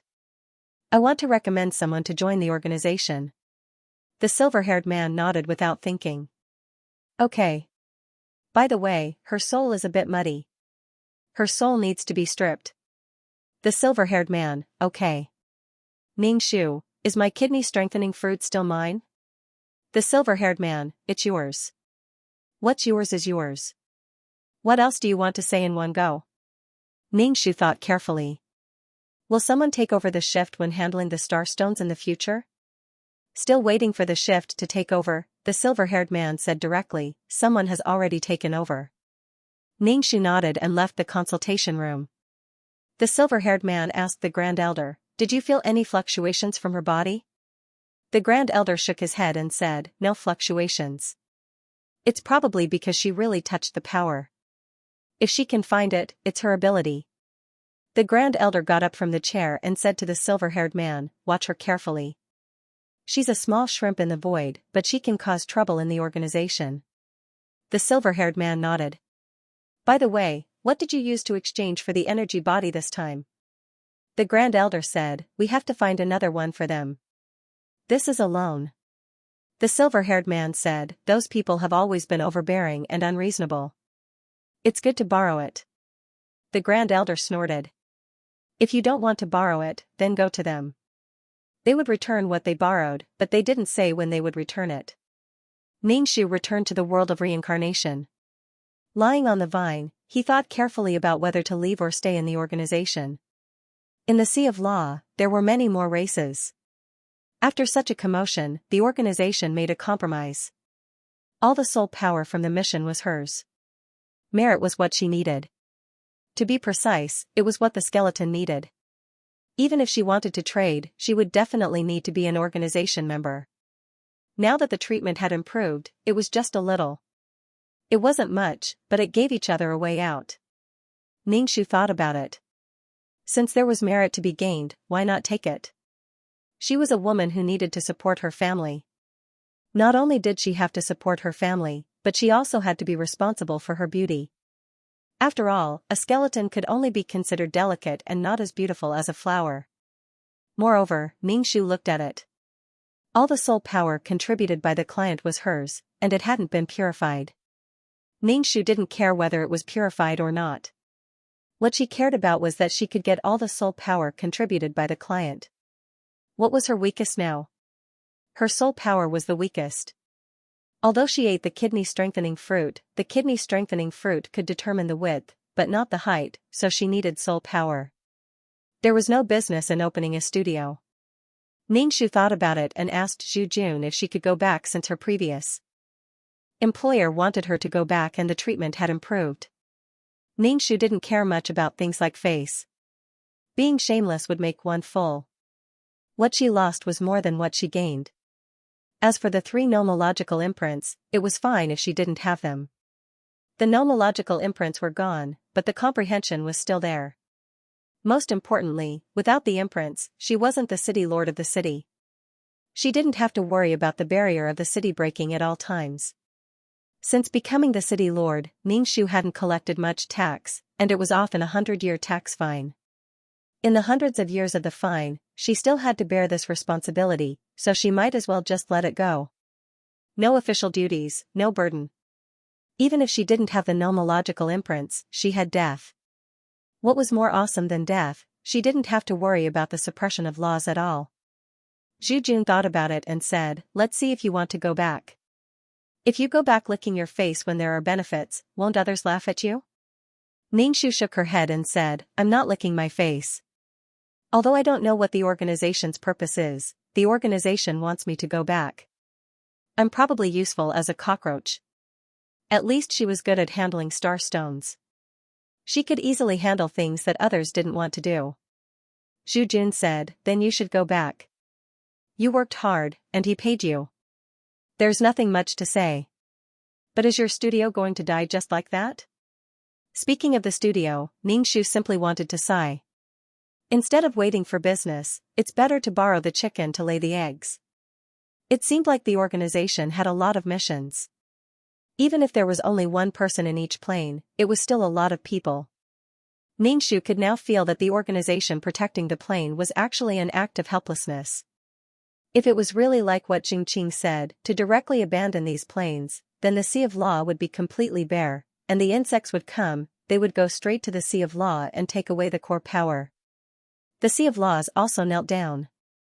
Although these planes would consume the power of the Sea of Laws, there were enough life forms in the planes, and nurturing some slightly stronger ants was also the power to deal with those insects. Low-level bugs gnawed on planes, while high-level bugs gnawed on core power. She didn't even have the strength of a lowly insect, yet she could directly devour a plane. Awesome. In short, it was a dilemma whether to drag it out and not die, or die immediately. But to Jingqing, what was the difference?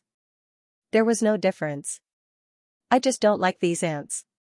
What can you do to me? Zhu Jun said, then you should go back. Ningxu nodded. Indeed, I can.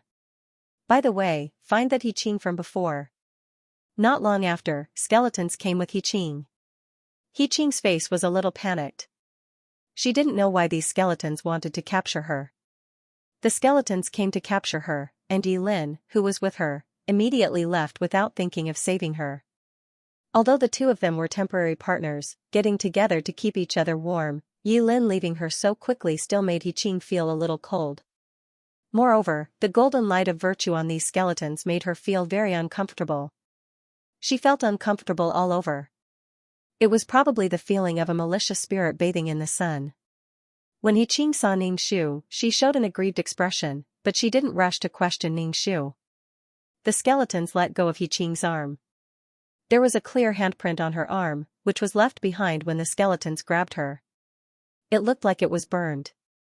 Qing was in great pain, but she endured it and didn't cry out. Ningxu asked, "Why are you looking for me?" Ningxu said, "Your matter has been resolved." When Qing heard this, she didn't care about the pain in her soul. Her eyes were as bright as two big light bulbs. She quickly asked, "Really? Can I?" Ningxu nodded. "Yes, you can, but your soul is a little filthy. I have to cut your soul and purify it. It's very painful." Ningxu had tried it once, and it was as painful as being cut into pieces. Qing nodded repeatedly. "It's okay. I can endure it no matter how painful it is." "Really, thank you, thank you." Qing didn't expect that the thing she had been begging for and couldn't get would appear in front of her now. She felt like she was in a dream. She couldn't believe it at all. "Can I really?" Ningxu nodded. "Yes." Qing was so excited that her eyes turned red. She said to Ningxu in an excited voice, "From now on, I'm your person." "No, I'm your ghost."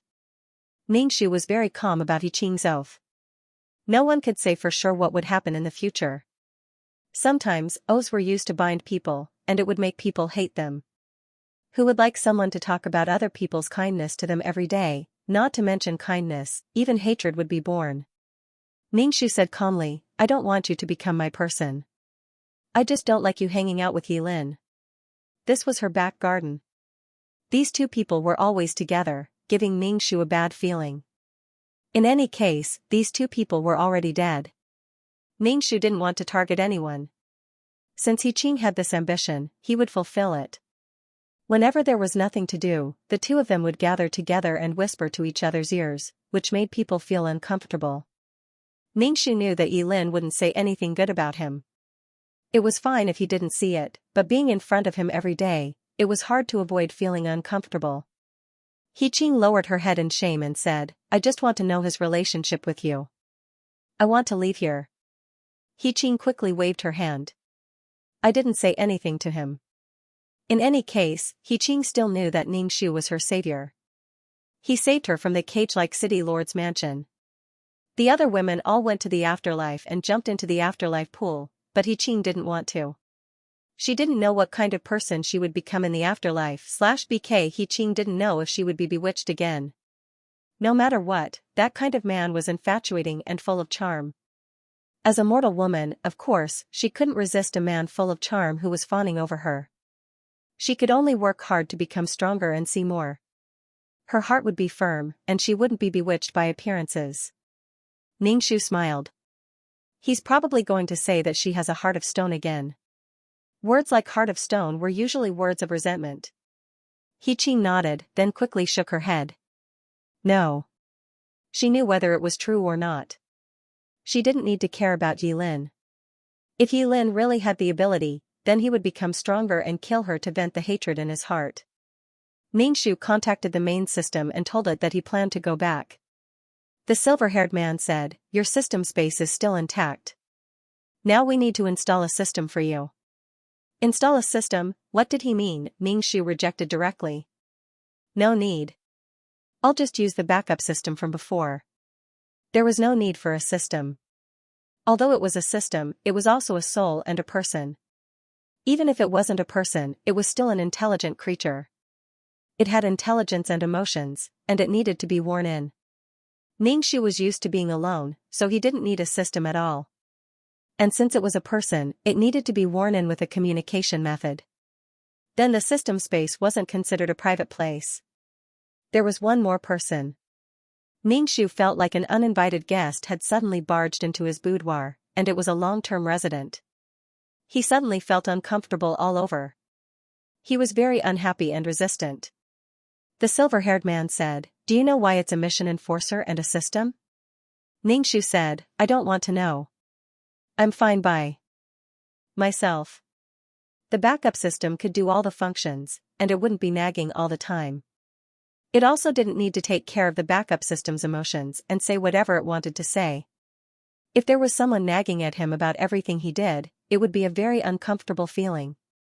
His absolute privacy had been violated. The silver-haired man said, it's because this can increase the mission enforcer's survival rate. The two of them have a discussion, and it also prevents the mission enforcer from doing anything irrational. There's also someone to remind them. You're the only one who's special. You've used the backup system for so long. Ningxu chuckled. Was she saying that she was hot-headed? Ningxu, then are you going to shove Xianxia into my hands again? Should he pull Xianxia out of the law of nothingness, drain her dry, and shove her back into her hands? No, he had a biological rejection of the system. He didn't want it at all. The silver-haired man said, no, it's just a normal system. I hope you can cooperate well. If there's anything, there's room for discussion. Ningxu rolled his eyes. I've already said that I don't want the system. I'm fine with the backup system. When she returned to the space system, she just wanted to lie down on her back. However, there were still people in the space system staring at her all the time. She couldn't put on an act all the time. Occasionally, she would let loose and pick her feet, nose, and so on. With someone beside her, she had to maintain her composure. The silver-haired man said, if you want to come back, you need a system. A system will help you deal with some things. Dealing with things is fake, right? The real thing is to keep an eye on me. The backup system was more than enough to deal with things. How boring. Instead of being stared at like this, she might as well wander around. At least she had freedom. If she saw a strong race, she would run away. When people walked, they wouldn't care if they saw an ant running away in front of them. Who would be so troublesome to look for an ant all over the world? It's not to keep an eye on you. It's to remind you and tell you the organization's rules in detail. I don't want this kind of thing to happen again. Once is enough. Don't do it more than 3 times. Don't do it more than 3 times? There was still one more time. Ningxu said, what if I don't accept the system? She was really resistant to the system. Who knew what kind of monsters the organization would give her this time? What kind of scary things? She was scared. She couldn't afford to offend them. The silver-haired man said, we didn't say that you don't want the system. The system is a rigid requirement of the organization. I hope you can abide by the organization's rules. Ningxu was speechless. Damn, they were indeed scheming. The rules on the surface, weren't the rules on the surface restricted everywhere? Were they playing crossword games with her? The rules on the surface were used to restrain people. How could the unspoken rules be called rules on the surface? She couldn't even reject a system now. The silver-haired man said, everyone is a mission enforcer working with the system. Why do you think you should be an exception? Ningxu suddenly wanted to cry. My system is Jingqing. He will always be my system. Although they are suppressed by the law of nothingness, in my heart, only he is my system. The silver-haired man said. Are you sure you want him? Ningxu said, if I say I miss him and want him to be my system, will you bail him out? The silver-haired man said. No, you should forget him and start over. Choose a new system and start over. He isn't worth your attention. You will meet a better system. You can't forget a special system just because you met one. Ningxu said. Thank you for your rotten chicken soup, but I still don't want a system.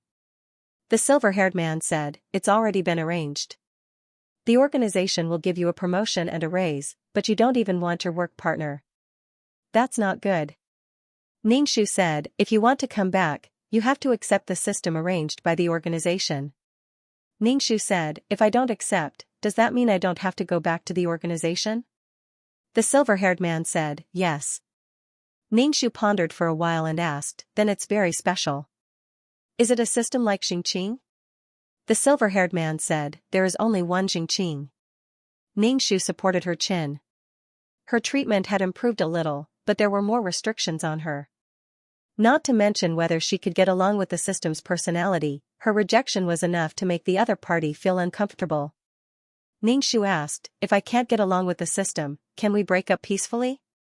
The silver-haired man said, there is nothing that time can't solve. Pay attention to communication and understand each other. You will be good partners.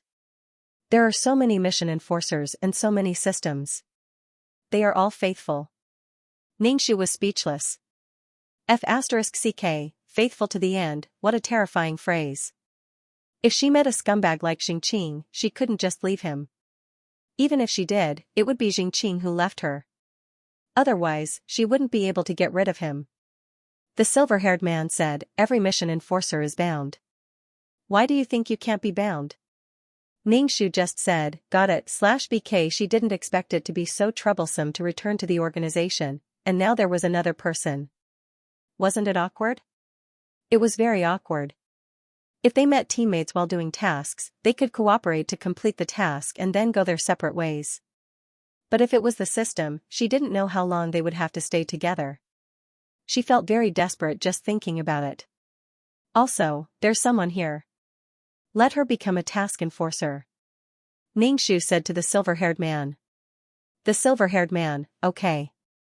Ningxu said to He-Qing with some disinterest, your matter is solved. I'll send you over. Ningxu built a space channel to connect to the consultation room in the City of Water. Go in. Go straight. Someone will receive you when you get there. He-Qing saw that Ningxu seemed unhappy and didn't dare to say anything. She directly entered the space channel and looked back at Ningxu. He-Qing walked along the space channel. It was a little dark in the channel and she couldn't see anything. He-Qing could only keep walking. There was light in front of her. He-Qing quickened her pace, but then she missed a step and fell to the ground. She fell into a room. It was the first time she saw such bright colors. There were tables and chairs in the room. Although it wasn't very lively, it made He-Qing feel very comfortable. She finally left the dark and misty world of samsara. She could see a beautiful world. A silver-haired man lifted the curtain and walked out of the inner room. He looked at He indifferently and asked, Ningxiu asked you to come? He nodded. Yes.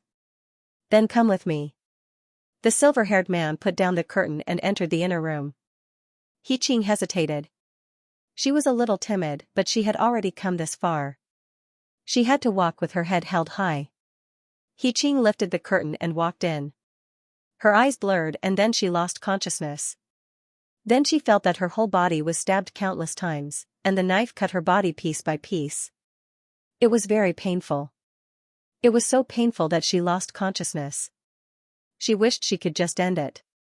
The sudden pain made He feel very confused.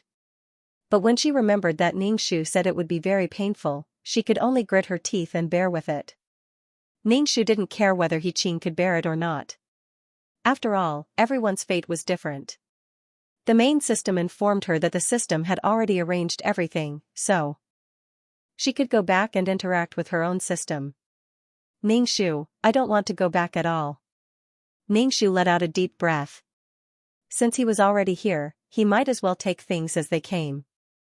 Since he couldn't change anything, then he might as well get along well with him. Ningxiu also stopped resisting. She couldn't be so unlucky as to meet someone like Xianxia. The organization probably wouldn't give her such a person. Otherwise, she would definitely explode. Ningxiu returned to the system space, which was still the same. There was a spiritual pool with fish swimming in it. The sofa and bookshelves were also there. Ningxiu sat on the sofa and asked, System, are you there? The system said, Nice to meet you, nice to meet you. The system's voice was male. Ningxiu was a little disappointed. Why wasn't it a cute little loli? In the end, it turned out to be a man. If he had known, he would have asked for a girl. At least the girls had something in common. Ningxiu said, I'm Ningxiu, a mission enforcer. What's your name? My serial number is 2333, the system said. Ningxiu shook his head and said, 2333 isn't a good serial number. Let's change it. Then what should I change it to? My memory has already been formatted. Your serial number is my name, so what name do you want me to change to? The system asked. Ningxiu said, up to you. I'm just giving a suggestion. You can call me 2333 if you want. The system said, if you don't want to, then change it. I don't have any memory anyway. Names don't matter to me. If changing a name can make our relationship closer, then it's worth it. Ningxiu raised his eyebrows. This system was a little interesting. She said, sure, up to you. Be my system. The main system should have some special instructions. The system said, telling each other the truth is the first step to building trust. There are indeed instructions. The main system said that my mission enforcer is a troublemaker, so I need to remind you at all times to prevent you from doing anything rash. If anything happens to you, the organization shouldn't punish you too heavily. However, I'll have to bear the rest of the punishment. My responsibility is to look after you. It probably felt like accompanying the crown prince to study. If he made a mistake, of course, the one who accompanied him would be punished. Ningxiu was speechless. The organization was a little interesting. Ningxiu said, okay then. Let's get along well in the future. If I do anything wrong, you can remind me. I won't make things difficult for you. The system said, thank you. Then we'll get along well in the future. Ningxiu felt uncomfortable with the extra system, but that was all he could do. The system asked, then what are you planning to do next? Do you want to do missions? I heard that you know how to deal with celestial stones. Are you going to deal with celestial stones now? Ningxiu rested his chin on his hand. He had gotten used to the life of a mission enforcer, but he suddenly felt a little unaccustomed to it. It was easy to go from frugality to extravagance, but hard to go from extravagance to frugality. Ningxiu asked, do you have a basic understanding of my situation? The system said, I do have some understanding of you. It's the system's job to understand its mission enforcers. Ningxiu, who had been left to grow up in the wild, was a little unaccustomed to meeting a system like this all of a sudden. Ningxu suddenly thought of something and asked, the organization said that I can get all of the mission enforcer's soul energy in every mission. Can you get it? If she took all of the soul energy, then what could the system get? The system was a soul too, so it needed soul energy. The system said, my soul energy is provided by the main system, not extracted from your missions. Didn't you make an agreement with the main system? Ningxu nodded, okay, as long as it's clear. Besides, she absorbed impure soul energy, so the system probably couldn't absorb it. The system said, then what are you planning to do next? Ningxu said, I'll do missions later. It had been too long since he did missions, so he was a little rusty. He had to adjust his mentality. He couldn't be careless when doing missions, because no one knew what would happen during a mission. Maybe the mission would fail. Ningxu said, actually, you don't have to take care of me all the time, and you don't have to talk to me all the time. You can cultivate or do other things. Xingqing rarely talked to her before, and when he was doing missions, he wouldn't say a word from beginning to end.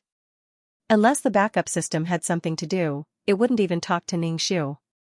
/BK if the system kept talking to him, Ningxu couldn't stand it. He was used to being alone. If someone kept talking, he probably wouldn't be used to it.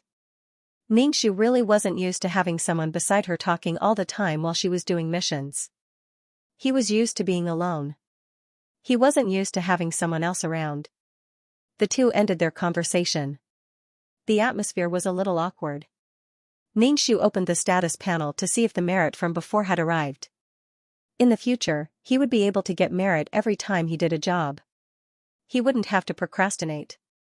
Name, Ningxu. Age, 27. Level, Super Mission Taker Contribution Card, 247, 10 million points for one contribution card.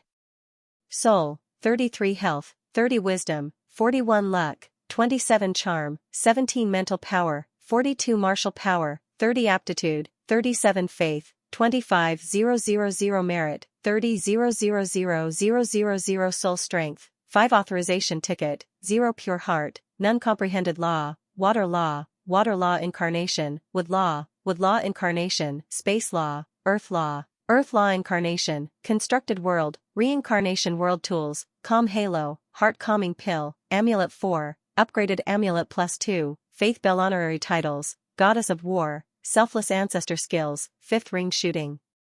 Technique, Level Close Combat Technique, Minor Achievement in Peerless Martial Arts, Level Poison Technique, Low-Level Business Management Knowledge, Beginner Code Programming, Beginner Lawyer Skill, Divine Master Ghost Catching Skill, Beginner Cooking Skill, Level Embroidery Skill, Trash Hypnosis Aura, Mother of the World, Queen's Blessing, Sister Model Worker, Qinshi's Blessing, Leader Aura, Grass Blessing, Best Friend for Life, Meow Meow Meow's Blessing, Life-Saving Hand, Jusu's Blessing.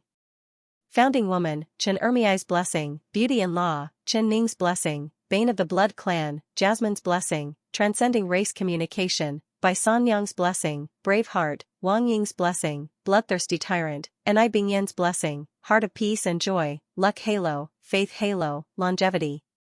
He had more than 30 million merit points. Previously, his account was poor, but now he had merit points. Therefore, although he had lost a portion of his soul power, he felt that he had suddenly become rich. Ningxu converted all his merits into merit grains and took them all to the world of samsara to raise skeletons. Zhu Jun was quite happy to receive the merit. He asked again, where did this merit come from? Weren't you very poor before? Ningxu said, yes, I was very poor, but now I have some money. It was just that he was not that poor. Zhu Jun nodded. That's good.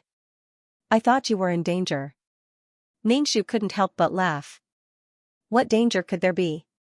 While Ningxu was talking to Zhu Jun, Yi Lin was pacing back and forth not far away. He kept looking in their direction. Zhu Jun said, someone over there has been watching us all this time. Ningxu said, let him see. He was probably here to ask about He Qing. Ningxu couldn't be bothered with him. After he finished talking to Zhu Jun, he directly teleported away from this world. When Yi Lin looked in that direction again, they were already gone. He couldn't help but sigh. What did she do to He Qing? Did He Qing disappear from this world because she killed her, or something else? Ningxu returned to the system space and exchanged some fasting pills and medicine. He planned to do a mission. Ningxu said to the system, "I'm going to do a mission now." The system said, "I'll arrange it for you." "What kind of mission do you want to do?" Ningxu said, "Anything is fine." The system selected the mission and sent Ningxu to the world of samsara. He hadn't done a mission for a long time, so he wasn't used to the feeling of weightlessness. When he felt that he had merged into a body, the first thing he felt was smell. Ningxu felt a stench, with a sense of dampness and stuffiness. Ningxu opened his eyes. This seemed to be a basement. There was a small window, and a weak light passed through the window. The window was so small that even a person couldn't pass through it. Ningxu sat up and suddenly felt uncomfortable in his stomach. There was something moving in his stomach. She lowered her head and saw that her stomach was bulging. It seemed that she was not young anymore, probably in July or August. Ningxu was speechless. This was the first time he was a pregnant woman, and a locked one at that. In this small basement, there was a bed, a convenient toilet bowl, a small light bulb, and a staircase leading to the surface. Ningxu moved his body. There was a chain fastened to his feet. This chain was very long, thick, and long, enough for him to move freely in this basement. Ningxu climbed up the stairs. His face was covered by a thick wooden board. He pushed hard, but the board didn't budge. It seemed to be locked up. He was locked up. Ningxu returned to the basement. The air in the basement didn't circulate, so the smell of excrement couldn't spread. It smelled bad. The blanket was also damp and smelled a little. Ningxu searched everywhere but didn't find anything to defend himself. Other than a bed and a toilet bowl, there was nothing. He felt his stomach being kicked. The child in his stomach was rolling. His stomach was falling. Ningxu was speechless. This feeling was really strange. Ningxu felt uncomfortable sitting or standing. His legs were swollen and painful. It was really F***ing hard. Ningxu wanted to lie down, but the blanket was so dirty that its original color couldn't be seen. He really didn't have the courage to lie down. Ningxu supported himself against the wall and began to read the plot. However, the plot was slightly different from what Ningxu had imagined. He thought that it was a plot about a woman who was sold to give birth to children. The actual plot was even more shocking. The client was only 19 years old. In reality, he was a child who had been locked up for nearly 4 years. He was locked up when he was 15 years old. When the client was locked up, he was just a newborn. He was brought home by the school bus driver and locked up for more than 10 years. During that time, he gave birth to a child. The school bus driver looked like an honest man. No one would have thought that there was a girl locked up in the basement, and no one had discovered it for so many years. And the school bus driver still went to work every day for more than 10 years without stopping. How good was his mental fortitude, and he gave others the impression that he was an honest and good person. How did he find out later? It was a 7 or 8-year-old child who was sick. The client begged the school bus driver to treat the child. Later, he was discovered by a neighbor. He thought that the school bus driver might have kidnapped the child and called the police. In the end, the client was found locked up in the basement. The client was rescued. Being rescued was really a relief, but it wasn't. This incident caused a huge sensation and caused a huge reaction in society. Translator, Lawn Editor, Ephidacia. As a woman who had been locked up for more than 10 years, she was almost 30 years old and even gave birth to a child. Of course, it attracted a lot of attention. As a woman who had not been in contact with the outside world for more than 10 years, the media came to interview her. Her life in prison was miserable, but her life outside was not as good as she imagined. Moreover, for a child, the basement was all the child had. Obviously, the child lived in the basement since he was young and did not know what the outside world was like. He did not train his mind either. The outside world made the child feel at a loss. He was not used to bright rooms and liked to hide in dark closets. He did not know what the world outside the basement was like. The client was also under a lot of pressure from the public's concern. The media wanted to interview her. In the end, the client agreed to do the interview, but after the interview, she committed suicide. As for the school bus driver, such a bad behavior naturally had to be punished by the law. The biggest problem now was that there was a child in her stomach. What AF * king scam, if the school bus driver was to be punished, this incident would have to be exposed. Once it was exposed, the public would pay attention to it. Although the attention would only be for a month, or a few days less, but more than 10 years of imprisonment, imprisoning a newborn as a captive. It was shocking. The client committed suicide in the end, but she still wanted to counterattack? The system said the client was unwilling to be tortured for so many years in the narrow basement, waiting in fear for the honest man's torture every day. And she won't be coming back. Ningxu was speechless. Since she won't be coming back, why not adjust the time? Now that she has a child in her stomach, what do you think we should do with the child? Was it solved? The system said. You deal with this. Ningxu said. Ask the child's mother what to do with the child. She won't be coming back. I've left this body, yes, this body, but what about the child? Ningxu did not have the heart to say that the client was a little stupid. Since it was a counterattack, then the timing should be better. Since she had already contributed her soul energy, why not choose before the incident happened? Or perhaps when it just happened, she could still be saved. After the counterattack, she could still have a good life. She had wasted her soul energy. Being locked up like an animal for more than 10 years had already dulled the brain of the person who had entrusted him with the mission. Eating, drinking, and defecating in the same house, he was an animal, living like an animal. Even giving birth to a child in such a dirty place would make it especially easy to get infected after giving birth. In reality, the client's body was already at the end of its life. The system replied. Do whatever you want.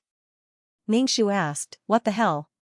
The client said, she doesn't want to care about this child. Her father is a devil.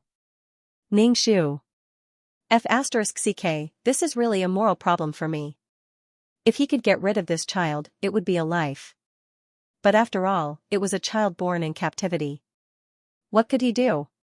And if the client doesn't come back, what will happen to the child in the future? After a while, the system replied, you can give birth to the child. If the entrusting party has a family, the child can be entrusted to the family. Ningxu. Do you think the client's family will accept this child? This child's father had imprisoned his daughter. She had that man's blood running through her veins. Would the client's parents be able to accept it? Furthermore, this child would definitely be discriminated against. What a headache, the system said, they probably won't accept it, but they will still give her food to eat and let her grow up. That's enough. Sometimes, birth is the original sin. There's no right or wrong.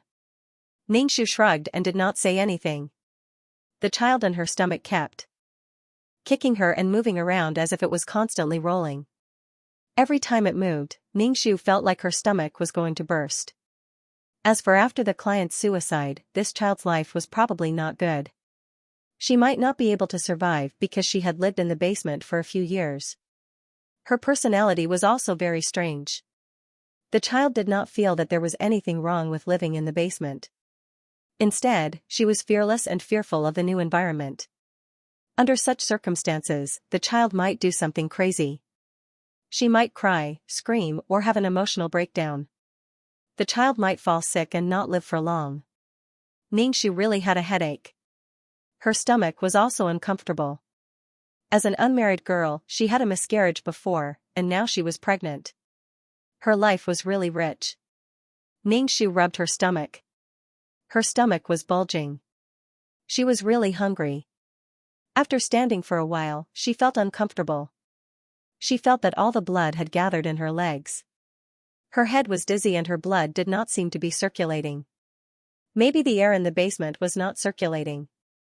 The windows were closed. The passageway in the basement was covered with wooden planks. Air was not circulating at all. It was very uncomfortable. Ningxu sat on the bed. She did not know if she should lie down or sit down. Her head was hurting. In such an environment, it was not easy for this child to be born healthy. She was eating something that was not nutritious. A school bus driver did not have a high salary. If the client did not come back, she could do whatever she wanted. The client had been imprisoned for so long. It was not easy for her not to be masochistic. If the school bus driver was a little nicer to the client, giving her a slap and a carrot, the client would not be so resistant and painful. How could she stand it if she was always in pain and was not given any benefits? Ningxu sat on the bed and leaned against the wall, waiting for the school bus driver to come back. She was really hungry. There was not even a bit of water in the basement. Ningxu's head was groggy. She closed her eyes and slept for a while. She vaguely heard the sound of the door being unlocked and footsteps. At the same time, a gust of fresh air rushed in. Ningxu's spirit was slightly lifted. She looked at the stairs and saw a man coming in. This man was wearing plain clothes. He had a simple and honest face. He looked like a good man. His appearance was also very ordinary. It was the kind of ordinary appearance that did not attract any attention. He looked to be 35 or 36 years old. He looked at Ningxu's stomach and reached out to touch it. Ningxu's stomach shrunk back. The man's face suddenly became ugly. It was a little ferocious.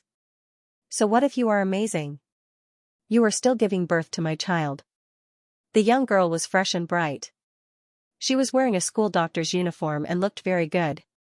Being surrounded by this kind of child made her feel very comfortable. She was chosen because this girl was bright and happy. She always played with her friends and let out a crisp laughter. The whole school bus was filled with a happy atmosphere. Translator, Lonely Tree Editor, Millman 97. These children wouldn't care about a school bus driver. They laughed as if there was no one else around. Ningxu said directly, I'm hungry. I want to eat something. A man like this couldn't tolerate rejection and failure. He was even more afraid of being rejected and discriminated against by women and doing crazy things. The man snorted. In the end, he made Ningxu food. It was a bowl of noodles. Ningxu didn't stand on ceremony. He picked up the bowl and ate. It didn't taste good at all. It was white water with a little oil and salt. There was no fried egg, not even a small green vegetable. Ningxu said, I'm pregnant. I need to eat something nutritious. Make it again. Fry an egg for me and add 2 small green vegetables. The child in my stomach has been noisy. It's probably because of insufficient nutrition. Ningxu put down the tasteless water and said to the man. Wang Tiandong saw Ningxu like this and didn't say anything. He took the bowl out again and locked the wooden board. Ningxu didn't say anything. He sat on the bed and waited for the noodles to be served again. Not long after, Wang Tiandong made the noodles again.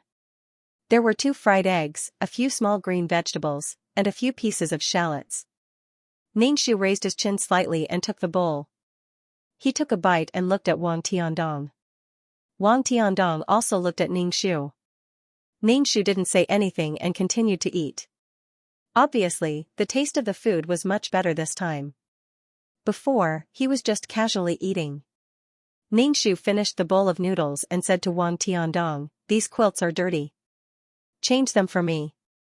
Also, clean this place for me. It's too dirty. Wang Tiandong glanced at Ningxu. Seeing that she didn't make a fuss like before, he also put away the bowls and chopsticks and cleaned the basement. He changed all the quilts and tires and cleaned the basement. Ningxu stood aside and raised his chin to watch Wang Tiandong clean. Wang Tiandong saw Ningxu's arrogant look and didn't know what to say. Was it only right for her to make a request to him? Ningxu's legs hurt from standing. He sat on the bed, changed the quilt cover, and felt much more comfortable. He said to Wang Tiandong, thank you for your trouble. I'm going to sleep. Wang Tiandong saw that Ningxu had fallen asleep with his back facing him. For a moment, he was somewhat baffled. Why did he feel that this person was a little different? Wang Tiandong walked to the bedside and lifted the blanket. Ningxu turned to look at him. I'm not feeling well, so open the window a little. I'll die from lack of oxygen. It's not like I can run out of the window. She was ugly and poor, yet she was trying to imitate a domineering CEO. TSK, Wang Tiandong said, I'm not going to do anything to you. I'm just sleeping here. Sleep my ass. Get lost, Ningxu said, the bed is small. It's uncomfortable if you squeeze me. Most importantly, you're squeezing my stomach. Ningshu's expression was distant and arrogant, which made Wang Tiandong's heart stifled. The feeling of inferiority emerged again. He unconsciously wanted to please the woman in bed. Although he was imprisoned by him, facing Ningshu's appearance, the feeling of inferiority emerged again. Wang Tiandong said, then change the bed. Ningshu felt disgusted. Change the bed. Do you still want to sleep together? Can you not be so disgusting? Usually, Wang Tiandong would only stay in the basement when he was humiliating the client. After he was done, he would leave the basement. Basically, he would not stay in the basement for long. It was probably because the basement was dirty. In addition, the client hated and struggled with Wang Tiandong every time. How could a forced invasion make her happy? Now that she had a child in her stomach, she wanted to bide her time and wait until the child was born. Ningshu said, either you let me live outside, or you let me live in the basement. Disinfect the basement when you're free. I'm pregnant and my resistance is not very good. Wang Tiandong wanted to deliver the goods. He was holding back his anger, but when he saw Ningshu's eyes, he could not help but want to agree. In the end, he left the basement bitterly. What a bitch. He wanted to be good to her, but she did not appreciate it at all. Ningshu curled her lips and touched her stomach. The meat in her stomach was really annoying. Instead of losing it and suffering, it was better to give birth to it. The child in this month, even if she lost it, she would still suffer after giving birth. If she did not have this child, things would be much simpler. After that, Ningshu was very picky about what she ate. Relying on the fact that she was pregnant, she wanted to eat this and that. She could not eat bad food. Otherwise, she would put it down after a bite. The sheets had to be changed every 2 days. The basement had to be disinfected at all times. Some lime had to be sprinkled on the ground to absorb moisture. In short, there were many requirements. What was more funny was that Wang Tiandong did all of them. He was probably numbing himself. Although I kidnapped you and imprisoned you, I'm treating you well now. You should stay and live a good life with me. Probably with this mentality, Wang Tiandong agreed to all of Ningshu's requests. He tried his best to satisfy Ningshu. He was probably immersed in the beauty of his imagination. To Wang Tiandong, having requests could wash away the guilt in his heart. Ningshu only looked coldly at Wang Tiandong's fawning. In Wang Tiandong's heart, she was Wang Tiandong's woman. How could doing such a thing make her willingly stay here? He was thinking too much. Although they lived in the basement, the environment was much better. They ate well, slept well, and waited for the child to be born. Ningshu had already thought of where the child would go. He had to leave this world after completing his mission, so he could not take care of the child. Of course, this child had to be entrusted to the family, and he could not tell the family of the person who entrusted the child's background. If it really could not be done, he would be sent to an orphanage. It was better than living in this basement. Moreover, Wang Tiandong, since the person who entrusted the child would not come back, he would definitely do whatever he wanted. After finishing, he would immediately withdraw. It was too exciting. Wang Tiandong moved a big bed to the basement. This bed looked much softer, and the quilt cover was brightly colored, adding some color to the dim basement. Wang Tiandong said, "If you don't say that the bed is small, I will change it for you." There was no way to move the big bed into the basement. It was assembled with parts. Ningshu looked at the bed expressionlessly and asked, "Do you want to sleep with me?" Wang Tiandong said, "There is no such thing."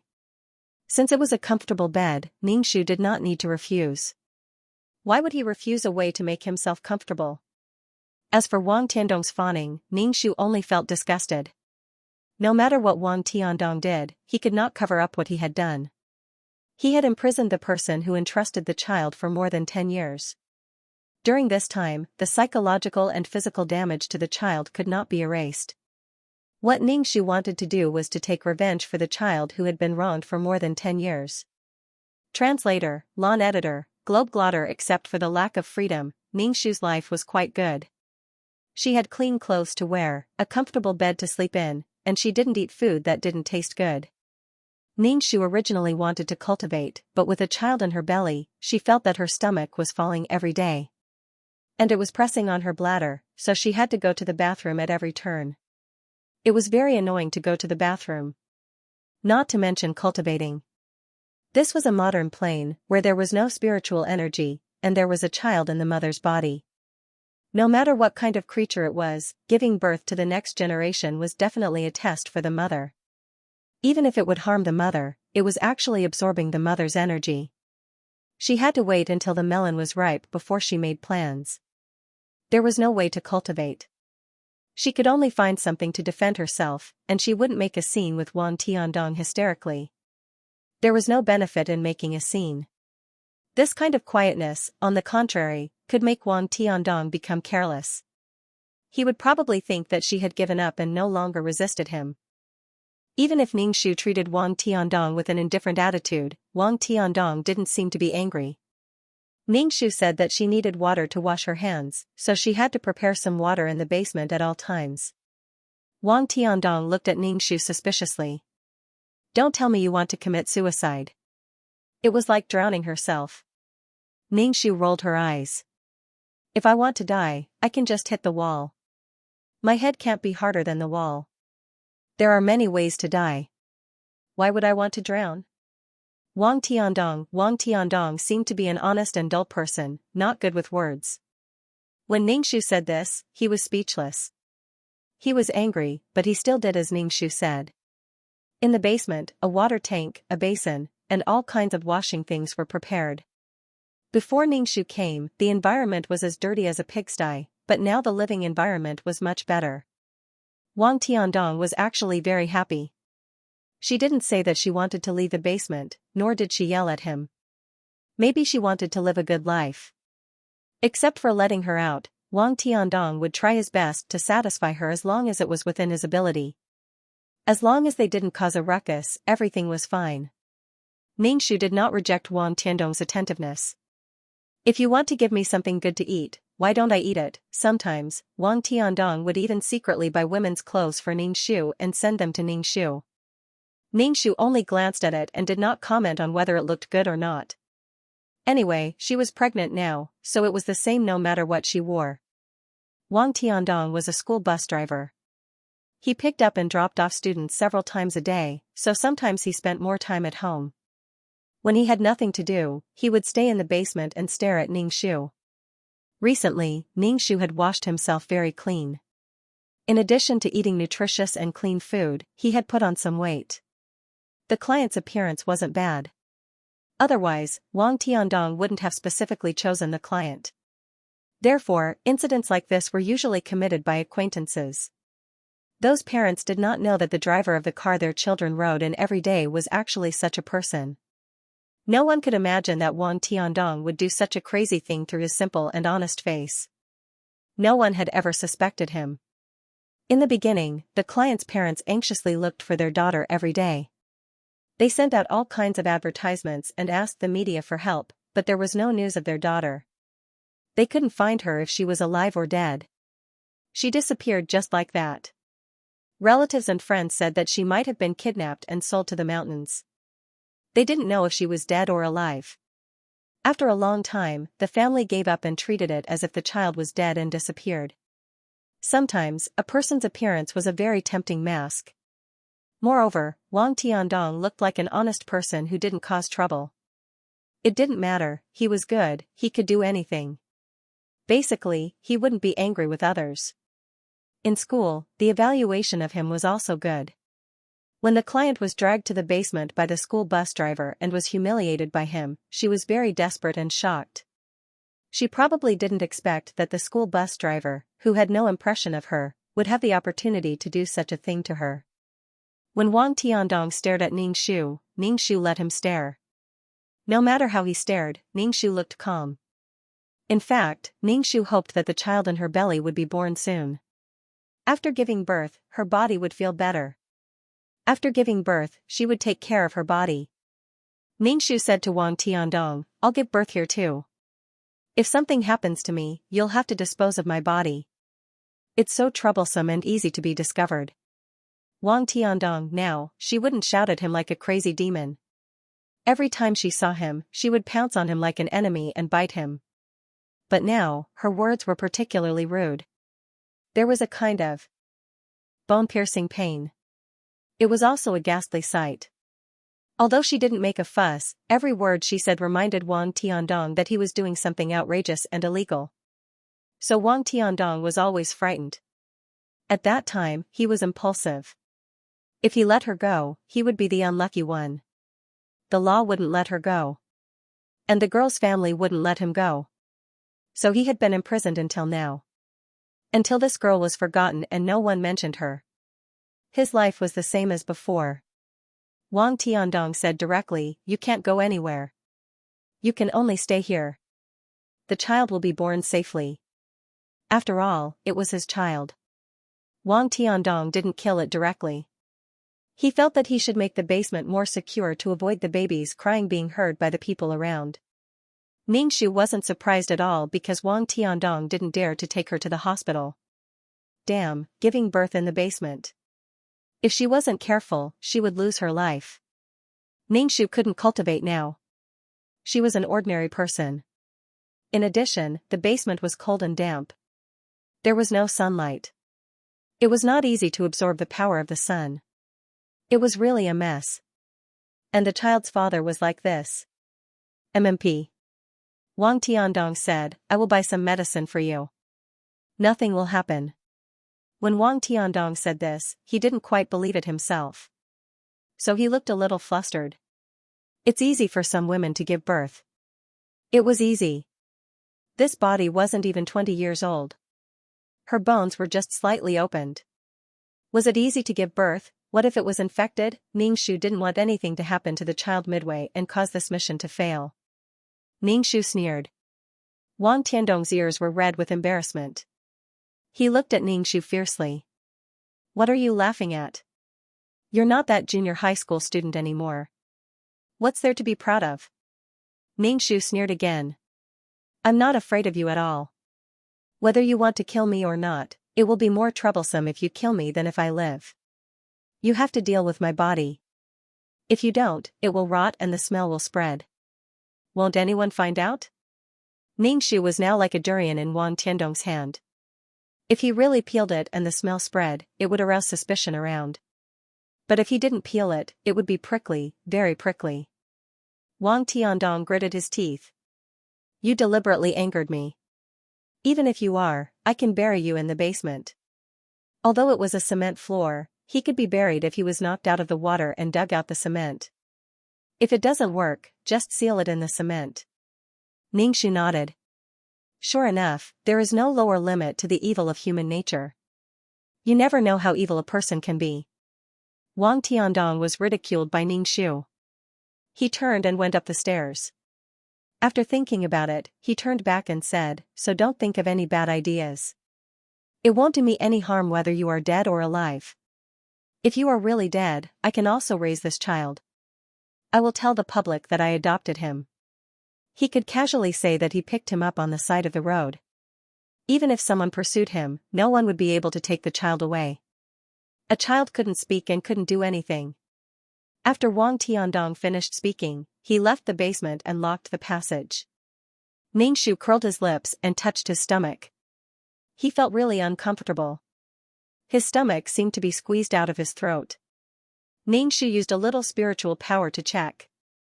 The child was healthy and not very big. It probably had something to do with nutrition. In the beginning, he didn't absorb much nutrition. All 4 limbs were healthy and not deformed. If the child was not big and was born well, he shouldn't suffer much. The client was able to give birth to the child under such bad conditions probably because the child was small. If the child was a little fat, there would be no way to give birth naturally. However, they couldn't go to the hospital for a cesarean section.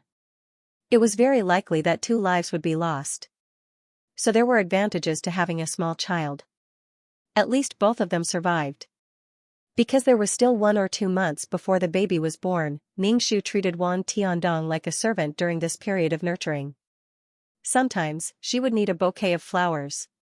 Sometimes, she would want to eat something. Wang Tiandong breathed a sigh of relief when he saw that the unpleasant conversation last time was over.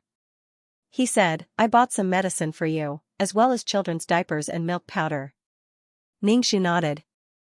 Very good. It's what I need. When Wang Tiandong saw Ningxu like this, he cheered in his heart. He was excited to be recognized. A man like Wang Tiandong was so ordinary that no woman would look at him for more than a second. That kind of inferiority that was engraved in the bones could be said to be innate. Other than being honest, he had no other good points. Now that there was a woman to bear it, Wang Tiandong was very happy in his heart. He took out the items one by one so that he could tell Ningxu how to use them. Ningxu didn't say a word. He just looked at Wang Tiandong indifferently. Even so, it made Wang Tiandong talk more and more energetically. I bought boys' clothes. The child should be a boy, right? Your sister, it's a girl. Ningxu chuckled. I don't know. I can't see the child through the belly. Wang Tiandong reached out to touch Ningxu's belly, but Ningxu avoided him. Your hand is cold. Don't touch my belly. I'm not feeling well. Although Wang Tiandong was unhappy, he didn't touch it. He put his hand in his chest and said, I'll warm it up. Ningxu's straightforward disdain made Wang Tiandong dislike it very much. He also had a trace of hostility. She had become his prisoner, yet she was still like this. Did she still think that she was a young girl, a proud and wanton girl? No, but at that time, Wang Tiandong had taken a fancy to her. He was envious of her coquettish and youthful wanton body. But after being brought here, she had been staring at him with hatred and fear. Her body was dirty from head to toe. She didn't want to eat, but he forced her to eat. He forced it into her mouth. This pride was something that Wang Tiandong loved and hated. Since he was envious, he also had a bit of hatred. Such a girl wouldn't even look at him. Even if she took the school bus every day, she would never look at him, the school bus driver. That kind of inferiority, fear, envy, and hatred attacked Wang Tiandong's heart. An ordinary man was not qualified to receive a woman's favor and gaze. Men seemed to be powerful creatures, but sometimes a woman's gaze was enough to destroy their pride and self-confidence. Because a woman could refuse to accept his genes and refuse to give birth to the next generation. The genes could not be passed down. Without a mate, just like in the animal kingdom, no female would be willing to mate with a loser. People were also animals. Men scolded women for being materialistic and vain. They knew that because they couldn't meet the needs of women, they couldn't communicate with women. They could only use this kind of attack to vent their resentment. Wang Tiandong was one of the many men like this. And he was the lowest kind of man. For so many years, Wang Tiandong didn't get married. His family conditions weren't good, and he didn't have anything to show. Honesty was a merit. The reason why he was honest was because he didn't even have the chance to be dishonest. And was Wang Tiandong honest? If he wasn't honest, he wouldn't have done such a thing. He could imprison a girl for more than 10 years as if nothing had happened. During the pregnancy, Ningxu was indifferent to Wang Tiandong, but Wang Tiandong found a sense of home from Ningxu. After this period of time, Ningxu understood Wang Tiandong well enough. A man without any core competitiveness, who didn't dare to do things openly, could only use this kind of method to plunder girls. And his heart was conflicted. He hated Ningxu. It was probably Ningxu's high and mighty attitude that provoked him, but he also subconsciously tried to please Ningxu. He tried his best to satisfy whatever he wanted, subconsciously buying the best thing. Ningxu's attitude towards men with this kind of mentality became more and more high and mighty. Since you like this, you can still slap your face, and your life can be comfortable, why not use it? Ningxu's attitude was high and mighty, but he would occasionally affirm Wang Tiandong. A little stingy affirmation made Wang Tiandong feel very happy. An inferior and vicious man. Ningxu couldn't help but laugh in his heart. The physical pain was nothing, but the mental torture was called torture.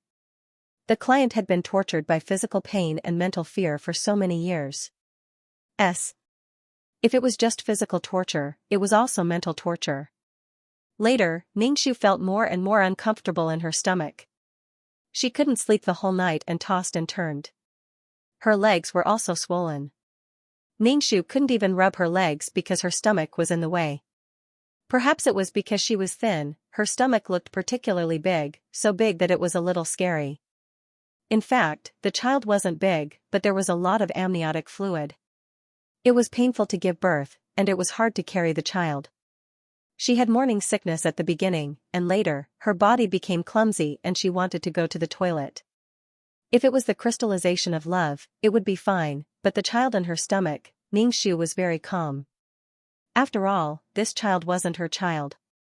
During this period, Wang Tiandong liked to run to the basement more and more.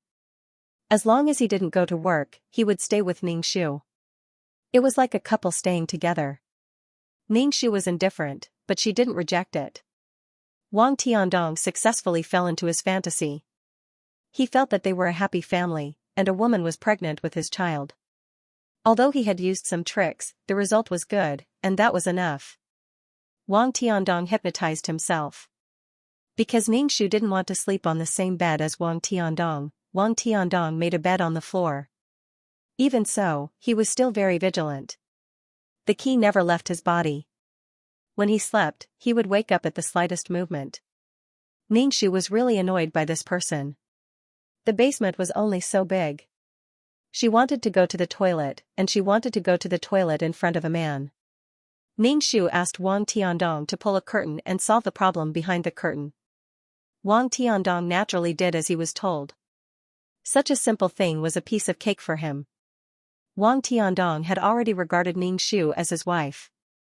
He even fell into his fantasy and was looking forward to the child in Ningxu's stomach. Every time he wanted to touch it, he would first warm his hands. Even so, Ningxu still didn't let him touch it. Touch your own. It's so disgusting. Although Wang Tiandong was unhappy, he knew that it would take a long time for this girl to completely accept him. It was already a big improvement.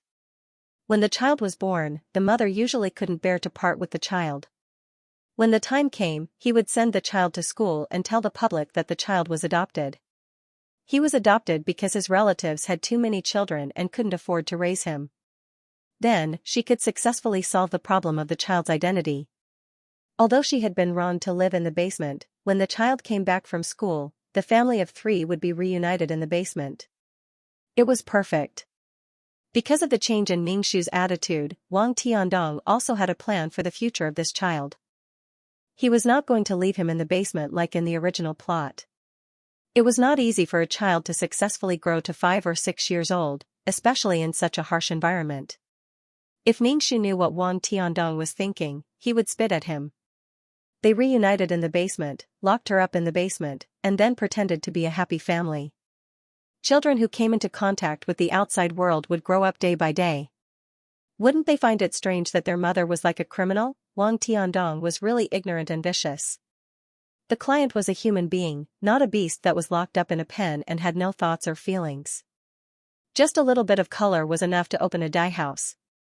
However, this color had to continue. Fall into your beautiful fantasy.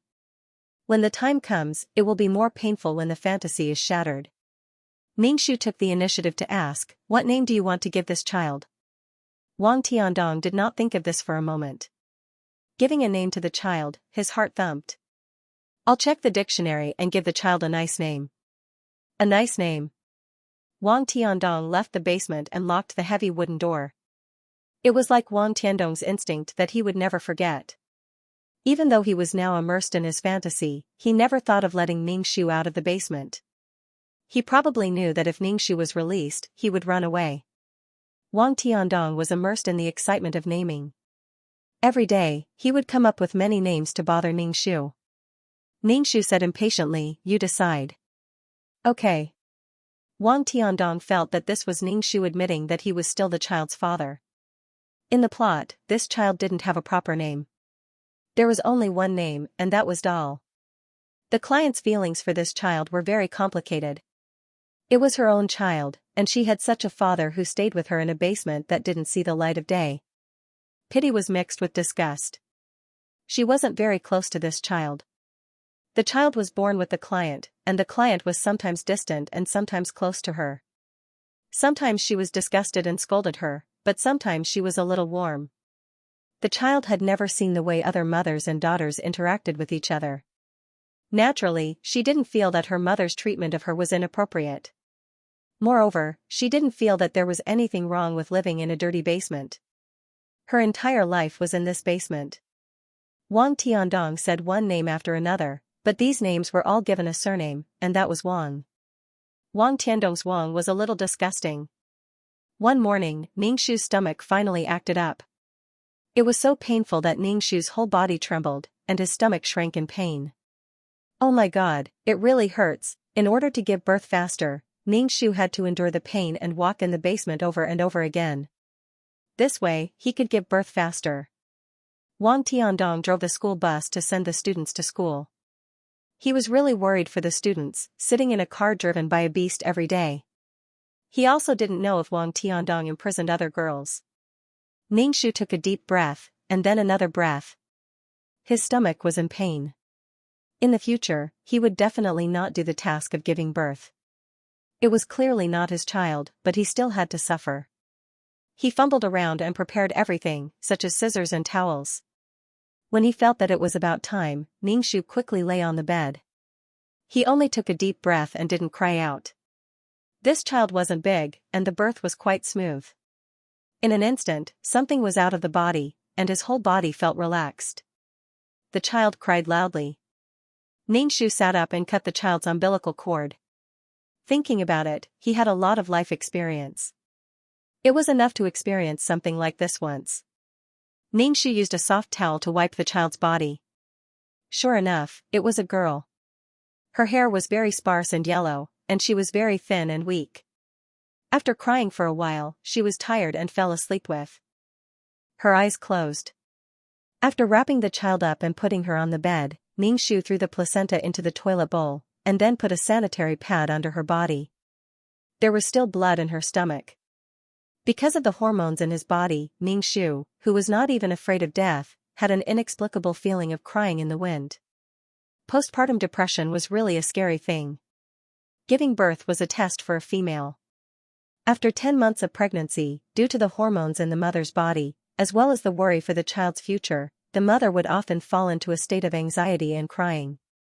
Sometimes, she would feel so hopeless that she wished she could hug the child and die.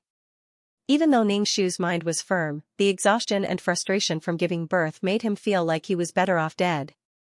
The basement was filled with the smell of blood. Ningxu looked at the blushing child and touched her smooth and tender skin. He had to think of a way to settle this child. After all, she had been in pain for so long, a child that had been in her stomach for more than 2 months. When Wang Tiandong came back, he smelled the smell of blood in the basement and was shocked. He thought that the woman in the basement had committed suicide. When he saw Ningxu lying on the bed, he heaved a sigh of relief. There was a child beside him. Did you give birth? He had only gone to school, but the child had already been unloaded. Is it a boy or a girl? Wang Tiandong directly lifted the swaddling clothes. When he saw that it was a girl, he looked very disappointed. After a while, he said, "A girl is fine too." It was a girl. It was fine to say that he had picked her up. After all, it was more normal to abandon a girl than a boy. Some families insisted on having a boy. The poorer they were, the more they wanted a boy. If they had a girl, it was normal to abandon her. After all, they could not afford to raise her. Wang Tiandong, who had thought it through, smiled. "A girl is good, a girl is good." Wang Tiandong asked Ningxu, "Are you okay? Prepare something for me to eat. Something light. It's easy to digest." Ningxu calmly instructed. Okay. Wang Tiandong left the basement, locked the wooden planks and began to prepare food. Ningxu ate the medicine. It was some medicine for expelling blood clots. He had to recuperate first. Although he had to leave the world after completing the mission, Ningxu did not want to drag his uncomfortable body to do the mission. The mission was not urgent. He had to finish the confinement first. During this period, he would give Wang Tiandong some fantasies. Wang Tiandong brought in the brown sugar egg water. Ningxu drank the boiling soup. His body did not have any strength. He said to Wang Tiandong, "I'm very tired now. Make some milk for the child." Ningxu didn't want to breastfeed, not at all. Wang Tiandong said, "Why don't we feed the child some milk?" He had checked the treatment and it said that the mother's first milk was very good for the child.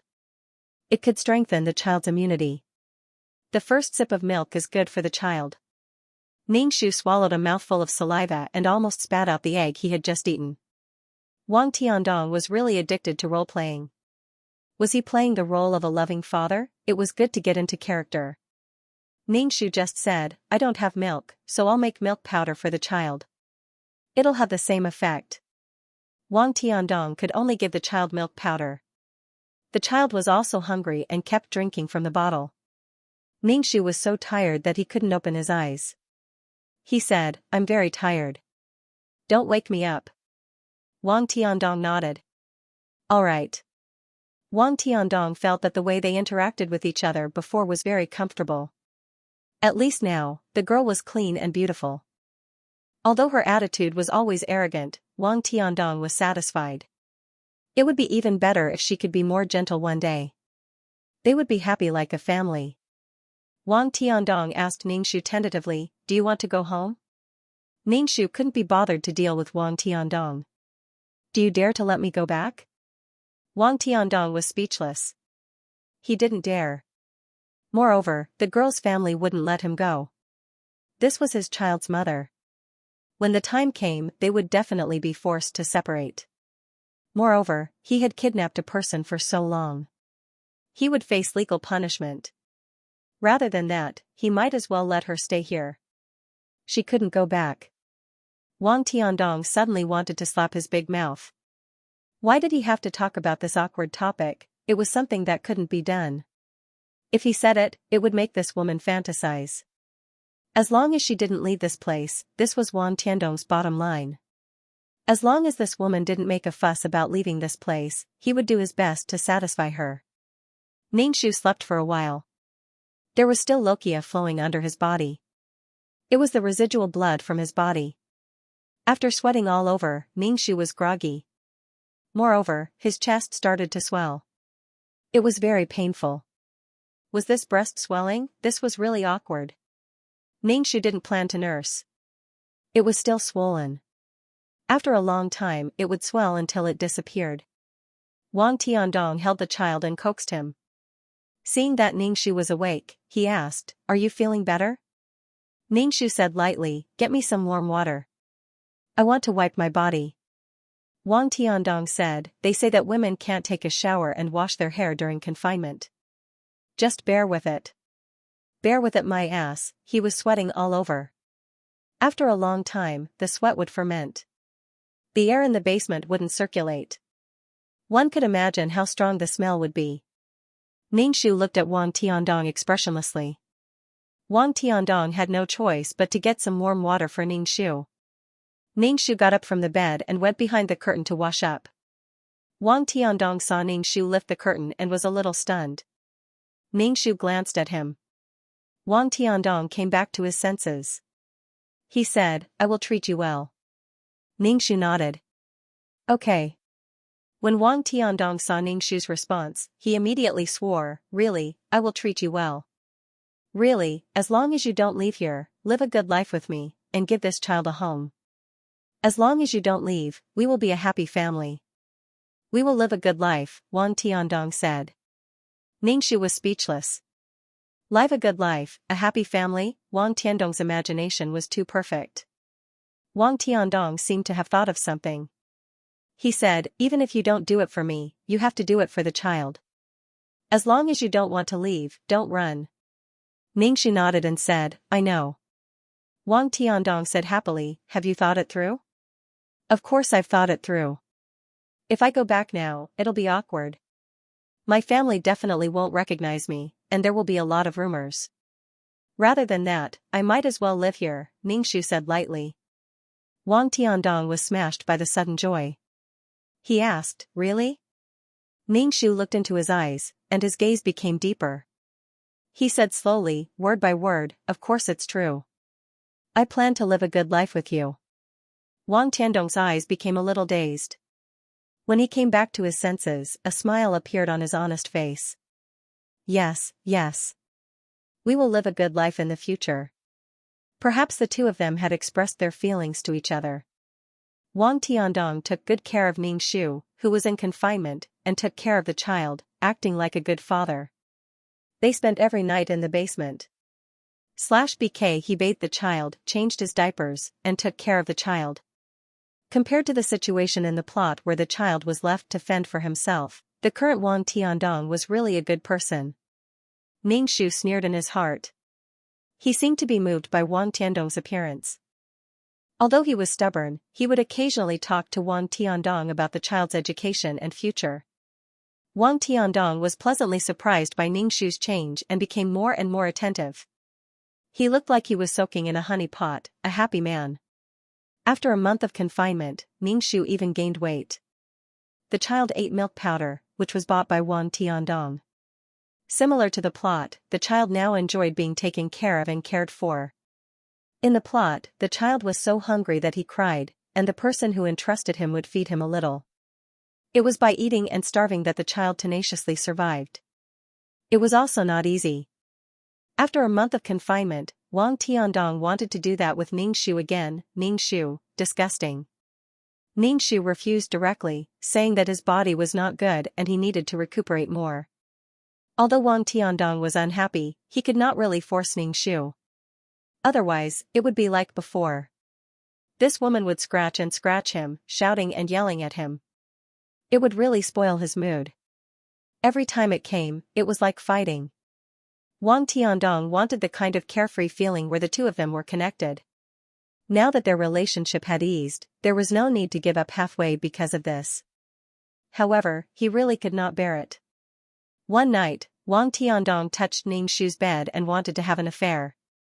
Ningxu directly used a mental attack and directly knocked him out. Wang Tiandong did not have time to react at all and fainted.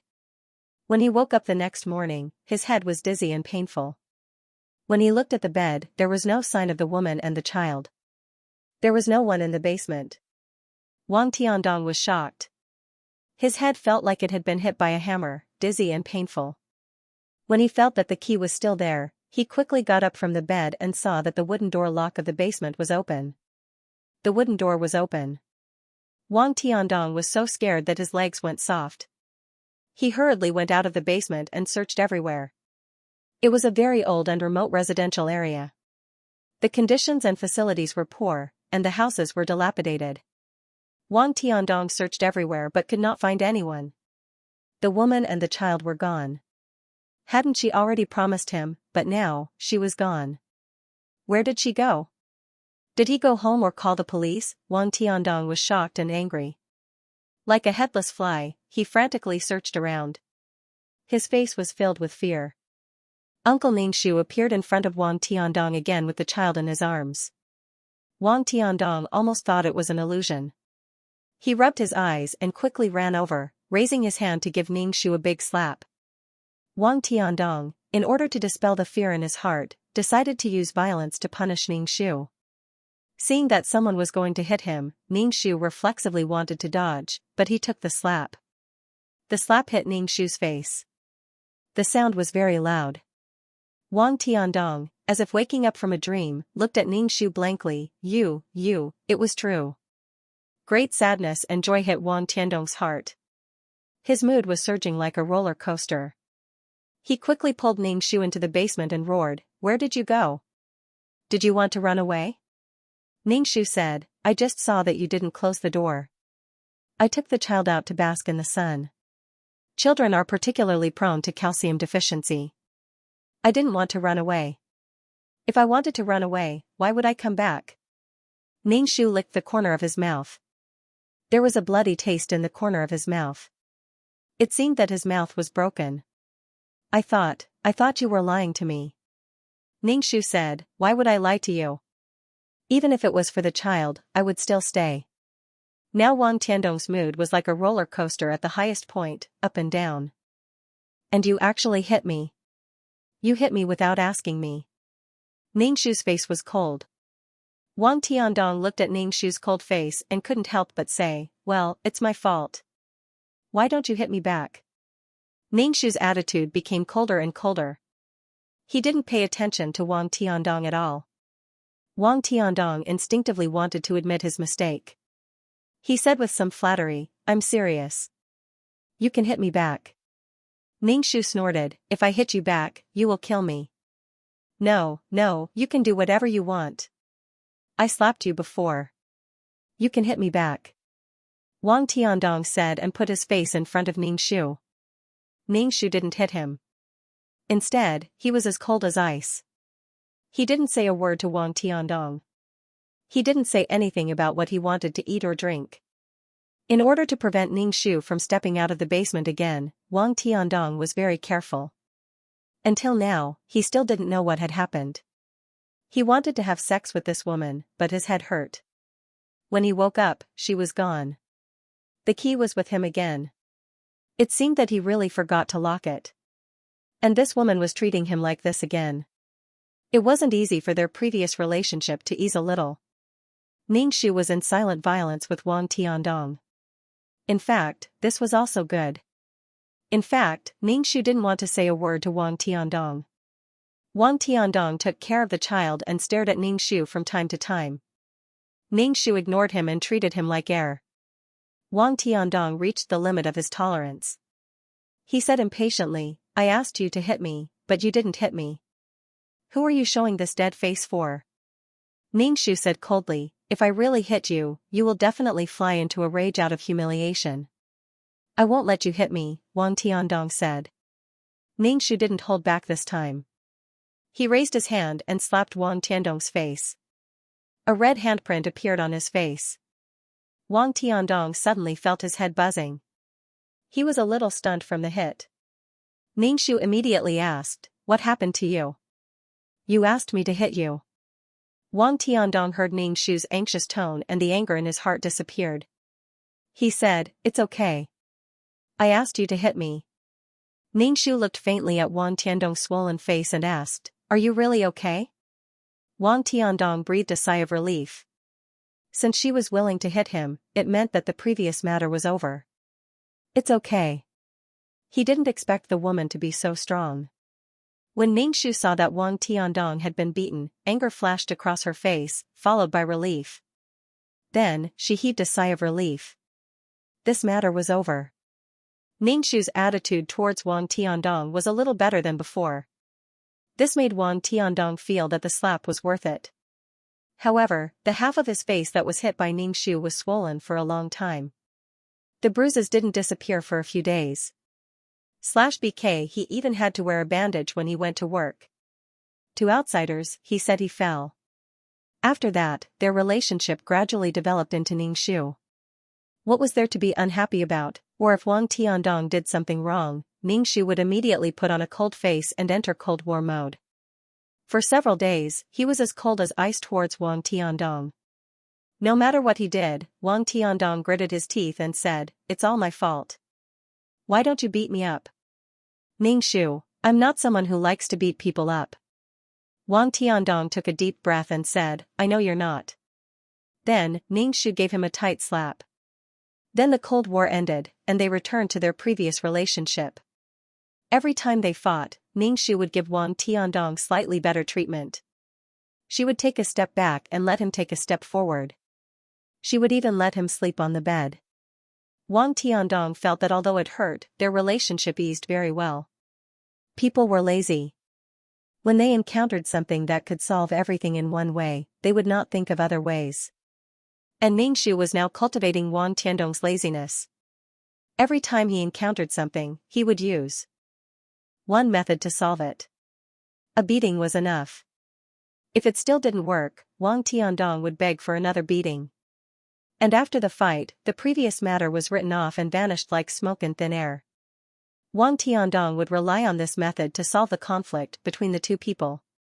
Ningxu was still as cold as ice. After the beating, his face would be much better in the next second, as if he had changed his face. And Wang Tiandong secretly breathed a sigh of relief, feeling that the matter was resolved. And Ningxu would think of ways to create conflicts.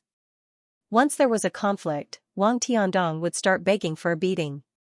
After the beating, to prevent Wang Tiandong from rebelling, he would take the initiative to apply a hot towel to his face and pour him water. And Ningxu looked distressed. Can you not make me beat you like this? I can't bear it. Ningxu was like a white lotus flower. Don't be like this. Don't make me beat you. I really don't want to beat you. Every time he hit Wang Tiandong, his face would say, I don't want to hit you.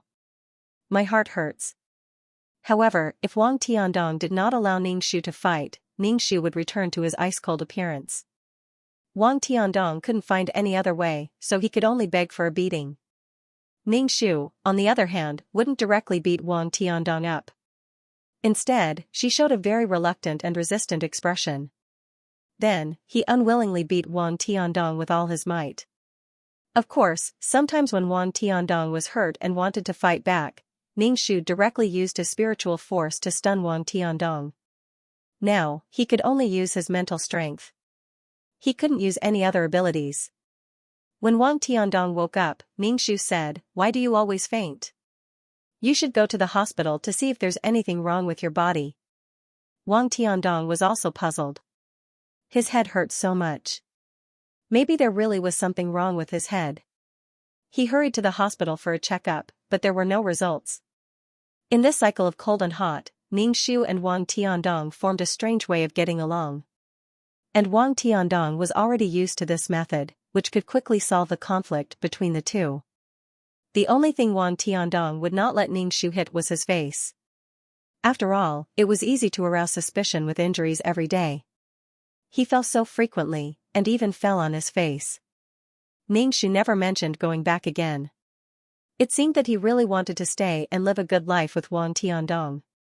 This made Wang Tiandong feel that the physical pain he suffered was worth it. Although it hurt, there was a gain. The effort was rewarded, and Wang Tiandong's brain accepted this solution.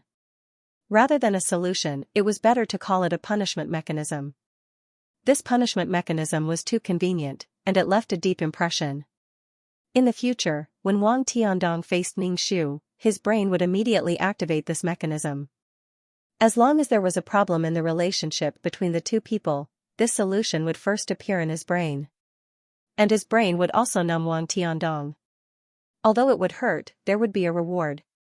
So Wang Tiandong often shouted in his heart, hit me quickly.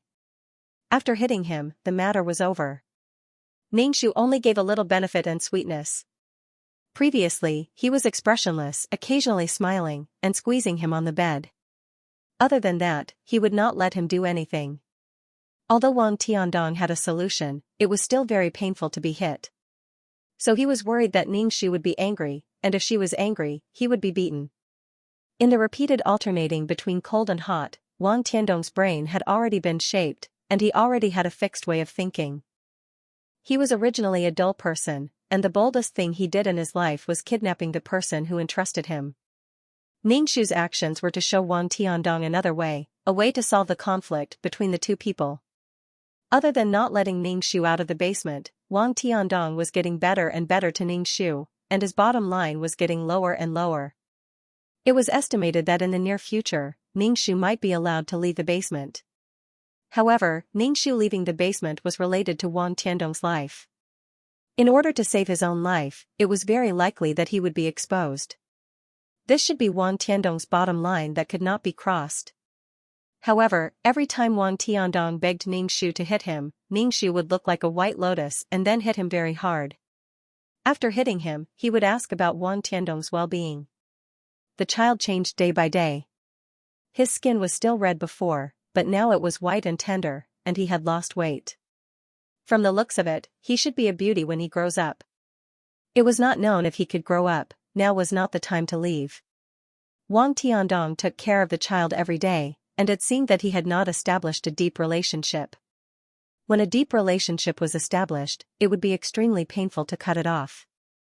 Without investing time, money, and feelings, it did not matter whether the child was there or not. However, if too much money was invested and the child suddenly disappeared, that would be called pain and unwillingness. Moreover, what was wrong with letting the child be taken care of by his father? He could not be tortured like in the plot, and he did not know how to survive. He was a completely mentally deformed child. However, this child's whereabouts really gave Ningxu a headache. After she left, this child would have no parents. Moreover, Ningxu would not allow this child to live with Wang Tiandong. Before leaving, he had to deal with Wang Tiandong. Was he really going to give him to the client's family? Directly at the door. If they directly sent him to the police station and no one adopted him, he would be directly sent to the orphanage. Ningxu asked through the system, ask the client again if he will come back. This child really made people feel numb. Sure enough, it was inconvenient to have concerns, and he was full of worries. /BK if she was alone, it would be much easier to complete the mission, but there was no guarantee that the client would not go back on her word. What if she came back? On the phone, if she came back, there was no need to worry about the child. However, if she came back, the client's identity would also be a problem. After confirming her return, Ningxu still had to help the client get an identity. Her current identity was already dead, and there was no such person in the world anymore. He did not want her to suddenly come back and catch him off guard. It was better to ask again and again. Right now, she was dealing with Wang Tiandong like a carrot and a stick. Step by step, she would be able to tame Wang Tiandong sooner or later. If she suddenly disappeared after taming, Wang Tiandong would be at a loss and very painful. After getting used to a pattern, it would be painful and difficult to re-establish a new pattern. Just like the animals in the circus, they were very pitiful, but once they left the circus, these animals would also die. Because they left the circus, these animals could not hunt, could not survive, and only knew how to juggle. Although it was painful, they could only live in the circus. Ningxu wanted Wang Tiandong to get used to this pattern, and then suddenly leave.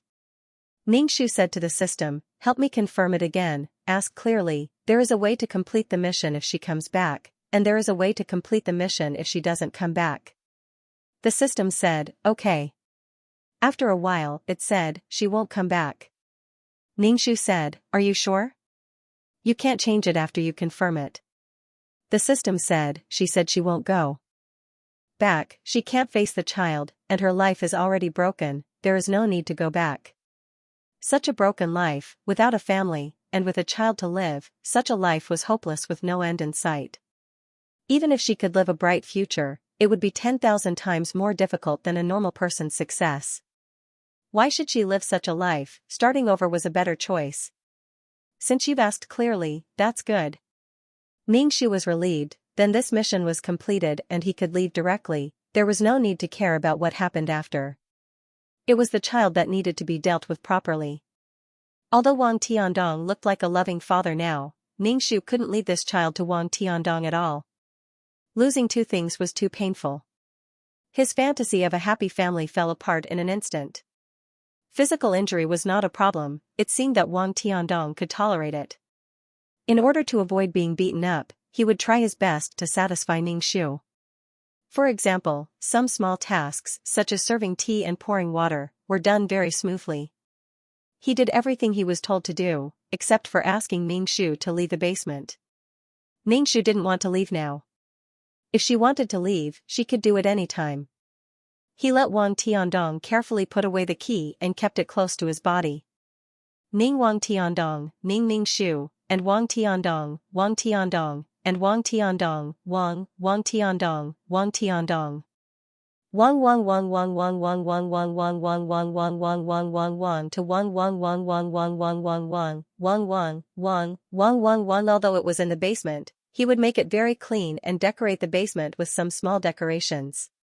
Wang Tiandong said that the air in the basement was not good, so he spent some money to get a ventilation duct, which could make the air in the basement much better. Wang Tiandong was glad that she did not insist on leaving the basement, or he would not know what to do. If she was not satisfied, she would be angry. Wang Tiandong felt happy in his heart. Sure enough, she was still thinking about him, or she would have said that she wanted to leave the basement. She must know that he was in a difficult position. Wang Tiandong fell into his fantasy land touched by his own love. Ningxu almost did not take care of the child, everything was taken care of by Wang Tiandong.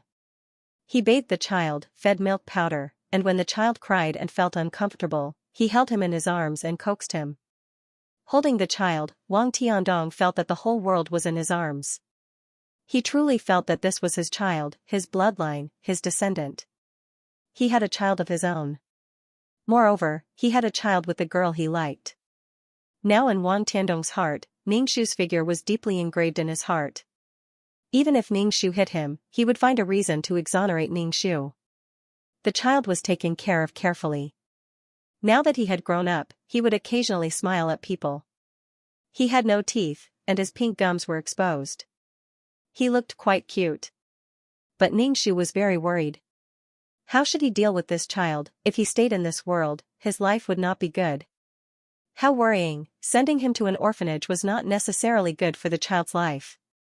The children living in the orphanage were not necessarily happy. There was no need to think about who the father of this child was. She was just a sperm provided by the father. Let's try to send her to the client's home first, and then plan for the rest. When the child was 3 months old, Ningshu used his spiritual power to stun Wang Tiandong, opened the wooden lock, and held the child. According to the address provided in the plot, he found the client's home. Ningshu stood at the gate of the community, avoided people, and went to the client's door. He rang the doorbell, then put the child at the door. He hid at the stairs and looked around. The door opened. It was the client's mother. This woman looked much older than in the plot. Probably the client's disappearance had taken a lot of life away from this family. A half-grown child had disappeared just like that. There had been no news for so many years. It would be strange if she was not upset. Even a pet would be sad, let alone her own child. The woman opened the door and saw the child. She was stunned for a moment. She looked around and did not dare to pick up the child. A child suddenly appeared at the door. If she picked it up, someone would come out later and say that they were abducting a child. The child spat out saliva. It was white and tender, with long eyelashes. It was so cute. But she did not dare to pick it up. She squatted down to look at the child's gender. It was a girl. It was better to call the police. She dialed the police number with her cell phone. Ningshu, who was hiding at the corner of the stairs, lowered his hat, rushed down the stairs, picked up the child, and ran away. Sure enough, no one dared to rashly adopt a child who fell from the sky.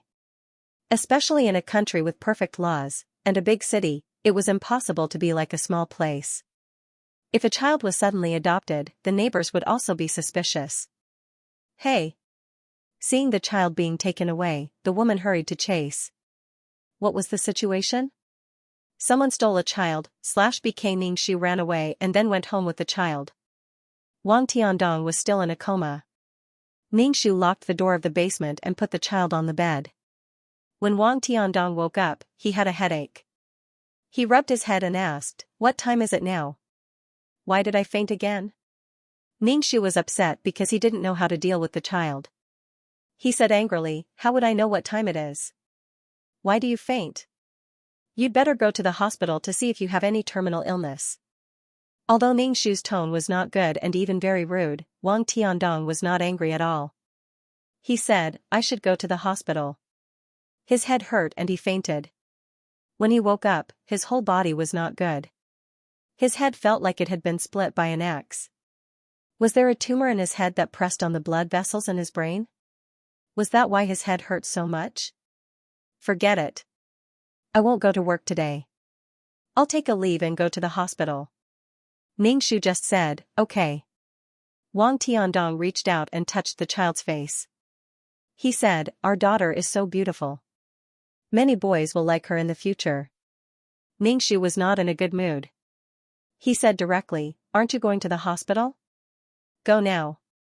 Wang Tiandong was not angry. He changed his clothes and went to the hospital.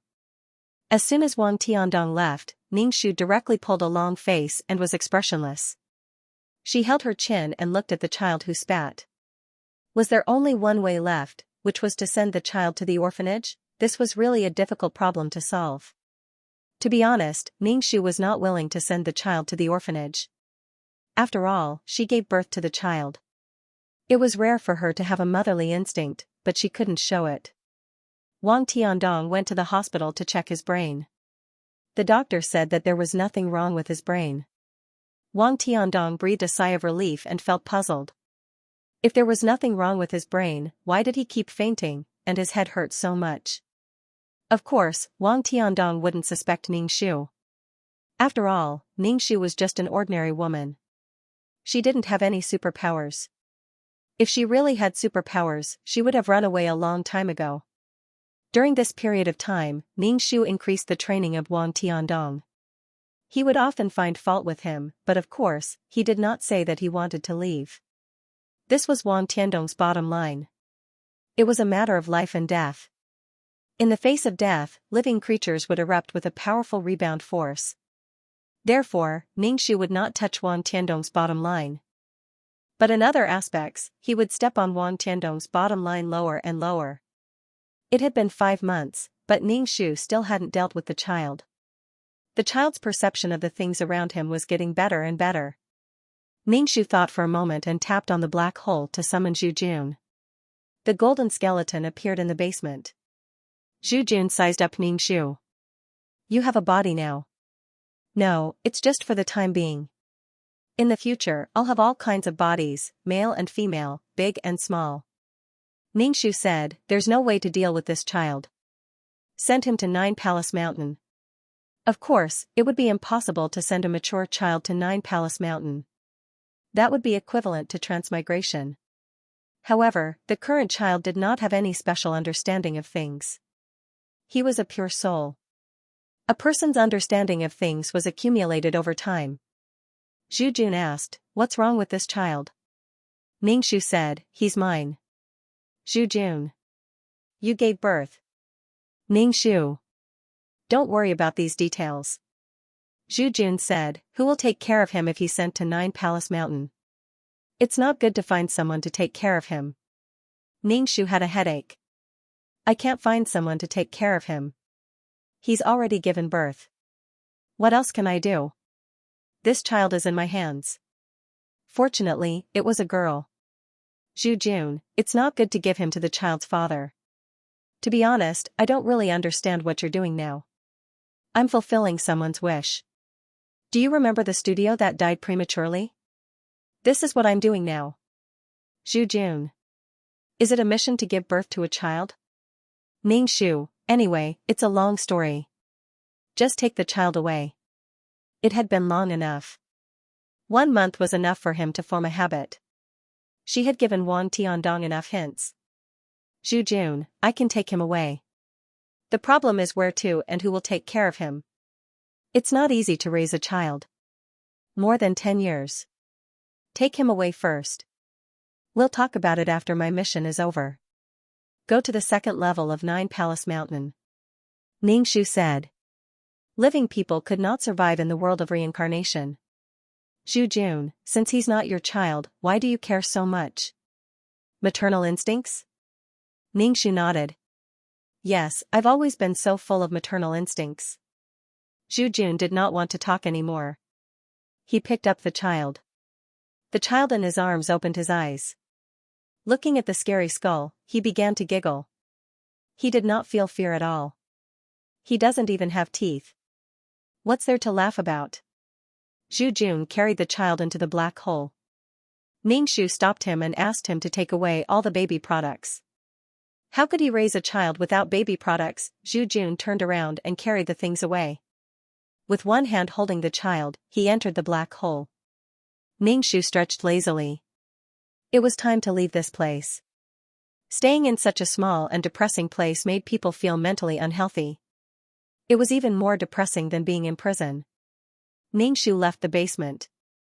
When Wang Tiandong came back, he saw that the wooden boards of the basement were open. When he entered, he saw that the basement was empty. Even the crib was gone. What was going on? For a moment, Wang Tiandong felt as if his brain had been smashed by a huge hammer. His soul left his body and returned to the 9 heavens. Did they really leave? Even the crib was gone. All the baby products were gone. It was as if all traces of the child had been erased.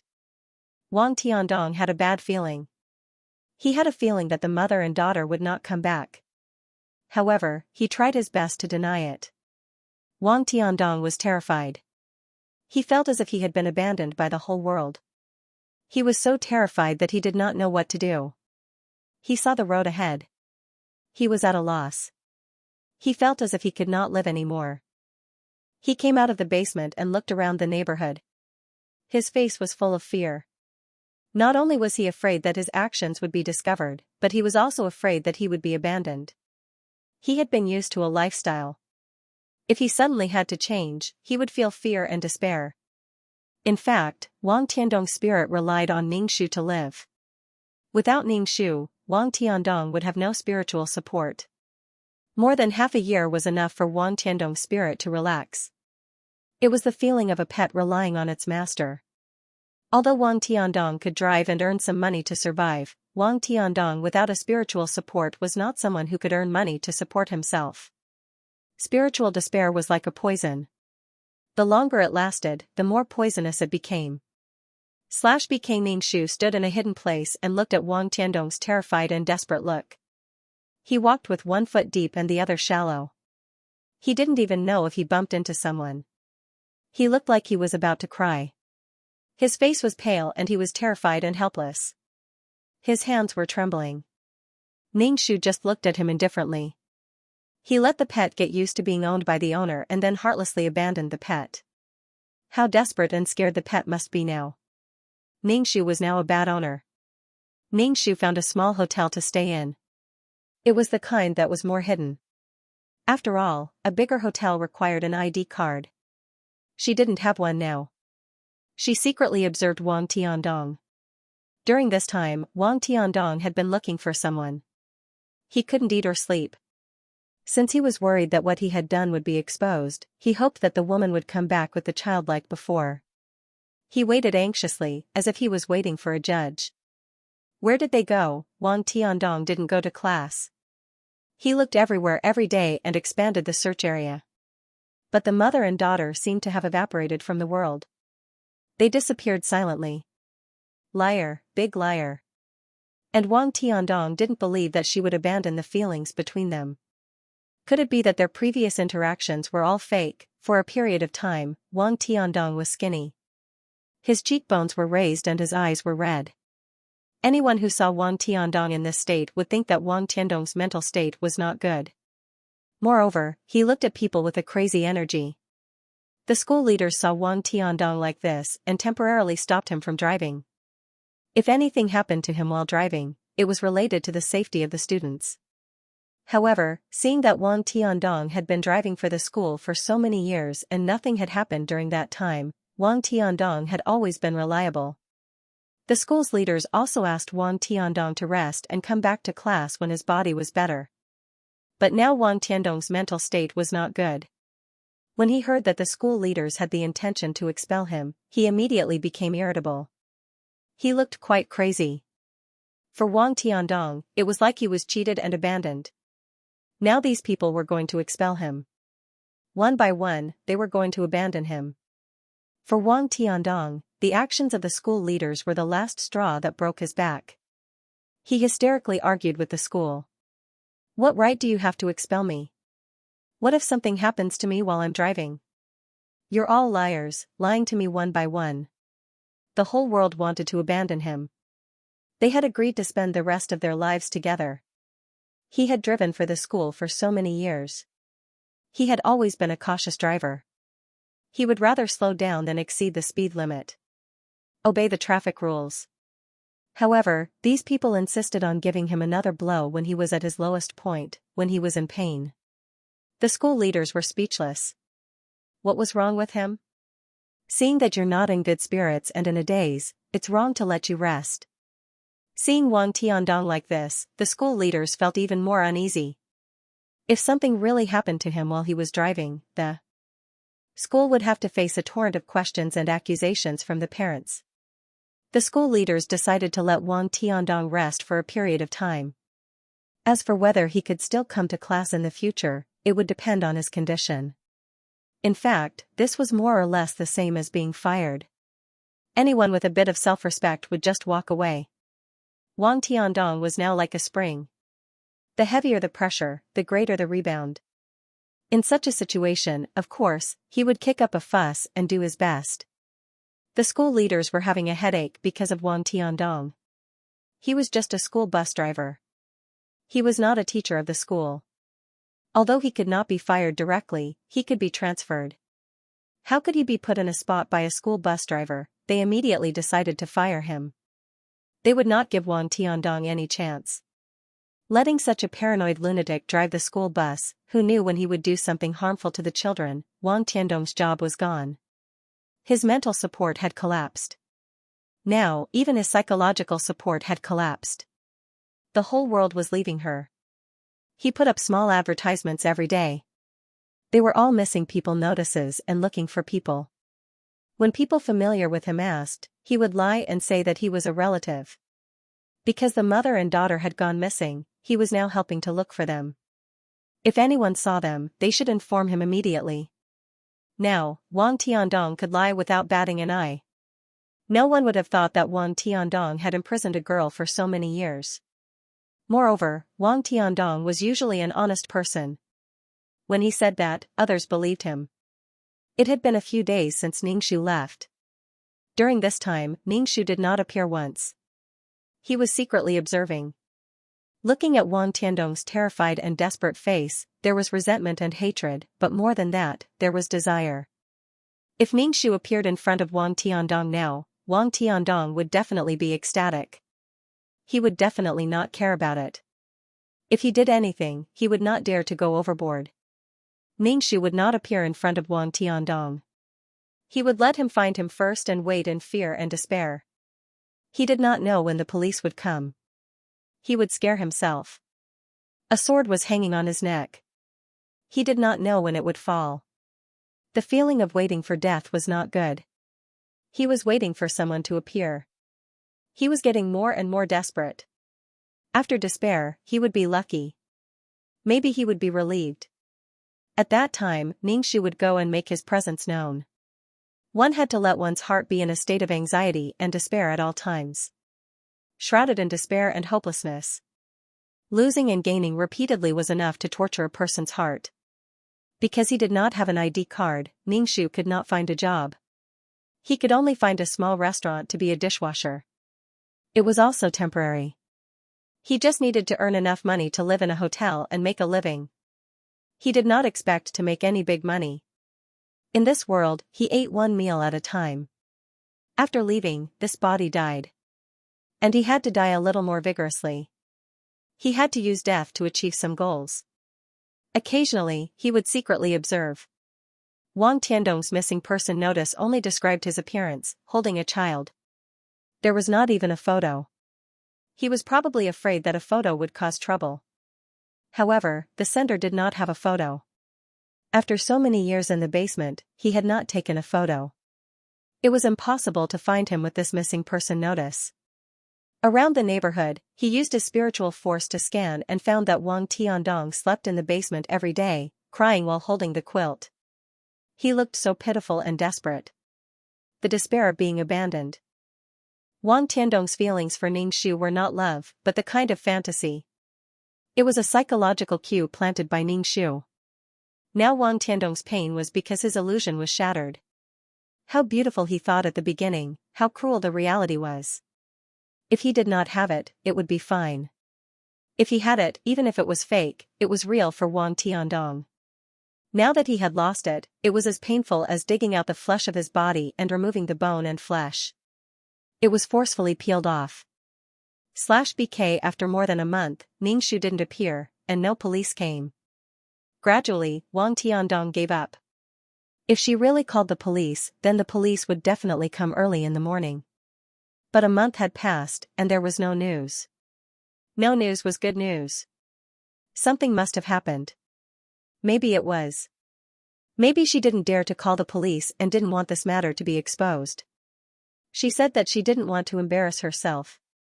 Wang Tiandong even sneaked near the client's house and observed the client's family to make sure that they didn't go back. Wang Tiandong was at a loss. He didn't know how to live. He didn't have a wife or a child. They all disappeared. He was in pain. He was betrayed and deceived. They said that they would live together. Ningxu followed behind. When he saw that Wang Tiandong actually went to the client's house, he couldn't help but narrow his eyes to hide the emotions in them. Wang Tiandong couldn't be left alive. He might even bring disaster to the client's family. Her family didn't know that such a person was secretly watching them. Maybe Wang Tiandong would have the guts to do something evil and do something to destroy the family. This kind of thing wasn't unheard of. There was a man who killed his father-in-law's family because of a divorce, just because his father-in-law's family agreed to the divorce. The man felt that it was his father-in-law's family who separated him and his wife, so he wanted to take revenge. He was very vengeful. Now that Wang Tiandong was suffering from the pain of being deceived and seemed to have been expelled from the school, a little provocation might cause the spark to burn into a big fire. Moreover, Wang Tiandong actually knew the client's home address. This was a very dangerous thing. Therefore, Ningxu didn't plan to delay any longer. Ningxu followed behind Wang Tiandong. When Wang Tiandong opened the door, Ningxu stretched out his leg and kicked Wang Tiandong's calf. Wang Tiandong turned around. When he saw Ningxu, he had a look of realization on his face. His expression was one of disbelief. He probably thought that he was dreaming. Ningxu walked into the room. Wang Tiandong hurriedly entered the room and pinched his thigh. Instantly, the pain spread out. In order to prove that he wasn't dreaming, he used a lot of force. It was not a dream. Wang Tiandong's heart was filled with great surprise, followed by monstrous anger. He roared at Ningxu, "Where have you been? Do you know that I have been looking for you?" Ningxu nodded indifferently. "Of course I know you're looking for me." Wang Tiandong suddenly held his breath. He couldn't breathe and his face turned green. You, Wang Tiandong asked excitedly, but in the end, the other party didn't know his mistake at all. He acted as if it was only natural for him to do so. This made Wang Tiandong so angry that his liver hurt. "Where's the child?" The child. Wang Tiandong realized that something was missing. It turned out that the woman was not holding the child. Ningxu spread his hands and said, "I left the child to someone else. You don't have to worry." Wang Tiandong was about to explode. He roared, "Who are you going to hand her over to?" "That's my child." "What right do you have to hand her over to someone else?" That was the child that he had taken care of with all his might. He had taken care of the child's food, drink, and defecate. He had taken care of the child until the child could babble now. Hand it over to someone else? Wang Tiandong was flustered and exasperated. During this time, his worry, fear, and despair turned into anger. He picked up the chair next to him and threw it at Ningxu. B*TCH will always be a B*TCH. You're such an ungrateful wretch.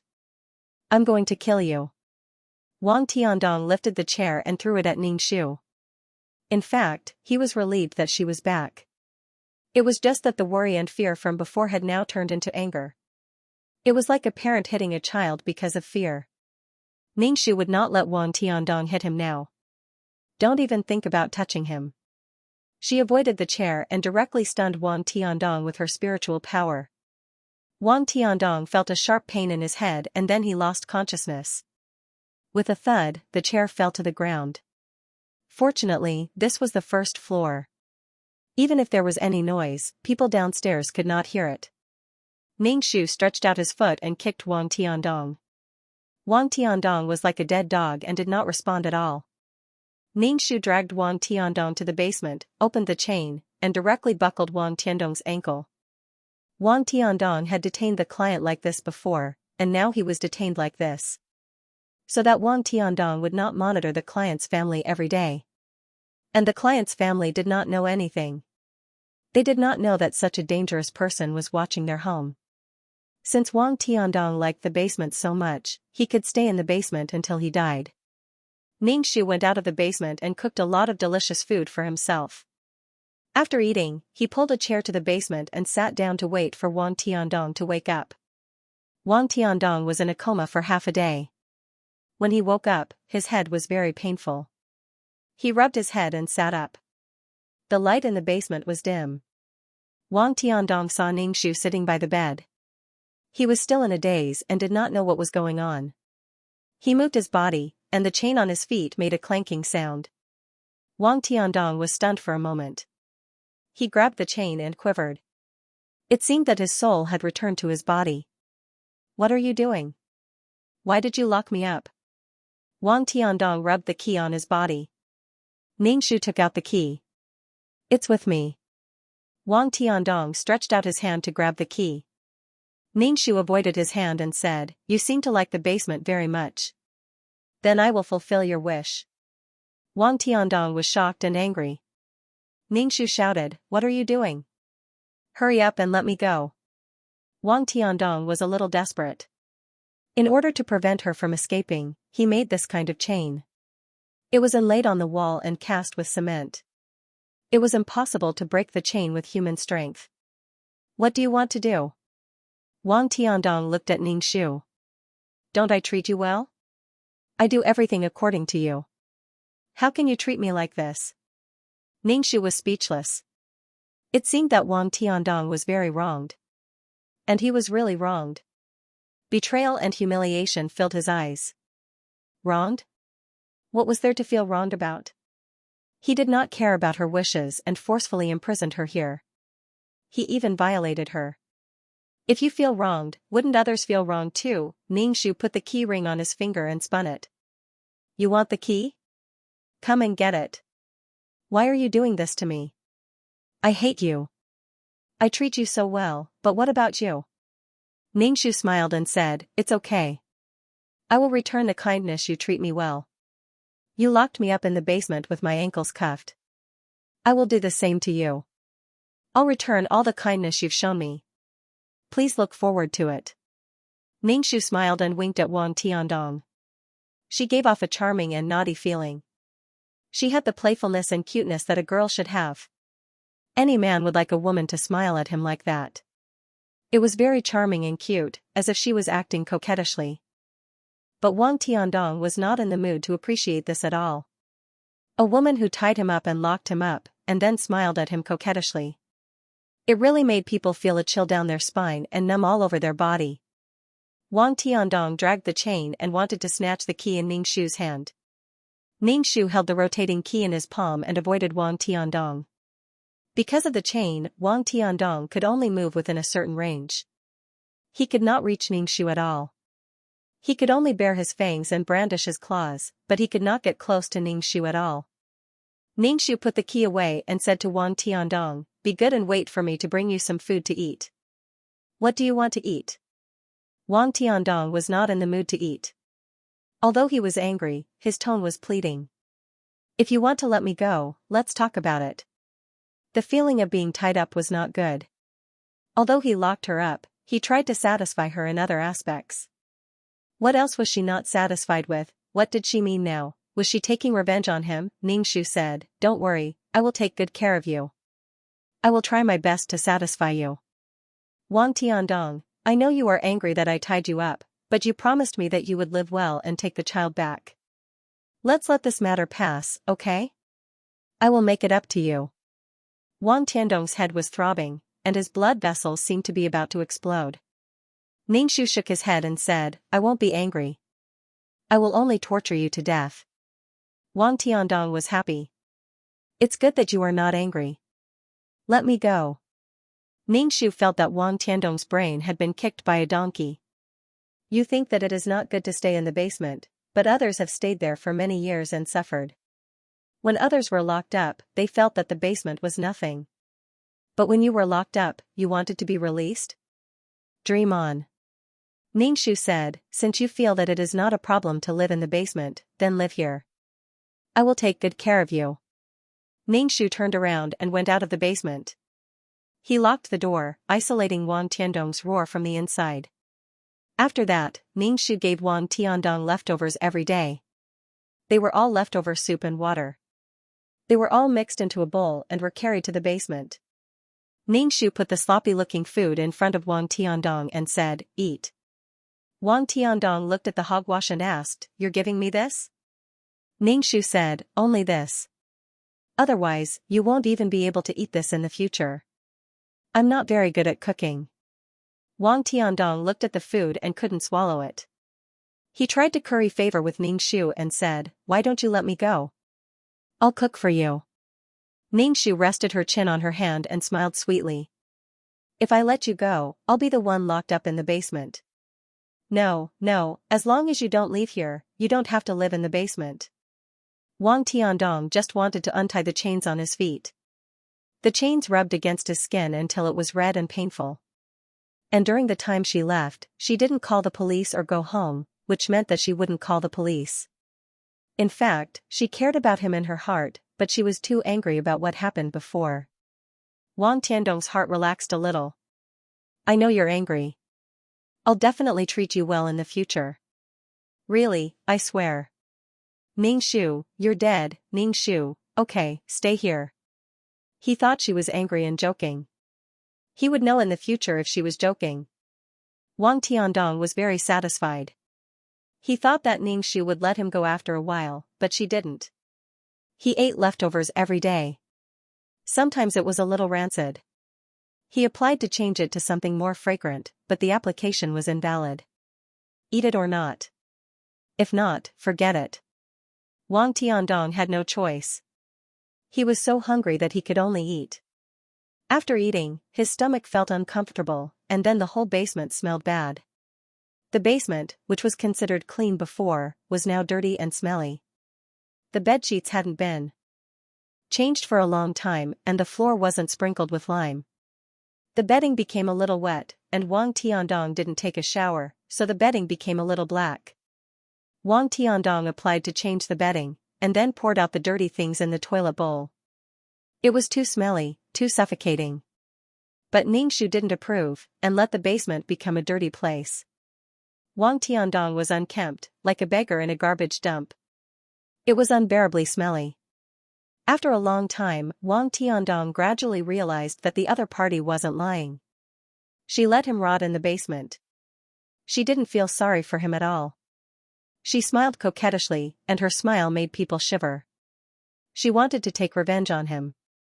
Wang Tiandong scolded Ningxu, and then begged him. He was in the same state as the previous client. He looked at Ningxu with eyes full of fear and hatred. Ningxu wore a mask and looked at Wang Tiandong indifferently. He turned a deaf ear to Wang Tiandong's words. Wang Tiandong knelt down with a plop. His ankles had been worn by the chain, and scabbed over and over again. His ankles were always bleeding. Can you let me out? I was wrong. I will treat you well in the future, and I won't lock you in the basement anymore. Wang Tiandong really couldn't stand such days. There was no light and the stench filled the air. He ate pig food, and wished he could die. Ningxu chuckled. How long had it been, and he couldn't stand it anymore. It hadn't even been half a year. The client had been suffering for more than 10 years. Before Ningxu came, she had also endured 5 or 6 years of such suffering. Ningxu's voice carried a smile, don't be like this. How long has it been? When the time is up, I will definitely let you out. Wang Tiandong was in despair. His voice was bitter, then when can you let me out? After making a fuss, scolding, and sometimes fighting, he was beaten even worse. It was hard to imagine that a woman could have so much strength to beat a man like him until he cried out in pain. So now, Wang Tiandong didn't dare to fight with Ningxu at all. Sometimes, he hoped that Ningxu would beat him up badly. Just like in the past, everything would be fine after a beating, and the matter would be resolved. But now, she wouldn't fight back unless he fought back. If she could beat him hysterically and scold him, there might be hope. But she was always smiling, looking especially youthful and beautiful. But the more she was like this, the more Wang Tiandong felt uncertain and afraid. He was worried that he would be locked in the basement forever. He begged, I still have to go to work. Can you let me out? Without money, how are we going to live? Ningxu, weren't you fired? Why are you still working? You're going to be expelled. You're not being honest. Wang Tiandong was speechless. He really had no other way. She was stubborn. He was so good to her. Wang Tiandong was in deep despair. He didn't know what to do. In the end, Wang Tiandong looked at Ningxu with a blank face. His eyes were full of despair. Ningxu felt that he had stayed in this world for long enough. It was time to leave. Wang Tiandong didn't have a human shape now. He was skinny and the basement smelled so bad that it was suffocating. Wang Tiandong lived like an animal. The hope in his heart was gradually obliterated, bit by bit. This person left and appeared and left again, torturing Wang Tiandong's heart to pieces.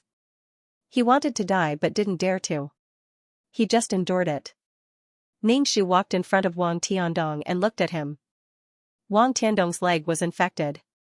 Because the basement was dirty and damp, the wound was infected. Wang Tiandong always tried to struggle. Regardless, the wound was always infected. His whole leg was swollen and flowing with pus. It emitted a stench, which made the basement smell even more suffocating.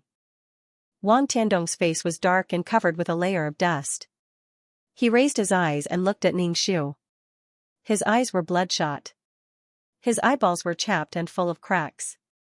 He said in a hoarse voice, "How are you going to torture me?" Ningxu shook his head and said, "No, this time you are really free." He raised his head abruptly, and his stiff neck made a cracking sound.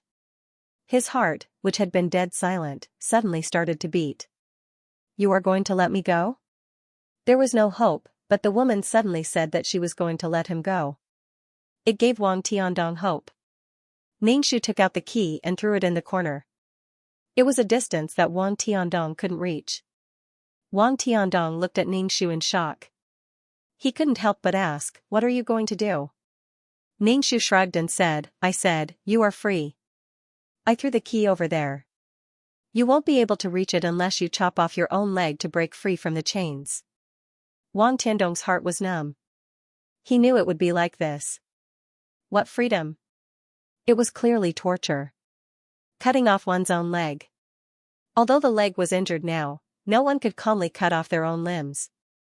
Even if they didn't have money, they still had to cherish their limbs and facial features. Wang Tiandong looked at the key lying quietly on the ground. At this distance, it was simply impossible to reach it. He could only look at the key, but he couldn't get it. This person was truly vicious, and extremely cruel. If he wanted to leave, he would have to chop off his own leg. How was he supposed to choose? "You will die a horrible death."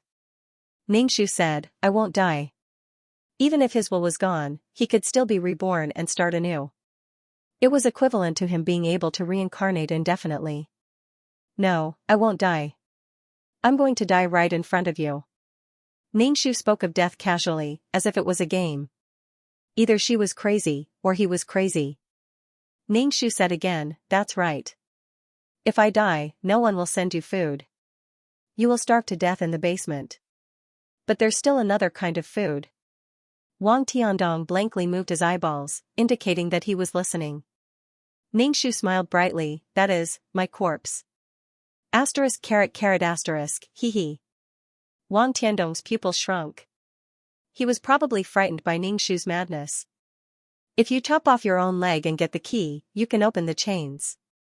If you can't bear to part with your leg, then you can only be chained and eat my corpse to survive. But sooner or later, you will finish eating my corpse. After eating my corpse, you will chop off my leg. Wouldn't that be a loss? These words were really challenging Wang Tiandong's psychological endurance. He never knew that this woman was so perverted. Yes, she was perverted. How could she be so perverted as to say such words casually? This made Wang Tiandong's heart very afraid. Wang Tiandong said in despair, "Can you stop messing around?" Moreover, Wang Tiandong did not believe that she would really die like this. He could not even bear to part with his leg. He did not believe that she would be willing to part with her life. Ningxu curiously asked, "What's your choice? Am I going to starve to death or chop off my leg?" Wang Tiandong was somewhat frightened. He looked at this girl. Her charming face was filled with curiosity. She was like a naive girl, curiously looking at him, waiting for his answer. If it was an ordinary matter, then it would be fine. But it had to be this kind of question. So perverted. Ningxu saw that Wang Tiandong did not speak. "Well, this is a very difficult choice. In order for you to be able to eat my corpse, I have to be closer to death. My corpse won't be able to be eaten for long. It will be hard in a day. In 4 or 5 days, it will start to rot. You have to think carefully. Good luck." Ningxu laughed at Wang Tiandong. The laughter made Wang Tiandong feel uncomfortable. He wanted to see how she would die. Ningxu said to the system, "You can leave the world now." The system said, the client is not satisfied. Don't worry. There's still more. The things after I leave are more interesting. Ningxu said. The system thought for a moment and said, if you come back now, you might have less soul power. Ningxu said, it's okay. I'll leave now. The system took away Ningxu's soul. Without the support of the soul, the body softly fell to the ground. Wang Tiandong was shocked. She fainted for no reason. He touched her body. It was warm. He checked her breath. There was no breath. Wang Tiandong did not dare to believe. How could a person suddenly die? She died just like that. He kept his finger under the corpse's nose for a long time. A normal person could not breathe for so long. Moreover, her body was slowly cooling down. Wang Tiandong curled up in the corner and stared at the corpse in horror. She was dead. She was dead. Wang Tiandong cried and laughed. He did not feel relaxed at all. Logically speaking, this woman tortured him like this. He should be happy that she was dead. However, Wang Tiandong was in so much pain and despair that his whole body trembled. He bit his hand and whimpered. Being in the same room with a corpse was too horrifying. Even if this woman was with him day and night, disappointment was something that all living things feared. 1 day, 2 days. Wang Tiandong looked at the motionless corpse. She was really dead. Unbelievable. It must be fake. How could a person be dead just like that? Wang Tiandong was dizzy from hunger. He had not eaten for 2 days. There was nothing to eat in the basement. There was not even a sip of water. But there was dirty water in the toilet. The only food left was this corpse. Wang Tiandong was so hungry that he was dizzy. He hadn't eaten for 2 days. His mouth was dry and his body was weak. He didn't even have any leftovers to eat. He tried his best to open his eyes. What he saw was a corpse. In the past 2 days, the body hadn't moved at all. Its posture hadn't changed at all. The skin began to turn gray. A pair of eyes stared at him. The corner of the mouth had a faint smile. As time passed, the body began to stiffen. The smile on the face became even more strange. After the body stiffened, it would slowly soften and then start to rot. Wang Tiandong was so hungry. This was the only thing he could eat. Did he really have to eat it? Just living with a body day and night was scary enough. If he really had to eat it now, he couldn't. It was too challenging. Wang Tiandong's psychological bottom line. The same kind of body. But if he didn't eat it, he could only starve to death. But there was another way. He could cut off his own leg, unlock the chains, and get the key to leave. How to choose? Wang Tiandong felt like he was going crazy. She was really a pervert. She came up with such a vicious idea. Whether it was losing a leg or eating the body in front of him, it was equally hard to accept. Wang Tiandong wanted to kill himself, but he didn't have any courage to do so. The hunger in his stomach made him want to eat everything that could be eaten. The wriggling in his stomach made his empty stomach ache. Despair, it was really despair. Now, Wang Tiandong had a taste of what it felt like to be locked up and tortured day after day. Wang Tiandong understood more and more that she wouldn't forgive him. Because he had encountered these things, he had already cut her into pieces in his heart. What to do, eat or cut off his own leg. In ancient times, people would exchange children for food. It was normal for him to eat. When people were hungry, they could do anything. Wang Tiandong slowly crawled over and touched the body lying on the ground. The body was cold. It seemed like a chill was transmitted through his fingertips to the body. It made Wang Tiandong shiver. He was very hungry, but he didn't know where to start. No one would come to save him. If he hadn't been expelled, the school would be suspicious if he didn't go to class. But now he had been expelled. Because Wang Tiandong was an honest man, he didn't have much contact with the people around him. Especially during the years when he imprisoned the client, he didn't have much contact with others. She never brought anyone to her house, for fear that someone would discover something. He had no friends, and his family was no longer around. All of these had become his death sentence. Wang Tiandong grabbed his fingers. The lower part of his body was easier to attack. The blood in his body should have started to rot by now. But now, Wang Tiandong couldn't care less. He was too hungry and bit his finger. A putrid smell of blood permeated the air. Wang Tiandong couldn't eat any more and spat it out. If he ate this, he wouldn't be far from death. Wang Tiandong looked at her swollen leg. The pain in her leg had been tormenting her. If he really broke his leg and got the key to get out, he might be saved.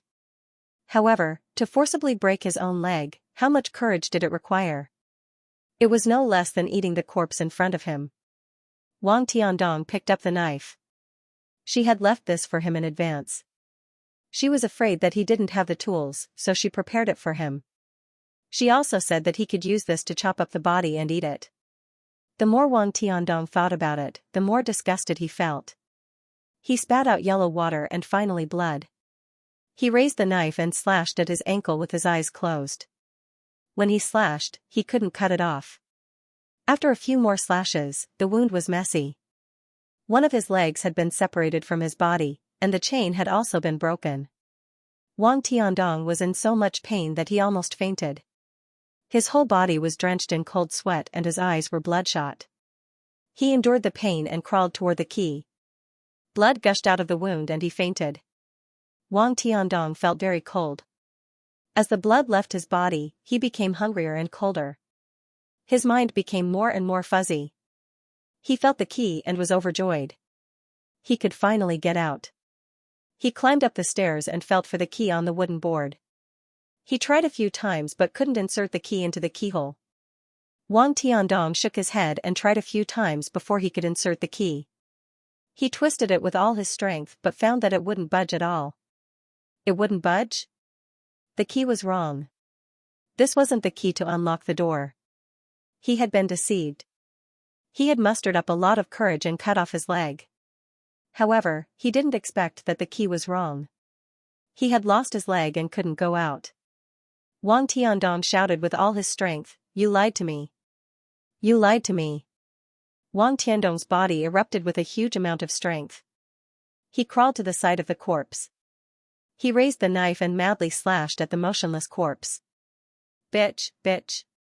I was so good to you. Why did you play with me like this? Bitch, bitch." Wang Tiandong angrily cursed as he crazily slashed. Blood splashed out. But his body didn't feel anything.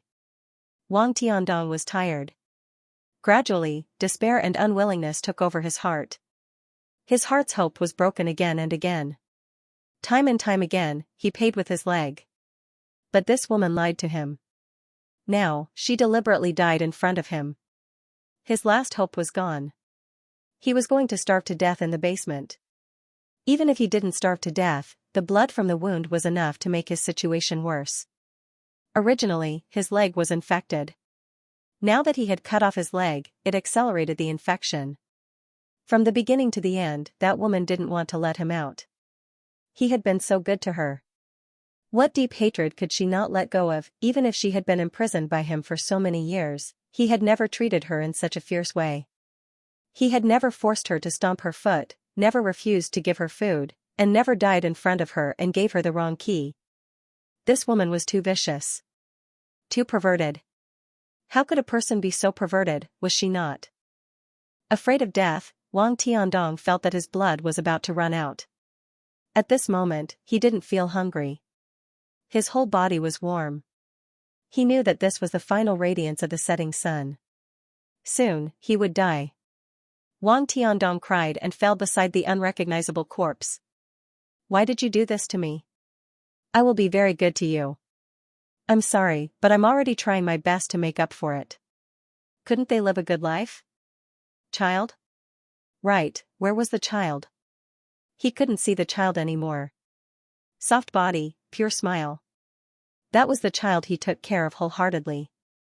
This woman was too vicious. She had broken something that was originally beautiful and fragmented it into pieces. Why did he have to use such an extreme method to destroy something beautiful?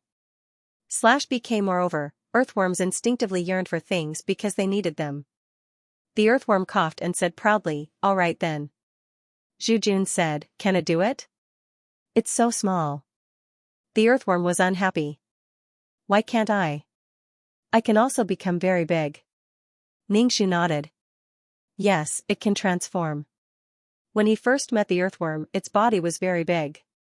Later on, it had always been small. Zhu was speechless. Alright, you guys win, Ningxu threw the merit grain to the earthworm. It jumped up and bit the merit grain with its mouth and swallowed it. However, the merit grain was not easy to digest. Ningxu said to Zhu, tell it how to take care of the child later. Zhu was speechless. He really couldn't imagine letting a loach take care of a human child. Could it really take care of it? However, Zhu didn't raise any more questions. Since there was someone who could take care of the child, he was relieved. Not long after taking care of the child, Zhu already felt terrible. He cried when something happened and when nothing happened. He cried until he grew up. Zhu would rather go fight than take care of the child. Now that someone was taking over, Zhu explained in detail how to take care of the baby, whether it was cold or hot, hungry, or pooping.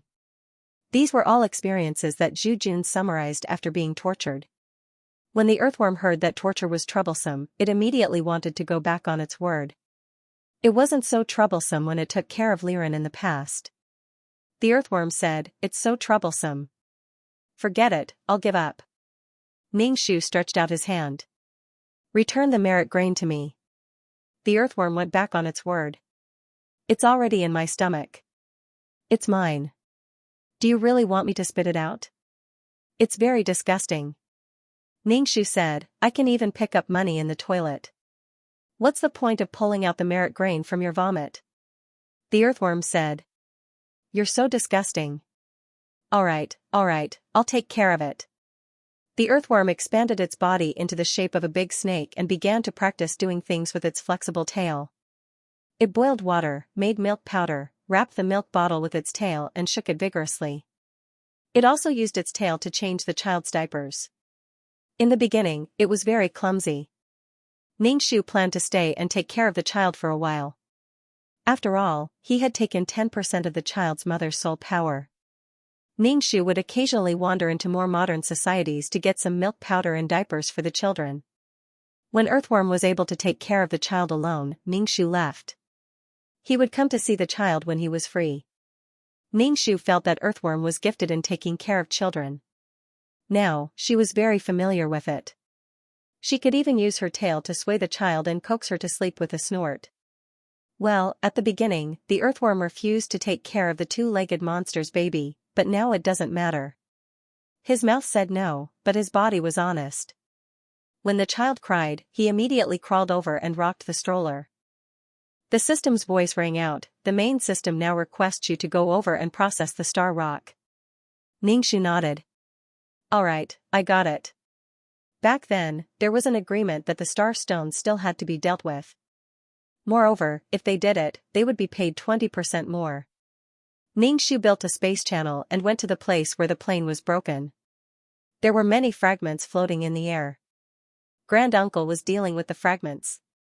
When he saw Ningxu coming, he directly threw the item to Ningxu.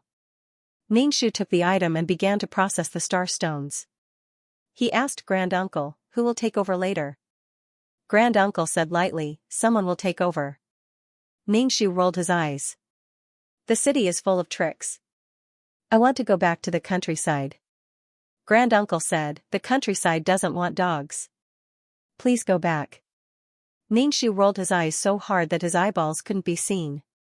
After Ningxu took over, Granduncle left again. He was probably busy with something again. Ningxu felt that many people were staring at him while he was processing the star stones. There was the Great Gate Planet. Seeing the Great Gate Planet, the corners of Ningxu's mouth curled up. He sped up processing the star stones. After a while, the star stones were all processed. Then Ningxu walked toward the Great Gate Planet. The Great Gate Planet looked at Ningxu without any change in expression. Before Ningxu could speak, the system's voice sounded. "Calm down. Don't cause trouble in front of so many people." Ningxu was speechless. Therefore, the system had actually given her a golden hoop spell, which she would recite whenever she was free. Ningxu said, I'm not here to cause trouble. I'm just here to say hello. However, the system didn't believe a word of Ningxu's words. From this mission, the system had more or less understood the character of this mission enforcer. He would seek revenge for the smallest grievance and his methods were special, so when the system saw Ningxu like this, it immediately reminded him. Don't cause trouble in front of so many people. Ningxu said helplessly, I really won't cause trouble. As she spoke, she took out the holy whip. The system asked, then why are you taking out the whip? Ningxu said, I'm just showing off my whip. They didn't want the whip. Now that the whip was in her hands, how uncomfortable would they feel? The system was speechless. What was this unsettling trick for? If others saw the whip, they would think that she was provoking them. The Great Gate Planet was on guard when he saw Ningxu take out the whip. Ningxu looked at the Great Gate Planet and asked, do you think my whip looks good? The Great Gate Planet was speechless. What the hell? The Great Gate Planet hadn't expected to meet Ningxu here. Hadn't she heard that he had left the organization? Why was he here now? However, it was good that he was in the organization. After leaving the organization, he didn't know where to look. He focused on the holy whip. He wasn't afraid that she would cause trouble. If she did, it would be best if he could get the holy whip. Ningxu said, I'm asking you. Does my whip look good? The Great Gate Planet didn't know what Ningxu meant and didn't say anything.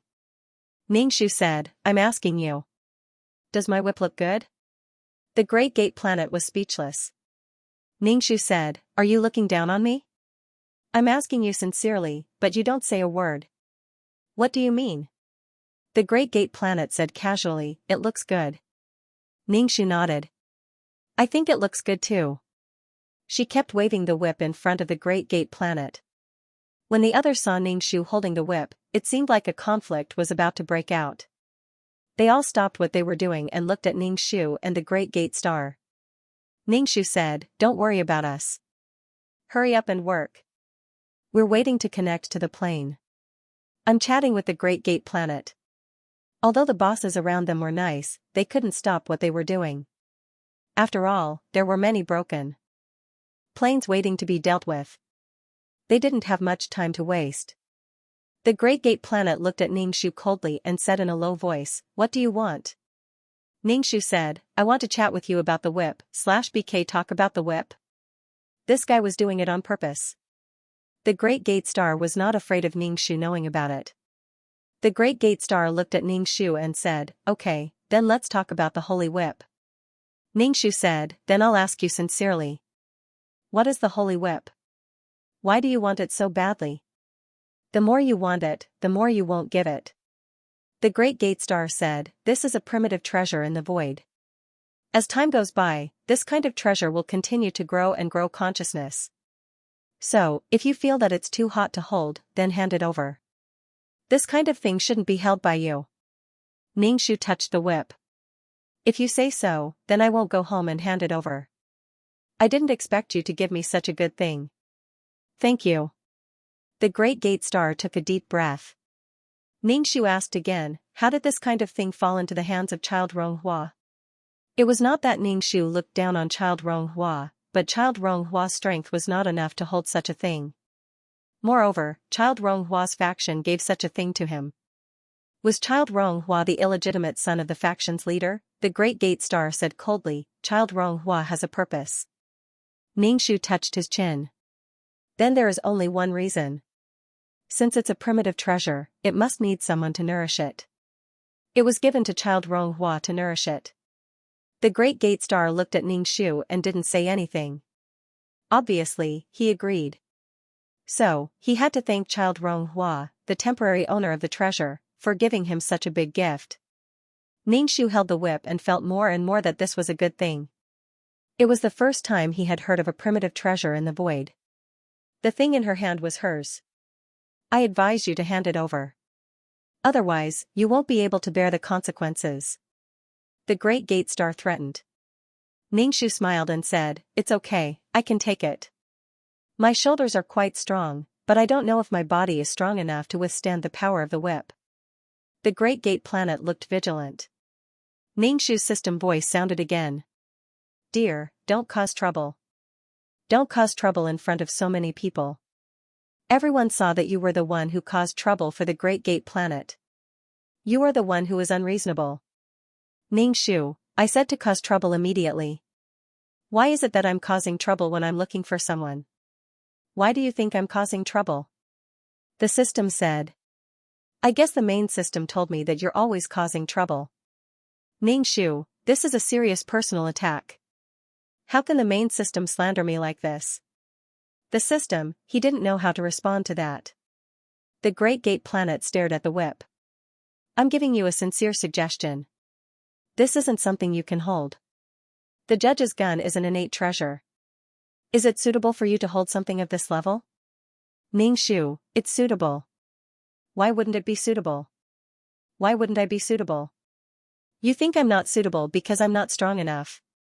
He kept saying that she wasn't suitable to hold this thing. Why don't we fight? Let's see if I'm suitable to use this thing. The Great Gate Planet said, Are you sure you want to fight here? Ningxu immediately took a step back and shouted in horror, What are you doing? What are you trying to do? You want to fight? I'm warning you, I'm going to fight back. Ningxu's screams attracted the attention of the people around him. Everyone's eyes turned to look at them. The Great Gate Planet's face trembled. Shameless. The Great Gate Planet couldn't help but say. He had never seen someone like this. Are you still a woman? Ningxu, I'm telling you, don't even think about taking what's mine. He put the whip behind his back and looked at the Great Gate Planet warily. We've picked up all the fragments. Hurry up and deal with the star stones. Hurry up. Someone came out to stop the fight. Ningxu looked at the Great Gate Planet warily and started melting the star stones. He glanced at the Great Gate Planet warily. The Great Gate Planet, damn it. Now everyone thought he was going to snatch the thing. This thing was clearly theirs, but now everyone thought he was snatching it. Next, they would go to the next place where the plane was broken. Ningxu and the Great Gate Star tacitly walked at the back. They dilly-dallied until everyone had left. Ningxu took out the whip and wrapped it around the Great Gate Planet. He jumped into the void in an instant. The Great Gate Planet broke free from Ningxu's whip. He knew that this person was here to cause trouble. Ningxu looked sad. You can't snatch my whip. There's no one here. Why are you pretending to be a white lotus? The Great Gate Planet said coldly. Ningxu smiled. I'm not pretending. I'm a white lotus. The Great Gate Planet took out his weapon. It was a giant battle axe. As soon as this axe appeared, it fluctuated with special energy. It looked like a good weapon. Ningxu held the whip. He was full of expectations for this whip. Not bad, not bad. If he nurtured this whip well in the future, it might become his personal magic weapon in the future. It was simply awesome. Everyone saw that only the two people didn't come. They all had a tacit understanding. Let's go take a look. Okay, let's go take a look. It would be a fool not to watch the fun. The plane here is waiting to be dealt with. What are you afraid of? Even if something happens, it's the responsibility of those two people. It was those two people who were causing trouble and wasting everyone's time. Everyone came to the void and saw the girl being chased around by the Great Gate Planet. She covered her head and ran like a rat. As she ran, she shouted, Don't even think about snatching my things. The Great Gate Planet was almost angered to death. He was the one who was whipped by this girl. His soul power was sucked away, and it was very painful. It was very painful. But she was also very slippery. She would hide far away. But his weapon needed to be close to the enemy. Ningxu shouted pitifully, This whip is mine. Don't even think about snatching it. Everyone had watched enough. They all went up to stop the fight. The Great Gate Planet suffered in the hands of Ningxu. He was angry. Although someone came to stop the fight, the anger in his heart was not small. Ningxu put away the whip. He felt that the Great Gate Planet's soul power was very strong. He felt that the whip had absorbed a lot of soul power. Yes. Ningxu took advantage of the fact that someone came to stop the fight. He shouted, I'm telling you, this whip is mine. Don't even think about snatching it. Everyone could see that Ningxu was cowardly in appearance, modest and timid. The Great Gate planet was about to explode. He was the one who suffered, but he couldn't say it out loud. Could he say that his soul power was sucked away, and the god-beating whip was very painful? The god-beating whip was something that even immortals could whip, let alone the soul. The soul being whipped was more painful than the body. Not everyone had the opportunity to have a strong soul. It was not easy to obtain something like the kidney-strengthening fruit. After suffering such a big loss, the giant gate star was unhappy. More importantly, the people around him had misunderstood that he was bullying others. If they pursued the matter, it would be his fault. He was the one who wanted to snatch things from others. Stop fooling around. Hurry up and deal with the broken plane. Ningxu glared at the giant gate star and followed the large group to the place where the plane had been broken. During this process, Ningxu looked at the giant gate star cautiously, as if he were afraid that the giant gate star would suddenly rush over. The giant gate star was unhappy. After completing the number of fragments, he left. Before leaving, he took a deep look at Ningxu. That look was obviously waiting. Fine, he would wait. Upon seeing the giant gate star leave, Ningxu let out a long sigh of relief. In the eyes of outsiders, he was very afraid of the giant gate star. Ningxu really wanted to shake it. The god-beating whip was really a sharp weapon that restrained souls. It was especially harmful to souls. If anyone bullied her in the future, he would whip them. After dealing with it more than 100 times, Ningxu applied to change shifts with the main system. It was almost time. This time, the shift was changed very quickly. The person who came to take over the shift came very quickly.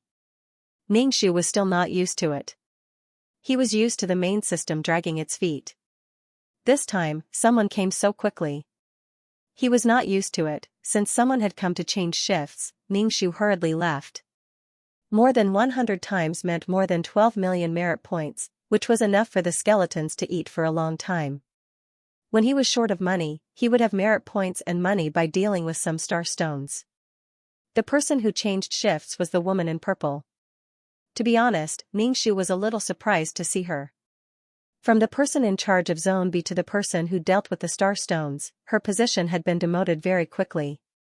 The woman in purple said, "I'm here to change shifts." "You can go." Ningxu nodded.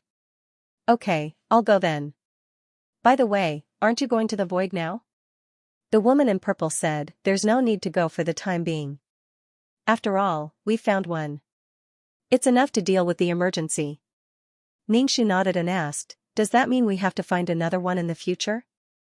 The woman in purple replied, "Of course I'm going."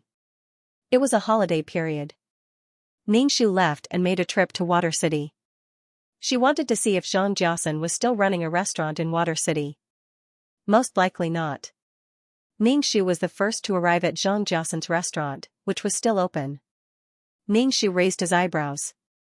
This was a little strange. Xianxia still dared to open it now. Ningxu walked into the restaurant, sat down and asked, "Who's your boss? Male or female?" The waiter said, "It's a woman." "A woman? Wasn't it a man?" Xianxia gave the shop to someone else. "The boss is here," the waiter said. Ningxu looked upstairs and was surprised to see Shubai. Shubai also saw Ningxu. She was stunned for a moment before she walked down the stairs. Shubai sat opposite Ningxu. "What does the city lord want to eat?" Ningxu said, "I'm no longer the city lord." "You don't have to call me city lord. You opened this restaurant." Shubai shook her head and said, "No, this restaurant is being sold, so I bought it." Ningxu smiled slightly. "Is that so? What's good? Bring it up and let me have a taste. By the way, congratulations on your business getting bigger and bigger." He had opened 2 restaurants in a city of laws. As for the discord, Ningxu was too lazy to think about it. Of course, it had something to do with Shubai. Shubai still smiled gently. "I just got a bargain, and it's all thanks to the city lord." Shubai can say that the only thing Shubai wanted was to stand by and do nothing. Shubai has never done anything to let the city lord down. If Shubai bought this restaurant and made the city lord feel uncomfortable, then Shubai can't do anything about it, Shubai said as she waved her round fan. Ningxu smiled indifferently. What does what you do have to do with whether I feel uncomfortable or not? I won't feel uncomfortable because of a stranger. Alright, have the dishes been served? Shubai pursed her lips and said, City Lord, please wait for a moment. The dishes will be served soon. City Lord, Ningxu interrupted her. Shubai, you don't rely on just one person, right? Therefore, she was able to decisively give up on someone who could protect her. Because there were many people protecting her, it didn't matter if there was one more or one less. Shubai smiled bitterly. Her body was filled with a dispirited aura. Those people can abandon me at any time. Why can't I rely on them? She was just a weak person who sought the protection of these strong people. She had lost her dignity. Weak people didn't have dignity. Ningxu ate the dishes and ignored Shubai's expression. She took a sip of tea and said, What's there to be unwilling about? You were the one who made the decision. You couldn't bear it and gave up. Today's matter should have happened. If the strong didn't receive the treatment of the strong, would it be fair to the strong who sweated and bled? Shubai smiled. Of course, this was my choice. I won't regret any of the choices I made, including what I did to you. I chose to stand by and do nothing because I didn't have the ability to stop or resolve this matter.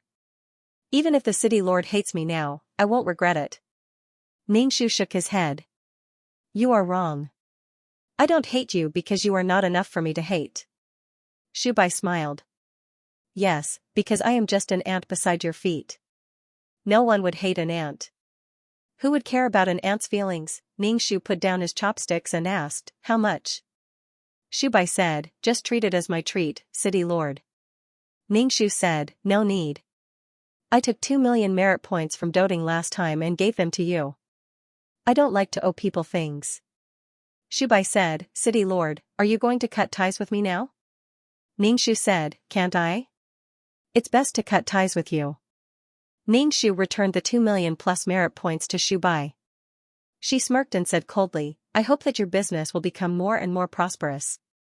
Ningxu didn't want to listen to what Shubai had to say. Maybe there was someone behind Shubai, but would those big shots really care about Shubai's little merit points? For example, every time she processed a star stone, she would receive merit in just a few minutes. The restaurant's business wasn't very good. It was good enough that it could break even. Ningxu went to the City of Witches. Since Xianxia was the city lord of the City of Witches, they might meet there. Xianxia had been protected by the judges before he was taken away by the Grand Uncle. If they met in the City of Witches, there would be no one around to protect him. The judges who protected Xianxia seemed to have been punished. The Grand Uncle was nowhere to be found. He didn't believe that there would be anyone protecting Xianxia now. The system said, Are you going to stir up trouble again? The system felt very tired. Wherever it went, it would cause trouble. The main system asked it to take care of this task enforcer. But this mission enforcer looked wild and mischievous. He couldn't control her at all. Ningxu said, I'm not here to cause trouble. I'm just here to see an old friend. Don't worry. Don't worry my ass, not at all. It had only been a short time, but it was already making him a little scared. If something really happened, he would face the fate of being formatted. The system said helplessly, Actually, you don't have to be so anxious. Take your time in the future. If you're so anxious, the main system will tighten its watch on you. Although I take orders from the main system, I will stand by your side and make suggestions that are beneficial to you. Ningxu smiled and said casually, Don't worry, I won't cause trouble. The system didn't believe him at all. He said that he wouldn't cause trouble, but he still got into a fight. Ningxu said, Someone tried to steal my things, and I was forced to defend myself. I didn't want to cause trouble. The system was helpless. Then what are you doing here? Aren't you here to look for Xianxia? Before becoming Ningxu's system, the system already knew enough about this mission enforcer's life story. So, when Ningxu came to Witch City, the system knew that she was here to look for Xianxia. She was quite vengeful. She would take revenge for the smallest grievance. Ningxu laughed and didn't talk to the system anymore. No matter what the system said, it couldn't tie her legs. In the end, it just kept nagging in her ear. Ningxu obviously knew that the system was reminding her to be careful, but she might not be able to find Xianxia. After this incident, Xianxia should have holed himself up and wouldn't appear easily. She was just here to take a stroll. If Xianxia knew that she was looking for him, he wouldn't appear so easily in the future. He couldn't even appear in his own territory all the time. He was like a thief. He was the mayor of which city, but he couldn't appear in the open. How aggrieved and unbearable must he be? Xianxia must have cultivated his own forces in which city. Now that she appeared in which city, it wouldn't be long before Xianxia found out. Xianxia was disgusting her, and now she was also disgusting Xianxia. Let's see how long you can hide. Even if you come to which city to consolidate the enchantment, you will have to be very careful for fear of being caught. Ningxu walked towards the city lord's mansion, wondering if Xianxia would be there. Ningxu stood in front of the city lord's mansion. The city lord's mansion had an enchantment, and it was connected to the enchantment of the entire Law City. Ningxu was not the city lord of which city, so naturally, he could not enter the city lord's mansion. The door was not an obstacle, the barrier was. Ningxu stared at the door. The door creaked open. Xianxia opened the door and looked into Ningxu's eyes. Xianxia closed the door before the two of them could react. Ningxu hurriedly walked over, but was blocked by the barrier. Ningxu slapped the barrier and shouted, "If you have the ability to frame people, open the door, open the door." Xianxia stood in the city lord's mansion and looked at Ningxu slapping the barrier through the crack of the door. Why was this woman still alive? She had openly challenged the rules of the organization. Why was he still able to appear here now? The judges were really useless. One was one, two were also useless. They couldn't even deal with a woman. Xianxia opened the door and said, "I've opened the door, but you can't come in. Unless you break the barrier. But if you break the barrier, the enchantment of the Law City will shatter. At that time, the law power outside the city will pour into the city, and the city will be destroyed. Do you dare?" Ningxu shrugged and shook his head. "I don't dare. But it doesn't matter. I'll stay here until you come out. Don't even think about returning to the system space. Although the city lord's mansion has a barrier, I made another layer of barrier to bind you inside. The surrounding space has been sealed. If I can't get in, don't even think about getting out." Xianxia laughed in a low voice. In the end, he laughed out loud, as if he couldn't stop. Ningxu looked at him with an expressionless face and laughed wildly. Finally, Xianxia stopped laughing and coughed twice. "Should I feel honored that you spent so much time waiting for me? I'm really flattered that you care so much about me." Ningxu rolled his eyes. In any case, Xianxia's way of thinking was different from ordinary people. What did he mean by caring about the steps? If he was bitten by an ant, it was fine if he couldn't find the ant, but if he found it, wouldn't it make sense if he didn't hammer the ant to death? Did this mean that she cared? No, no, no. Only Xianxia could say that she cared. Ningxu said, "Think whatever you want. Think whatever you want." It didn't matter even if Xianxia said that she loved him. In any case, Xianxia's way of thinking was strange. Xianxia simply sat down on the threshold and looked at Ningxu. "Aren't you tired of standing? Do you want me to pull a chair for you?" "No need." Ningxu sat directly on the vine. Xianxia laughed and looked quite happy. "We seem to have never had the chance to sit face to face like this and have a good talk." Ningxu said, "I don't want to have a good talk with you. There's nothing to talk about. If it wasn't for the ward, I would have already hammered you to death." Xianxia said, "Even if you say that, I'm very happy that you want to spend time on me." Ningxu tilted his head. "You really lack love." He craved love and despised it. Meow Meow Meow loved him so much back then, but he didn't care. When others were disdainful of him, he was eager to please them. Xianxia thought for a while. "I do lack love." As the male child that the family used all their resources to cultivate, his parents, sisters and brothers all pinned their hopes on him. They constantly reminded him that he was the hope of the family and that whether the family could live a good life depended on him.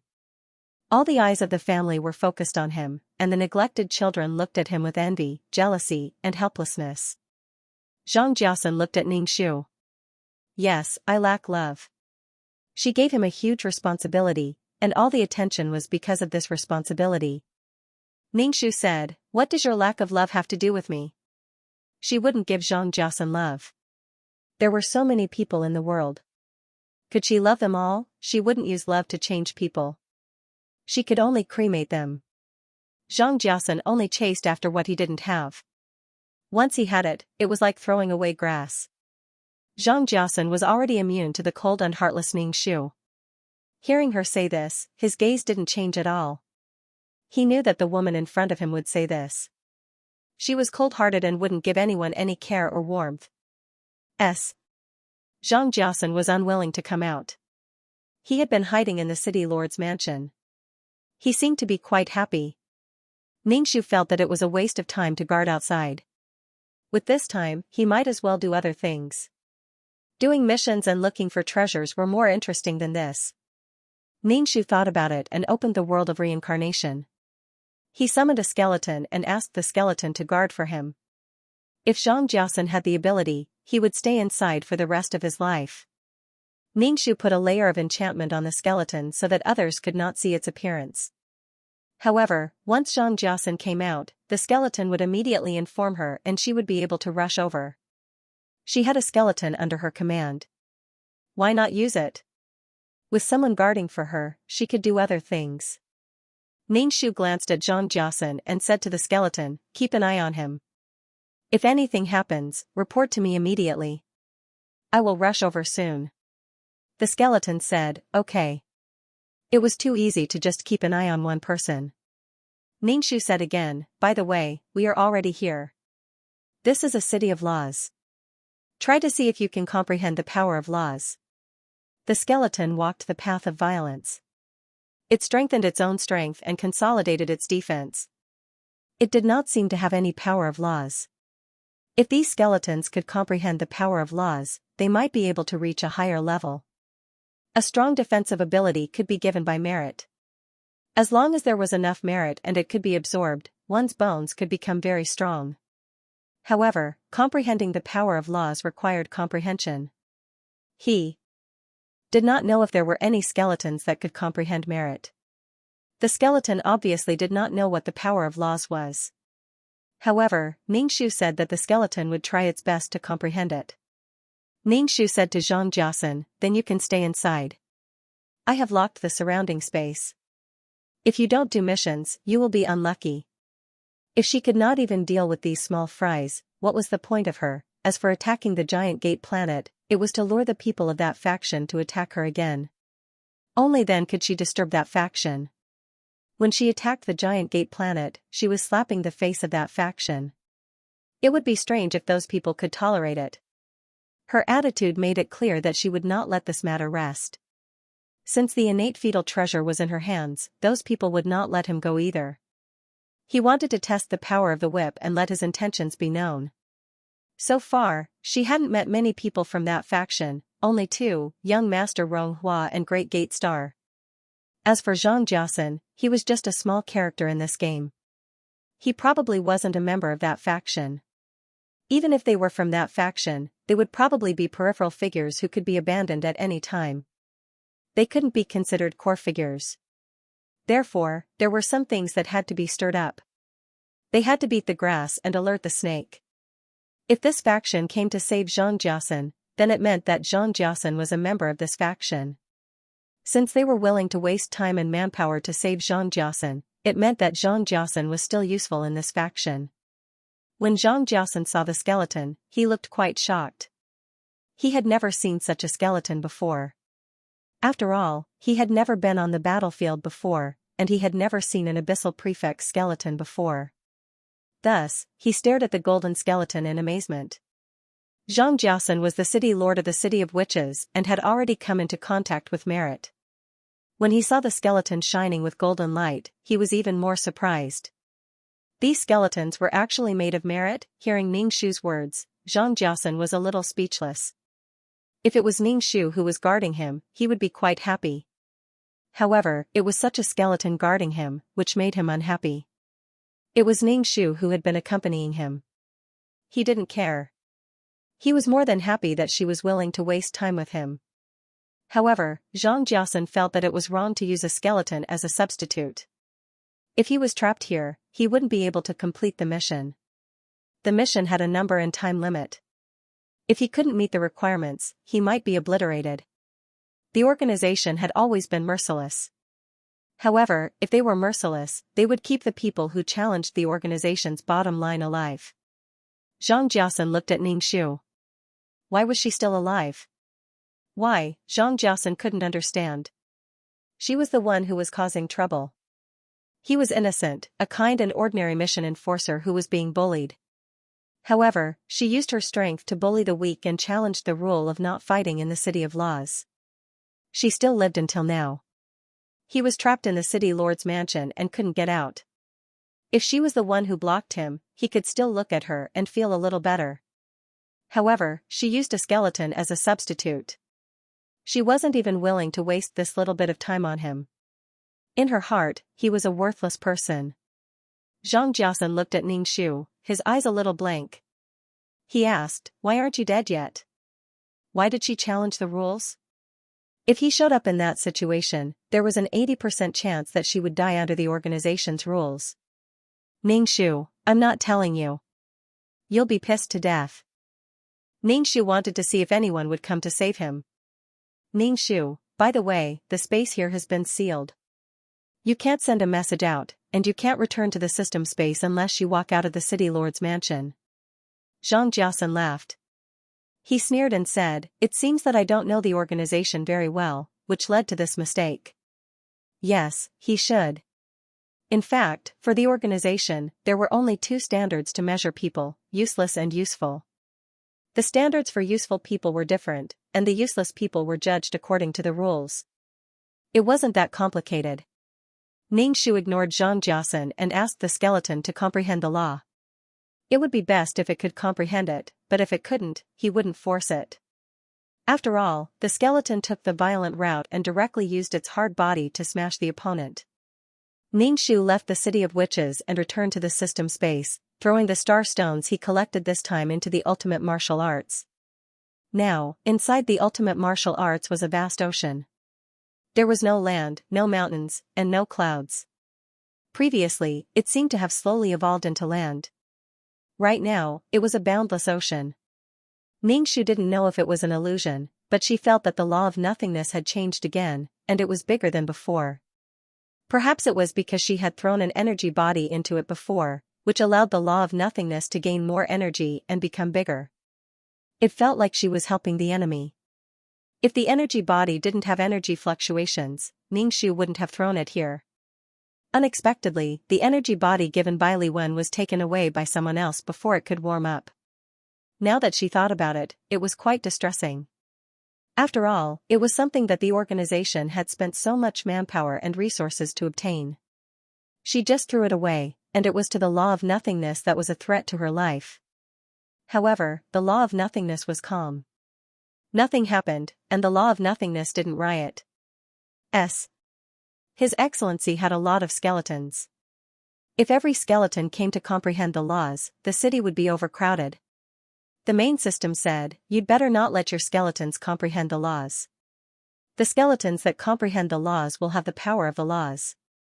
Some powers are mutually exclusive, and it will be difficult for the skeletons to fuse. The skeletons can disperse and condense into a larger body because every skeleton is the same and doesn't repel each other.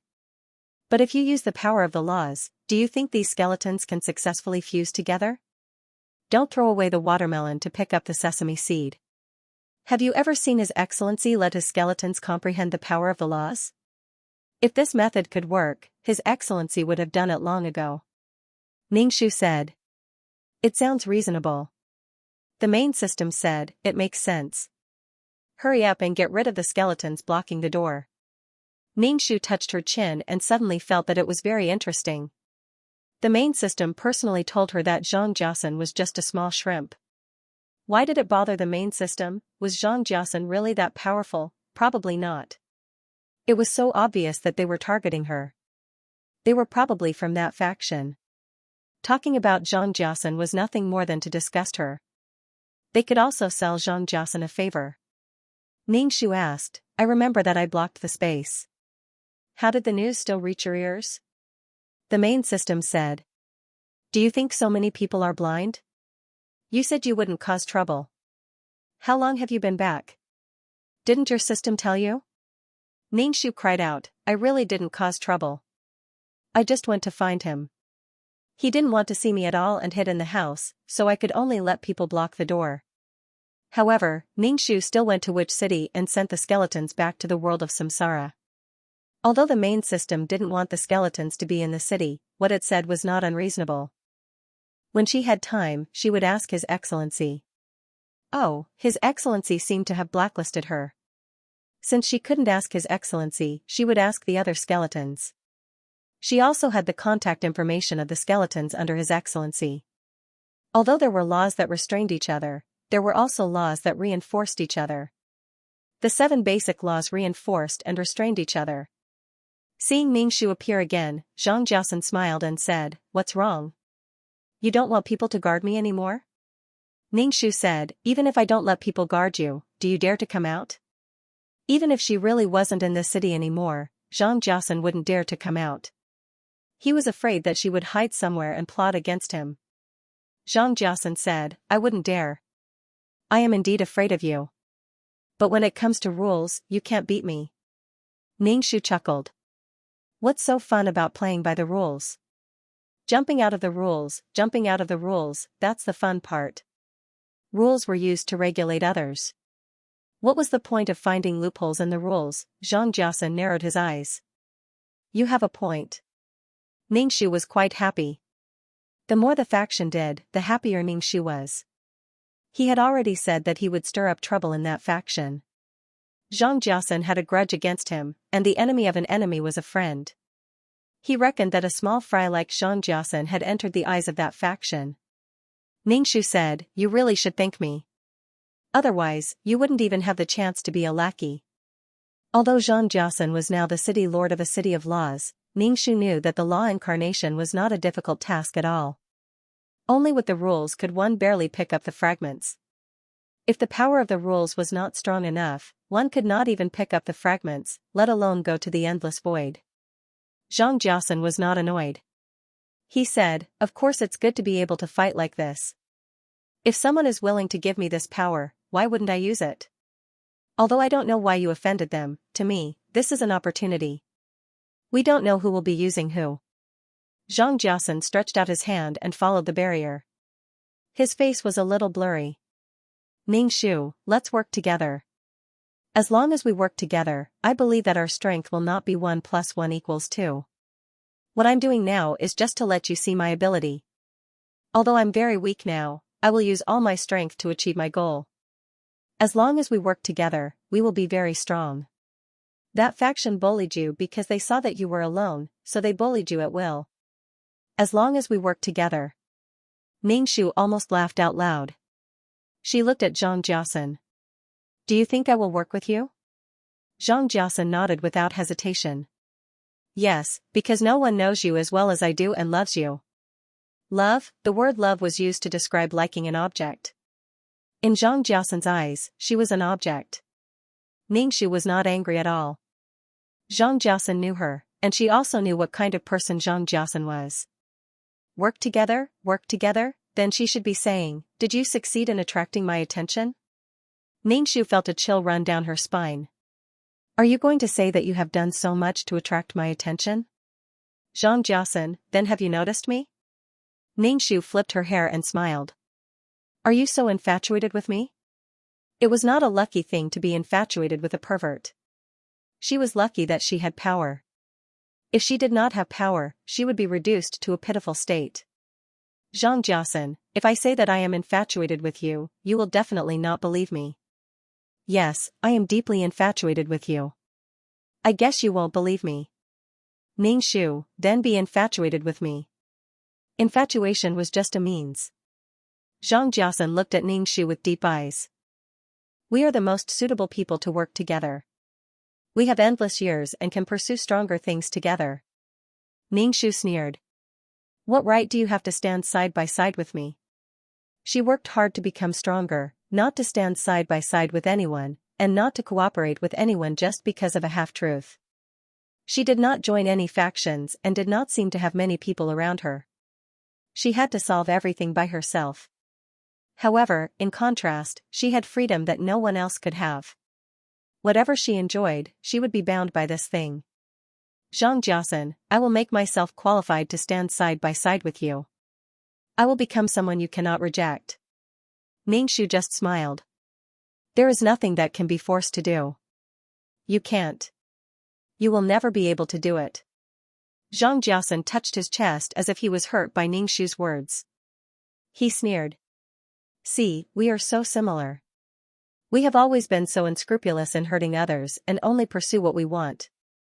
Why should we care about those things that we don't care about? You despise me for abandoning Meow Meow Meow. Meow Meow loves me so much, but I treat her like grass. Ungrateful.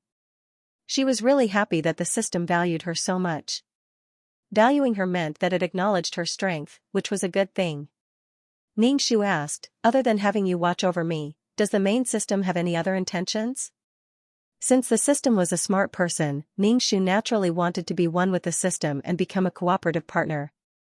Ningxu said, you should know about my background. Because of what happened before, I don't really trust the system.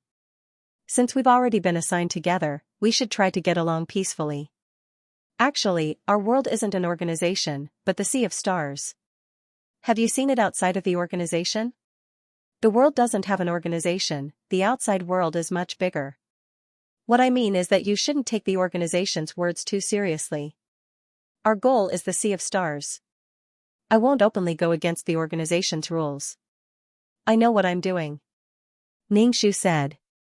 The system said, I might not be able to see the Sea of Stars if you do something like that from time to time. Ningxu said, don't say such discouraging words. You'll definitely be able to see it, trust me. The system was speechless. Ningxu said, that's why I won't be impulsive. Just trust me. From a lowly position to where he was now, did he not know when to advance and when to retreat? Even if he had to endure, he also had to show off. Was he going to keep holding it in? He had to know when to advance and when to retreat. Retreating was a strategic retreat, and advancing was obviously an attack. He would not be able to hurt the enemy if he kept retreating. In short, it was all to get what he wanted. Ningxu also wanted to use Xianxia's incident to have an open and honest discussion with the system. Since he could communicate well, there was no need to keep an enemy by his side. Ningxu said, I can roughly understand your position. You're in a dilemma. But in this situation, I didn't cause any trouble. I didn't fight in the City of Laws, so the main system can't determine that I'm causing trouble. Did I fight? No, I didn't. Sometimes, you shouldn't take the organization's words to heart. Since the main system said that I can't openly go against it, I didn't fight. The system remained silent. She stood in front of Xianxia's city lord's mansion and said that she was causing trouble. This was too unreasonable. Moreover, whether Xianxia left the city lord's mansion or not, his legs were on his body. She could control Xianxia's legs. He was the one who had holed himself up in the city lord's mansion. Did she violate the rules of the organization? Of course not. If we work together, it'll be easier than running away alone. I don't think we've bound our souls yet. The system said, yes, it's not bound. When we don't have absolute understanding, when we trust each other, you won't bind with me. So, I haven't thought of binding our souls yet. Ningxu felt that the system was really thorough in its work. Rather than saying that it was because of her, it would be better to say that the system was actually unwilling to be bound to her. Being bound to her meant that they would have to live and die together, and she seemed to be a thorn in the main system's side. Originally, he had come with a mission, so his relationship with the system was different from the usual mission enforcers. This system was organized to supervise her, and its position was subtle. Moreover, this system could be implicated by her at any time, and its feelings might be even more subtle. So, from the system's point of view, she was an unlikable person. Ningxu said, if that's the case, then let's bind our souls. The system asked, "Are you sure you want to bind your souls with me? Once our souls are bound, it means that we will live and die together. Our relationship hasn't reached that stage yet. Maybe it won't be too late for us to make plans after we get to know each other better." Ningshu's lips curled up. "Sure, I'm not afraid. You can bind your souls with me whenever you want." There were some things that one didn't need to be afraid of, and there was no need to be afraid of. She had already put aside the life and death battle, so why would she be afraid of a system? Moreover, this system couldn't kill her. So, she was fearless. Binding her soul was fine, but the system had more concerns. Ningshu asked, "Have you thought of a name?" The system said, "A name is just a code. It doesn't matter if you have one or not. Besides, it's better not to have a name if you don't remember the past." Interesting. Ningshu didn't force the system to bind with her. Since it wasn't willing, she naturally wouldn't force it. She might not be afraid of anything, but it was obvious that the system was afraid. "I'll let you see more in the future, then you won't be afraid of anything." Ningshu looked at Xianxia in the barrier, wondering if anyone would come to save him. If someone really did come, then Xianxia was really valuable. She had already set up the stage, and now she was waiting for all kinds of people to come on stage. Others used Xianxia to act as a middleman, and she could also use Xianxia to act as a middleman. Wasn't it easy to create a conflict? She just had to see who could be lured out. She hoped that it wouldn't disappoint her. If Xianxia couldn't lure people out, she wouldn't bother with Xianxia and would just drag him into the void and kill him. Xianxia's eyes flashed, and his brain was working quickly. He looked at Ningshu. "I told you we were the most compatible people, and we can do anything to achieve our goals." Ningshu couldn't be bothered to pay attention to him, and directly blocked Xianxia's words. He could think whatever he wanted. Ningshu hoped that Xianxia would sink into his own fantasies and fantasize more. Who knew, maybe he would take his fantasies for real. The system said, "Someone sent you a message." It's Zuli. The system didn't know this person. The system knew a few things about Ningshu, but it didn't know who Ningshu was in contact with in private. Ningshu sat in front of the city lord's residence and asked, "What did he say?" "He said he wants you to go find treasures with him." "Oh, that was to go to the void." Ningshu said, "Tell him to wait for a while. I'll take care of things here." Okay. At this moment, there should be many people paying attention to this side. As long as she stayed here, there would be many eyes on this side.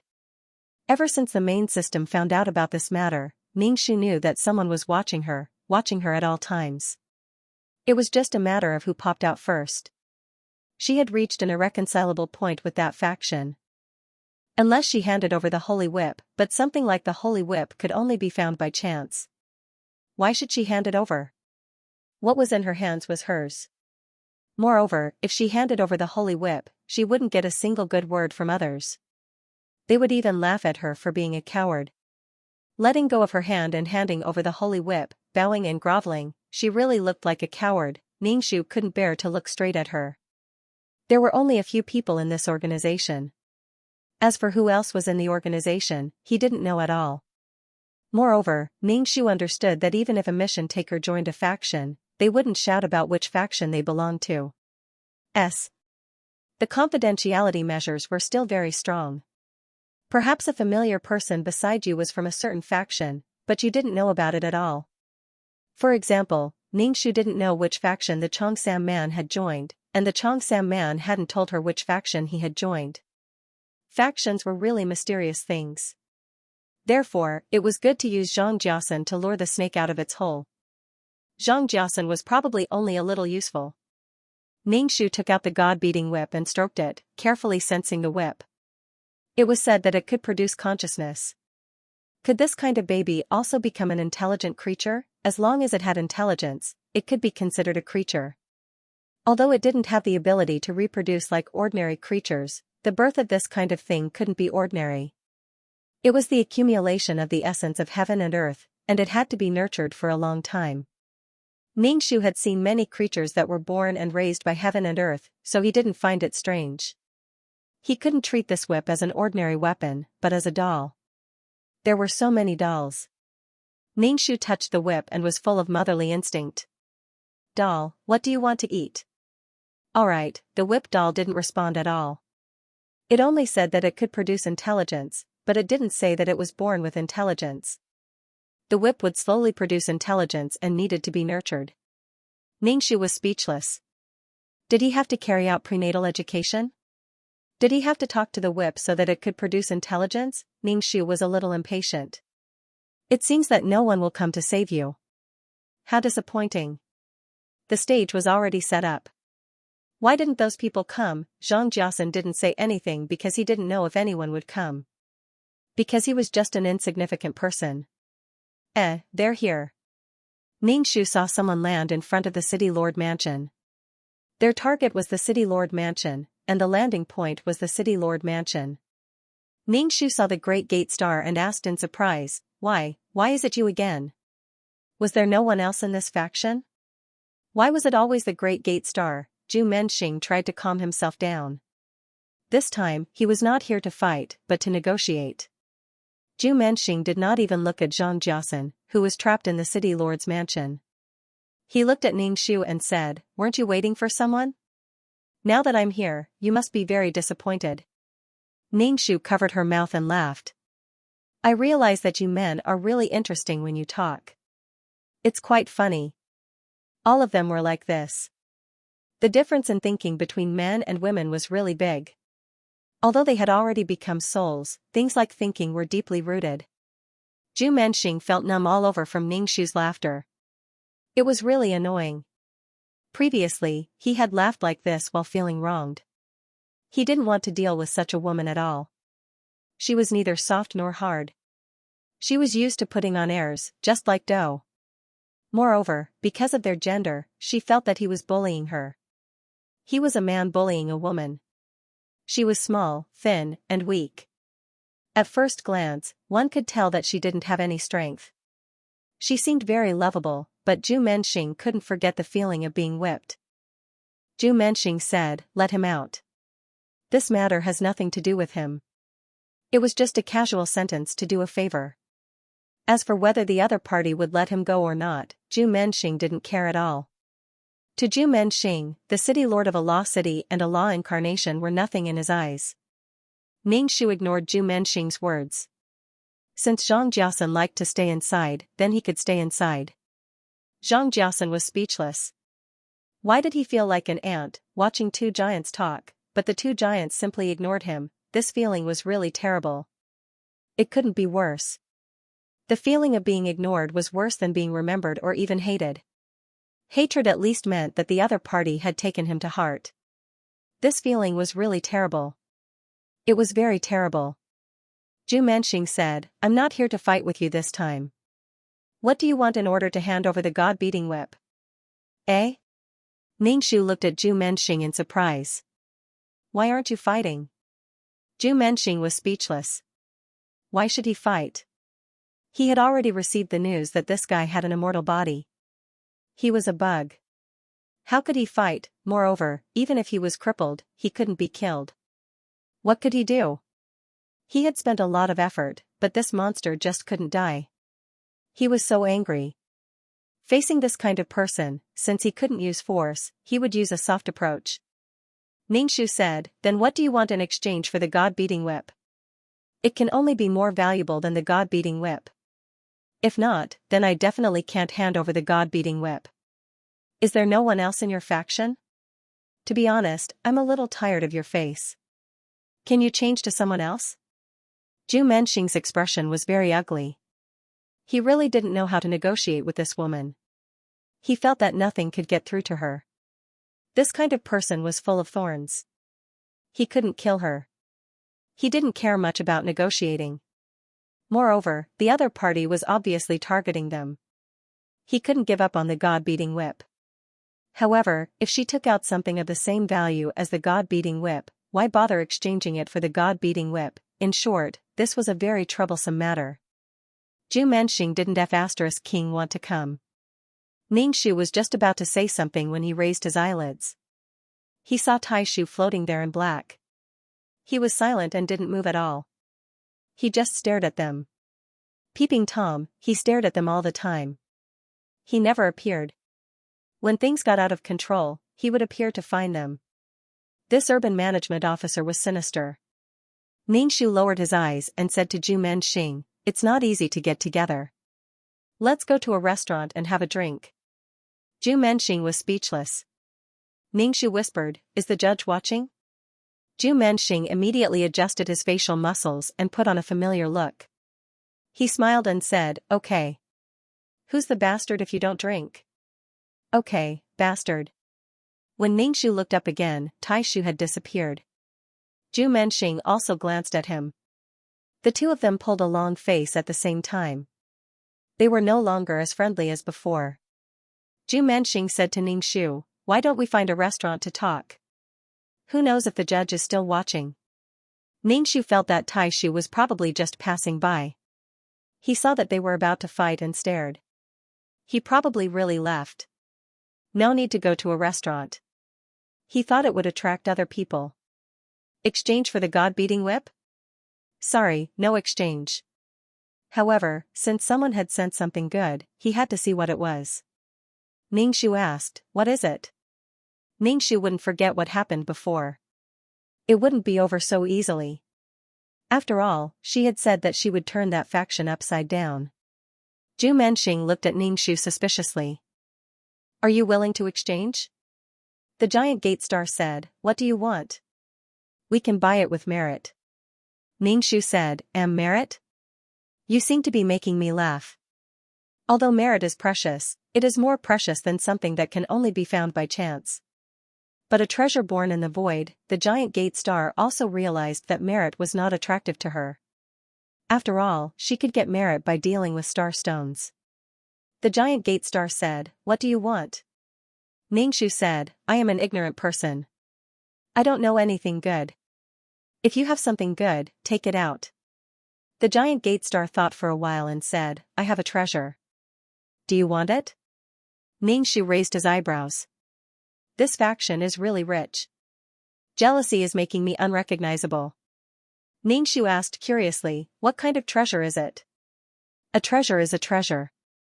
There is no difference. As for what kind of weapon it will become, it depends on the development." Ningxu thought. "I am an ignorant person. Ignorance makes me beautiful." Although he was a little ignorant, he knew that using a treasure to exchange for a weapon that had already taken shape was obviously more valuable. Because the treasure needed to be nurtured, it was not certain what kind of weapon it would become. This whip had already taken shape. The most important thing was that it was quite good.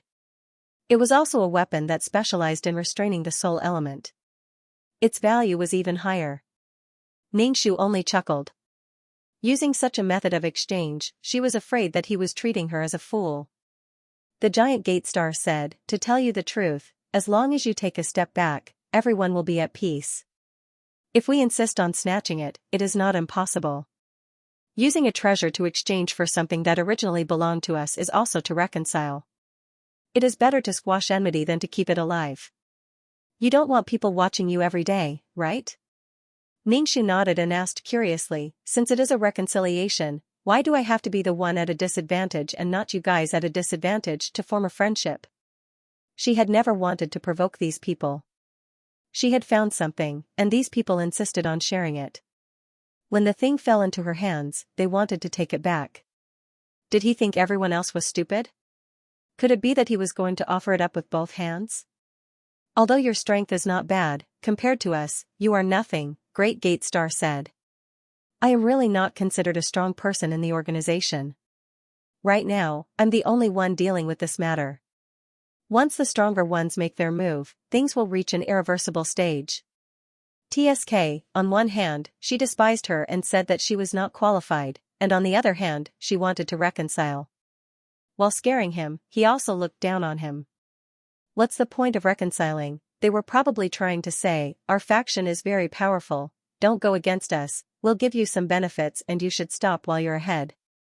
Since it was a negotiation, he should put on airs and be serious. Since it was like this, there was no way to negotiate.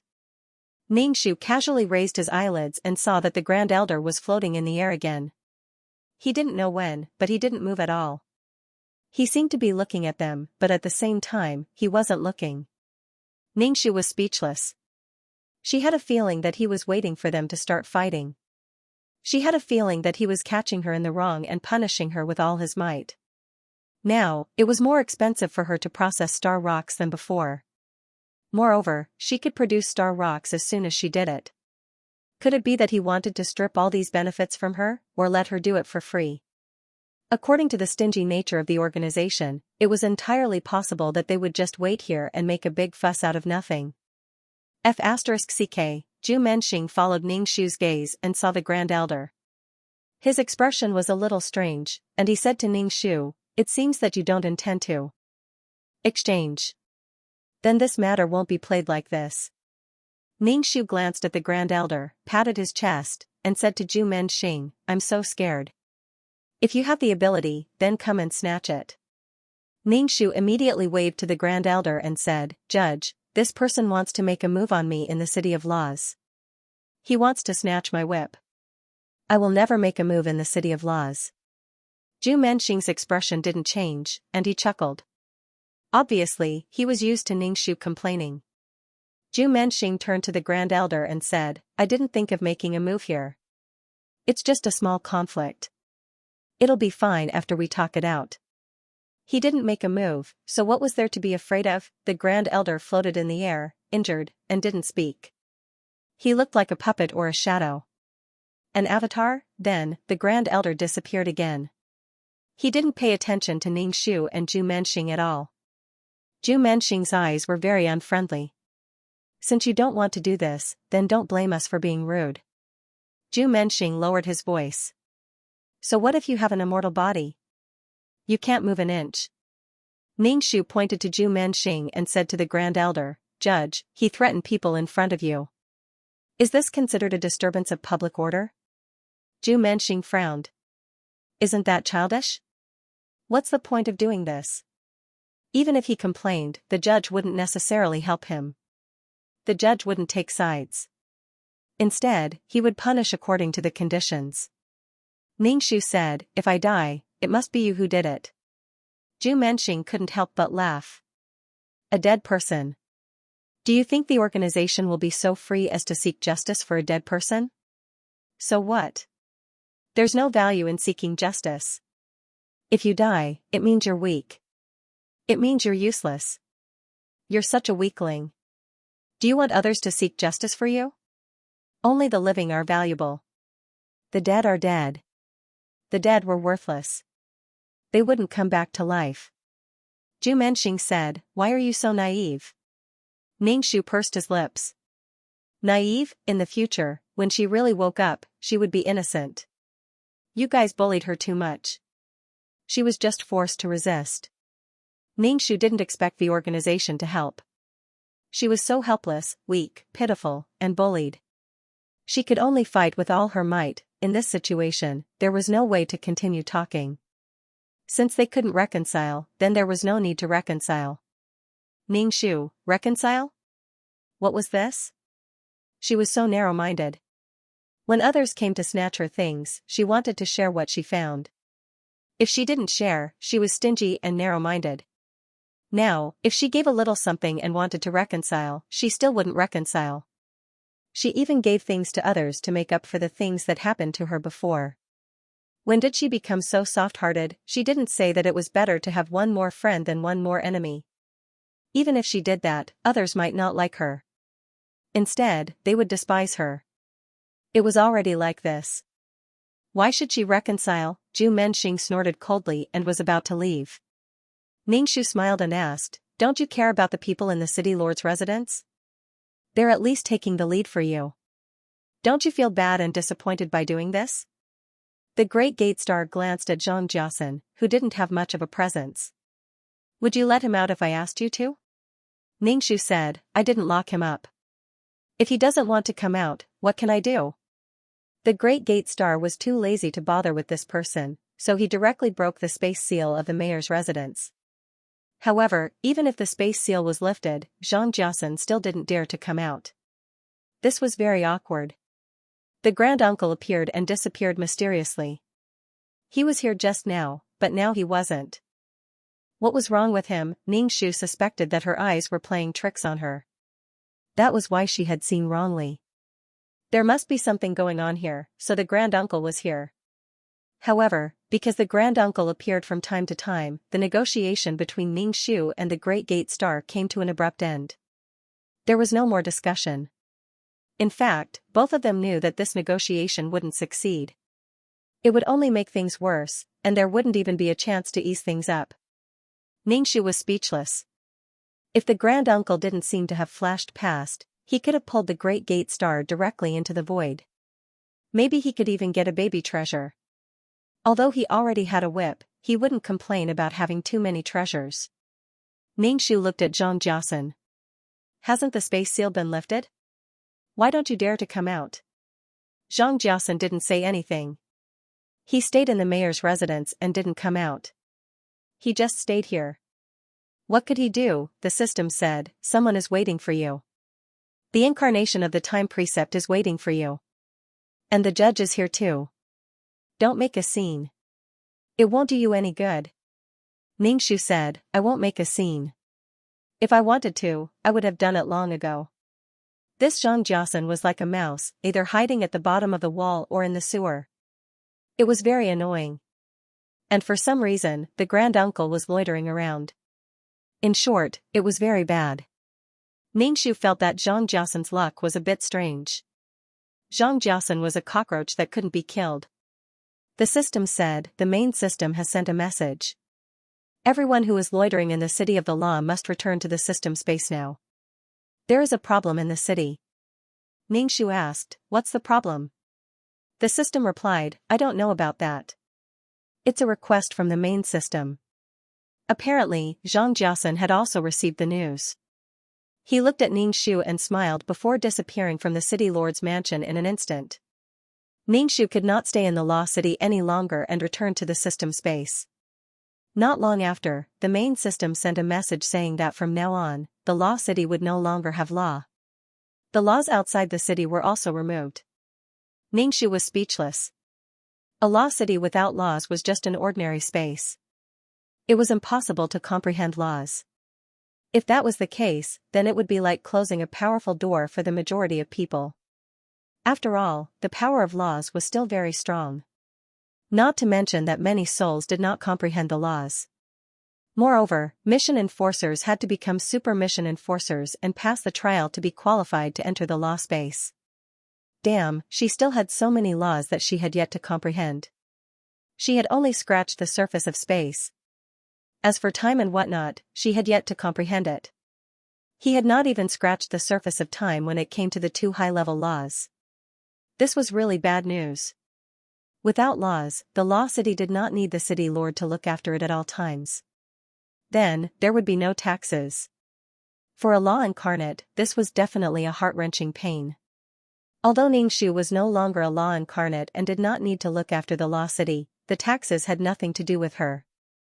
However, she still had so many laws that she had yet to comprehend. Why was the Law City suddenly closed?